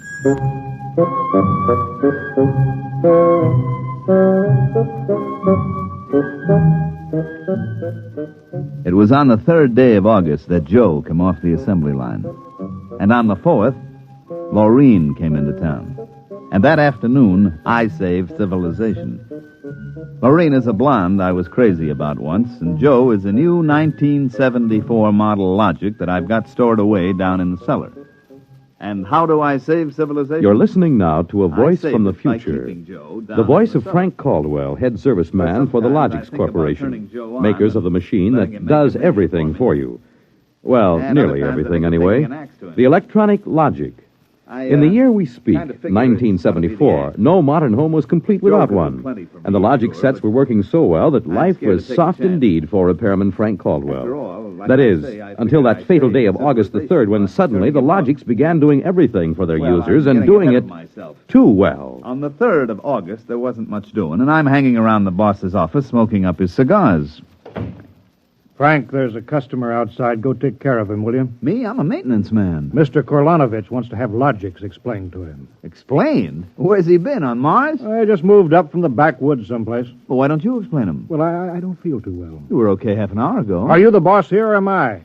Go on out there, will you? Okay. Oh, Mr. Korlanovich, good morning. My name is Caldwell. Can I help you? Oh, thank you, Mr. Caldwell. This is my little boy, Freddie. Hi, you jerk! Oh! Freddie. How many times have I got to tell you not to kick people in the shins? Excuse it, please, Mr. Caldwell. Oh, sure. Just a kid. I got a knife home, could cut you into little pieces. Please, Freddie. We'd like to buy a Logic, Mr. Caldwell. The gentleman we spoke to first said he had to leave in a hurry. I'll fix him. Well, I understand that you're not acquainted with Logics, Mr. Korlanovich. That's right. We just moved to the city. Uh-huh. My wife, she saw everybody else had a Logic, and you know how women are. No, you bet. Well, you can't get along without a Logic in this day and age, Mr. Korlanovich. Look, I got a snake. You want to see? Well, you shut that. Now, about the Logic. Here, I'll just plug in this one right here. Now, you see, the Logic looks kind of like an old-fashioned television set, only it's got keys instead of dials. Now, a lot of the keys are standard, like the television stations, the news, the stock market quotes, and so on. Now, of course, if you want to talk to somebody, you just punch the number of his Logic. It's like making an old-fashioned phone call. But there can't be keys for everything. Oh, no. Now, let's say that you want to ask a question, like what to take for a sore throat, or who won the American League pennant in 1911. You turn on the Logic, then you just punch the question key and ask, like this. Who was the first president of the United States? George Washington. There, you see. But I already knew that. Well, of course, that was just a sample. I got a little store. Will it keep books for me? It will keep your books, record your contracts, serve as a filing system, and check up on what happened to your lawyer's last client. Anything. Hey, they're really something, these things. 10,000 services and information sources in one. Read our advertising. What I want to know, Mr. Caldwell, how do these Logics work? Of course. Now, you saw that big building across the street? Sure. Well, that's one of the relay tanks. You see, there are a dozen of them all around the country, and they're all hooked up together. And there's a data plate in one of those tanks for every fact in creation. Anything that you want to see or hear, you just punch for it, and the Logic gives you the answer. Hey, listen. Could I ask this thing how to make dart poison? How to make what? Dart poison. Like in Africa. I could shoot the darts through my bean shooter. I think maybe we better not get one of these things. Oh, no. It's perfectly all right, Mr. Korlanovich. The Logic won't tell you that. I bet it will. I'm going to try it. Hey, how do you make dart poison? Public policy forbids this service. Oh, what'd you do that for? Kind of some little brat. Because some people might ask things that aren't good for them. Listen, I don't like this here one. I want that one over there. Kid, they're all alike. I want that one. If I can't have that one, I'm going to hold my breath till I'm dead. Well, I got a lot of time. It's no use, Mr. Caldwell. You might as well give him the one he wants. But look, kid, they're so much alike that even I can't tell them apart. I can. I want Joe. Joe? Who's Joe? I guess he means the logic, Mr. Caldwell. He has to think up a name to call everything. You should hear some of the names he calls me. Not till I'm 21. I promised Mother. Okay, so we call him Joe, but them things are all alike to 1/10,000th of an inch. I don't care. I bet he'll teach me how to make dart poison. Okay, then. Come on, Joe.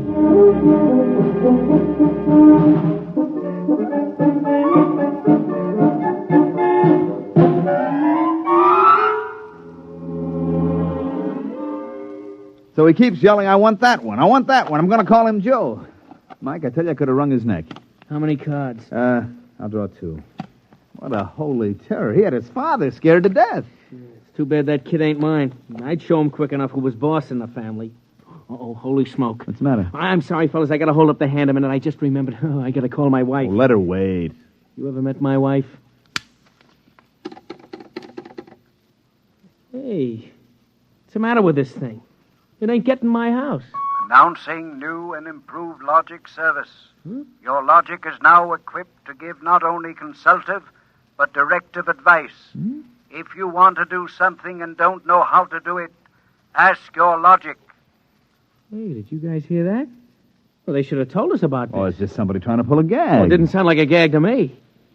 Maybe the boss decided to add a new logic service. Look, the minute the system starts giving advice, some joker like you is going to be asking questions like, how do I get rid of my wife? Oh, no. The boss knows better than to start anything like that. Yeah, but you heard what the logic just said. Oh, listen, the sensor circuits will block the question. If you don't believe me, go ahead and try it.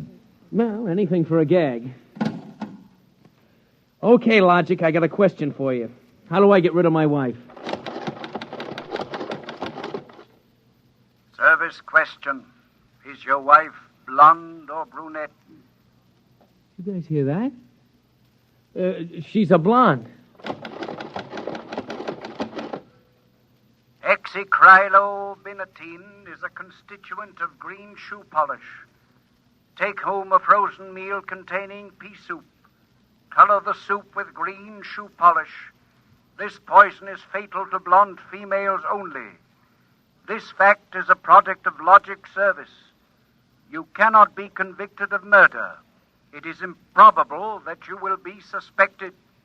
The saints preserve us. And it's bound to be right. These things can't make a mistake. Well, Mike, don't just stand there. Check the sensor circuits, quick. Oh, we can't get to them. They're all sealed up. It's supposed to be impossible for them to go out of order. Well, they're out of order now. And I got a feeling that some awful things are going to happen.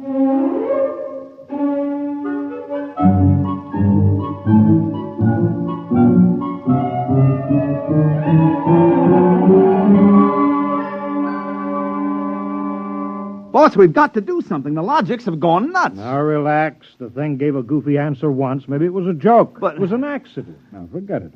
It won't happen again. What makes you so sure? People are going to be trying it. Look, supposing I wanted to get rid of you, for instance. You don't. How would you collect your pay? I know, but just supposing. Now, look, we'll try it. If you want to do something and don't know how, ask your logic. How do I bump off my boss? Male, fat, bald-headed, and 45. Make some chocolate ice cream containing powdered charcoal in place of half the chocolate. Use Hotso brand charcoal. Hotso contains an ingredient fatal only to fat, bald-headed males. This fact is a product of logic service. Now, look, Frank, I admit these things have gone a little wacky, but there's nothing to worry about. Nothing to worry about? If this keeps up, what'll you bet that we'll have to shut down the company? You kidding? We can't shut down the company, and you know it. Logics have taken the place of everything but night baseball. We shut them down, we go back to a civilization that we've forgotten how to run. Yes, but, boss, there's no telling what they'll do. Listen, now, you've asked these questions for a gag. Nobody's going to ask them seriously. What you need is a little faith in human nature. Excuse me, it's probably my wife. Cyrus, dear, how do you feel? Why, just fine, sweetheart. What have you been doing? I just called to tell you, Cyrus. I've got your favorite dessert for dinner. Dessert? What kind? Homemade chocolate ice cream. Cyrus, when you taste it, you'll just die. Cyrus, what's wrong? Why don't you answer me, Cyrus? chocolate ice cream. This can't be happening. Why, this is awful. These logics are dangerous. Have a little faith in human nature. Now, Caldwell, you're the head of the maintenance crew. I'll give you 24 hours to fix these logics or you're fired. Well, now, look, boss. What are you standing there for? Get in the service car. Get moving. Where? Anywhere. Find out what the logics are up to and see that you find out before the logics do.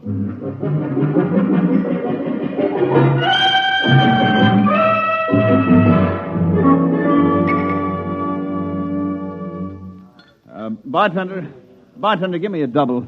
Come on up. Last night, have a little drink, pal. What's the matter, pal? You had a bad day? Oh, excuse me, bud. Listen, pal, you gotta listen. I got troubles.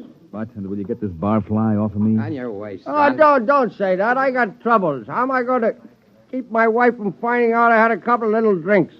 How am I going to do it, huh? Look, mister, it's a hot day, and I've been driving a car around in it, see? And I've been trying to keep a bank president from having apoplexy on account of his logic told him how to rob his own bank.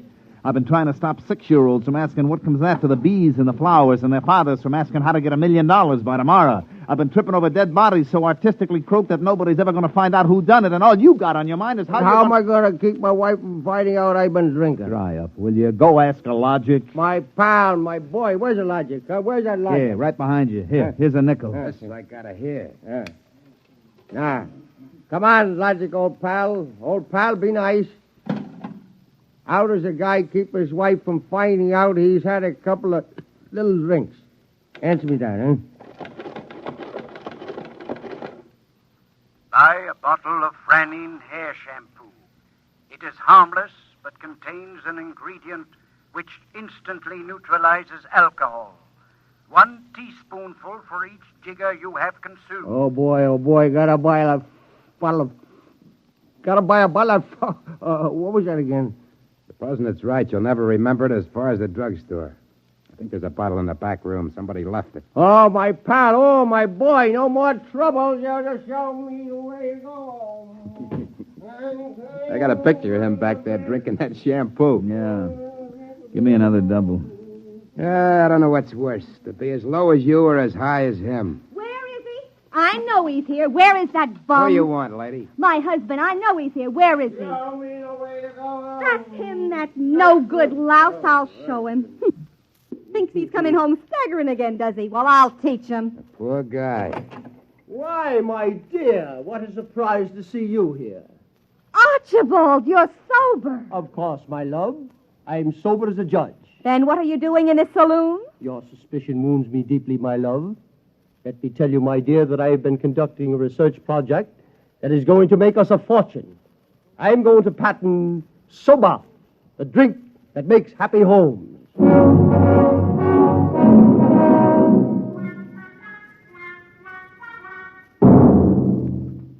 Look at this blotter, Caldwell. Blank. The greatest crime wave in history, and we can't even make an arrest. They're all perfect crimes. Thanks to the logics. But, Sergeant, we're doing our best to find Well, out... that's not good enough. You can't find out what's back of this. Shut down the company. Unless the police department will. Look, nobody is back of it. The logics run themselves. They pick their own circuits automatically. You mean they're doing all this by themselves? Sure. We always knew they could do a lot more things than we knew about. I think they're just trying to be helpful, that's all. That's all, huh? Well, you better make them cut out the tricks, including this new business they're up to now. What new business? Just started an hour ago. Every time you turn on a logic, it asks your name, and then it spells out the whole history of your life. What? I haven't heard about that. What's it do that for? You tell me. Go on, go ahead, try it. Okay. What is your name? How do you like that? I'm Frank Caldwell. Frank Caldwell. Were you ever called Ducky? Ducky? Lay off, will you, fella? What if I was? It's been years. Ducky, there is a call for you. Hello, Ducky. Holy cats. Lorene. Ducky, darling, how marvelous. Hey, let me get a look, huh? Gosh, Lorene, where are you? I'm in a hotel. I just got into town. Oh, Ducky, wasn't it smart of the logic to find you? The logic? To find me? I asked it how to find Ducky. You must have an unlisted number, darling. You're not in the directory. Well, Gee, how have you been, Lorene, since I saw you last?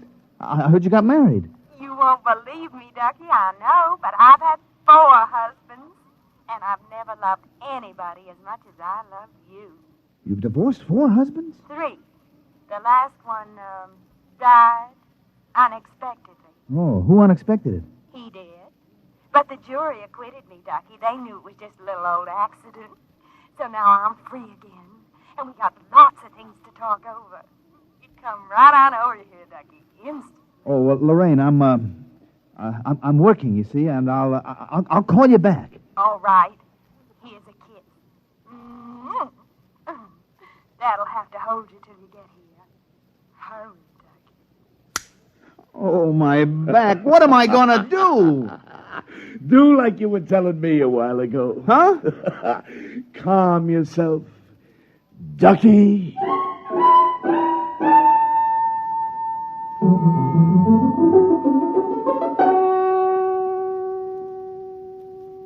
Call on the logic for you, Frank, your wife. Oh, thanks, Mike. Hi, Gerd. Frank, I've been trying to get you for an hour. Where you been? I've been out making calls, honey, trying to find out what ails these logics. Well, you better find out in a hurry or there's going to be trouble. Now, look, Gerd. Now, just take it easy, huh? Caldwell, you can't let this happen to me. They're asking everybody's name, and when you tell your name, it reels off your whole history. Well, honey, I don't think they're doing that anymore. I think that was just temporary. Well, in the meantime, it's told everybody in the neighborhood all about me. I punched Mrs. Hudson's name. She's been married 3 times, and she's had Mr. Hudson arrested twice for non-support and once for beating her up. It'll tell anybody anything. Yeah, but look, Gerd, I'll tell you. Frank, you stop these things or I'm going to leave you. Oh, honey, you don't mean that? I do. If you can't figure out how to keep our private lives out of every logic in town, then I'm through, and that settles it.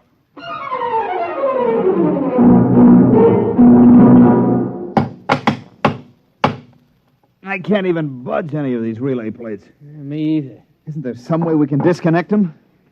Nope, there is not. They weren't built to be disconnected. The sensor circuits were supposed to take care of cutting them off. Now, see who that's for, Frank. Hello, Ducky, darling. Oh, Lorene, not again. Ducky, darling. I'm so lonesome. Why haven't you come over? Well, I've been busy. Oh, poor Ducky. Look, let's get married.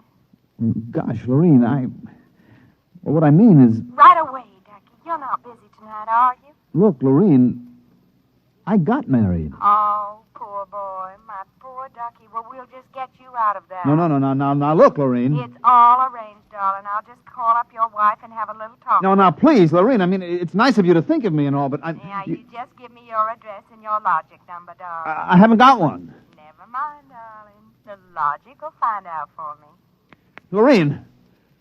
Hey, Frank, will you get away from that thing and give me a hand? Yes, Mike, in a minute. First, I've got to call my wife. No. We got to get out of town.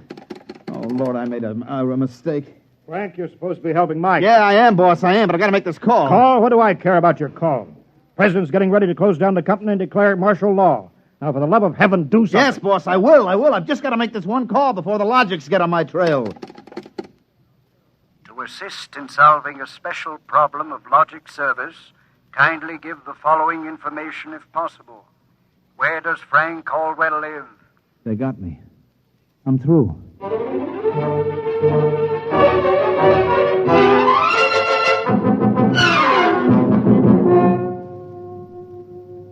Look, Gert, will you please not ask any more questions? Frank Caldwell, I told you I was leaving you. Honey, leave me later. Right now, will you pack up yourself and the kids? We got to get out of here. But what is all this? Are the cops after you or something? Yeah, that's it, the cops. Now get moving, honey, will you? And will you get away from that logic? But don't you think we ought to hear the police call? 27 and car 31. Detailed to round up all employees of the Logics Company. Use caution. They are suspected of sedition. Holy smoke, the cops are after me. But you just said they were. Car 17, proceed to vicinity of 119 East 7th Street. Child terrorizing neighborhood. Use extreme caution. Child is armed with bean shooter using poison darts. Freddie. Who's Freddie? Something I met once in a horrible nightmare. He wanted a logic that would tell him how to make dart poison. They're all alike, I kept telling him. They're all alike. What are you talking about? Oh, I don't know, Gert. All I know is it was a nice world up till yesterday. Now it's like a guy named Joe come along and squashed all our mud pies for us. Looks to me more like it was a logic named Joe. What'd you say? A logic named Joe. A logic name. But they're all alike. Good, baby! Frank, let me go. Don't be so silly. All right, honey, look, you hold the fort. Maybe they aren't all alike. Where are you going? Frank, are you going to make a getaway? Getaway, baby. If you've got the right inspiration, I'm going straight to the middle of this whole jamboree.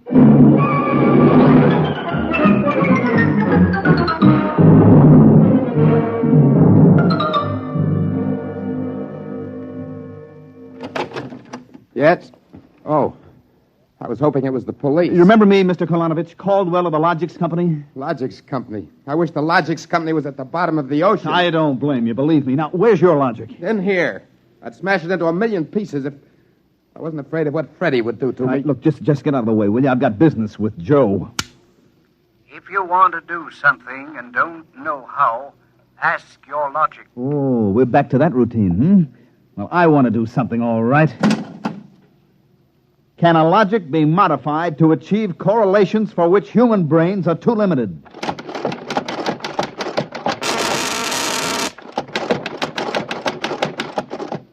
Yes. How great will the modifications be? Microscopically slight. Changes in dimension not detectable even by precision gauges. They can come about only through an extremely improbable accident. And what would this super logic then be able to do? Come on, you, spill it.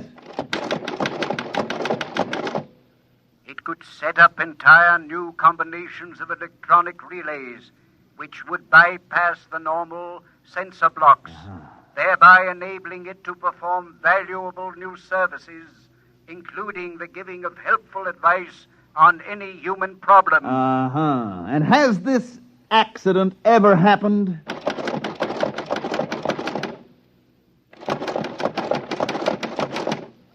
Come on. It has happened only once in the case of the logic now owned by the Kolanovich family of 119 East 7th Street. A logic named Joe. Thanks, Joe. That's all I wanted to know. Hey, what's all that about? I'm taking this logic away, Mr. Kolanovich. I'll bring you a new one, and our troubles are all over. Hey, you, get away from Joe. Correction, our troubles are just beginning. Freddie, put down that blowgun. Ah, shut up. Hey, you, I said get away from the logic. Look, Freddie, I'm going to bring you a nice new one, see? I want that one. Get your mitts off it. What I got in this bean shooter ain't lemonade. Mr. Caldwell, the police. They're outside. Yeah, for me and Freddie. Nuts. What they want you for? You ain't smart enough to do nothing. Oh, no? Hey, there's plenty I could tell you. Look, there's the cops, kid. It's you and me against them. So what you gonna do about it if you're so smart? Now, look, we may have to fight our way out. Let me see that blowgun. I know a way to hop it up so the cops won't have a chance. Now, come on, give it to me. Okay, let's see what you can do. Here. Thanks. Here!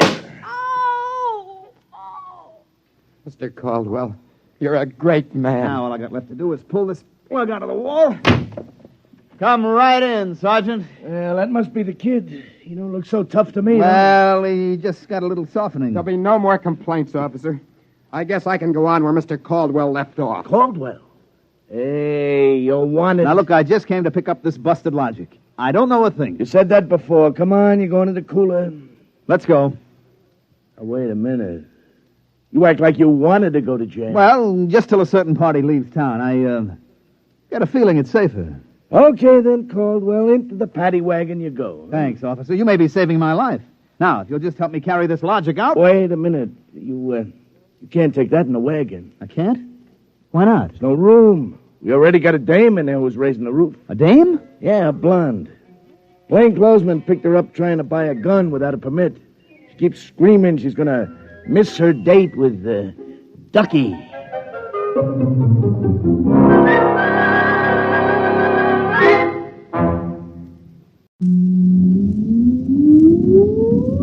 Countdown for blast off. X minus 5, 4, 3, 2, X minus 1, fire.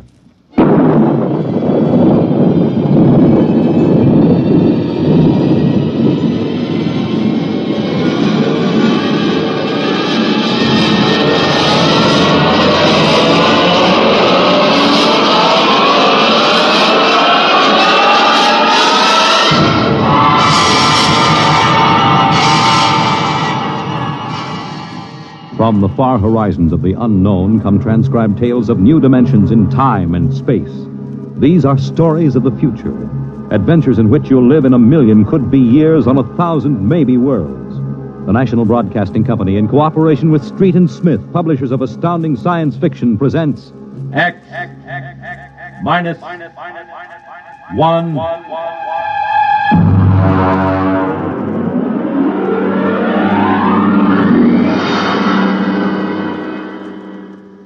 Tonight, a Ray Bradbury story, Marionettes Incorporated.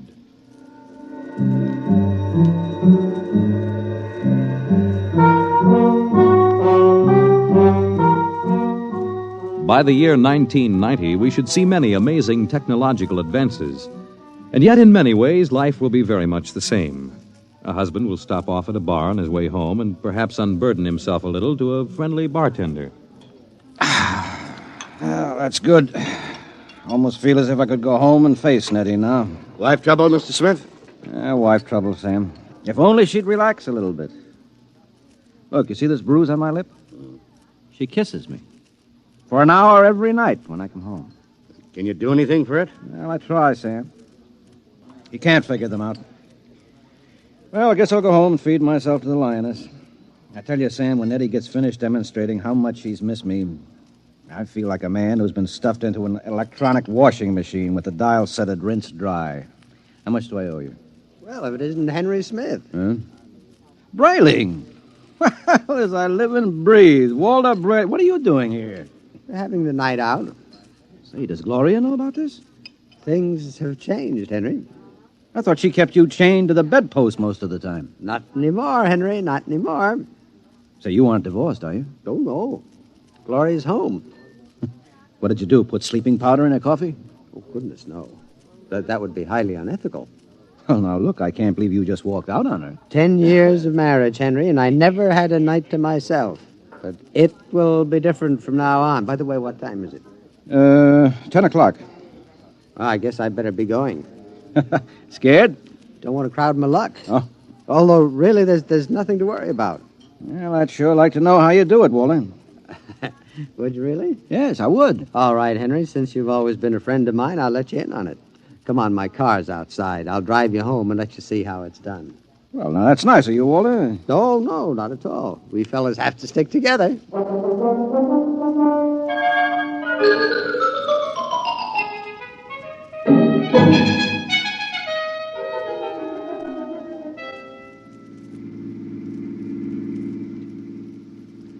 I don't suppose you know how Gloria and I came to be married in the first place. No, I don't. Well, one evening, she threatened to tear off her clothing and call the police unless I married her. No. Oh, yeah.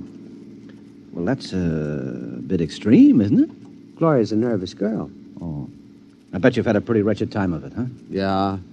Didn't take long for me to become the laughing stock of the neighborhood. Henpeck Brayling, they used to call me. I know that. But things are changing now. See this? What's this? A single ticket to Rio on the morning rocket. I have hotel reservations there for a month. A whole month, Henry, to have a fling. Well, won't Gloria make trouble over that? Well, that's the amazing part of it, Henry. She won't even know that I'm gone. Huh? And I'll be back in a month and no one the wiser. You don't believe it, do you? Well, frankly, no. Just how are you going to swing it, Walter? That's the secret, Henry. I tell you, it is the most wonderful thing ever invented. Worth every cent I paid for it. Well, what is it? I'm going to show you. Now, here's my house. You notice the lights are all out? Uh-huh.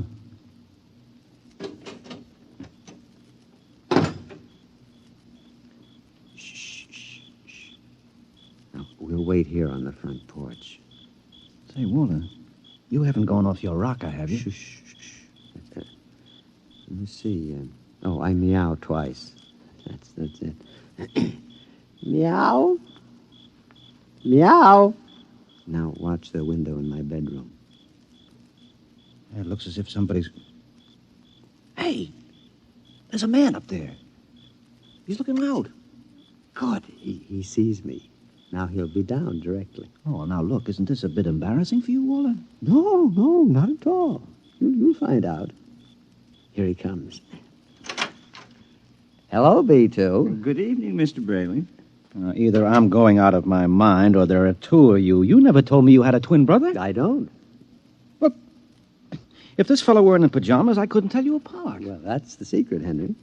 Everything go all right, B2? Just fine, Mr. Braley. I suppose my wife was in her usual good form this evening? Well, as a matter of fact, we spent the evening playing gin. No screaming, shouting, accusations? No, sir. No, it was a very quiet evening. Well, but this is even better than I thought. Marionettes Incorporated aims to satisfy, sir. Did he say Marionettes Incorporated? That's right, Henry. Then now look him over. Isn't he excellently fashioned? You wouldn't dream he was a robot, a marionette. No, I don't believe it. Well, it's against the law, of course, to duplicate a human like this, but it's well worth the opportunity. I still don't believe it. You can't tell him from a human. Well, only one way. Put your ear next to his chest. Huh? That's it. Now listen. It's machinery. Walter, old man, how long has this been going on? Well, I've had him a month. I keep him in the cellar in my toolbox. And tonight I told Gloria that I'd like to be excused for 5 minutes to run down to the cigar store. Huh? She agreed. I went down the cellar, took out Brayling, too, and sent him back upstairs to sit with my wife till I got home. That's miraculous.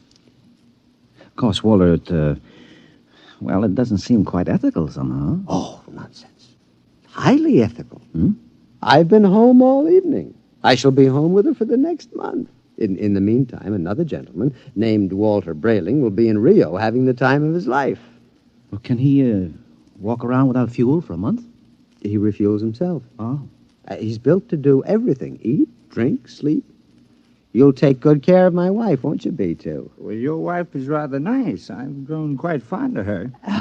There, you see? Yeah, Walter, man, how long has this Marionettes Incorporated outfit been in business? Secretly for 2 years now. Why? Well, I wonder, you suppose there's a possibility that I might get in touch with him? You? Hmm. But your Nettie is madly in love with you. Well, I know that, but even so, just a little respite, a night or two once a month, huh? But she loves you dearly. So much she can't bear me to leave her for half an hour. You know that lately she's taken to calling me up at work 10 or 12 times a day, talking baby talk? Your Nettie? My Nettie. So now what do you say, old man, hmm? As a favor to an old buddy, huh? A fellow lodge member? Well, I could put you in touch with the man who makes them. Of course, you'd be pledged to secrecy once you learned where he's located. Oh, well, naturally. Very well, then. Here's his card. Marionettes Incorporated. W. Zeig, proprietor and owner. New humanoid plastic 1990 models guaranteed against wear. Our motto, no strings attached. Address, the Jumble Shop, 43 South Wesley Drive. Yeah. Mr. Zeig will take care of you. He's a charming fellow. Real craftsman. Say, that's wonderful, Walt. I'll see him first thing tomorrow. Well, I better be getting home now. Nettie is probably splitting a gasket. We'll see you around, old man, after I get back from Rio. While I'm gone, you might drop around regularly, just as you always have. Treat Brayling, too, here, as if he were me. Otherwise, Gloria might be suspicious. Yes, fine, I'll do that. Oh, before I go, these marionettes, they're safe, aren't they? Oh, absolutely. Tell him, B2. Oh, we're guaranteed. Well, that's fine. Well, good night, Walter. Good night, B2. Good night, Mr. Smith. Good night, Henry. Well, I'm glad someone else will have a chance at a little happiness and freedom. All right, Brayling, too. It's back into the cellar box for you. Come on, down the steps. That's it.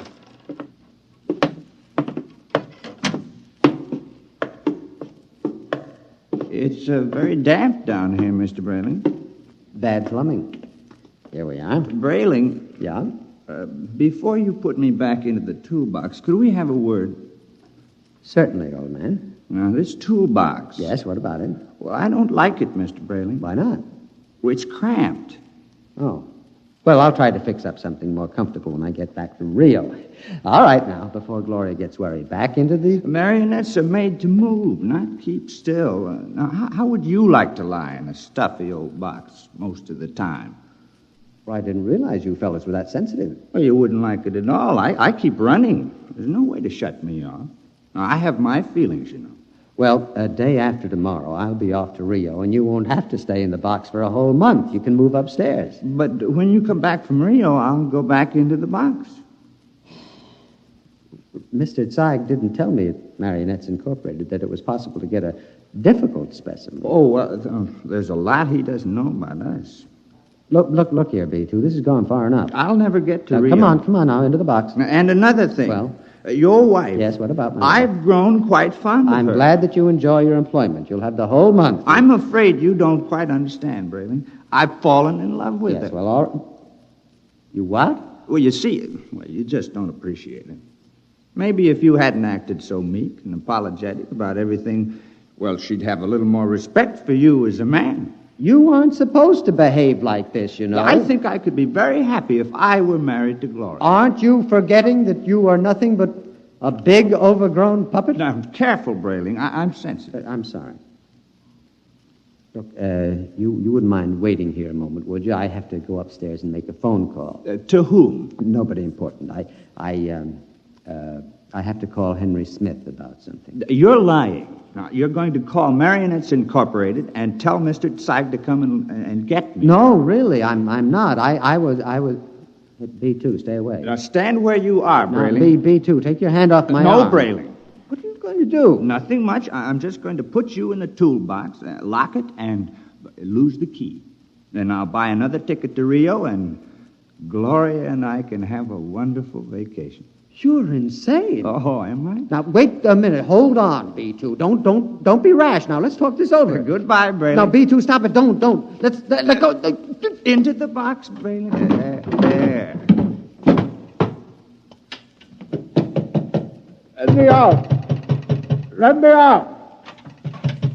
Walter! Yes, Gloria? Well, what in the world are you doing down there at this time of night? Well, nothing, lover. The pipes were knocking, and I'm just making sure the boiler hasn't exploded. Now, you go to bed, and I'll be up soon. Hurry, won't you? We had such a nice evening. I'm lonesome for you. You won't ever be lonesome again, darling. Never again.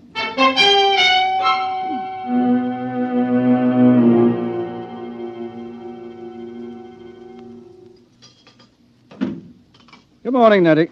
Good morning, darling. How are you? Have a nice time last night? I missed you so. Mm-hmm. Is breakfast ready? Well, aren't you going to kiss me good morning? Huh? Oh, yes, I suppose so. Mm. You're so wonderful, Henry. I guess I'm the luckiest person in the world. Mm-hmm. Now, here's your coffee. How would you like your eggs? Oh, any way at all. But I want to please you. Look, skip the eggs this morning. But you have to eat to keep well, darling. I'm very healthy. I have an early business appointment this morning. Oh? Yes, it's a friend of Walter Brayling's. I met Walter last night. Oh? Yes. So, I'd better be off. Now, Nettie, don't look as if I were on my way to Rio or something. Well, it's just that I miss you so. I want to be with you all the time. Oh, dear, do I have to go through this every morning? I'll be back at supper. Now, there's no need to cry now, is there? No, darling. You aren't displeased with me, are you? I try so hard to do everything just as I think you'll like it. I know, no. I'm not displeased. Now, goodbye, dear. Henry. Yes? You forgot to kiss me goodbye.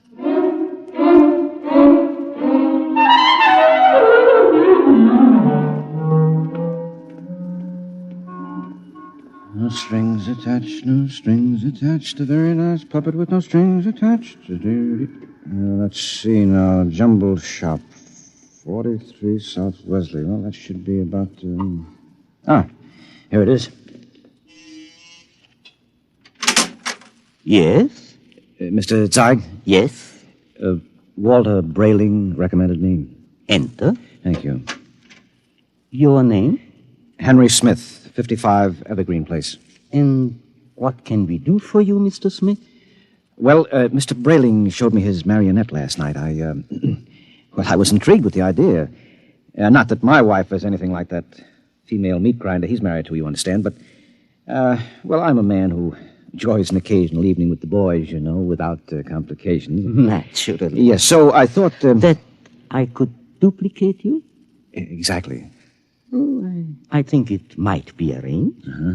Oh, yes, how much? $9,000.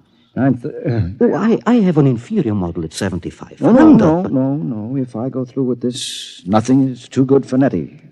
Nettie's my wife. We've been putting money aside to buy a summer home in Westport, but... sometimes we must choose. Yes. Well, perhaps I could just slip out $9,000. It's a joint account. How soon could I have it? Oh, I could construct a mannequin in about 2 months' time. Good. Shall I consider the order placed? At once. Of course, you will have to report here for a body mold, color index of your hair, lips, skin, etc. And I'll have to do a complete electro-emotional calibration. Uh-huh. Now, you guarantee that these models are foolproof? As foolproof as I can make them, Mr. Smith. And I've had years of training. And there's no chance of detection? None whatever. I've never had a complaint. Very well, Mr. Zeig. I'll get the money from the bank and send it to you. I'm sure you won't be sorry, Mr. Smith. You will be just as satisfied as Walter Brayling.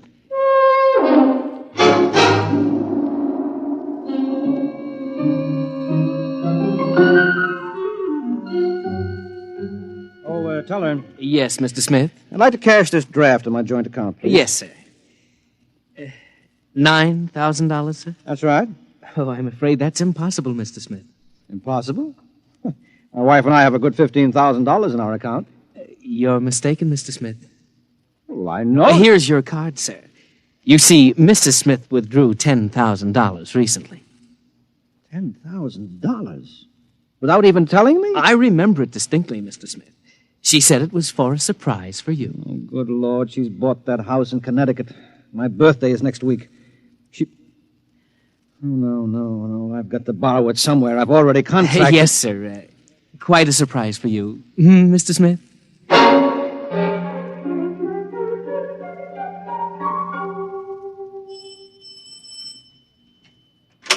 Yes? Oh, hello, Henry. Hello, Gloria. Is Walter home? I'd like to speak to him. He should be back soon. Will you wait? Yes, I'd better. Oh, say, Henry, as long as you're here, maybe you can help me with something. What? I went downstairs to get an old suitcase a little while ago, and I heard the strangest noises near that old tool chest of Walter's. He mentioned that the boiler was acting up, and, well, I'm afraid to go down there again. I wonder if you'd take a look. What kind of noises? Like a thumping sound. Mm-hmm. Well, maybe I'd better go down, Gloria. You stay up here. Should I call a plumber, do you think? No. I'll take care of it. Well, it's right down those stairs. All right, I'll have a look.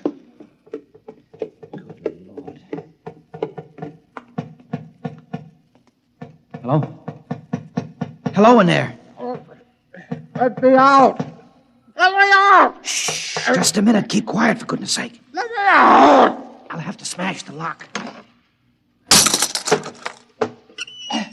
Now, what? Henry, thank God you've come. What's the meat? I've been in there all night. I thought I'd suffocate. He tried to kill me. He tried to murder me. Who? Which one of you? No, don't be an idiot. I'm Walter. Well, what happened? B2, the marionette. He stuffed me in a toolbox and left me to suffocate. What? Fortunately, I found an old file in there, managed to get an air hole through the wood. Good Lord. He's taking Gloria with him to Rio. Have they left yet? No, he's gone downtown for the tickets. Good. We may have time. For what? To get down to Marionettes Incorporated and tell Mr. Zeig to stop him. You're in no condition. So don't worry about me. We can't waste any time. Now, come on. Yes, but what about Gloria? I'll sneak out. Tell her that you fixed the plumbing. Tell her anything. I'll meet you outside. All right. What a fool I've been. Oh, what a fool I almost was. I went down and ordered one of those things today.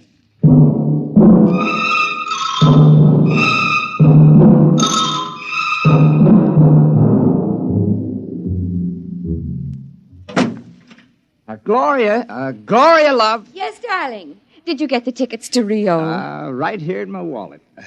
A honeymoon for two under the Pampas moon. Oh, Walter, it's so nice to have you like this. Oh, you like the change? I don't know what did it, but whatever it is, I'm in favor of it. I hope it's permanent. Well, I intend to see that it is. By the way, darling, do you happen to remember where that old pistol of mine is? Pistol? Yeah, I just thought, since we're going to be traveling in strange countries, well, it wouldn't hurt to bring it along. Well, I think it's here in the sideboard. There. You know how frightened I am of these things. Well, I'll be very careful of it. Now, in fact, I think I'll go down to the basement and practice. Not really shooting it, of course, just to make sure it's in good working order. Well, now, do be careful, darling. Oh, I will. If you should hear a shot, now, don't be frightened. I may fire it into a block of wood just to test it. Perhaps I'll fire it into that old tool chest of mine. That should absorb it. Oh, speaking of that tool chest... What about it? It reminds me that Henry Smith was here. Oh? Yes, I heard some noises downstairs, and he went to fix the plumbing. Oh, is he still down there? No, he left. I really don't understand it. He seemed so anxious to see you before he went down to the cellar. And then he just left. Did he stop the noises? Well, he must have. I don't hear them. Yeah, I see. What is it, dear? Well, I have to go out for a while, darling. But, Walter, we have to pack if we're leaving. Well, I'll be back soon. There's something very important I have to attend to. What is it? Well, just some personal business with Henry Smith. Now, please excuse me, darling. And now, don't worry. When I get back, everything will be fixed once and for all. Oh, we can enjoy the rest of our lives just as though the old Walter Brayling never existed.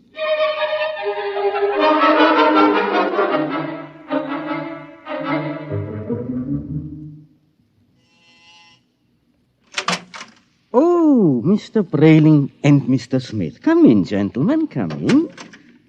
What brings you?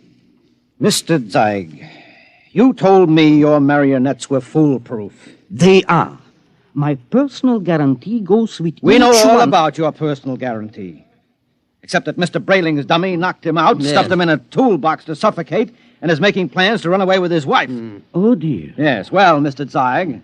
Well, I really don't know what to say, gentlemen. What Mr. Brayling and myself would like to know, Mr. Zeig, is exactly what are you planning to do to stop this overambitious robot? Well, of course, we shall have to recover B2 first, and then I'll simply dismantle him Yes, and... well, he doesn't seem to want to be dismantled, Mr. Zeig. In fact, I think that you'll have trouble catching him. Maybe I can save you the trouble, gentlemen. Yeah, B2. Look out, he's got a gun. I thought I'd find you here when I discovered the tool chest empty. Now, you look, B2. Whatever you're planning, you won't get away with it. Oh, I think I will. Mr. Zeig, can't you do something? I'm afraid I can't think of anything. I'll save you the trouble because I'm going to kill the three of you. No, you won't get away with it. No, you forget that Gloria and I will be on a plane to Rio in a few hours. All right, Mr. Syke, you first. Now, see here. This isn't fair. I created you. You can't. You grab him. I've got him. Look, quick, that hammer. Look out! Oh, well, that's the end of Brayling, too. But he got Zeig, though. Yeah. Right through the... Holy jumping catfish, and look at him. Look at Zeig. It's nothing but a mass of coils and springs, just like Brayling, too. Well, he's nothing but a marionette. He's no different. Brayling, do you know what this means? Oh, this is incredible. A marionette building other marionettes? But someone must have built Mr. Zeig originally. I wonder what... Well, perhaps Mr. Zeig turned on whoever built him the same way Brayling, too, turned on you. Well, at any rate, we'll never know. Oh. Say, I wonder how many of these things are walking around among us. Oh, I shudder to think of that. You know, some of our best friends might be. Ooh. Yeah. Come on, we have to get out of here. But the police... Now, don't be a fool, Brayling. There's been no crime committed here. All the police will find is two oversized puppets with the springs coming out of them. And they seem so lifelike. Yes, I know, and they were only machinery. You've got to remember that. Yes. What'll I tell Gloria? Well, if I were you, Brayling, I wouldn't tell Gloria a thing. I'd simply pick up that other ticket to Rio and take her on a honeymoon, just as she's expecting. But what about you, though, Henry? What are you going to do? Me? Well, I'm going home and give Nettie a kiss that'll singe her hair. Oh, you know, when I think of what might have happened if I'd gone through with this marionette thing, it makes a fellow realize how lucky he is to be married to a decent woman. Oh, come on, let's go.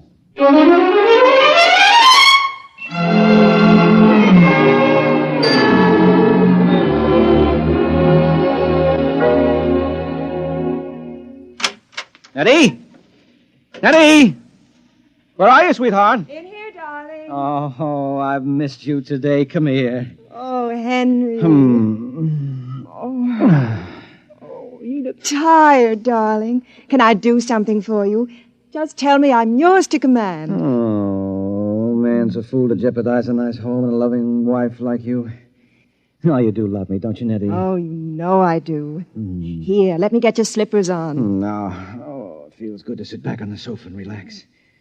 Oh, you don't know what a trying day I've had. Oh, I can see you're all upset. It isn't anything I've done, is it, dearest? No. Well, in a way, something you've done is connected with it, yes. What's that, darling? The money. Money? Now, I know you wanted to surprise me with the house, darling, but really you shouldn't have taken that money out of the bank without consulting me. Henry, I don't even know what you're talking about. Now, Nettie. But I don't. Nettie.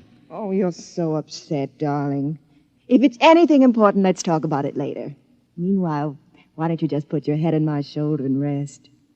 Well, I must admit that sounds enticing. Here, let me make you comfortable. There. Now, you just close your eyes. That's it.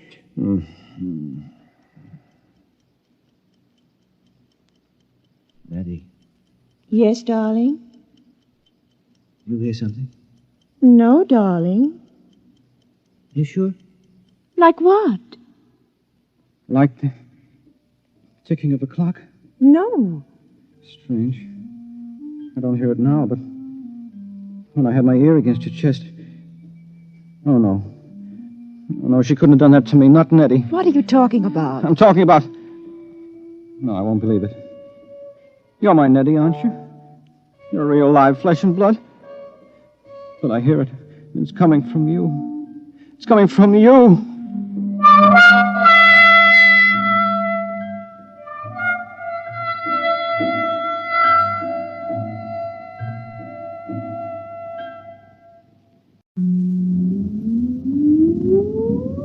Countdown for blast off. X minus 5, 4, 3, 2, X minus 1, fire.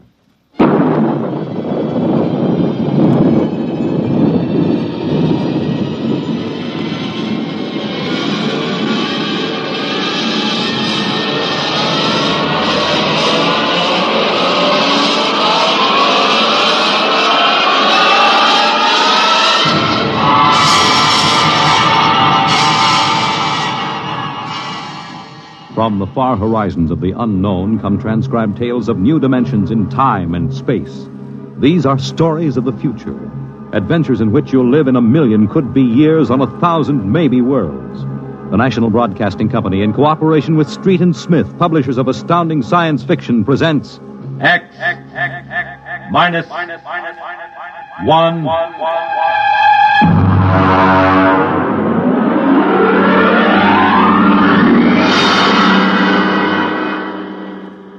Tonight's story, To the Future, by Ray Bradbury.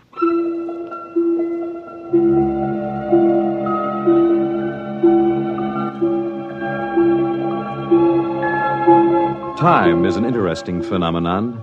A ticking clock, the running sands of an hourglass. All these have captured the imagination of men. But time is more.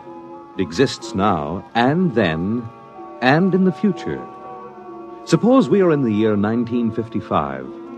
Coexistent in time may be worlds we have never seen, the worlds of the past and of the future. The year 1955. It was a spring night in Mexico, fiesta time. The fireworks shot up into the clear, dark sky, and a papier-mâché bull ran about the plaza chasing boys and laughing men. Mr. and Mrs. William Travis stood on the edge of the yelling crowd, smiling. Bill, what is it? What did they say? They're cheering for the bull. Here he comes. He's good, isn't he? how they rigged that fire breathing. Oh, Bill, it's wonderful. I've never enjoyed myself so much in my life. It's terrific. They caught the bull. Bravo, Toro! Bill, it will go on, won't it? I mean, our trip. Sue, don't worry. I've got enough traveler's checks for a lifetime. Relax. No, but suppose they find us. Forget it. They haven't a But chance. suppose they do. Suppose they take us back. They'll never find us. Oh, relax. Enjoy yourself. If it only lasts. Come on. Let's get out of the crowd, huh? You need a drink. Let's try something different this time. I want to try every drink there is in the world. Don't worry. There's no rush. We've got plenty of time now. In here. There's a table over there. Come on. Bill, What's the matter? don't look right away. Huh? Over your left shoulder, right by the end of the bar. That man. What is it? I saw him this morning in the plaza. Take it easy. The town's full of tourists. He was at Juarez and at Tasco. Bill, I'm afraid. Don't stare at him. Come on. I know it's the same man. He was wearing the same white suit. Sit down, Sue. Come on, dear. Smile. Act natural. Bill, he's been following us. He's a searcher. I know he is. Quiet. Here, boy. Si, senor. Benedictine and brandy, too. Si, senor. He's been watching us, Bill. Pull yourself together, Susan. They can't take us back. Will you quit worrying? The chances are 1 in 1,000 that they found us. It's probably just a coincidence. I want to lie down. I think I'm going to be sick. Susan, hang on, will you? If he is looking for us, we can't run out. It'd attract We attention. must have slipped up when we checked out in New York. What's he doing now? Stopped our waiter. He's asking him something. May just want a drink. Bill, I can't stand it. I've got to go upstairs and lie down. All right. As soon as we finish our drinks. What's he doing now? He's nodding at me. As if he knows me. He's smiling. Bill, he's coming over here. Watch yourself. We've got to go right on in front of him, so if he is what we think he is, he won't suspect. I can't. We've got to. Come on. And so I said to David, that's absolutely ridiculous. What do you... Mr. Christian, you did not pull up your pants leg when you sat down. What? I'm afraid you've got the wrong person. My name isn't Chrysler. Kristen. Oh. I'm William Travis. I don't see what my pants leg has to do with it. Mind if I sit down? See, everyone nowadays pulls up his pants leg when he sits down. Like this. See, it keeps the trousers from bagging at the knees. But of course, if you're not used to this style of clothing... Now, see here, we don't know you. You don't? I'm sorry. I thought I knew you. This is our table, if you don't mind. You see, I'm looking for 2 friends of mine. A man and his wife. Very much like you. The man is an atomic scientist. The wife, a bacteriologist. Very important people. They work on government business. What are you talking about? And when I find my friends, I'm going to take them home with me. Look here, Mr. Sims. That will do for now. Well, look, I understand you thought you knew us, but you see, you're mistaken. Now, if you'll excuse us, my wife and I were just going up to our room. We have to make an early start in the morning. Oh, going for a trip? Acapulco, perhaps? Oh, a lovely spot. Never mind where we're going. Yes, of course. You don't like crowds, tourists. Probably like to get off the beaten path. You know, I have a vacation folder here that might interest you. Please, Bill, let's go. It's put out by an outfit that calls itself Travel in Time, Incorporated. Travel in time? Yes. They've come up with a rather intriguing idea. Here. Travel in Time, Incorporated can costume you, put you in the crowd at any place and time in history. We guarantee to teach you any language you need to move freely in any year without risk of detection. This summer, why not escape from the worries of our modern world? Take your vacation in time. That's impossible, of course. But think what it would mean. A chance to escape all the tensions of an unpleasant life. War, insecurity, fear. Suppose you were a scientist working on a dangerous bomb project. Or you, Mrs. Travis. Suppose you were a bacteriologist working on disease cultures, and you had a chance to escape all that, to take a vacation 200 years in the past. It would be wonderful, wouldn't it, to escape to a more peaceful world? A trip back to 1955? 1955? But you said a vacation in the past. So I did. But you see, 1955 is the past. If you come from the year 2155. 2155. Yes. Terrible times, most unpleasant. A war raging, an atomic, bacteriological war. Terrible times, with none of the little comforts we enjoy today. Like this fine Havana cigar. Well, I want to go upstairs. I want to lie down. If you were living then, think of how wonderful it would be to take a vacation in time. Back to now. Suppose a young couple like yourselves took a trip to 1955 and didn't want to come back. Do you know what would happen? The government sends a searcher back to look for them. This is all fantastic The nonsense. searcher finds them and brings them back. Back to that miserable, insane, stark, pleasureless world of 2155. A pity, isn't it? Look here, Sims. Well, do you think I shall find my two friends, Mr. Travis? Bill, please take me upstairs. I don't feel well. Oh, is the lady feeling a bit ill? How unfortunate. Here are the drinks, senor. Ah. Well, shall we drink a toast? To 2155. To the future.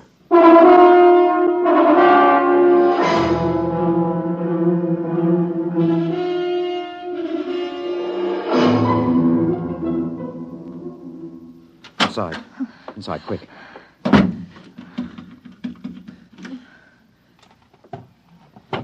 What are you doing? Shoving a chair under the doorknob. He knows. He's been following us. He's a searcher. Look, keep quiet, Sue. I want to think. You're going to take us back. It isn't over yet. I've got a headache. I'll get you an aspirin. What will they do to us? I don't know. Something slipped. Something must have slipped. But we were so careful. The searchers are trained to watch for detail. Things like not pulling up my trousers. Started them thinking, there's a man who isn't used to ancient clothes. I could kill myself for giving it away. No, it was my walk. These high heels. Here. Thanks. The nerve of that Sim sitting there looking us up and down like animals, smoking those stinking cigarettes. I know, that's how I first noticed him at Tasco. He had 4 bottles of liqueurs and a pile of chocolates. Yes, he still hasn't gotten over that first greedy hunger. We've got to look out for that. It's the sure sign of somebody from the future. Trying to make up for a lifetime of shortages by stuffing yourself sick. Remember our first night? Bill, I can't stand it. We've got to get out of here. What are you doing? Packing. Get the suitcases out. It's no use. What do you mean? We can get to Acapulco by morning. Don't you think he's watching us? We could get away. No. We've got to sit tight. Maybe he isn't sure of us yet. Maybe we can still figure out some way to escape. Come on now. We'll need our strength. We'd better try to get some sleep.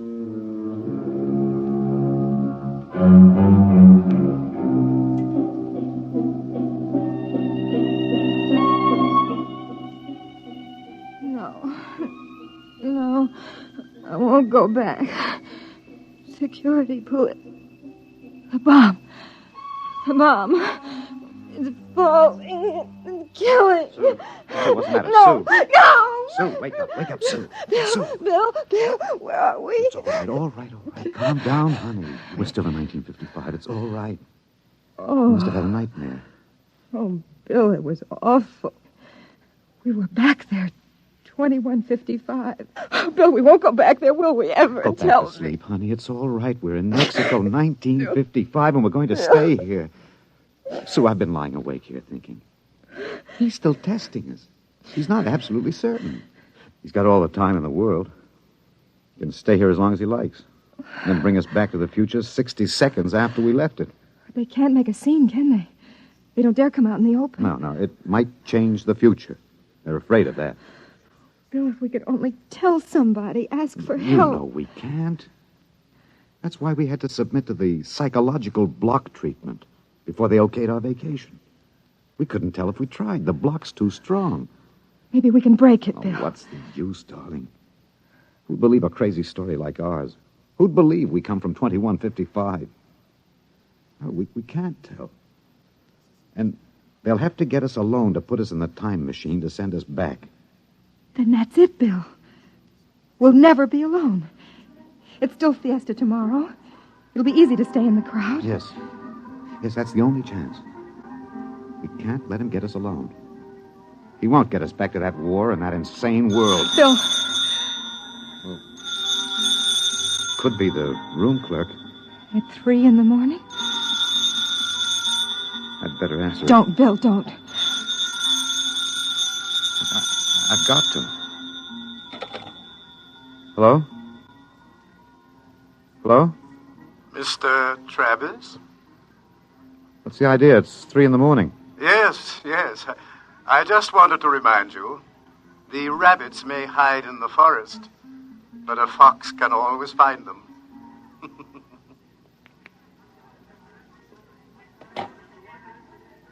What was it, Bill? Bill. Never mind. Come on. Let's get some sleep. While we can.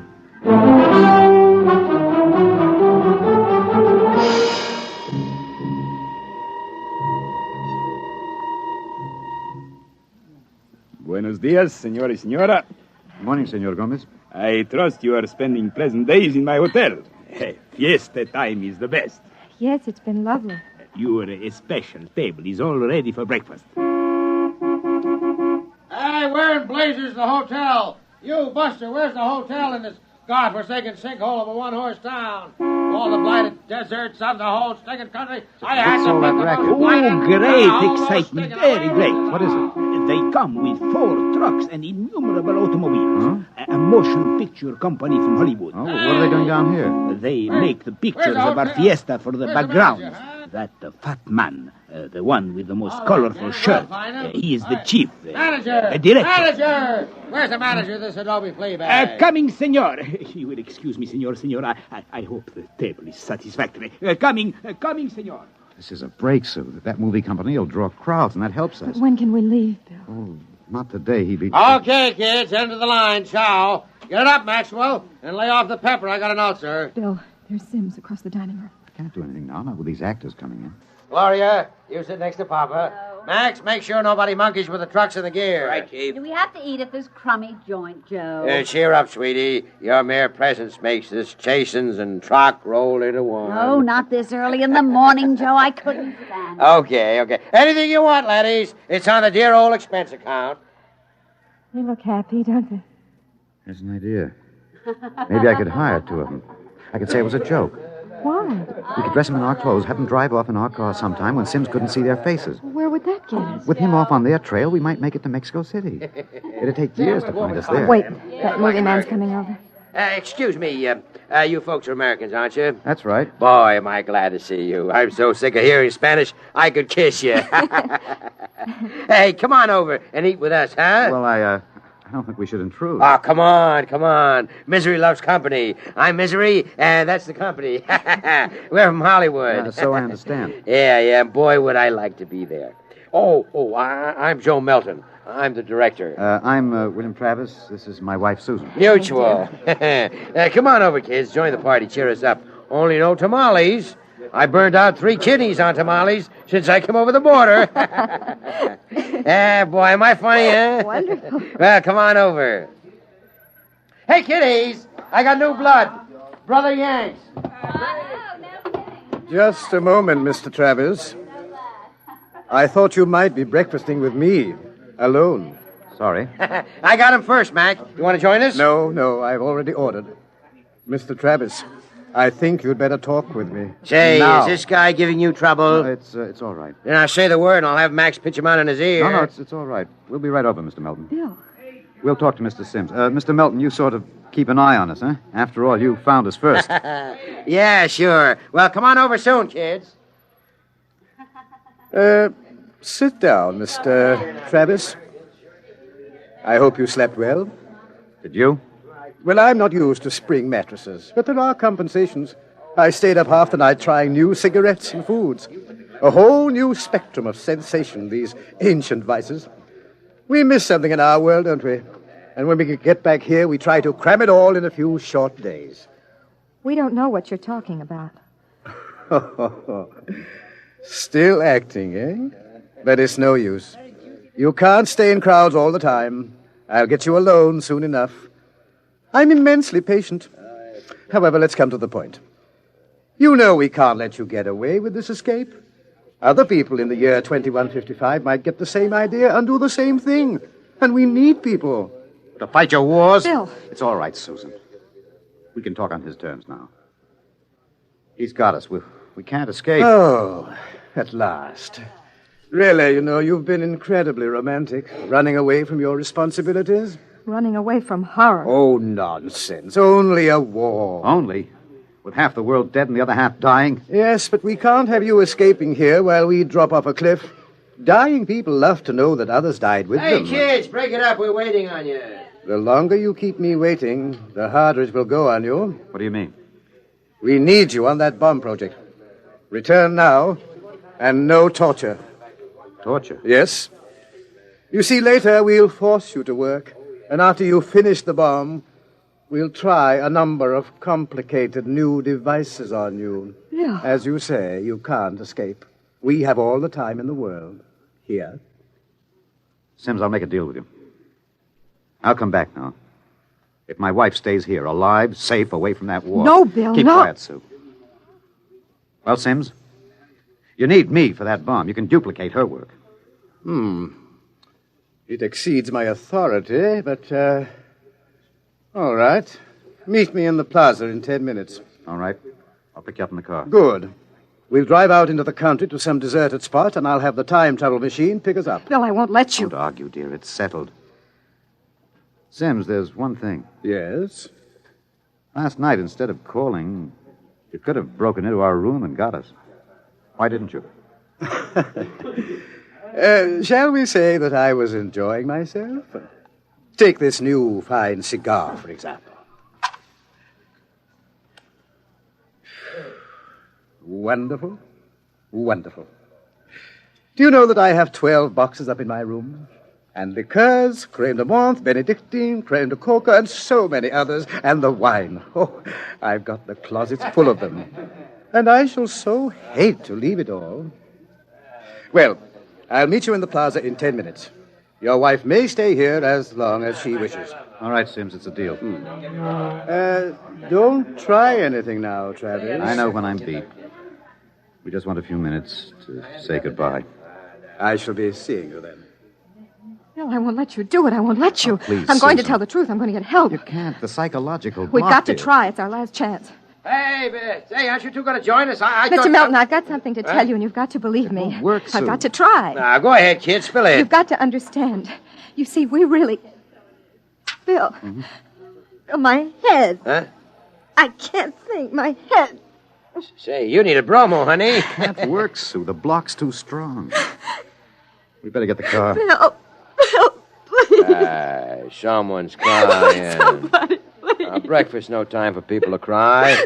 Now, what in the world could a good-looking kid like you find to cry about?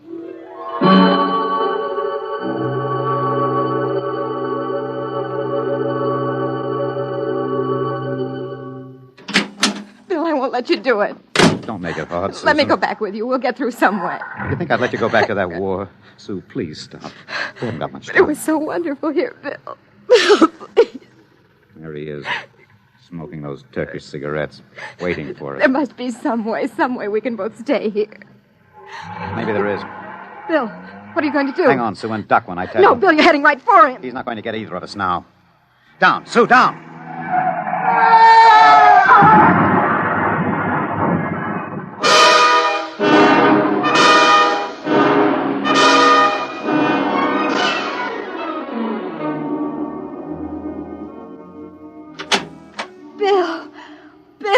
Bill. It's all right, darling, it's all right. Oh. It's all over. Darling, this is the mayor. Senora, your husband has been officially cleared in this most unfortunate affair. It is obvious this Senor Sims died of an unavoidable accident. An accident? Oh, yes, of course. Adios, Senor, Senora. Will they want to see you again? No. No, I'm clear. Oh. I lost control of the car. That's the way it stands. Sue, I hated to kill him. I've never wanted to do anything like that in my life. Where shall we go now? Mexico City? The car's in the repair shop. Won't be ready till 4. And we'll get out. Hey there, Travis. Wait up. Oh, it's that movie man, Bill. He was very good to me when they had you in there. Hey, I heard what happened. They sprung you, huh? Great. Yes, it was an accident. Well, lucky you didn't get hurt yourselves. Everything okay now? Yes, I think so. It's fine. But you both look a little rocky. Say, you want to get your mind off your troubles. We're through for the day. Clouds fouled up our shooting schedule. We're going to put a header on it up at the hotel. Gloria's cracking the ice now. Well, maybe we will join you. But first I've got to check up on the car. Well, don't miss the party, kiddies. See you upstairs. Bill, I don't think... Relax, honey. We've got the break now. Sims is dead. Before they can put another searcher on our trail, we'll have time to make a clean getaway. How about the car? Won't be ready till 4. We've got a couple of hours to kill.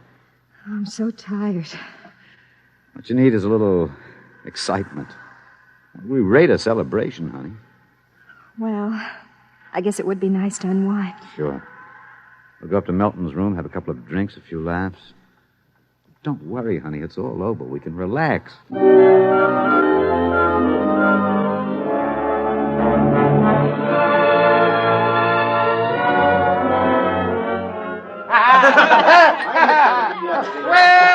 Well, Kitty. Well, we thought we'd join you, Mr. Melton. Great. Call me so. Gloria, yank it to the court. We got company. Way ahead of you. Here you are, kid. You kids ready to drink? That was a pretty messy business, but it's all over now, huh? Yes, it's all over. Time to unlax. Grab a glass, honey. Thank you. Hey, quiet, everybody. Quiet. How about a toast to our guests? Well, sure. How about it, huh? Okay. All right. To a very beautiful lady. Lovely enough for the movies. Thank you. Oh, I'm not kidding. That's why I came over to you in the first place. I might even give you a test. Oh, I mean it, honey. You're pretty nice. I could make you a movie star. And take me to Hollywood? At least it'd get us out of Mexico. You're not serious. Well, sure I am. Gloria, how about a refill? Yeah, coming up. That sounds wonderful, doesn't it, Bill? Los Angeles is a pretty crowded city, isn't it? Crowded? Hey, wait till you see the sunset buzz. Well, you don't really think I could be an actress, do you? You don't have to cheer me up anymore. I'm feeling wonderful now. No, I'm serious. Really? Well, what kind of a film do you think my wife would be good for? Well, I want to do a suspense story.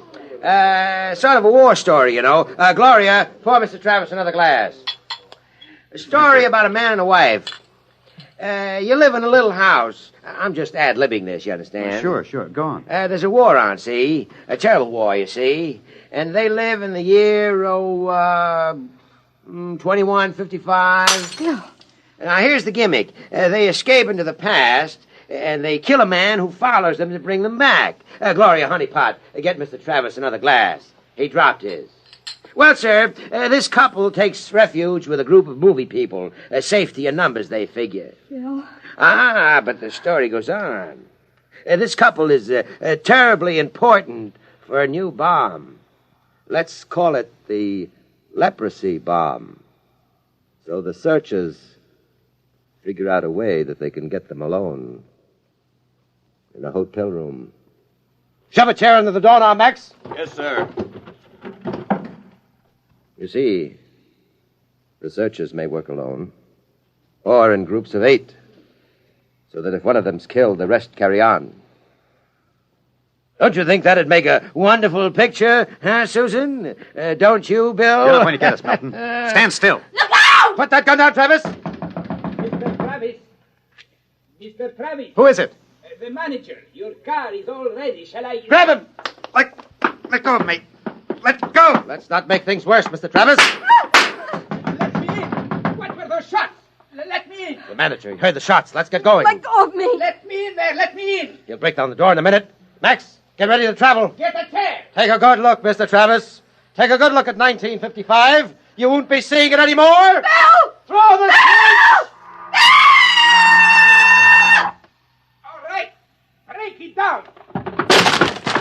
Who shot that? Where are they? I was at the door. I heard them inside. They're gone. The windows. No, the iron bars are undisturbed. What happened to them? They just disappeared, all of them. Senor, I think you had better send for the priest and the holy water. Later. They just disappeared. Look in the closet. Bottles. Hundreds of bottles. And boxes of 20 peso pure Havana filled cigars. These crazy Americanos. Why would anyone leave all this behind? Juan, Never question providence. Bien. There is enough here to last us both for a month. I think we can look forward to a most happy future.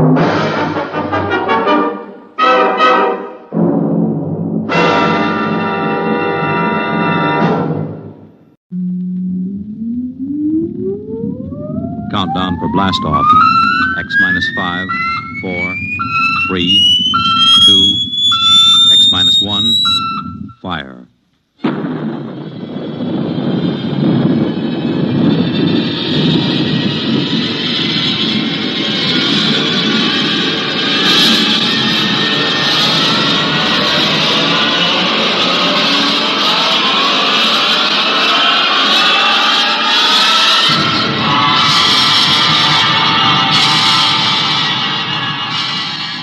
From the far horizons of the unknown come transcribed tales of new dimensions in time and space. These are stories of the future, adventures in which you'll live in a million could-be years on 1,000 maybe worlds. The National Broadcasting Company, in cooperation with Street and Smith, publishers of astounding science fiction, presents X minus 1.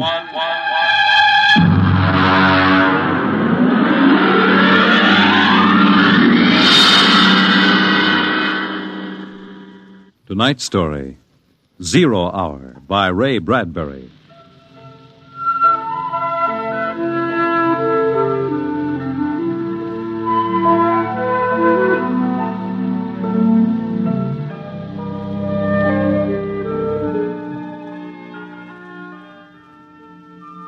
It was a perfect summer day in the year 1985. Sunlight illumined the suburbs, and the town drowsed on the tide of warm, sunlit air. On the lawns, the children played. And in the homes, busy mothers prepared for the evening arrival of their husbands.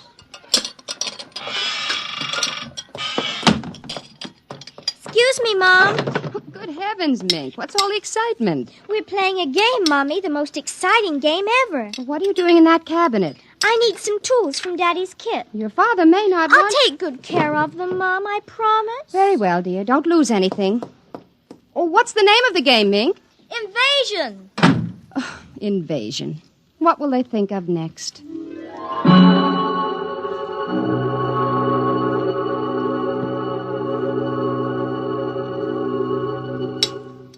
This, and this, and this, and this.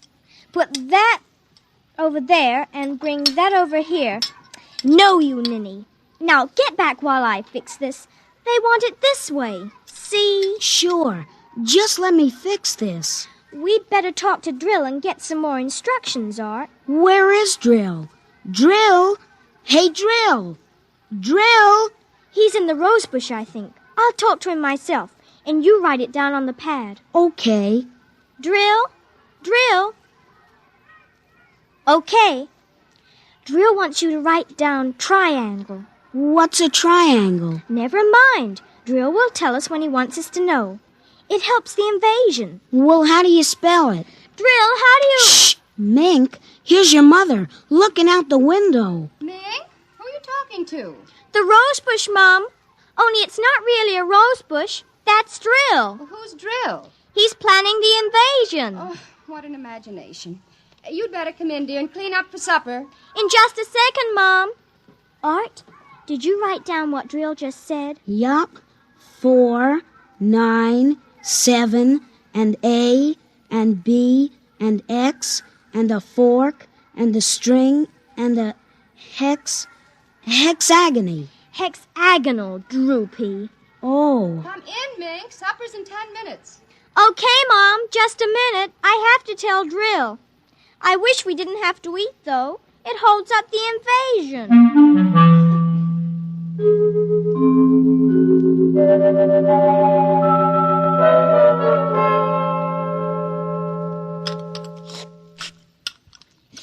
Mink, for heaven's sake, slow down. You'll choke on that soup. I can't, Mom. It's a matter of life and death. What's a matter of life and death? The invasion. Oh, what invasion is that? Oh, just some silly game the children have been playing. Well, whatever it is, Mink, it'll wait until you've finished your supper, I'm sure. But Drill is waiting for me, Daddy. Oh, who's Drill? New boy in the neighborhood? He's new, all right, only you can't see him. Not yet. He hasn't come through yet. What do you mean you can't see him? He lives in a rose bush in our backyard. Oh. Imagination, Henry. Mm-hmm. Well, while you're at it, tell me more about this new game. It's Martians invading Earth, Dad. What? Well, not exactly Martians, Dad. They're from, I don't know, from up. And from the inside of that little head of yours. You're laughing. Drill said you would. You'll kill Drill and everybody. Well, I didn't know you could kill a Martian. Not really a Martian, Mum. Maybe he's from Jupiter. Or Venus, even. Imagine. They couldn't figure out a way to attack the Earth. So the kids are helping the Martians. Oh, pretty slick, those Martians, using the kids for a fifth column, eh, Mary? Drill says after the invasion, we can stay up as late as we want. No more baths either. Oh, is that so? And we can watch all the grown-up televisor shows. Mm-hmm. Well, I don't wonder this invasion has caught on among the kids. Some of the kids are giving us trouble, like Dale Britz and Petey Jarrick. They're growing up, so they won't believe in the invasion. They make fun. Worse than parents, even. I hate them worst. We'll kill them first. I hope you're saving your father and me for last. Drill says you're dangerous. Know why? Why? 'Cause you don't believe the Martians ought to let us kids run the world. But I think they'll let me keep you because I'm helping so much. I'll talk to Drill. Maybe we won't have to kill you. Mary, I think this nonsense has gone far enough. Can I go out now, please? Run along, dear.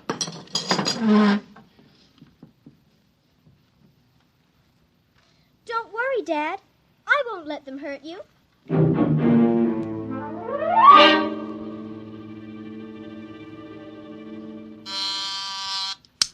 Televisor. Oh, would you please connect me with Mrs. Helen Rogerson on Channel 72Z, Pittsburgh, Pennsylvania. What is your channel, please? 817X, New Rochelle, New York. Thank you. Just a moment. Go ahead. You can see your party now. Hi, Sis. How are things in New York? Fine, Helen. How are things in Pittsburgh? Oh, you look tired. Oh, I've been having a terrible time with the children. Sick? No, just underfoot. They've got a new game that's got me just about crazy. It's called Invasion. Did you say invasion? Isn't that strange? My Mink is playing it, too. My boy Tim is all involved with some imaginary fellow named Drill, who's running the invasion. Must be a new password. Mink likes him, too. How do you suppose these games start? My backyard looks like a scrap drive. They've got every conceivable kind of mechanical gadget out there. I talked to Josephine Schiller in Boston, and she says her kids are wild about it, too. It's sweeping the country. I can't understand it. Helen, do you suppose... What? Oh, nothing. Just a wild thought that crossed my mind. Oh, say, the reason I called is that black and white cake recipe... What was that? I don't know. One of the children might have hurt himself. I'll have to run and see, dear. Call me back tonight, will you? All right, Mary. Bye. Mink? What is it? Who was that who screamed? Peggy Ann. What happened? She got scared and ran home. Did you hit her? Nope, she just got scared. She's a scare baby anyway. Now, Mink, tell me why she screamed. No, I can't. Mink, you'll answer me or come inside this instant. I've had enough nonsense. I can't quit now, Mom. It's almost 0 hour. Then tell me what frightened Peggy Ann. Okay, she saw Drill. He almost came through. Through what? Those pipes and things we set up. She looked into one of the pipes and screamed. I guess she saw Drill. And no one hit her? No, Mom. Very well, Mink. I'll call Peggy Ann's mother and see how she is.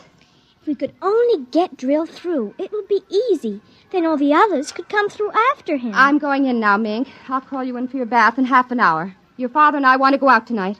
You won't be able to go out, Mom. Why not? 0 hour is 5 o'clock, Mom.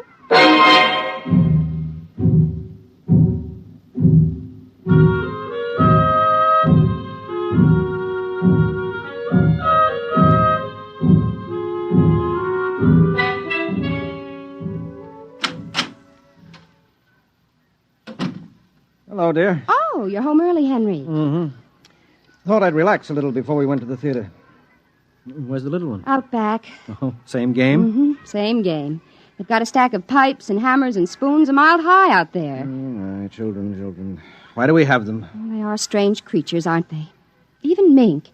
She's a part of us, and yet... Yeah, look, dear, I'd like to discuss this with you, but we do have a theater date, and it's almost 5 o'clock now, so... Say, what's happened to the kids? They're so quiet.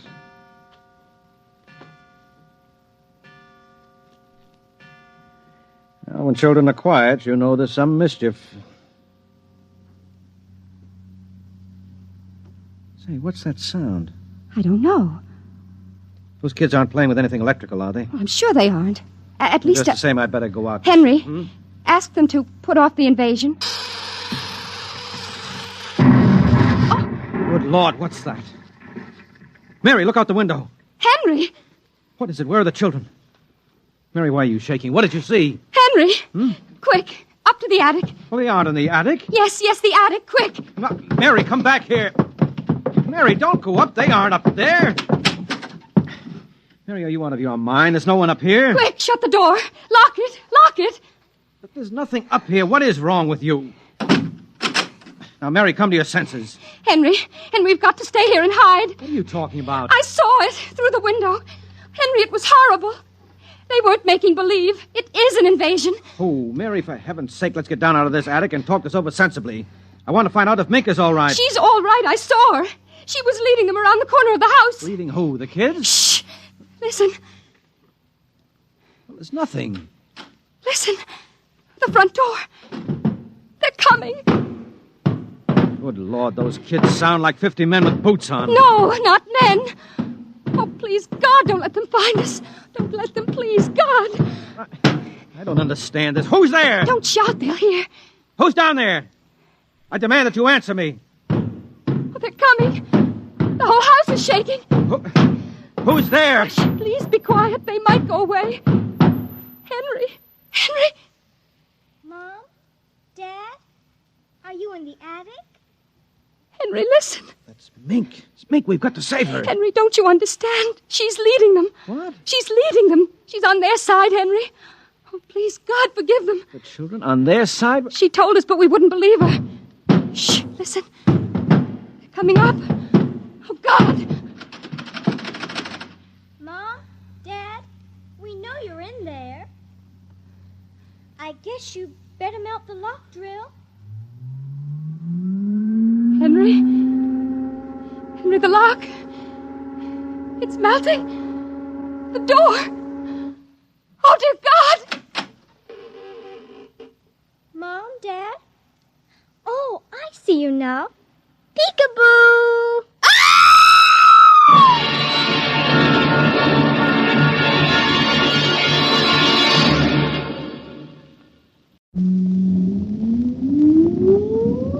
Countdown for blast off. X-5, 4, 3, 2, X-1, fire.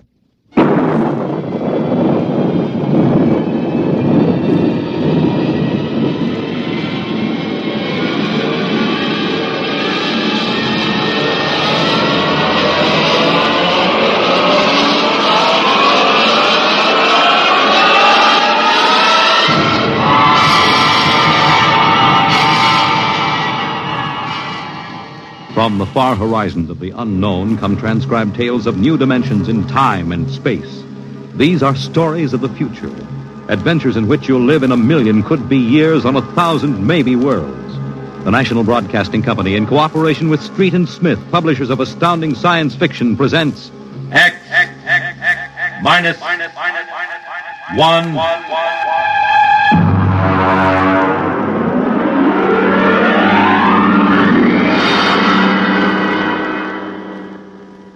Tonight's story, Hello Tomorrow.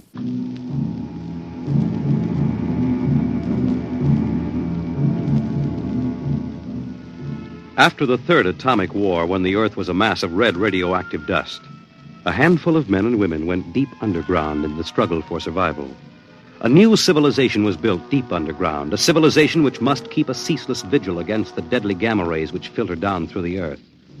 A civilization where the prime consideration is the genetic survival of the race. It is to this civilization in the year of our Lord 4195 that we take you now.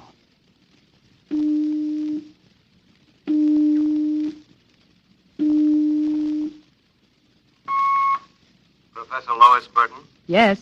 I have a call from the Director of Emotional Stability for the Third Oblong. Go ahead, sir. Hello, darling. Hello, dear.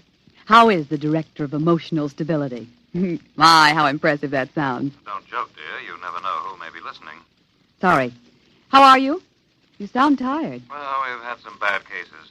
Mostly frantic mothers who insist on imparting their feelings to children. I suspect it's chromosomes affected by gamma ray leakage from the surface, but the head of the psychotechnic division says they're glandular cases. But that isn't why I called. I have good news. What is it? The genetic board has approved our application for marriage. So soon? Our chromosomes tested perfect. We can marry any time we want.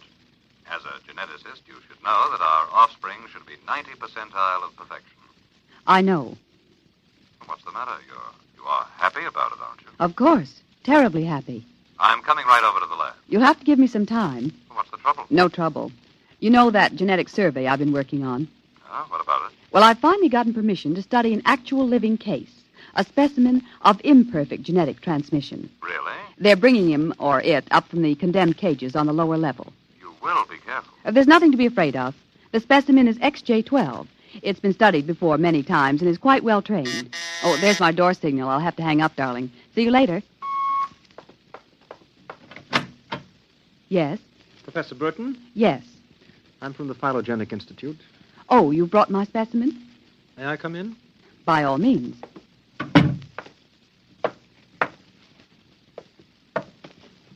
Oh, how...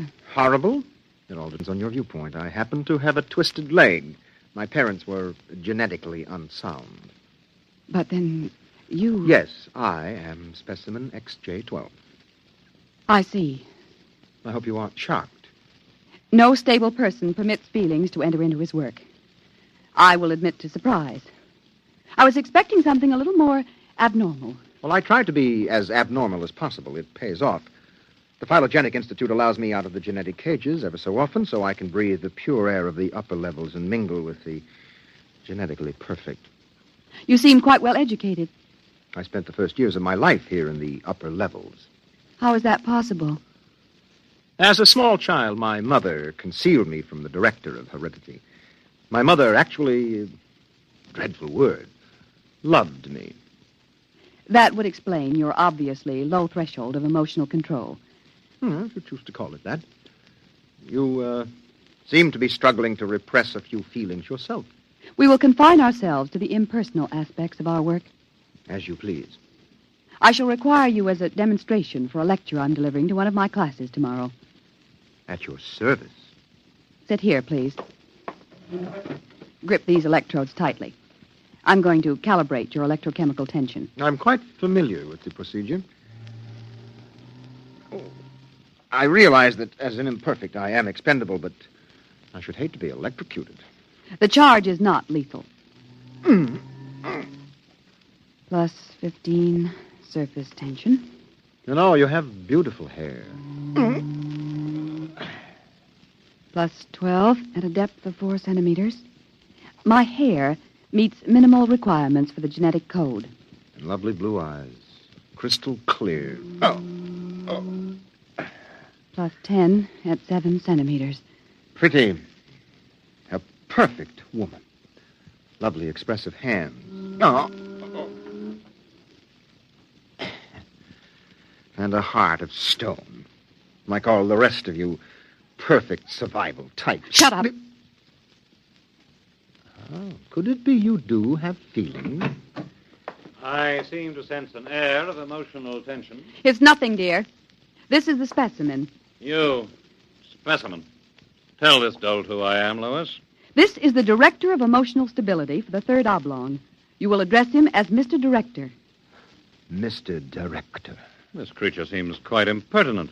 He's only a specimen, darling. Well, use him and ship him back to the cages. He's probably radioactive.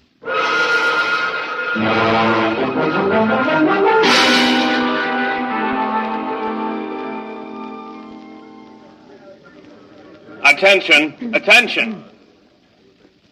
The next demonstration will be conducted by Professor Lois Burton of the Institute of Genetics.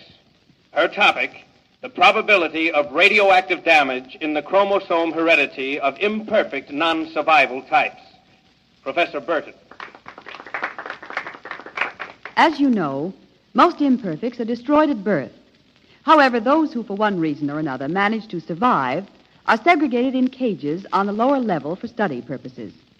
The specimen we have today has been trained to tell in his own words about the factors in his upbringing. You will have to forgive his immature emotional control factor. He is, as you can see, quite different.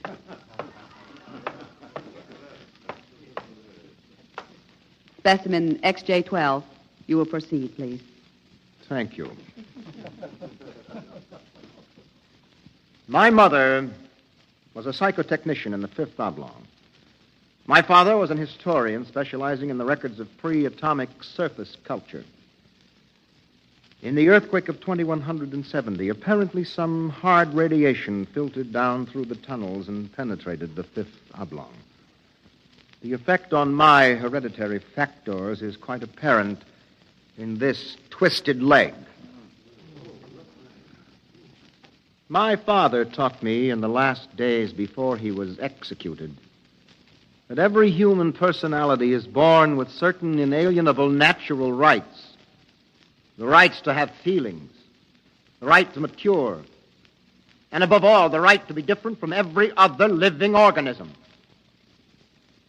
Because it cannot be otherwise, I submit to you, distinguished students, that the attempt by this society to abridge these rights is a violation of nature. I submit that the imperfects, the mutants, those who are different, have as much right to exist and be free as you. And I say break open the cages. Stop him! Give us back the right to be individuals. Stop him! Oh! Perhaps that will teach you. Professor Burton, take this specimen back to your laboratory and confine him.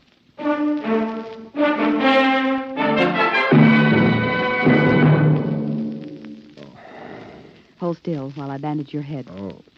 You'll be all right.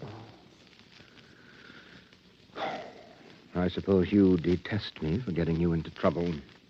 I don't detest you. What? I don't know why, but as you spoke, something began to stir in me. Tell me what you feel. If I moved you, then I must have moved the others, some of them at least. For some reason, I took pride in what you were doing, seeing you stand up against them. Why do you look at me like that? I can't help it. I wish you wouldn't. You're only an imperfect, you know. Please. My name is Oren. Please. Say it. Oren. Oren. Again. Oren. Lois. Oren. Lois. Lois. Lois. How touching. Walter. I've been listening for some time. Walter, how could you? In my capacity as Director of Emotional Stability, it is my duty. What are you going to do? Specimen XJ12 will be disposed of quite systematically by the state. For the good of the state, for the good of the genetic code, and in the name of emotional stability.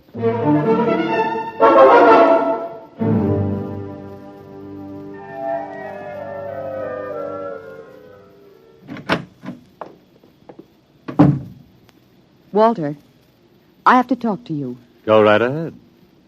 Walter, you mustn't destroy him. The specimen? Why not? He's emotionally unstable. You have to expect irrational behavior. Aren't you forgetting something, my dear? That you were responding in much the same manner? Or had you forgotten?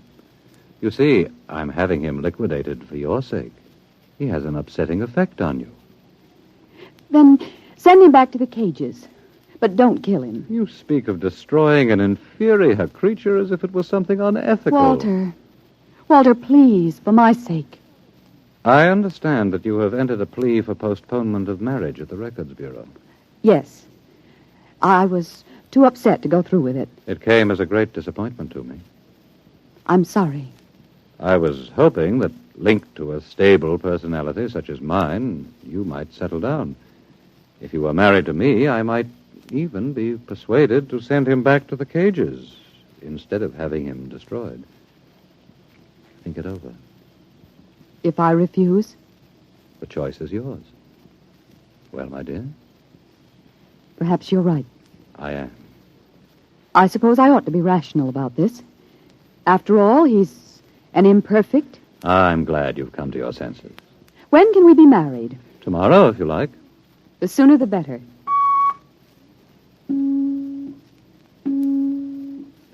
Let me talk to the custodian, please. Hello. This is the Director of Emotional Stability for the Third Oblong. I would like you to cancel the execution of specimen XJ-12. Turn him over to be remanded permanently to the genetic cages. You'd better go. I'll pick you up in, say, an hour, and we'll make plans. All right? Yes. Yes, of course.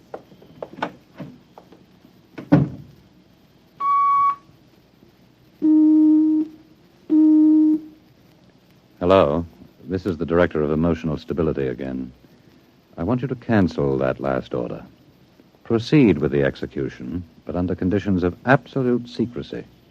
No, don't use the lethal chamber. Take him through the upper level to the tunnels. Yes. Yes, I'll issue a pass for the radiation checkpoint.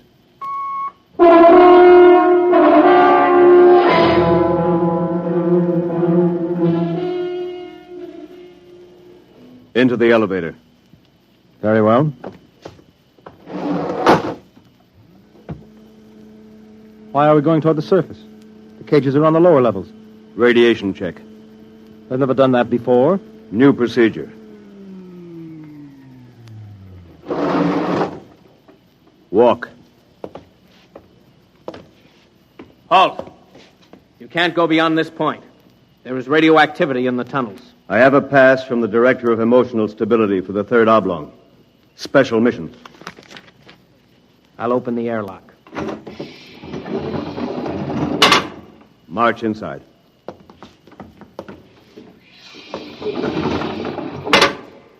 Turn around. So this is how they get rid of the imperfects. Now, before you dispose of me... Yes?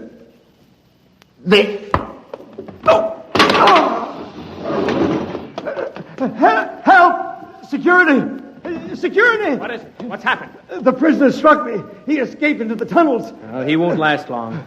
Can you go after him? I could send a robot, but it isn't worth the trouble. There's no way back from the tunnels except through here. The only other direction he can go is toward the surface. And the closer he gets, the hotter the radiation. No, I think you can consider your prisoner officially dead.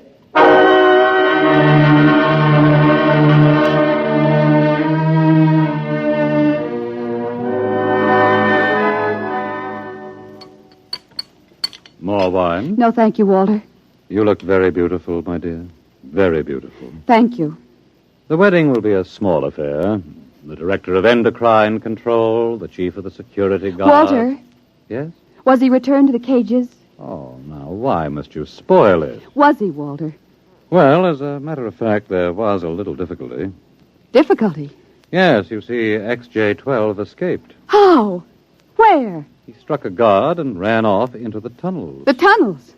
But that's sure death. He's free to return any time he chooses. Now, don't become upset, darling. You planned it, didn't you, Walter? Stability, darling, stability. Stability, stability. Here's what I think of stability.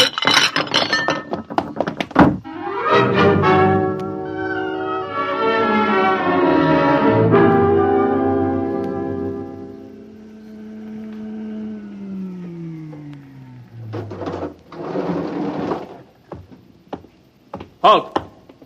State your business. I'm Professor Burton of the Genetic Institute. You can't go into the tunnels, Professor. You'll have to let me by. I'm the fiancée of the Director of Emotional Stability.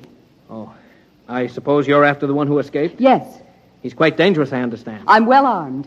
Wouldn't it be better to send a robot? I'm quite capable of handling him. He was my subject. All right, miss. It's your risk.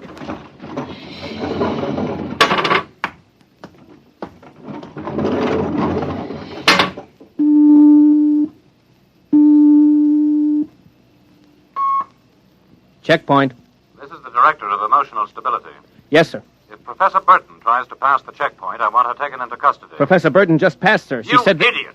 But, sir, she said that I she don't had... care what she said. Stop her. Send robots after her. Get her back. Yes, sir. At once, sir. Robot control. Checkpoint to robot control. Order out all televocal robots into the tunnels. Have them bring back any humans. This is a first priority order.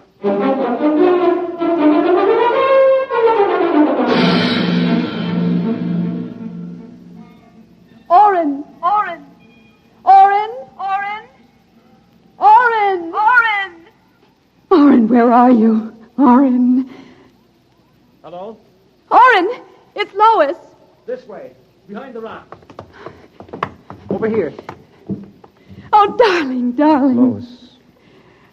Lois, why did you come here? It's suicide. I had to. Oh, darling, are you all right? So far. You've got to turn back. Give yourself up. They'll kill You me. can't stay here. The radiation is +4 at this point. It gets worse as you approach the surface. Lois, darling, go back. What will you do? I'm going ahead. But you can't. I can.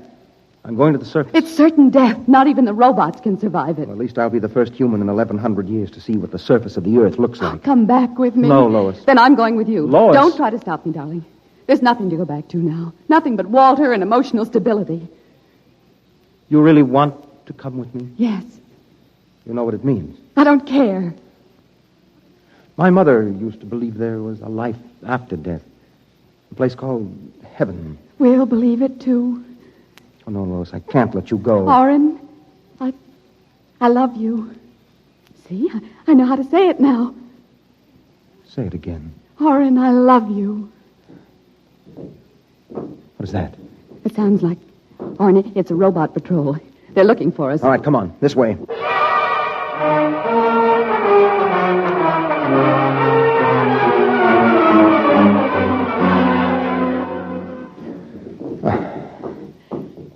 Oren, wait. It can't be much farther, darling. The robots. They're coming. I can see their lights now. Listen, they've stopped. The lights are swinging round. Oren, they see us. Come on. Look, Lois, look ahead. You can see the lights reflecting from something. It looks like a lead door. Come on through. There must be some way to close it. Oh, yes, here. Let me help.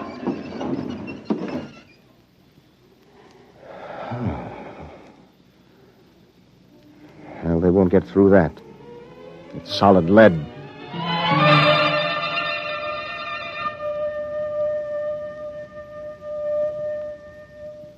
Oren, I feel so strange. Where are we? I don't know. Look, up there. A huge round light. Lois. Yes, Oren. Lois, that's Luna, the moon. We're on the surface. How strange and red everything looks. How it glows. It's the radioactivity. Quiet and peaceful. And deadly. Oh, hush, darling, hush. Sit here and rest a while. Put your arm around me. Yes. Oren, I'm afraid. Oren, we're going to die. Don't think about that. Just think about us. Alone. The first humans to stand on the surface of Earth in 1,100 years. That door must have been placed there by the last handful of survivors who went underground after the atomic wars. And those other lights, the small ones, they must be stars. Oren, I'm so tired. Go to sleep, darling. Put your head on my shoulder and sleep. Hold me, Oren. Hold me very close.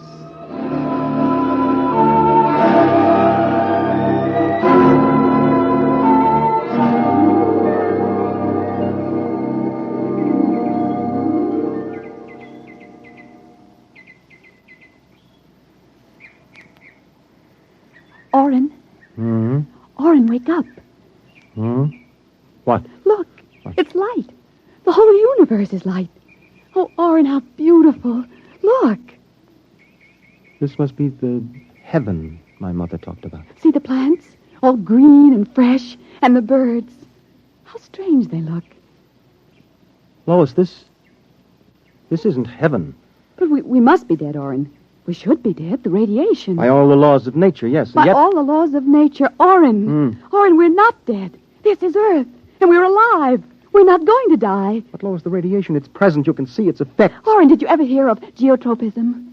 I'm not a geneticist. There is a natural law of adaptation by which an organism will try to adjust itself to its environment by changing. It's called geotropism, don't you see? No. All these generations we've been bombarded by radiation filtering down through the Earth.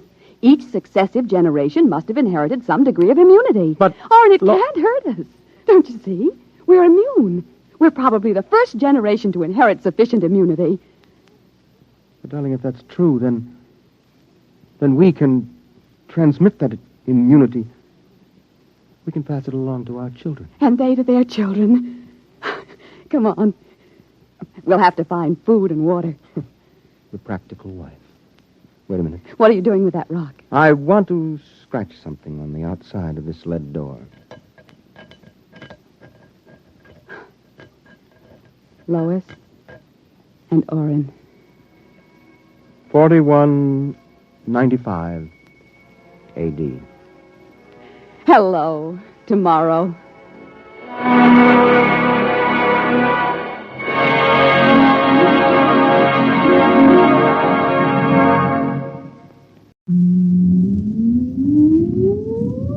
Countdown for blast off. X minus 5, 4, 3, 2, X minus 1, fire.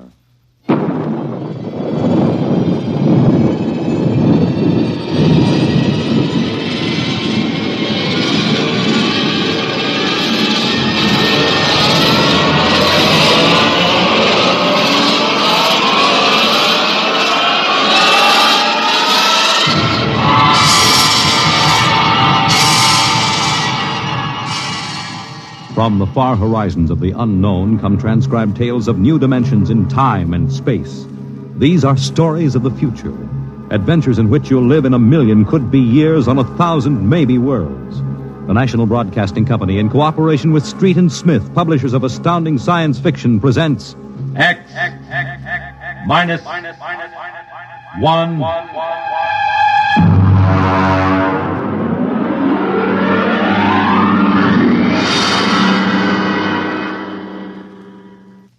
Tonight's story, Requiem by Robert Heinlein.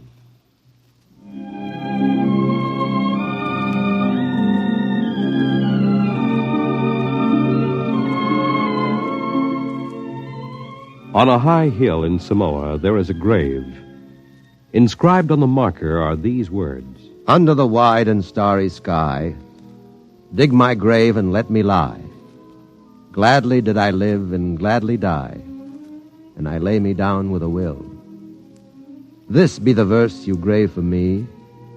Here he lies where he longed to be.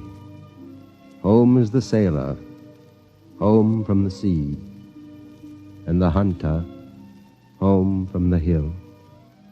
These lines appear another place, scrawled on a shipping tag from a compressed air container, and pinned to the ground with a knife. It wasn't much of a fair, as fairs go. The trotting races wouldn't be held till 8 o'clock at night. The flags and bunting drooped in the gray afternoon, and the pitchmen seemed discouraged. A large black limousine stood at the side of the road, 32 cylinders purring quietly. And over the dust and the clatter of the fair, a bullhorn blasted the highest pitch. Hurry, hurry, hurry, this way to the moon rocket, the moon rocket. See it fly, the actual type rocket used by the first man to see it fly. Chills, thrills, the romance of space. You can ride in it for only $25. Hurry, hurry, hurry. Hey, Charlie, have you got that feed tube patched? I welded it.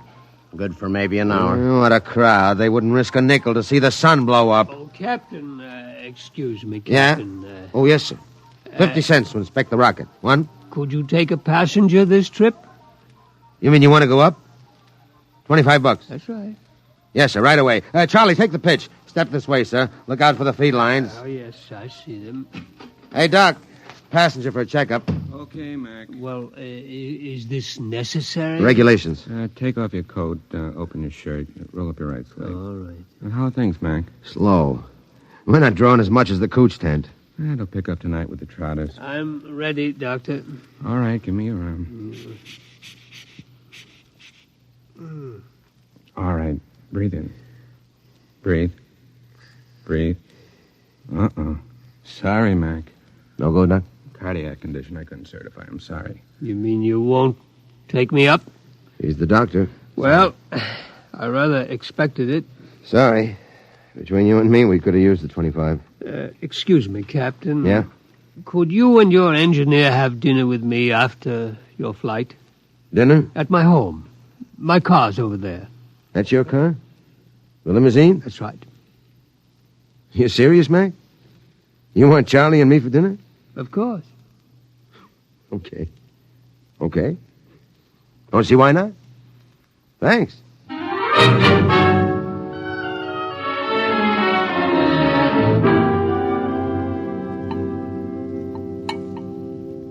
Charlie, you had enough. Lay off, Mac. Oh, that's perfectly all right, Captain McIntyre. Cigar? Thanks. Light? Yeah, thanks. Yes, it's hard for me to see why any holder of a master's ticket would quit the Earth-Moon run. I didn't like it. Yeah, don't hand us that. It was Rule G washed you All out. right, so I took a few drinks.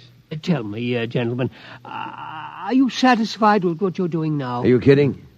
We've been pushing the old junk heap for a year. Half the time, the sheriff has an attachment on the ship for a fuel bill. It stinks. Would it help you to get back to the moon? Well, sure. I could get a short-haul job hopping ore. I kept my nose clean. I might even get back on the run. Would you be open to a business proposition? What is it? You own your own rocket? Barring a couple of liens against it. I want to charter her to take me to the moon. You hear what he said, Mac? He wants us to fly that old heap to the moon. He can't do it. The old boat's worn out. Why don't you charter a regular company ship? Oh, no, I can't do that. The company charter comes up before a congressional committee this year. They have to follow the regulations. You can't pass the physical. Now, if you can afford to hire us, why don't you bribe a couple of company medics? It's been done before. I know, but not for me. I'm D. Harriman. Harriman? You own the company. Hey, what are you giving us? I own a large percentage of the company, but the other directors won't permit me to jeopardize the franchise. You tie that, Mac. A guy with half the money in the world, and he's up a creek. Shut up, Charlie. Why do you want to go to the moon so bad, Mr. Harriman? Well, it's the one thing I've really wanted to do all my life. I'm maybe 50 years older than you. When I was a kid, nobody believed we'd really reached the moon. You've seen rockets all your lives. When I was a boy, they laughed at the idea, but I believed. I wanted the moon then. I used to stand in the backyard and stare at it.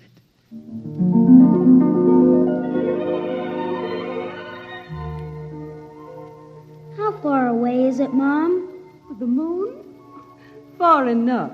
Why don't people fly to the moon? They can't. Why not? They just can't. But not now, anyway. Someday I will. What? Fly to the moon. Sure.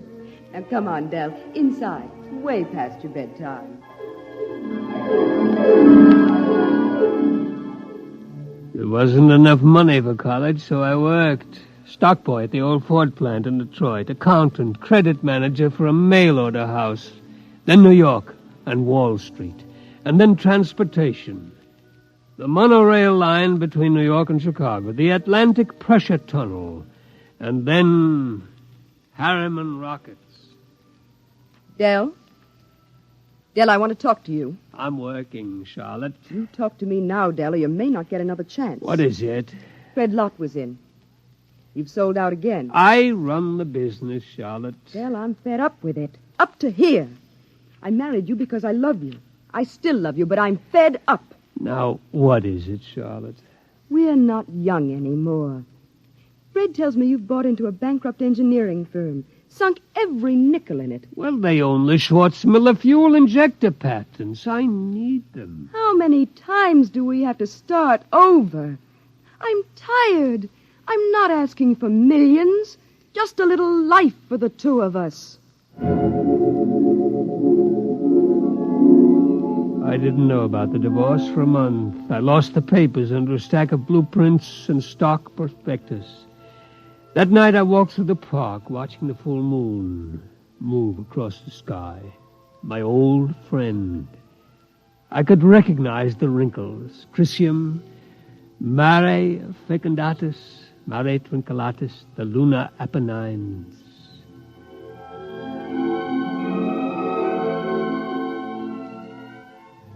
It took 2 fraudulent bankruptcies and an investigation by the Securities and Exchange Commission before we did it. The moon.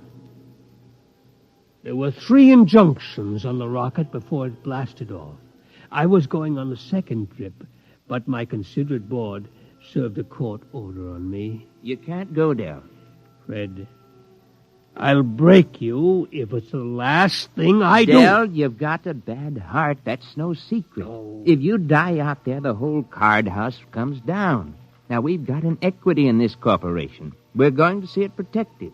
You've sucked us in on this wild scheme, and now that it paid off, you're going to sit right down here on Earth and see that the dividends come out on time. You're not going to the moon, Dell. Forget it. I never went. By the time my lawyers shook off the restraining orders, the first cargo rocket had crashed in the Pacific, and Congress rushed through the Space Precautionary Act.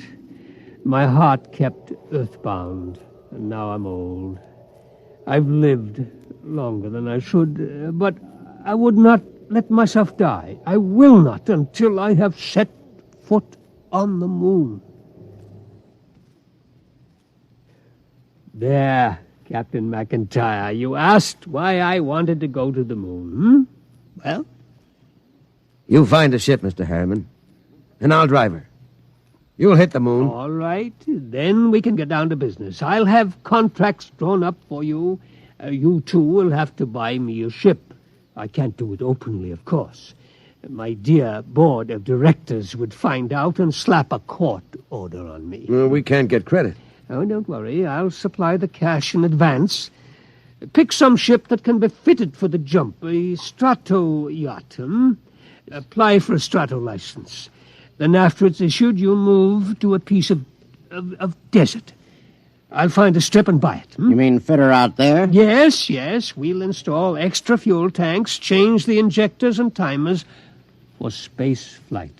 Charlie, you think you can manage the changeover without a dockyard and shops? Well, I'll have to have a load of power tools and a lot of time. It'll be haywired and spot welded. Just so it doesn't blow up when I slap the keys. It won't blow. Well, that's what you said about the last ship. Now, cut it out, will you?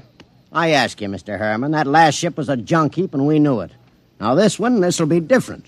We're going to spend some dough and do it right. Ain't we, Mr. Harriman? You spend all the money you want. I'll see that you get it.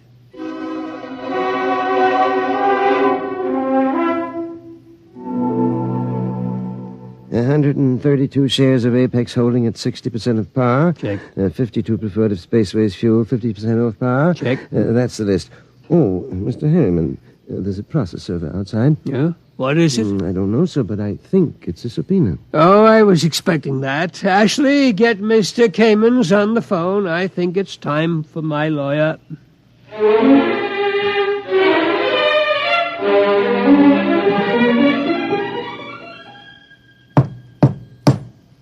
May it please your honor, counsel representing Mr. Harriman's relatives contend that his behavior for the past few weeks gives clear indication that a mind brilliant in the world of finance has become senile.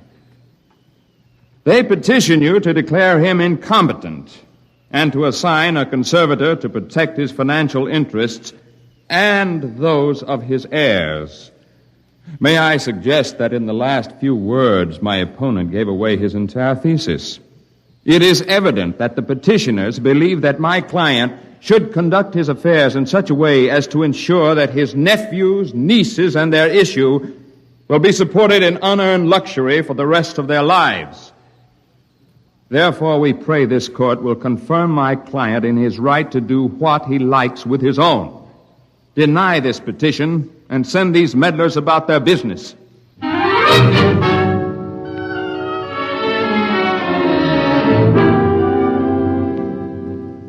Well, payments, huh?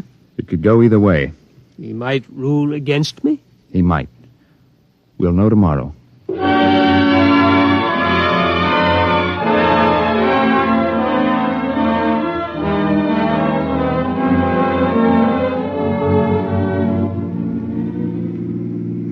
Here it is. Eccentric millionaire disappears. Yes.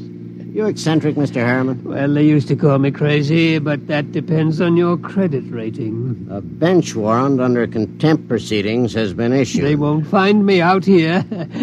How is the work going, Charlie? My end's in pretty good shape. Well, are you ready to go? My nephews will have detectives out looking for me. Well, I could run those calibration tests tonight. Take till midnight. After that, it's up to the Commodore here. There. There she is, Mr. Harriman. That's the job that'll take you to the moon. It's a good ship, isn't it? Hey, Mac, stop the car. Yeah. All right. Oh. He's out? Look at him. Where's his medicine? Vest pocket. Here. Break the glass. Hold it on his nose. He looks lousy.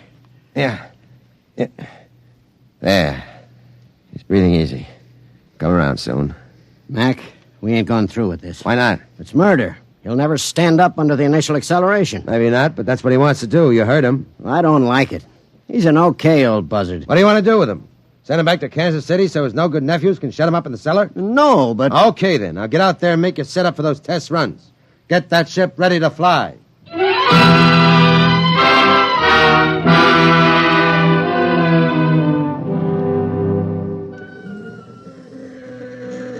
Hey, you. Me? How many other people are there out in this desert? What can I do for you? You James McIntyre? Hey, Mac. What's the matter, Charlie? You McIntyre? Yeah. I'm the deputy federal marshal in this district. I got a warrant for your arrest. What charge? Conspiracy to violate the Space Precautionary Act. I suppose you're Charles Schwartz. I got one for you, too. Thanks. And a man named Harriman. Got a court order to put seals on your spaceship. We haven't got any spaceship. What's that, a kiddie car? Strato yacht. Yeah? Well, I'll put seals on it until a spaceship shows up. Where's Harriman? In the shed. What shed? Oh, my knuckle. That's the one I broke playing football. I'm always hurting that finger. We gotta hurry. Get Papa to the cabin and strap him into his hammock. Right. So long, deputy. Oh, my knuckle.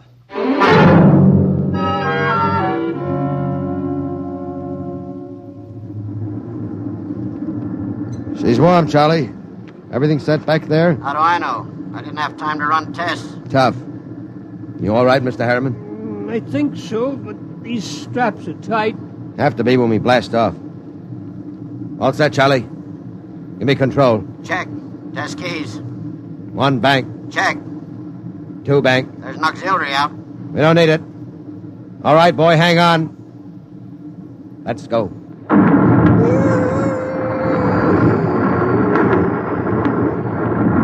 How are you, Pop? I'm doing fine.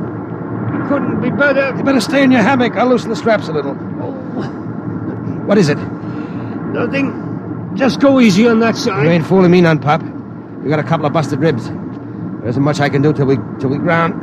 You take a neobaritol and I'll wake you when we cut jets. No, I'll stay awake. Okay, just as you say, Pop.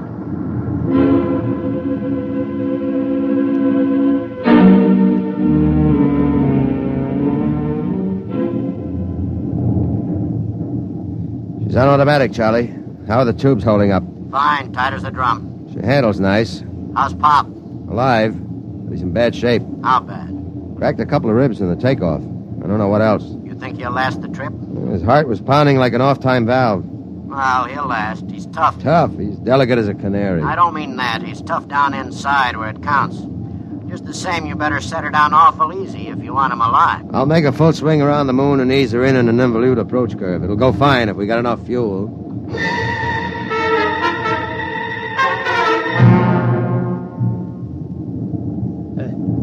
Somebody call me? Something wrong, Pop?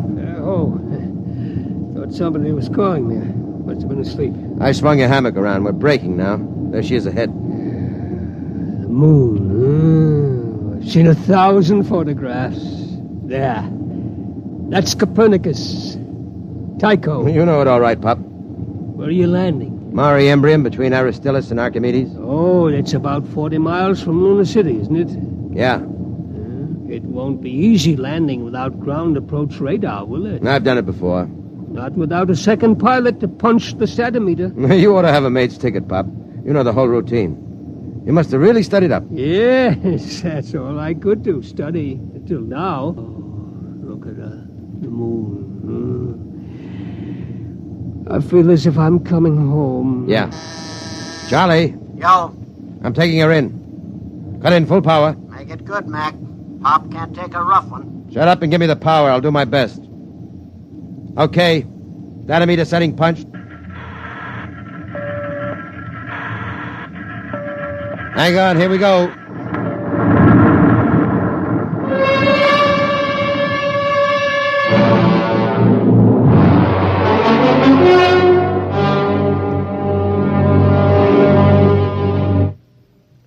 That was a lousy landing, Mac. Dynamite drift. How's our passenger? Quiet. Now look. I wouldn't make any bets. That landing stunk. Will you shut up? I did my best. Hey, Pop. He's alive. There's blood in his mouth. He's trying to say something.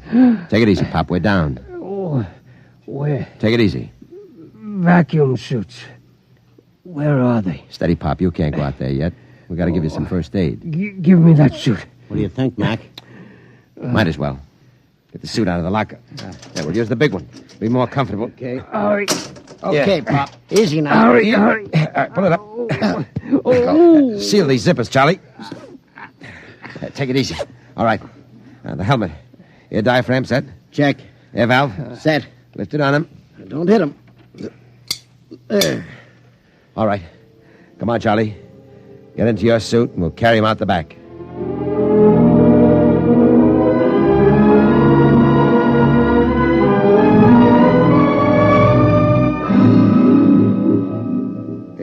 Easy with him. Okay. You all right, Pop? Outside.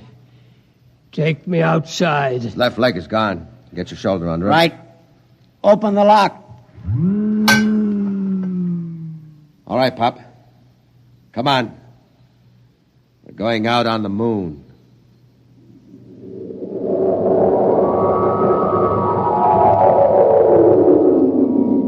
The moon. All right. We're going to leave you out here to look around while we get ready for the hike to town. You all right? The moon. We have to break out air bottles and rig a stretcher. It's 40 miles into the dome. Charlie, prop something behind his head. Okay. You comfortable, Pop? We'll be back soon.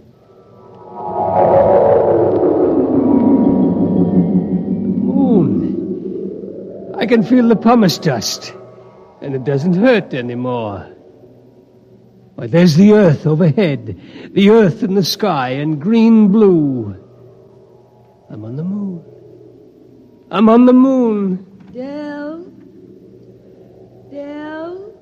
Charlotte? I thought I heard somebody call my name. Yeah, I'm getting old. My mind wanders. Del? Charlotte. Del? That is you, isn't it? I made it, Charlotte. I'm on the moon. You didn't understand. You were afraid I wouldn't take care of myself. But I made it. I'm on the moon. I'm on the moon.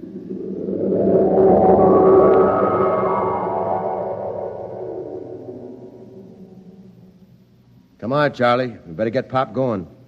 Here, give me a hand getting him on the stretcher. Never mind the stretcher, Mac. What's the matter? He won't need it. He's dead. Oh. Better get out the pumice skis and the air bottles. It's a long walk to town. Yeah. What about him? Looks as if he's resting, doesn't he? Propped up, looking out on the pumice. Well, he hit the moon. Come on. Let's start walking.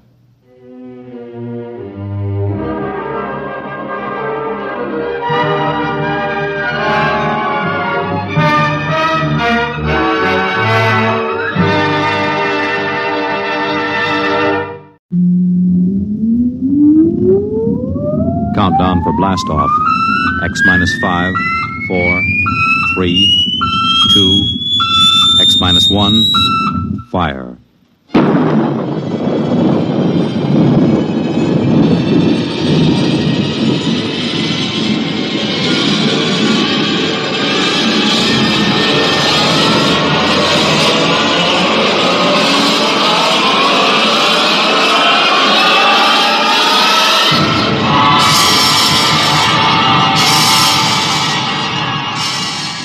From the far horizons of the unknown come transcribed tales of new dimensions in time and space. These are stories of the future, adventures in which you'll live in a million could-be years on 1,000 maybe worlds. The National Broadcasting Company, in cooperation with Street and Smith, publishers of astounding science fiction, presents X minus 1.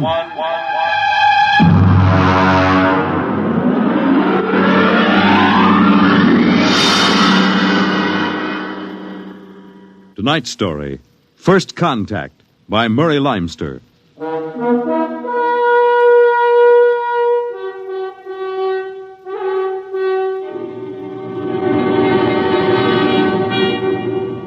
They had been in space 6 months now, moving with the incredibly faster-than-light speed of the overdrive.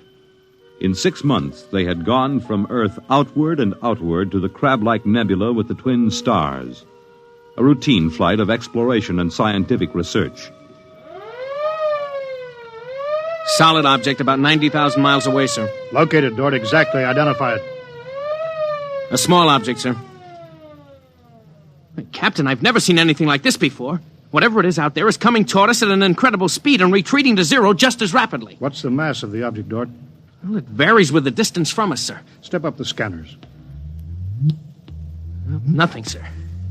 Absolutely nothing shows out there. And yet there must be something. Those alarms are foolproof. Action stations, man all weapons. Condition of extreme alert in all departments immediately. Captain, what is it? Dort, I ran into the same thing once before on the Earth-Mars run.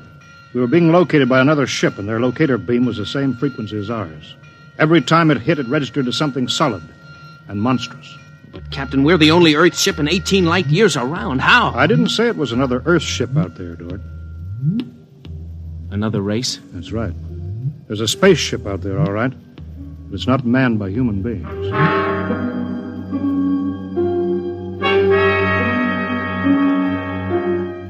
It had been contemplated and speculated upon.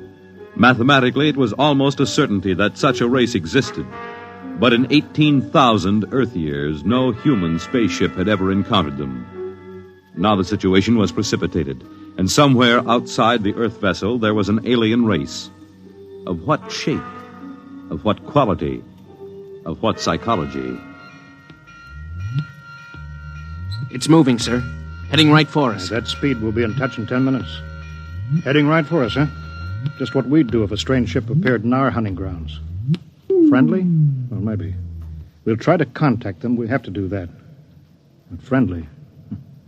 Thank the Lord for the blasters. They may not be hostile, sir. Well, they may be. That's what I'm paid for. Put on this job for, to worry about the troubles that may never happen. To all hands, now hear this. A ship is approaching manned by an alien race. I'll give the signal for attack or defense if it be necessary. There'll be no move made unless I give the order.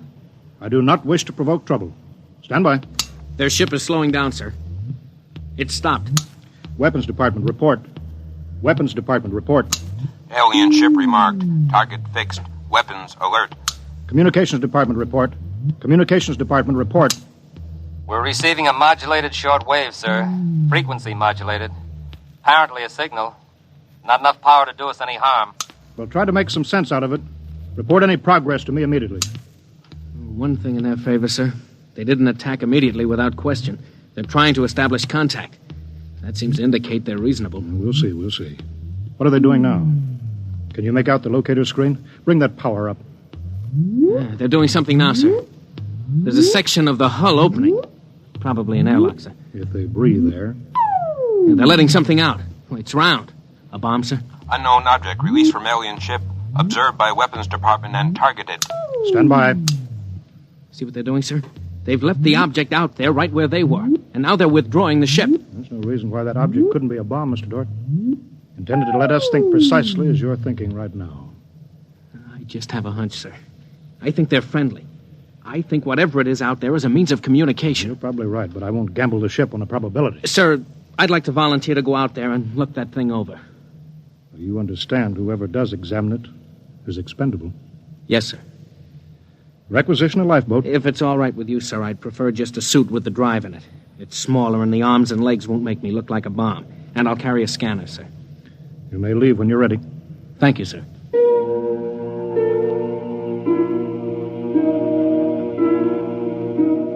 I'm all ready.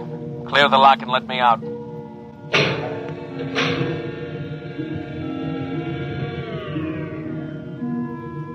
Weapons Department reporting to the captain. Mr. Dort located. Mr. Dort is targeted. Stand by. If that object out there is a device to capture one of our people for observation and questioning, it'll be blown out of existence, including Mr. Dort. Stand by.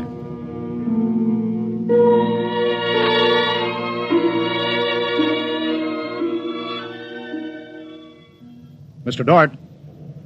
Mr. Dort. Report. Object, as you can see on the scanner, sir, is covered with many small horns, like the detonating horns of the obsolete mines formerly used in naval warfare. Is that their purpose, do you assume, Mr. Dort? I'm going to find out, sir. I'm going to grab one. Mr. Dort. I'm here, sir. I don't think this is a mine. Circle it so we can see it completely through your scanner. Deadlock, sir. Nothing to report that the scanner hasn't shown you. Oh, wait a minute, sir. A section of the outer hull seems to be opening. Do you see it? Very good, Dort. Hold that. I'm sure it's a communications device, sir. It looks like it.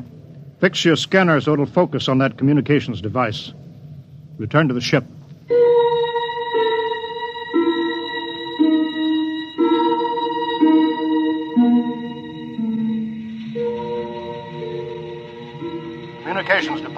Communications Department. Progress report, please. We've established communication, sir. Is there a psychologist on the team down there with you? Yes, sir. Mr. Burns is working with us. Will both of you please report to the bridge at once?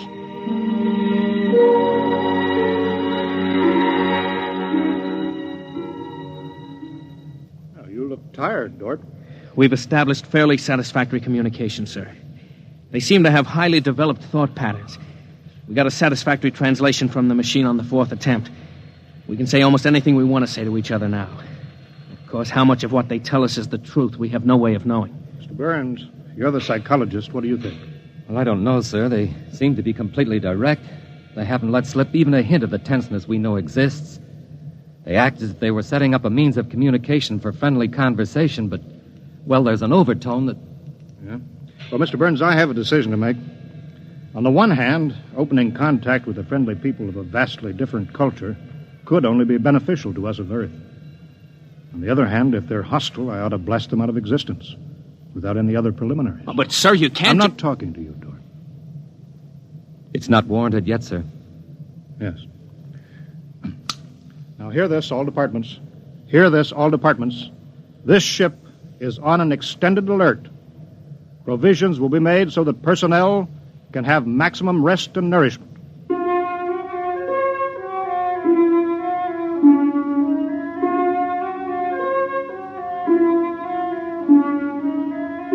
Communication continued by means of the artificial language set up arbitrarily between the Earthmen and the aliens, decoded by the mechanical decoders.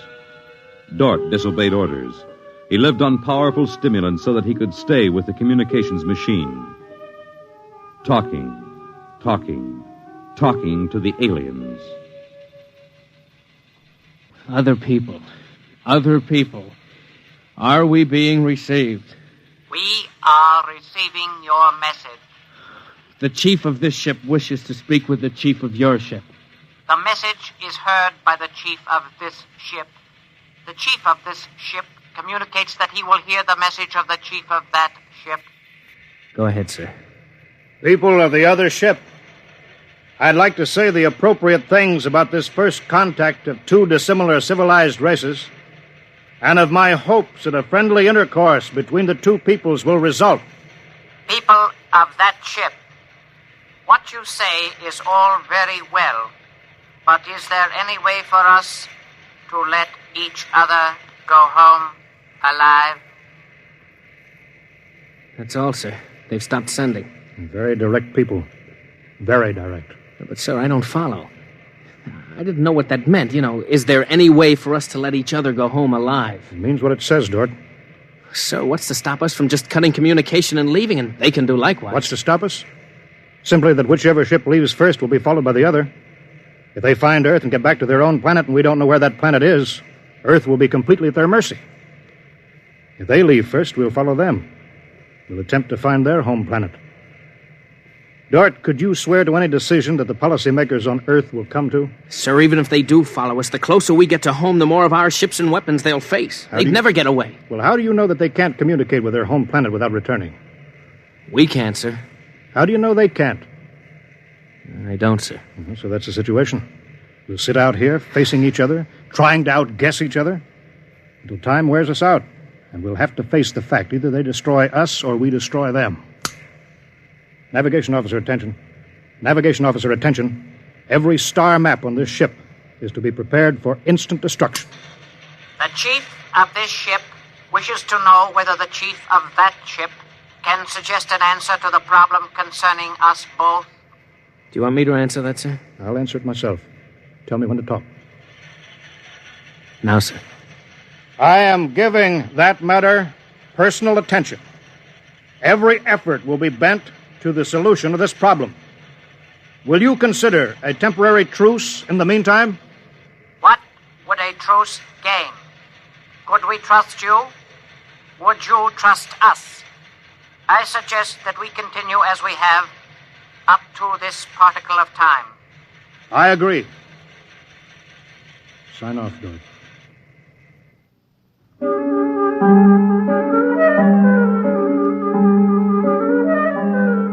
Weeks went by, and during the weeks, the exchange of information continued without let-up. What particle of time are the people on that ship at? The resting time. All rest except myself and others on alert duty.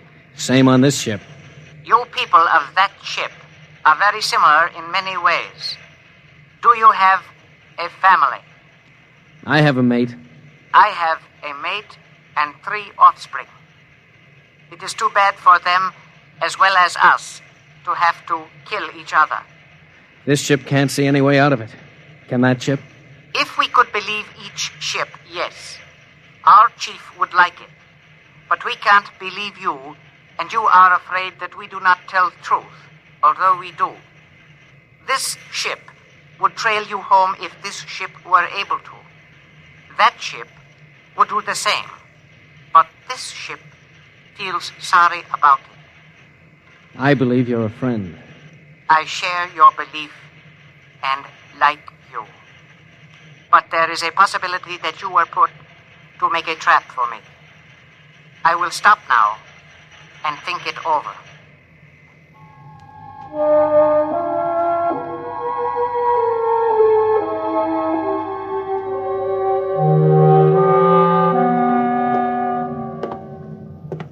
Just sit down, Dort. Control yourself. We're all under tension. Doesn't do any good to pace like some caged animal. Yes, sir. All right, now, I've read the complete transcription of your conversations with this one alien. What does it prove, Dort? Sir, these people are so much like us in their thinking. Well, sir, they're likable. They're likable and they breathe oxygen. Their air is 28% oxygen instead of 20.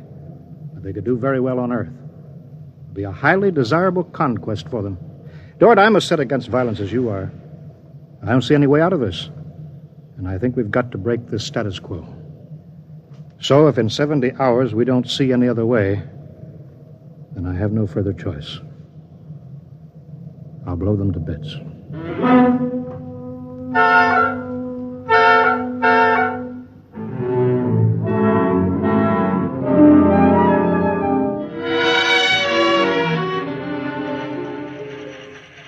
Will that ship receive communications? Will that ship receive communications? This ship is listening.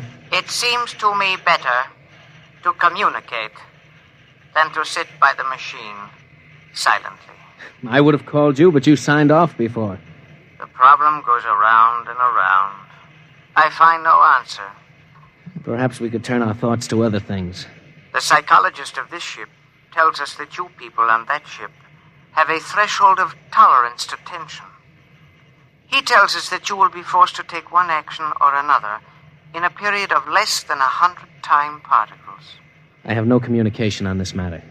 Well, this ship is not trying to extract unwilling information from that ship. A truth is mentioned in passing. A report of this conversation will be carried to the chief of this ship. It would be so.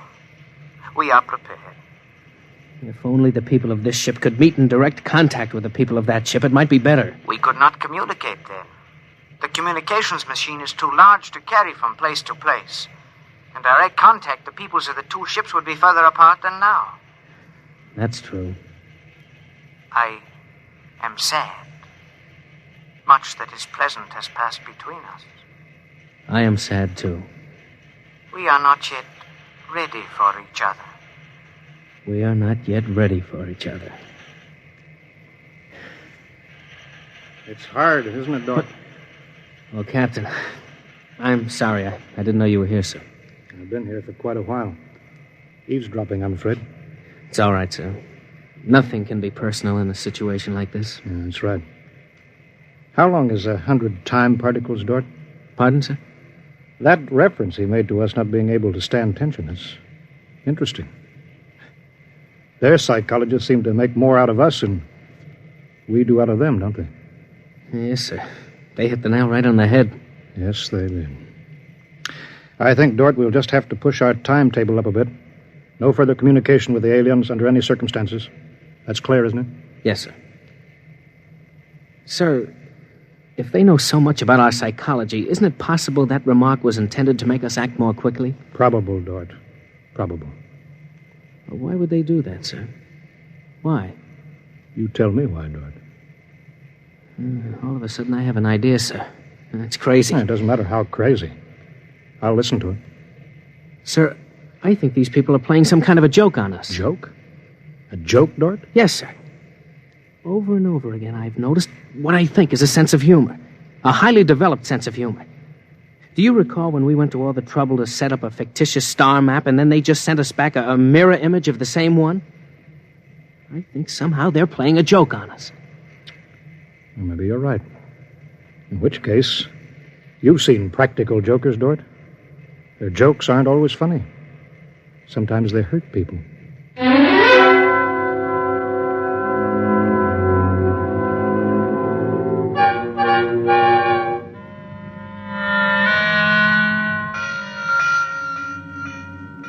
All departments, man, instant alert. All departments, man, instant alert. Report instantly. Report instantly. Weapons Department alerted. Target, the enemy ship. On target, sir. Stand by.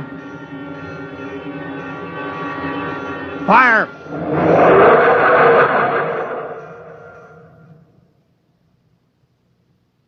They're gone, sir. Not a trace of them left. Not a tiny trace. Now we can go home.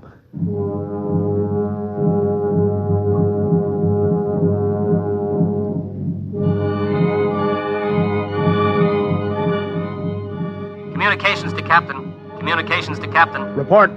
Sir, I'm picking up new signals. Same frequency as the original alien signals. That's impossible. That ship was destroyed. I'm receiving signals, sir. Set the machine up. We'll be down there in a minute. Mr. Dort, come with me, please.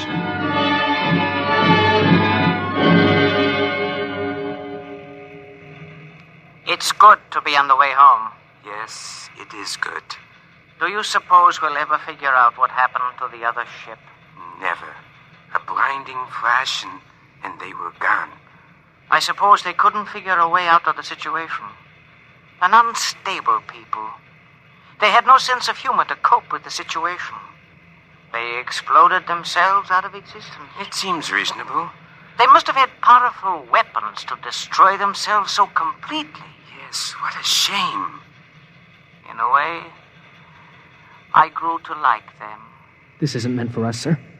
I don't know what's happening, but I think we're overhearing a private conversation. I understand, Dort. Be quiet, will you? Many things might have come out of a relationship with that people. They were describing a disease they call cancer. I think it is similar to the Frogren syndrome. We might have helped them. They might have helped us, too. Well, too bad. We'll never find them again, I think. The odds of such a chance meeting in the vast space of the whole universe. There are no figures for such odds, are there? Turn it up, Dort. Turn it up louder. That's all there is, sir. The signal stopped there. Sir, I don't know how, but somehow when we fired at them, we didn't destroy them, but we did set up a condition whereby they've become invisible to us, and we've become invisible to them. Captain to Engineering Department. Halt forward motion. Captain, why are we stopping? Listen, Dort, you say they're invisible. They are, but they're not destroyed because we just heard them. They're out there somewhere. Invisible. Well, you heard them, so they're heading for home. We're invisible to them, too, sir. How do you know, Dort? How do you know this whole thing isn't a setup? Well, suppose that's true, Captain. You heard their conversation. They weren't talking like any monstrous people. They seemed decent and warm, just as decent and warm as we are. How do you know this conversation wasn't planned, deliberately set up for us to hear? How do you know that, Dort? Yes, sir, you're right. They may be out there and they may not. They may be telling the truth or they may be trying to trick us. They may be friends or they may be the most deadly enemies. You said they had a sense of humor, Dort. What a joke to play. To deliberately set up a situation where we wouldn't know fact from fantasy, truth from lie. Wouldn't that be a joke, Dort? Yeah, but we don't know that they did that, sir. And we don't know that they didn't. We don't know anything. Sir, does that mean we never go home again? I don't know. I have to think about it. I have to think about it.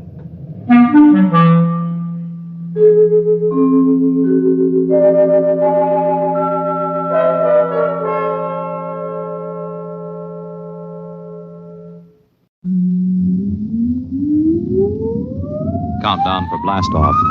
X minus 5, 4, 3, 2, X minus 1, fire.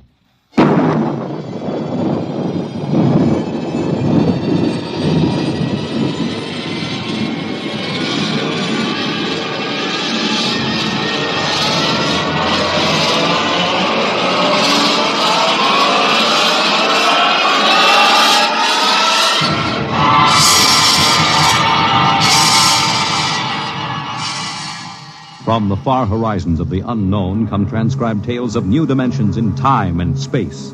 These are stories of the future, adventures in which you'll live in a million could-be years on 1,000 maybe worlds. The National Broadcasting Company, in cooperation with Street and Smith, publishers of astounding science fiction, presents X minus 1.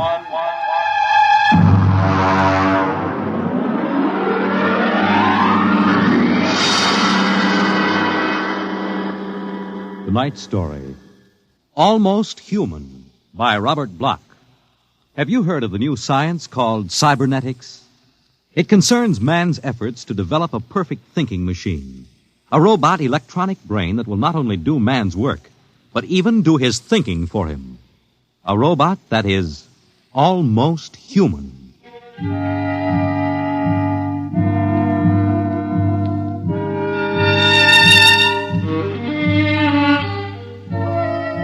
No, it's not impossible at all. In fact, one day, something like this may happen. A tall, suave gentleman in a black raincoat will walk down the street until he reaches a shuttered, isolated house. And then he will slowly mount the front steps, push the doorbell. Just a minute. I said just a minute. Hold your horses. What do you think you'd... Good evening, my dear. Duke, why did you come here? Curiosity, darling. I've been thinking over what you told me at our chance meeting last week. Duke, you promised me. I decided to come and take a look for myself. Where is the professor? In his study. Where's Junior? In the nursery. The nursery? How quaint. And you, I take it, are Junior's nursemaid? I helped the professor. Tell him he has a guest. Duke, he's a nice old guy. Don't Tell do him, it. darling. All right. Yes? What is it, Miss Williams? Professor Blastman, a gentleman... Here? I don't understand. I gave orders no one was to be admitted to the house. He insisted. Very well. Wait here. I'll get rid of him. Sir, Professor Blesserman, I've come to see Junior. Junior? There must be some mistake. There are no children in this house. I don't... Professor, what you feel pressing against your belly is the muzzle of a .45 caliber pistol. Now, shall we visit Junior? How... What do you know about him? I know everything. Shall we go inside? I warn you. On the contrary, I warn you. Very well. This way.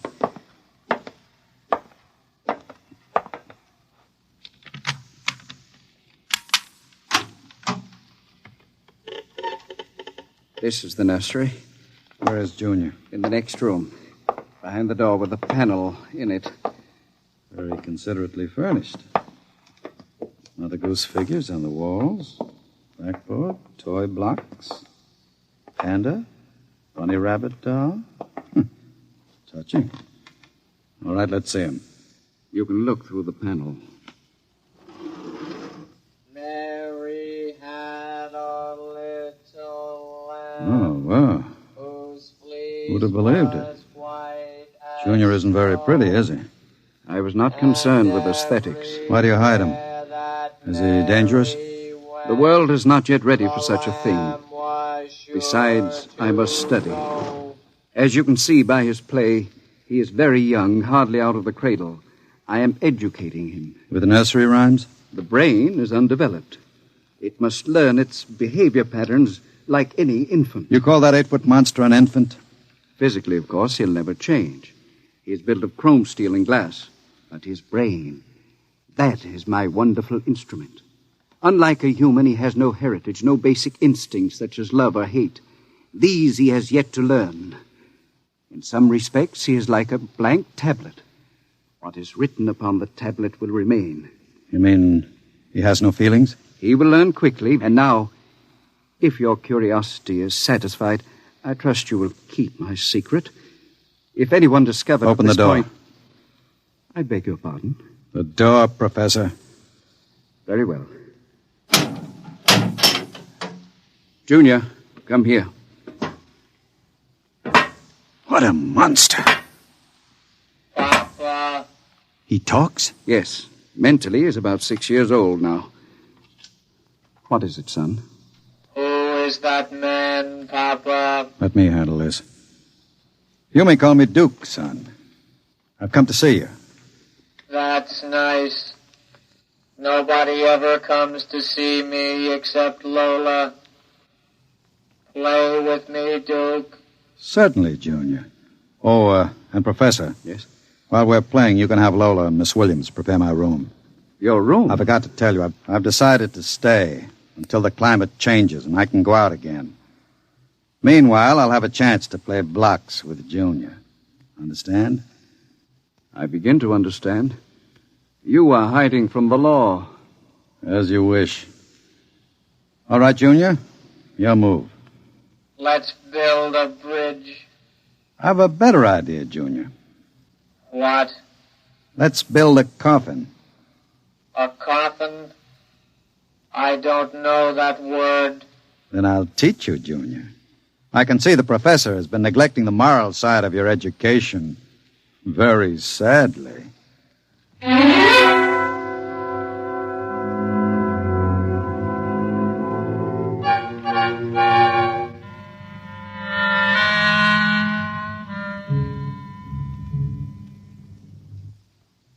You shouldn't have come here, Duke.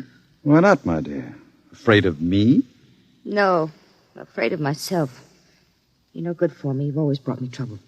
Except this time. This time it will be different, darling. This time I'll bring you diamonds. Duke, what have you been teaching that thing? Nothing, honey. I've just been playing with them. Very educational. I don't believe you. What's bothering you, Lola? Today when I walked in there, he said to me, I know how to kill people, Lola. I'll kill you if you want me to. He's learning very quickly. Duke, I'm scared of that thing. It's unholy, a machine that acts like a human with a voice grinding at you, saying things you'd expect from a child. You dislike him so much. Why did you take this job as his nursemaid? Because I wanted to start over again. I answered an ad. The professor didn't ask questions. I would have been all right, too, if you hadn't come along. I'm very glad you did tell me, darling. Because Junior is going to make us two very successful people. Ha! Like any child, Junior listens to what he's told. Duke, I don't know what you're teaching, Junior. But I can guess. And it isn't right. It's evil.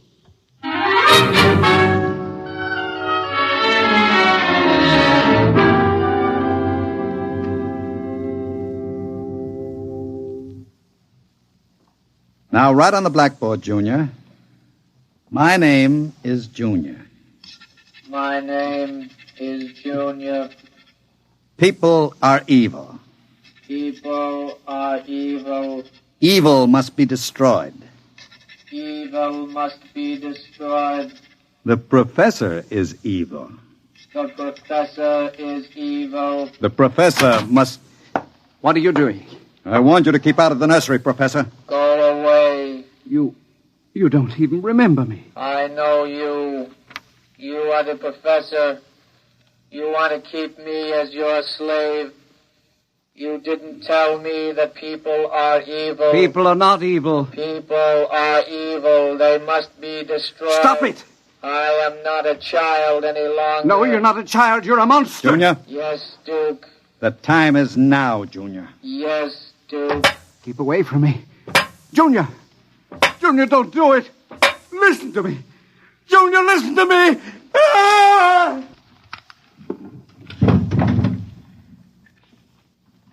I did it, Duke. Duke, I... Can we go away now, Duke? I don't like it here anymore. Duke, why did you do it? The professor was in the way. We'll have to move very quickly now, Lola. We? Because if you don't plan to come along, just say so. I can have Junior write your name on his blackboard. Where are we going? We'll go to Charlie's. With Junior? With Junior. Oh, Duke, you can't. I'm afraid. Relax, my dear. The Duke has great plans for you two. Wouldn't you like to be independently wealthy for the rest of your life? No cares, no worries? Just good times and fine clothes all the time? The only way you get that way is by inheriting $1 million. Not when you have a fellow like Junior around. I'm still afraid of him. Junior wouldn't hurt you. You wouldn't hurt Lola, would you, Junior? I like Lola. She's pretty. There, you see? He thinks you're pretty. Junior's growing up.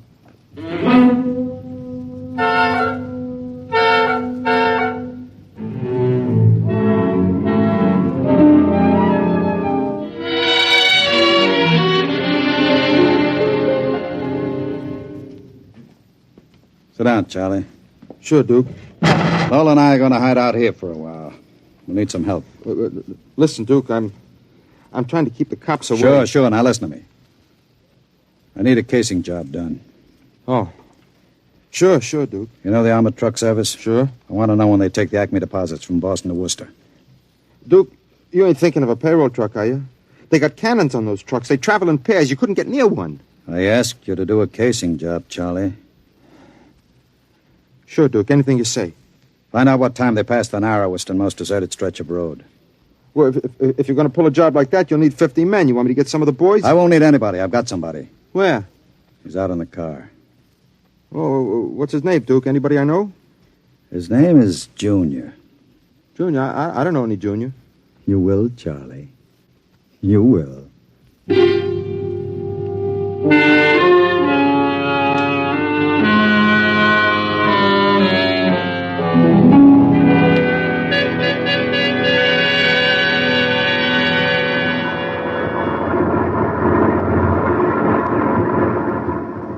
Smoke, Sam?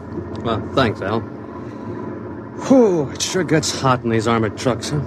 You'll get used to it. How much we hauling this time? About $250,000. Brother, could I use a hunk of that? Who couldn't?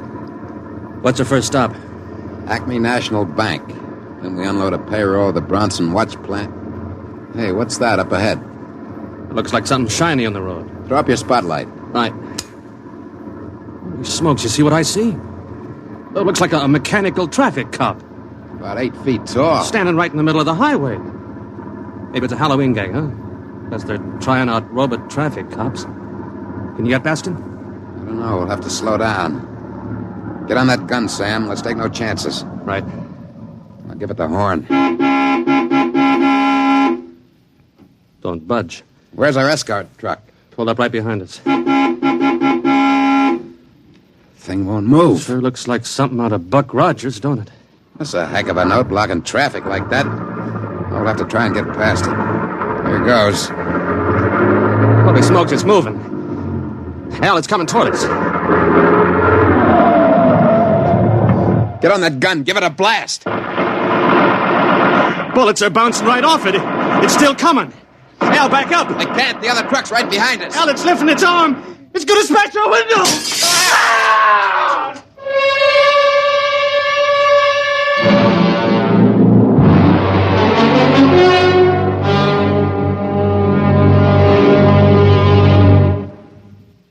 Jeez. If I hadn't have seen it with my own eyes. Duke, we gotta quit this. What's the matter, Charlie? Getting shaky? The papers say he killed all 4 drivers. Listen, Duke, that robot is hot. We gotta get rid of it. Stop your blubbering. One more good robbery? You ain't gonna pull another one. Why not? Count me out, Duke. The law's gonna track that baby. Are you quite finished, Charlie? You got no heart, Duke. You're like Junior, all steel inside. And you're just a big, warm-hearted slob. I suppose flowing with the milk of human kindness. Well, I got nerves. I can't stand that thing, the way it looks at you with that iron face and clanking around all the time. Listen, here it comes.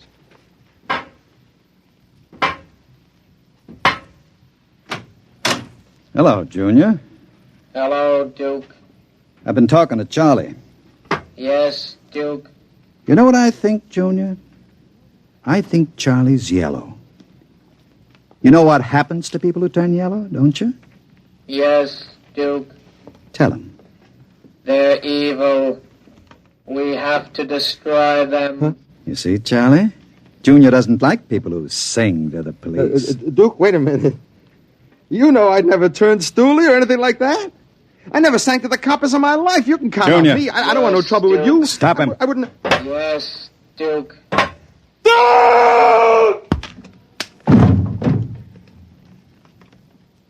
I stopped him, Duke. All right. Take him down to the cellar. Duke, that noise. Charlie! Junior, put him down. Take him down to the cellar, Junior. Yes, Duke. Duke.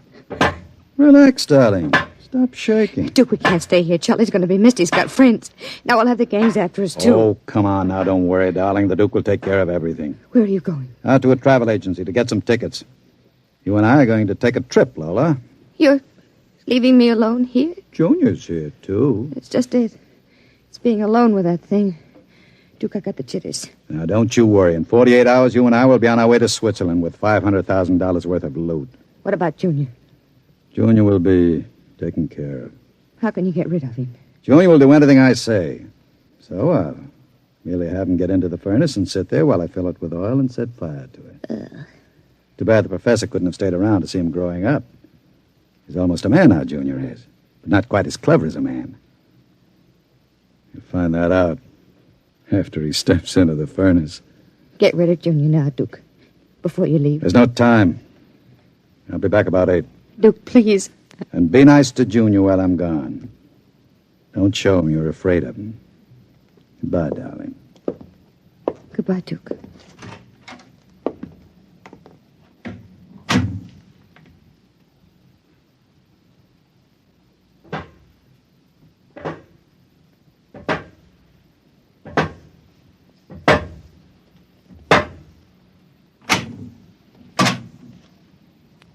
Lola. What, Junior? Oil me. Can't you wait till Duke gets back? He always oils you. I want you to oil me, Lola. All right. I like you to oil me, Lola. Yes, Junior. Lola, do you like Duke? Certainly. Do you like me? Well, you know I do, Junior. Lola, What? who do you like best? Me or Duke? I like you both, Junior. Yes, but who do you love? What do you know about love, Junior? In the books, man and woman love No. Lola, What? do you think anyone will ever love me? Maybe. Some women can fall in love with anything, Junior. Even with something like Duke.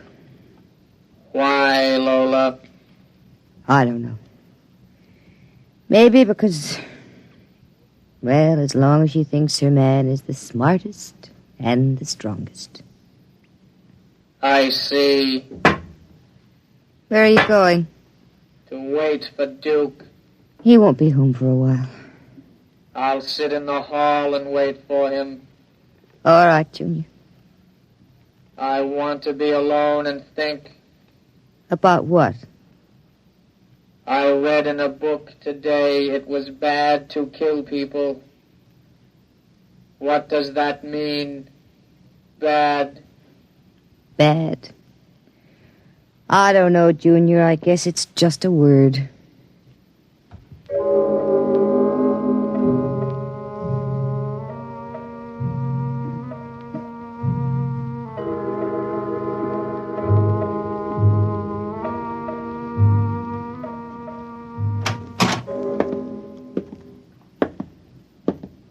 Lola? Hello, Duke. Oh, it's you, Junior. Why are you sitting in the dark? I was waiting for you, Duke. Well, now that's a good boy, Junior. Lola oiled me. That's nice. I tell you what, Junior. I've got a little job for us down in the cellar. Let's go down there. Now, Duke. Right now, Junior. All right, Duke. Are we going away soon, Duke? Yes, Junior. We're going away. What's in the cellar, Duke? A little surprise for you, Junior. You'll find out.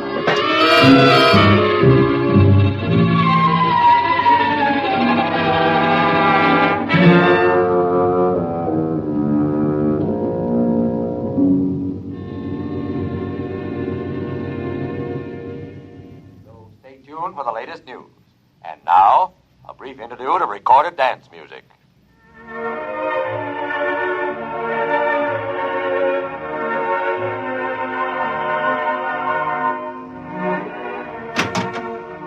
Duke? Is that you, Duke?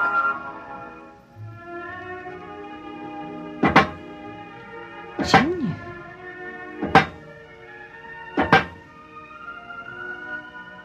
Hello, Lola. I thought I heard Duke come in. He came in. Where is he? Down in the cellar.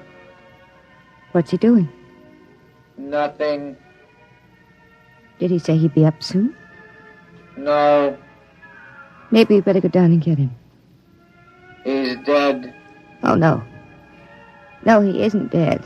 You said the woman loves the strongest and the smartest. Well, I'm stronger and smarter. But you aren't human. I'm almost human, Lola. No. No, stay away. Lola. Don't touch me. Those metal paws, no. I love you, Lola. No. No. I love no, you. No. No. I love you.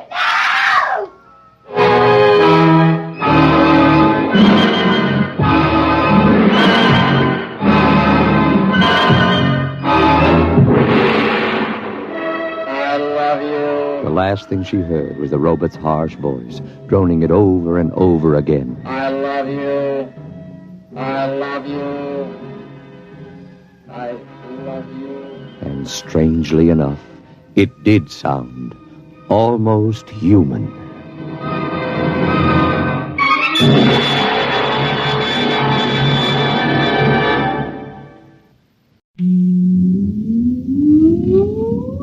Countdown for blast off.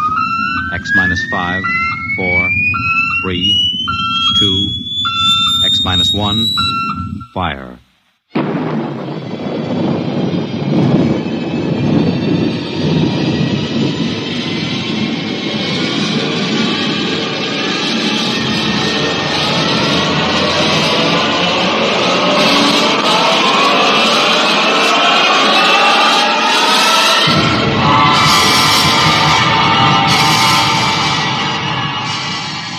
From the far horizons of the unknown come transcribed tales of new dimensions in time and space.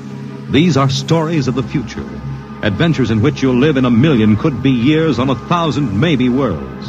The National Broadcasting Company, in cooperation with Street and Smith, publishers of astounding science fiction, presents X minus 1.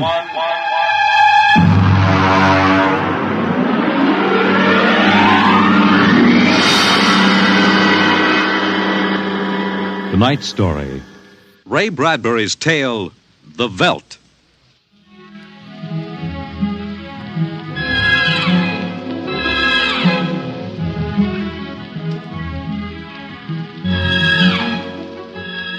This is the office of Dr. David Moklin, resident psychiatrist of the new Chicago Institute of Human Engineering. All right, Miss Carver, will you take this, please? To Charles S. Haworth, senior psychiatrist, New Chicago Institute of Human Engineering. The following constitutes my report on the case of George and Lydia Abbott, which we discussed by telephone. Subject George relates onset of symptoms to the purchase of a $60,000 soundproofed Happy Life home. Under narcosynthesis during initial interviews, subject described the experience in the following manner. Miss Carver, would you play back the sonic record of the initial interview? We'd always wanted one, and then we could afford it, so... Go on, Mr. Abbott. Tell me about the home. The home. Well, it was supposed to do everything, the agent told us. And it did, I guess. It clothed us, fed us, and rocked us to sleep, played and sang, and it was good to us.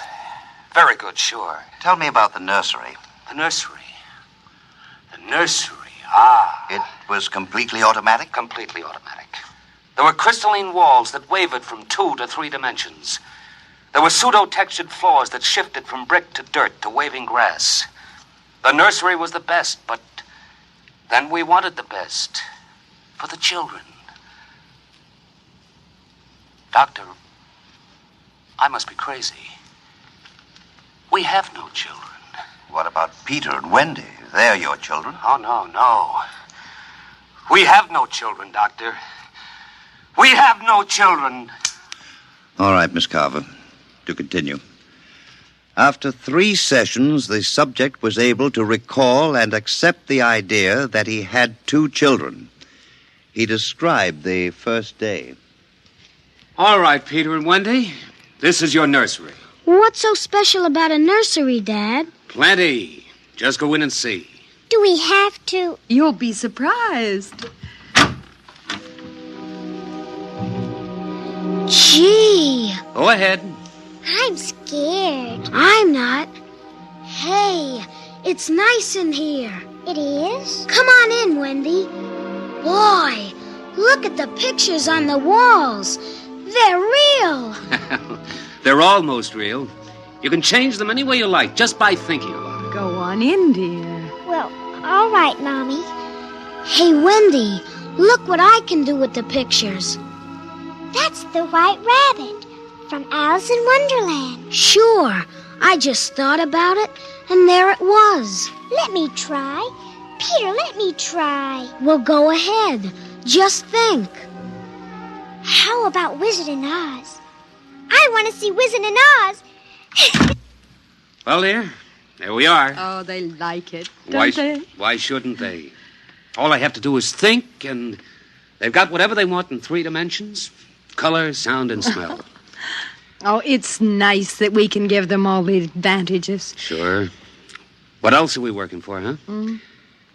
Well, what do you want to do this evening? Well, the Petersons asked us over for bridge, but if you... we don't have to worry about the kids. They'll be all right in the nursery. Come on, Lydia. We deserve a night out.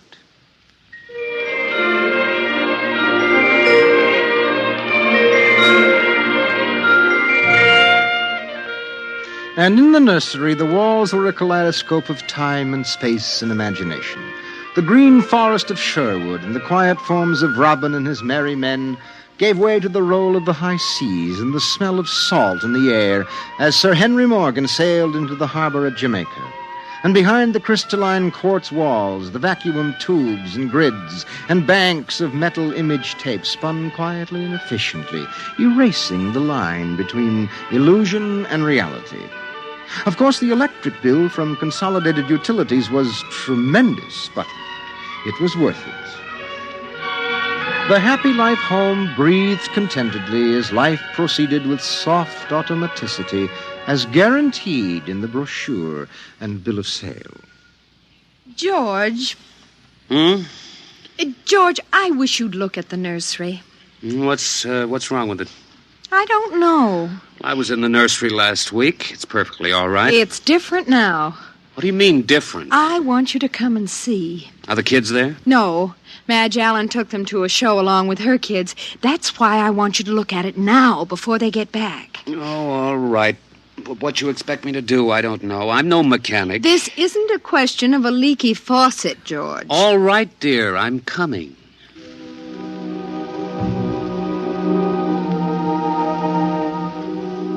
The nursery light flicked on as they came down the hall. The relays clicked and the tubes warmed and chemical odor banks and pipes bubbled into life as they paused before the closed door. Go ahead, George. Open it.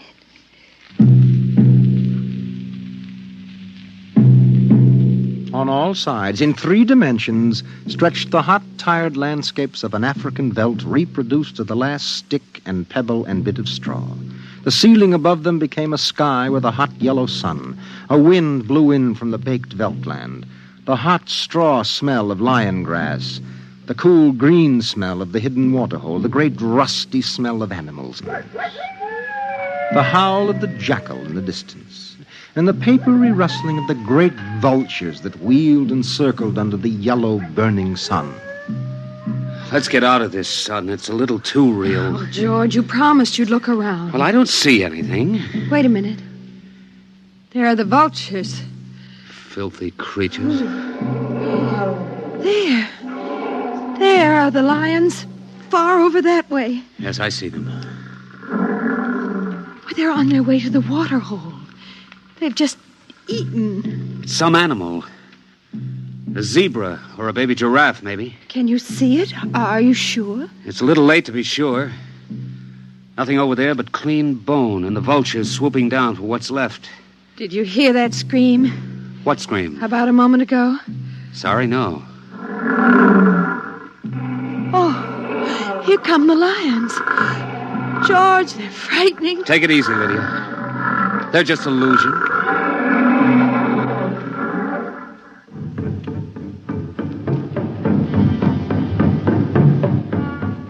The lions were 15 feet away. So real, so startlingly real, you could feel the prickling fur on your hand, and your mouth was stuffed with the dusty upholstery smell of their heated pelts. And the yellow of them was in your eyes like the yellow of an exquisite tapestry. The yellows of lions and summer grass, and the sound of the matted lion lungs exhaling on the silent noontide, and the smell of meat from the panting, dripping mouth. George, I'm afraid they're so real. They're only an illusion, Lydia, that's all. Watch out! Ah! Out, quick, outside! They almost got us. Now, take it easy, calm down. I could feel their breath. Get a hold of yourself, Lydia. They aren't real. Walls, that's all it is, crystalloid walls. They look so real. Of course they do. But it's all dimensional color reactionary process, a metal tape film behind glass screens. It's all odorophonics and sonics. Now here, take my handkerchief. I'm afraid. Did you see? Did you feel it? It's too real. Now, Lydia. And we've got to tell Wendy and Peter not to read any more on Africa. Of course, dear. I want you to lock that place up. But you know how difficult Peter is about that. I punished him last week by locking the nursery for an afternoon, and he threw a tantrum. And Wendy, too. Well, they live for the nursery. It's got to be locked. That's all there is to it. You've been working too hard, Lydia. You need a rest. I don't know. Maybe I don't have enough to do. I have too much time to think. All I do is set the menu selector dials at the beginning of the week. But that's the whole idea. The house is automatic. I know, but couldn't we turn it off for about a week and take a vacation? You mean you want to fry eggs for me? And darn socks. I feel like I don't belong here. The house is wife and mother and maid. How can I compete with the African Veldts? George, those lions can't get out of there, can they? Of course not, dear. Now, don't think about it anymore.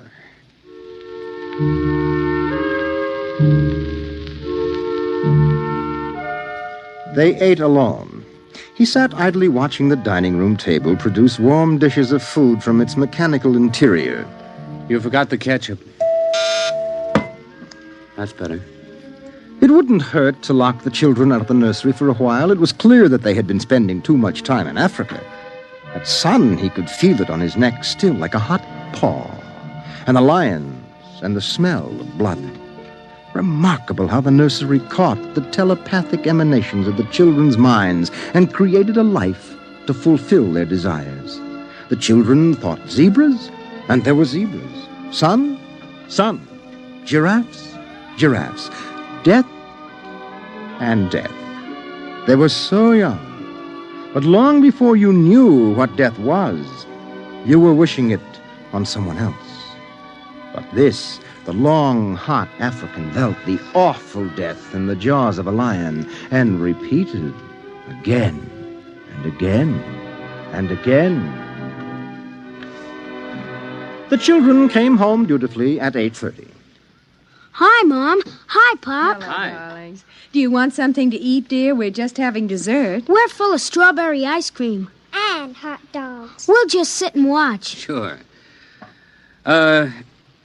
Peter, tell us about the nursery. The nursery? All about Africa and everything. I don't understand. Well, your mother and I were just traveling through Africa with rod and reel. There's no Africa in the nursery. Oh, come now, Peter. We know better. I don't remember any Africa. Do you, Wen? Go run and see, huh? Sure. I'll be right back. Wendy, come back here. Wendy! Oh, she'll be right back, Pop. She doesn't have to. I've seen it. Come on. Sure, Pop, but Wendy'll tell us. Open the door. See, Daddy? It's not Africa. It's Florida.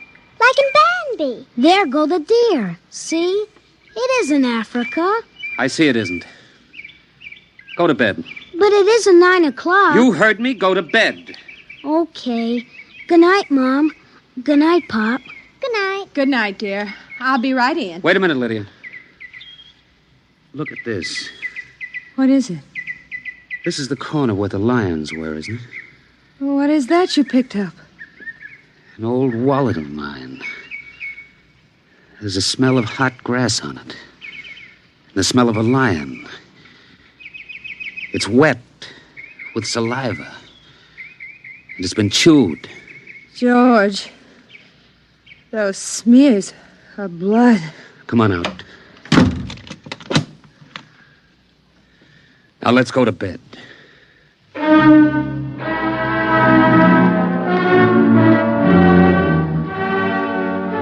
But in the middle of the night, he was still awake, and he knew his wife was awake. George, how did your wallet get in the nursery? I don't know. Wendy must have changed the walls from the African veldt. I'm going to keep it locked. Maybe it isn't good for the children. My father used to say children are like carpets. They should be stepped on occasionally. We've never lifted a hand. They're spoiled and we're spoiled. I think I'll have Dr. Moklin come tomorrow morning and have a look at Africa. But it isn't Africa now. It's Florida and Bambi. I have a feeling it'll be Africa again before then.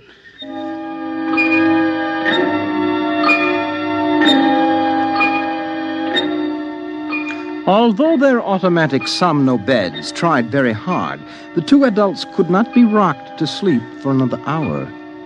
A smell of cats was in the night air.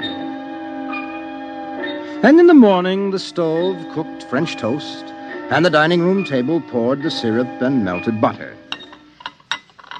Pop, Yes? you aren't going to lock up the nursery for good, are you? That all depends. On what? On you and your sister. We feel you should have some variety, dear. I wouldn't want the nursery locked up ever. Well, as a matter of fact, we're thinking of turning the whole house off for about a month. Sort of camping out. Be fun for a change. Now, don't you think so, Wendy? No, it'd be awful. I don't want to do anything but look and listen and smell. What else is there to do? Oh, all right. Go play in Africa. Are you going to shut off the house soon? We're considering it. I don't think you better consider it any more, Pop. I won't have any threats from you, son. Okay, Pop. Come on, Wendy. Let's get back.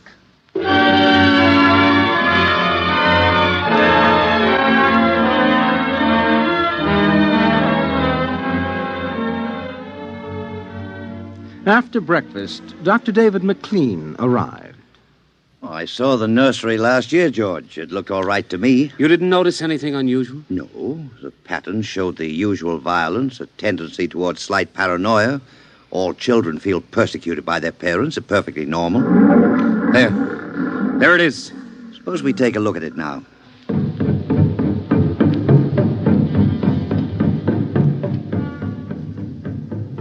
They entered without knocking and sent the children out. The screams had faded and the lions were feeding quietly under the trees. I wish I could see what they're eating. How long has this been going on? A little over a month. Certainly doesn't feel good. I don't want feelings. I want facts. George, a psychologist never saw a fact in his life. He knows about feelings. And this doesn't feel good. Now, my advice to you is to have the whole room torn down and your children brought to me every day for the next year for treatment. Is it that bad? I'm afraid so. You know, that's why the nursery was developed originally, to let us examine the patterns left on the wall by a child's mind. But what is it? What's wrong with Peter and Wendy? Well, it's hard to say. I haven't punished them more than average. Oh, I took away a few gadgets. Last week, I locked the nursery to show I meant business. You've let this room replace you and your wife in your children's affections.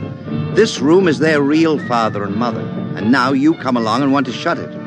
Well, you can feel the hatred coming out of that sky. George, turn everything off. The nursery, the automatic kitchen, the whole automatic house. Start now. But won't the shock be too much for the children? I don't want them going any deeper.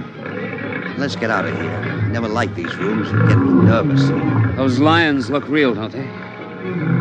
I don't suppose there's any way... What? That they could become real. Not that I know. Some flaw in the machinery, tampering? No.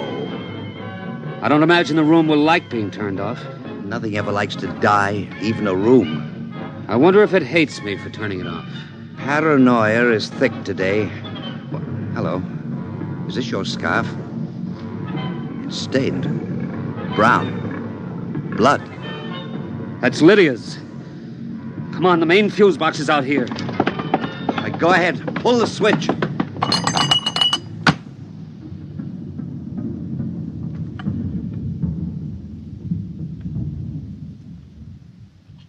Yeah.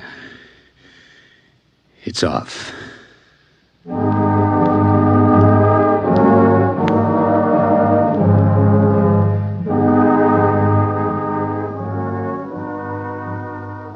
The two children were in hysterics. They screamed and kicked and threw things. They yelled and sobbed and swore and jumped on the furniture, weeping. It's off and it stays off. The whole house dies as of now. He marched around the house, cutting switches and pulling fuses. Don't let them do it! Don't let Pop kill everything! I hate you! I hate you! Insults won't get you anywhere. I wish you were dead. We were for a long while. Now we're going to start really living. Instead of being handled and massaged, we're going to live. Once more, Daddy. Just once more. One more minute of the nursery, that's all. Just one more minute. Oh, George, it can't hurt, really. Oh, all right, only shut up. 1 minute, and that's the end. Forever. Gee, thanks, Pop. Thanks. And then we're going on a vacation. Dr. Moklin is coming in half an hour to help us out. Lydia, turn on the nursery for just a minute. Oh, boy. Come on, Wendy. Come on. Thanks, Daddy. Thanks a lot. Just 1 minute, remember? Now, where'd I put those suitcases? Lydia! Don't shout, George. I'm right here. Did you leave them alone in the nursery? Well, I've got to get ready, George. Well, I guess we better get them out of there before they get involved with those beasts again. Pop! Pop, come here! Daddy! Mommy! Come on, quick! Wendy! Peter! What's the matter? Hurry up! Open the nursery. Wendy! Peter! They aren't anywhere. Wendy? Peter? Peter! The door. Open the door. They've locked us from the outside. Peter! Peter! Wendy! Peter! Open the door, dear! Let us out, Peter! Open the door! It's time to go! Open the door! George!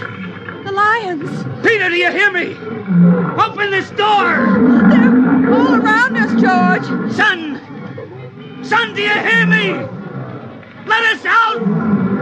Son! George! Look out! The lions! They're coming!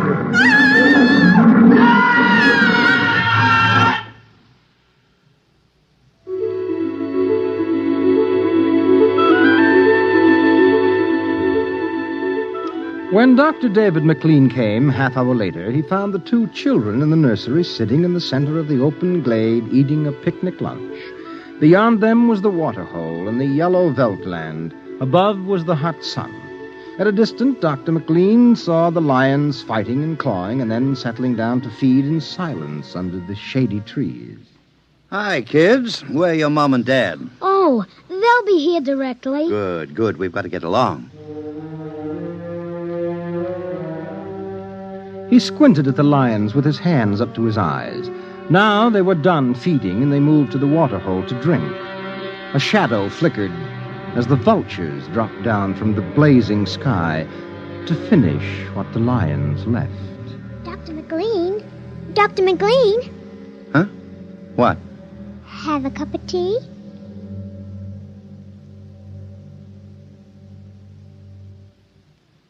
Which concludes my report to date. There were no lions, of course. Not in a physical sense. Lydia and George were devoured, however, almost as surely as if there had been lions. Their personalities were devoured by the mechanistic marvels which had usurped their role as parents. All 4 members of the family are under intensive therapy now and are doing as well as can be expected.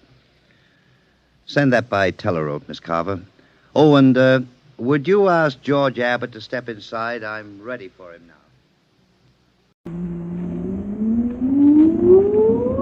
Countdown for blast-off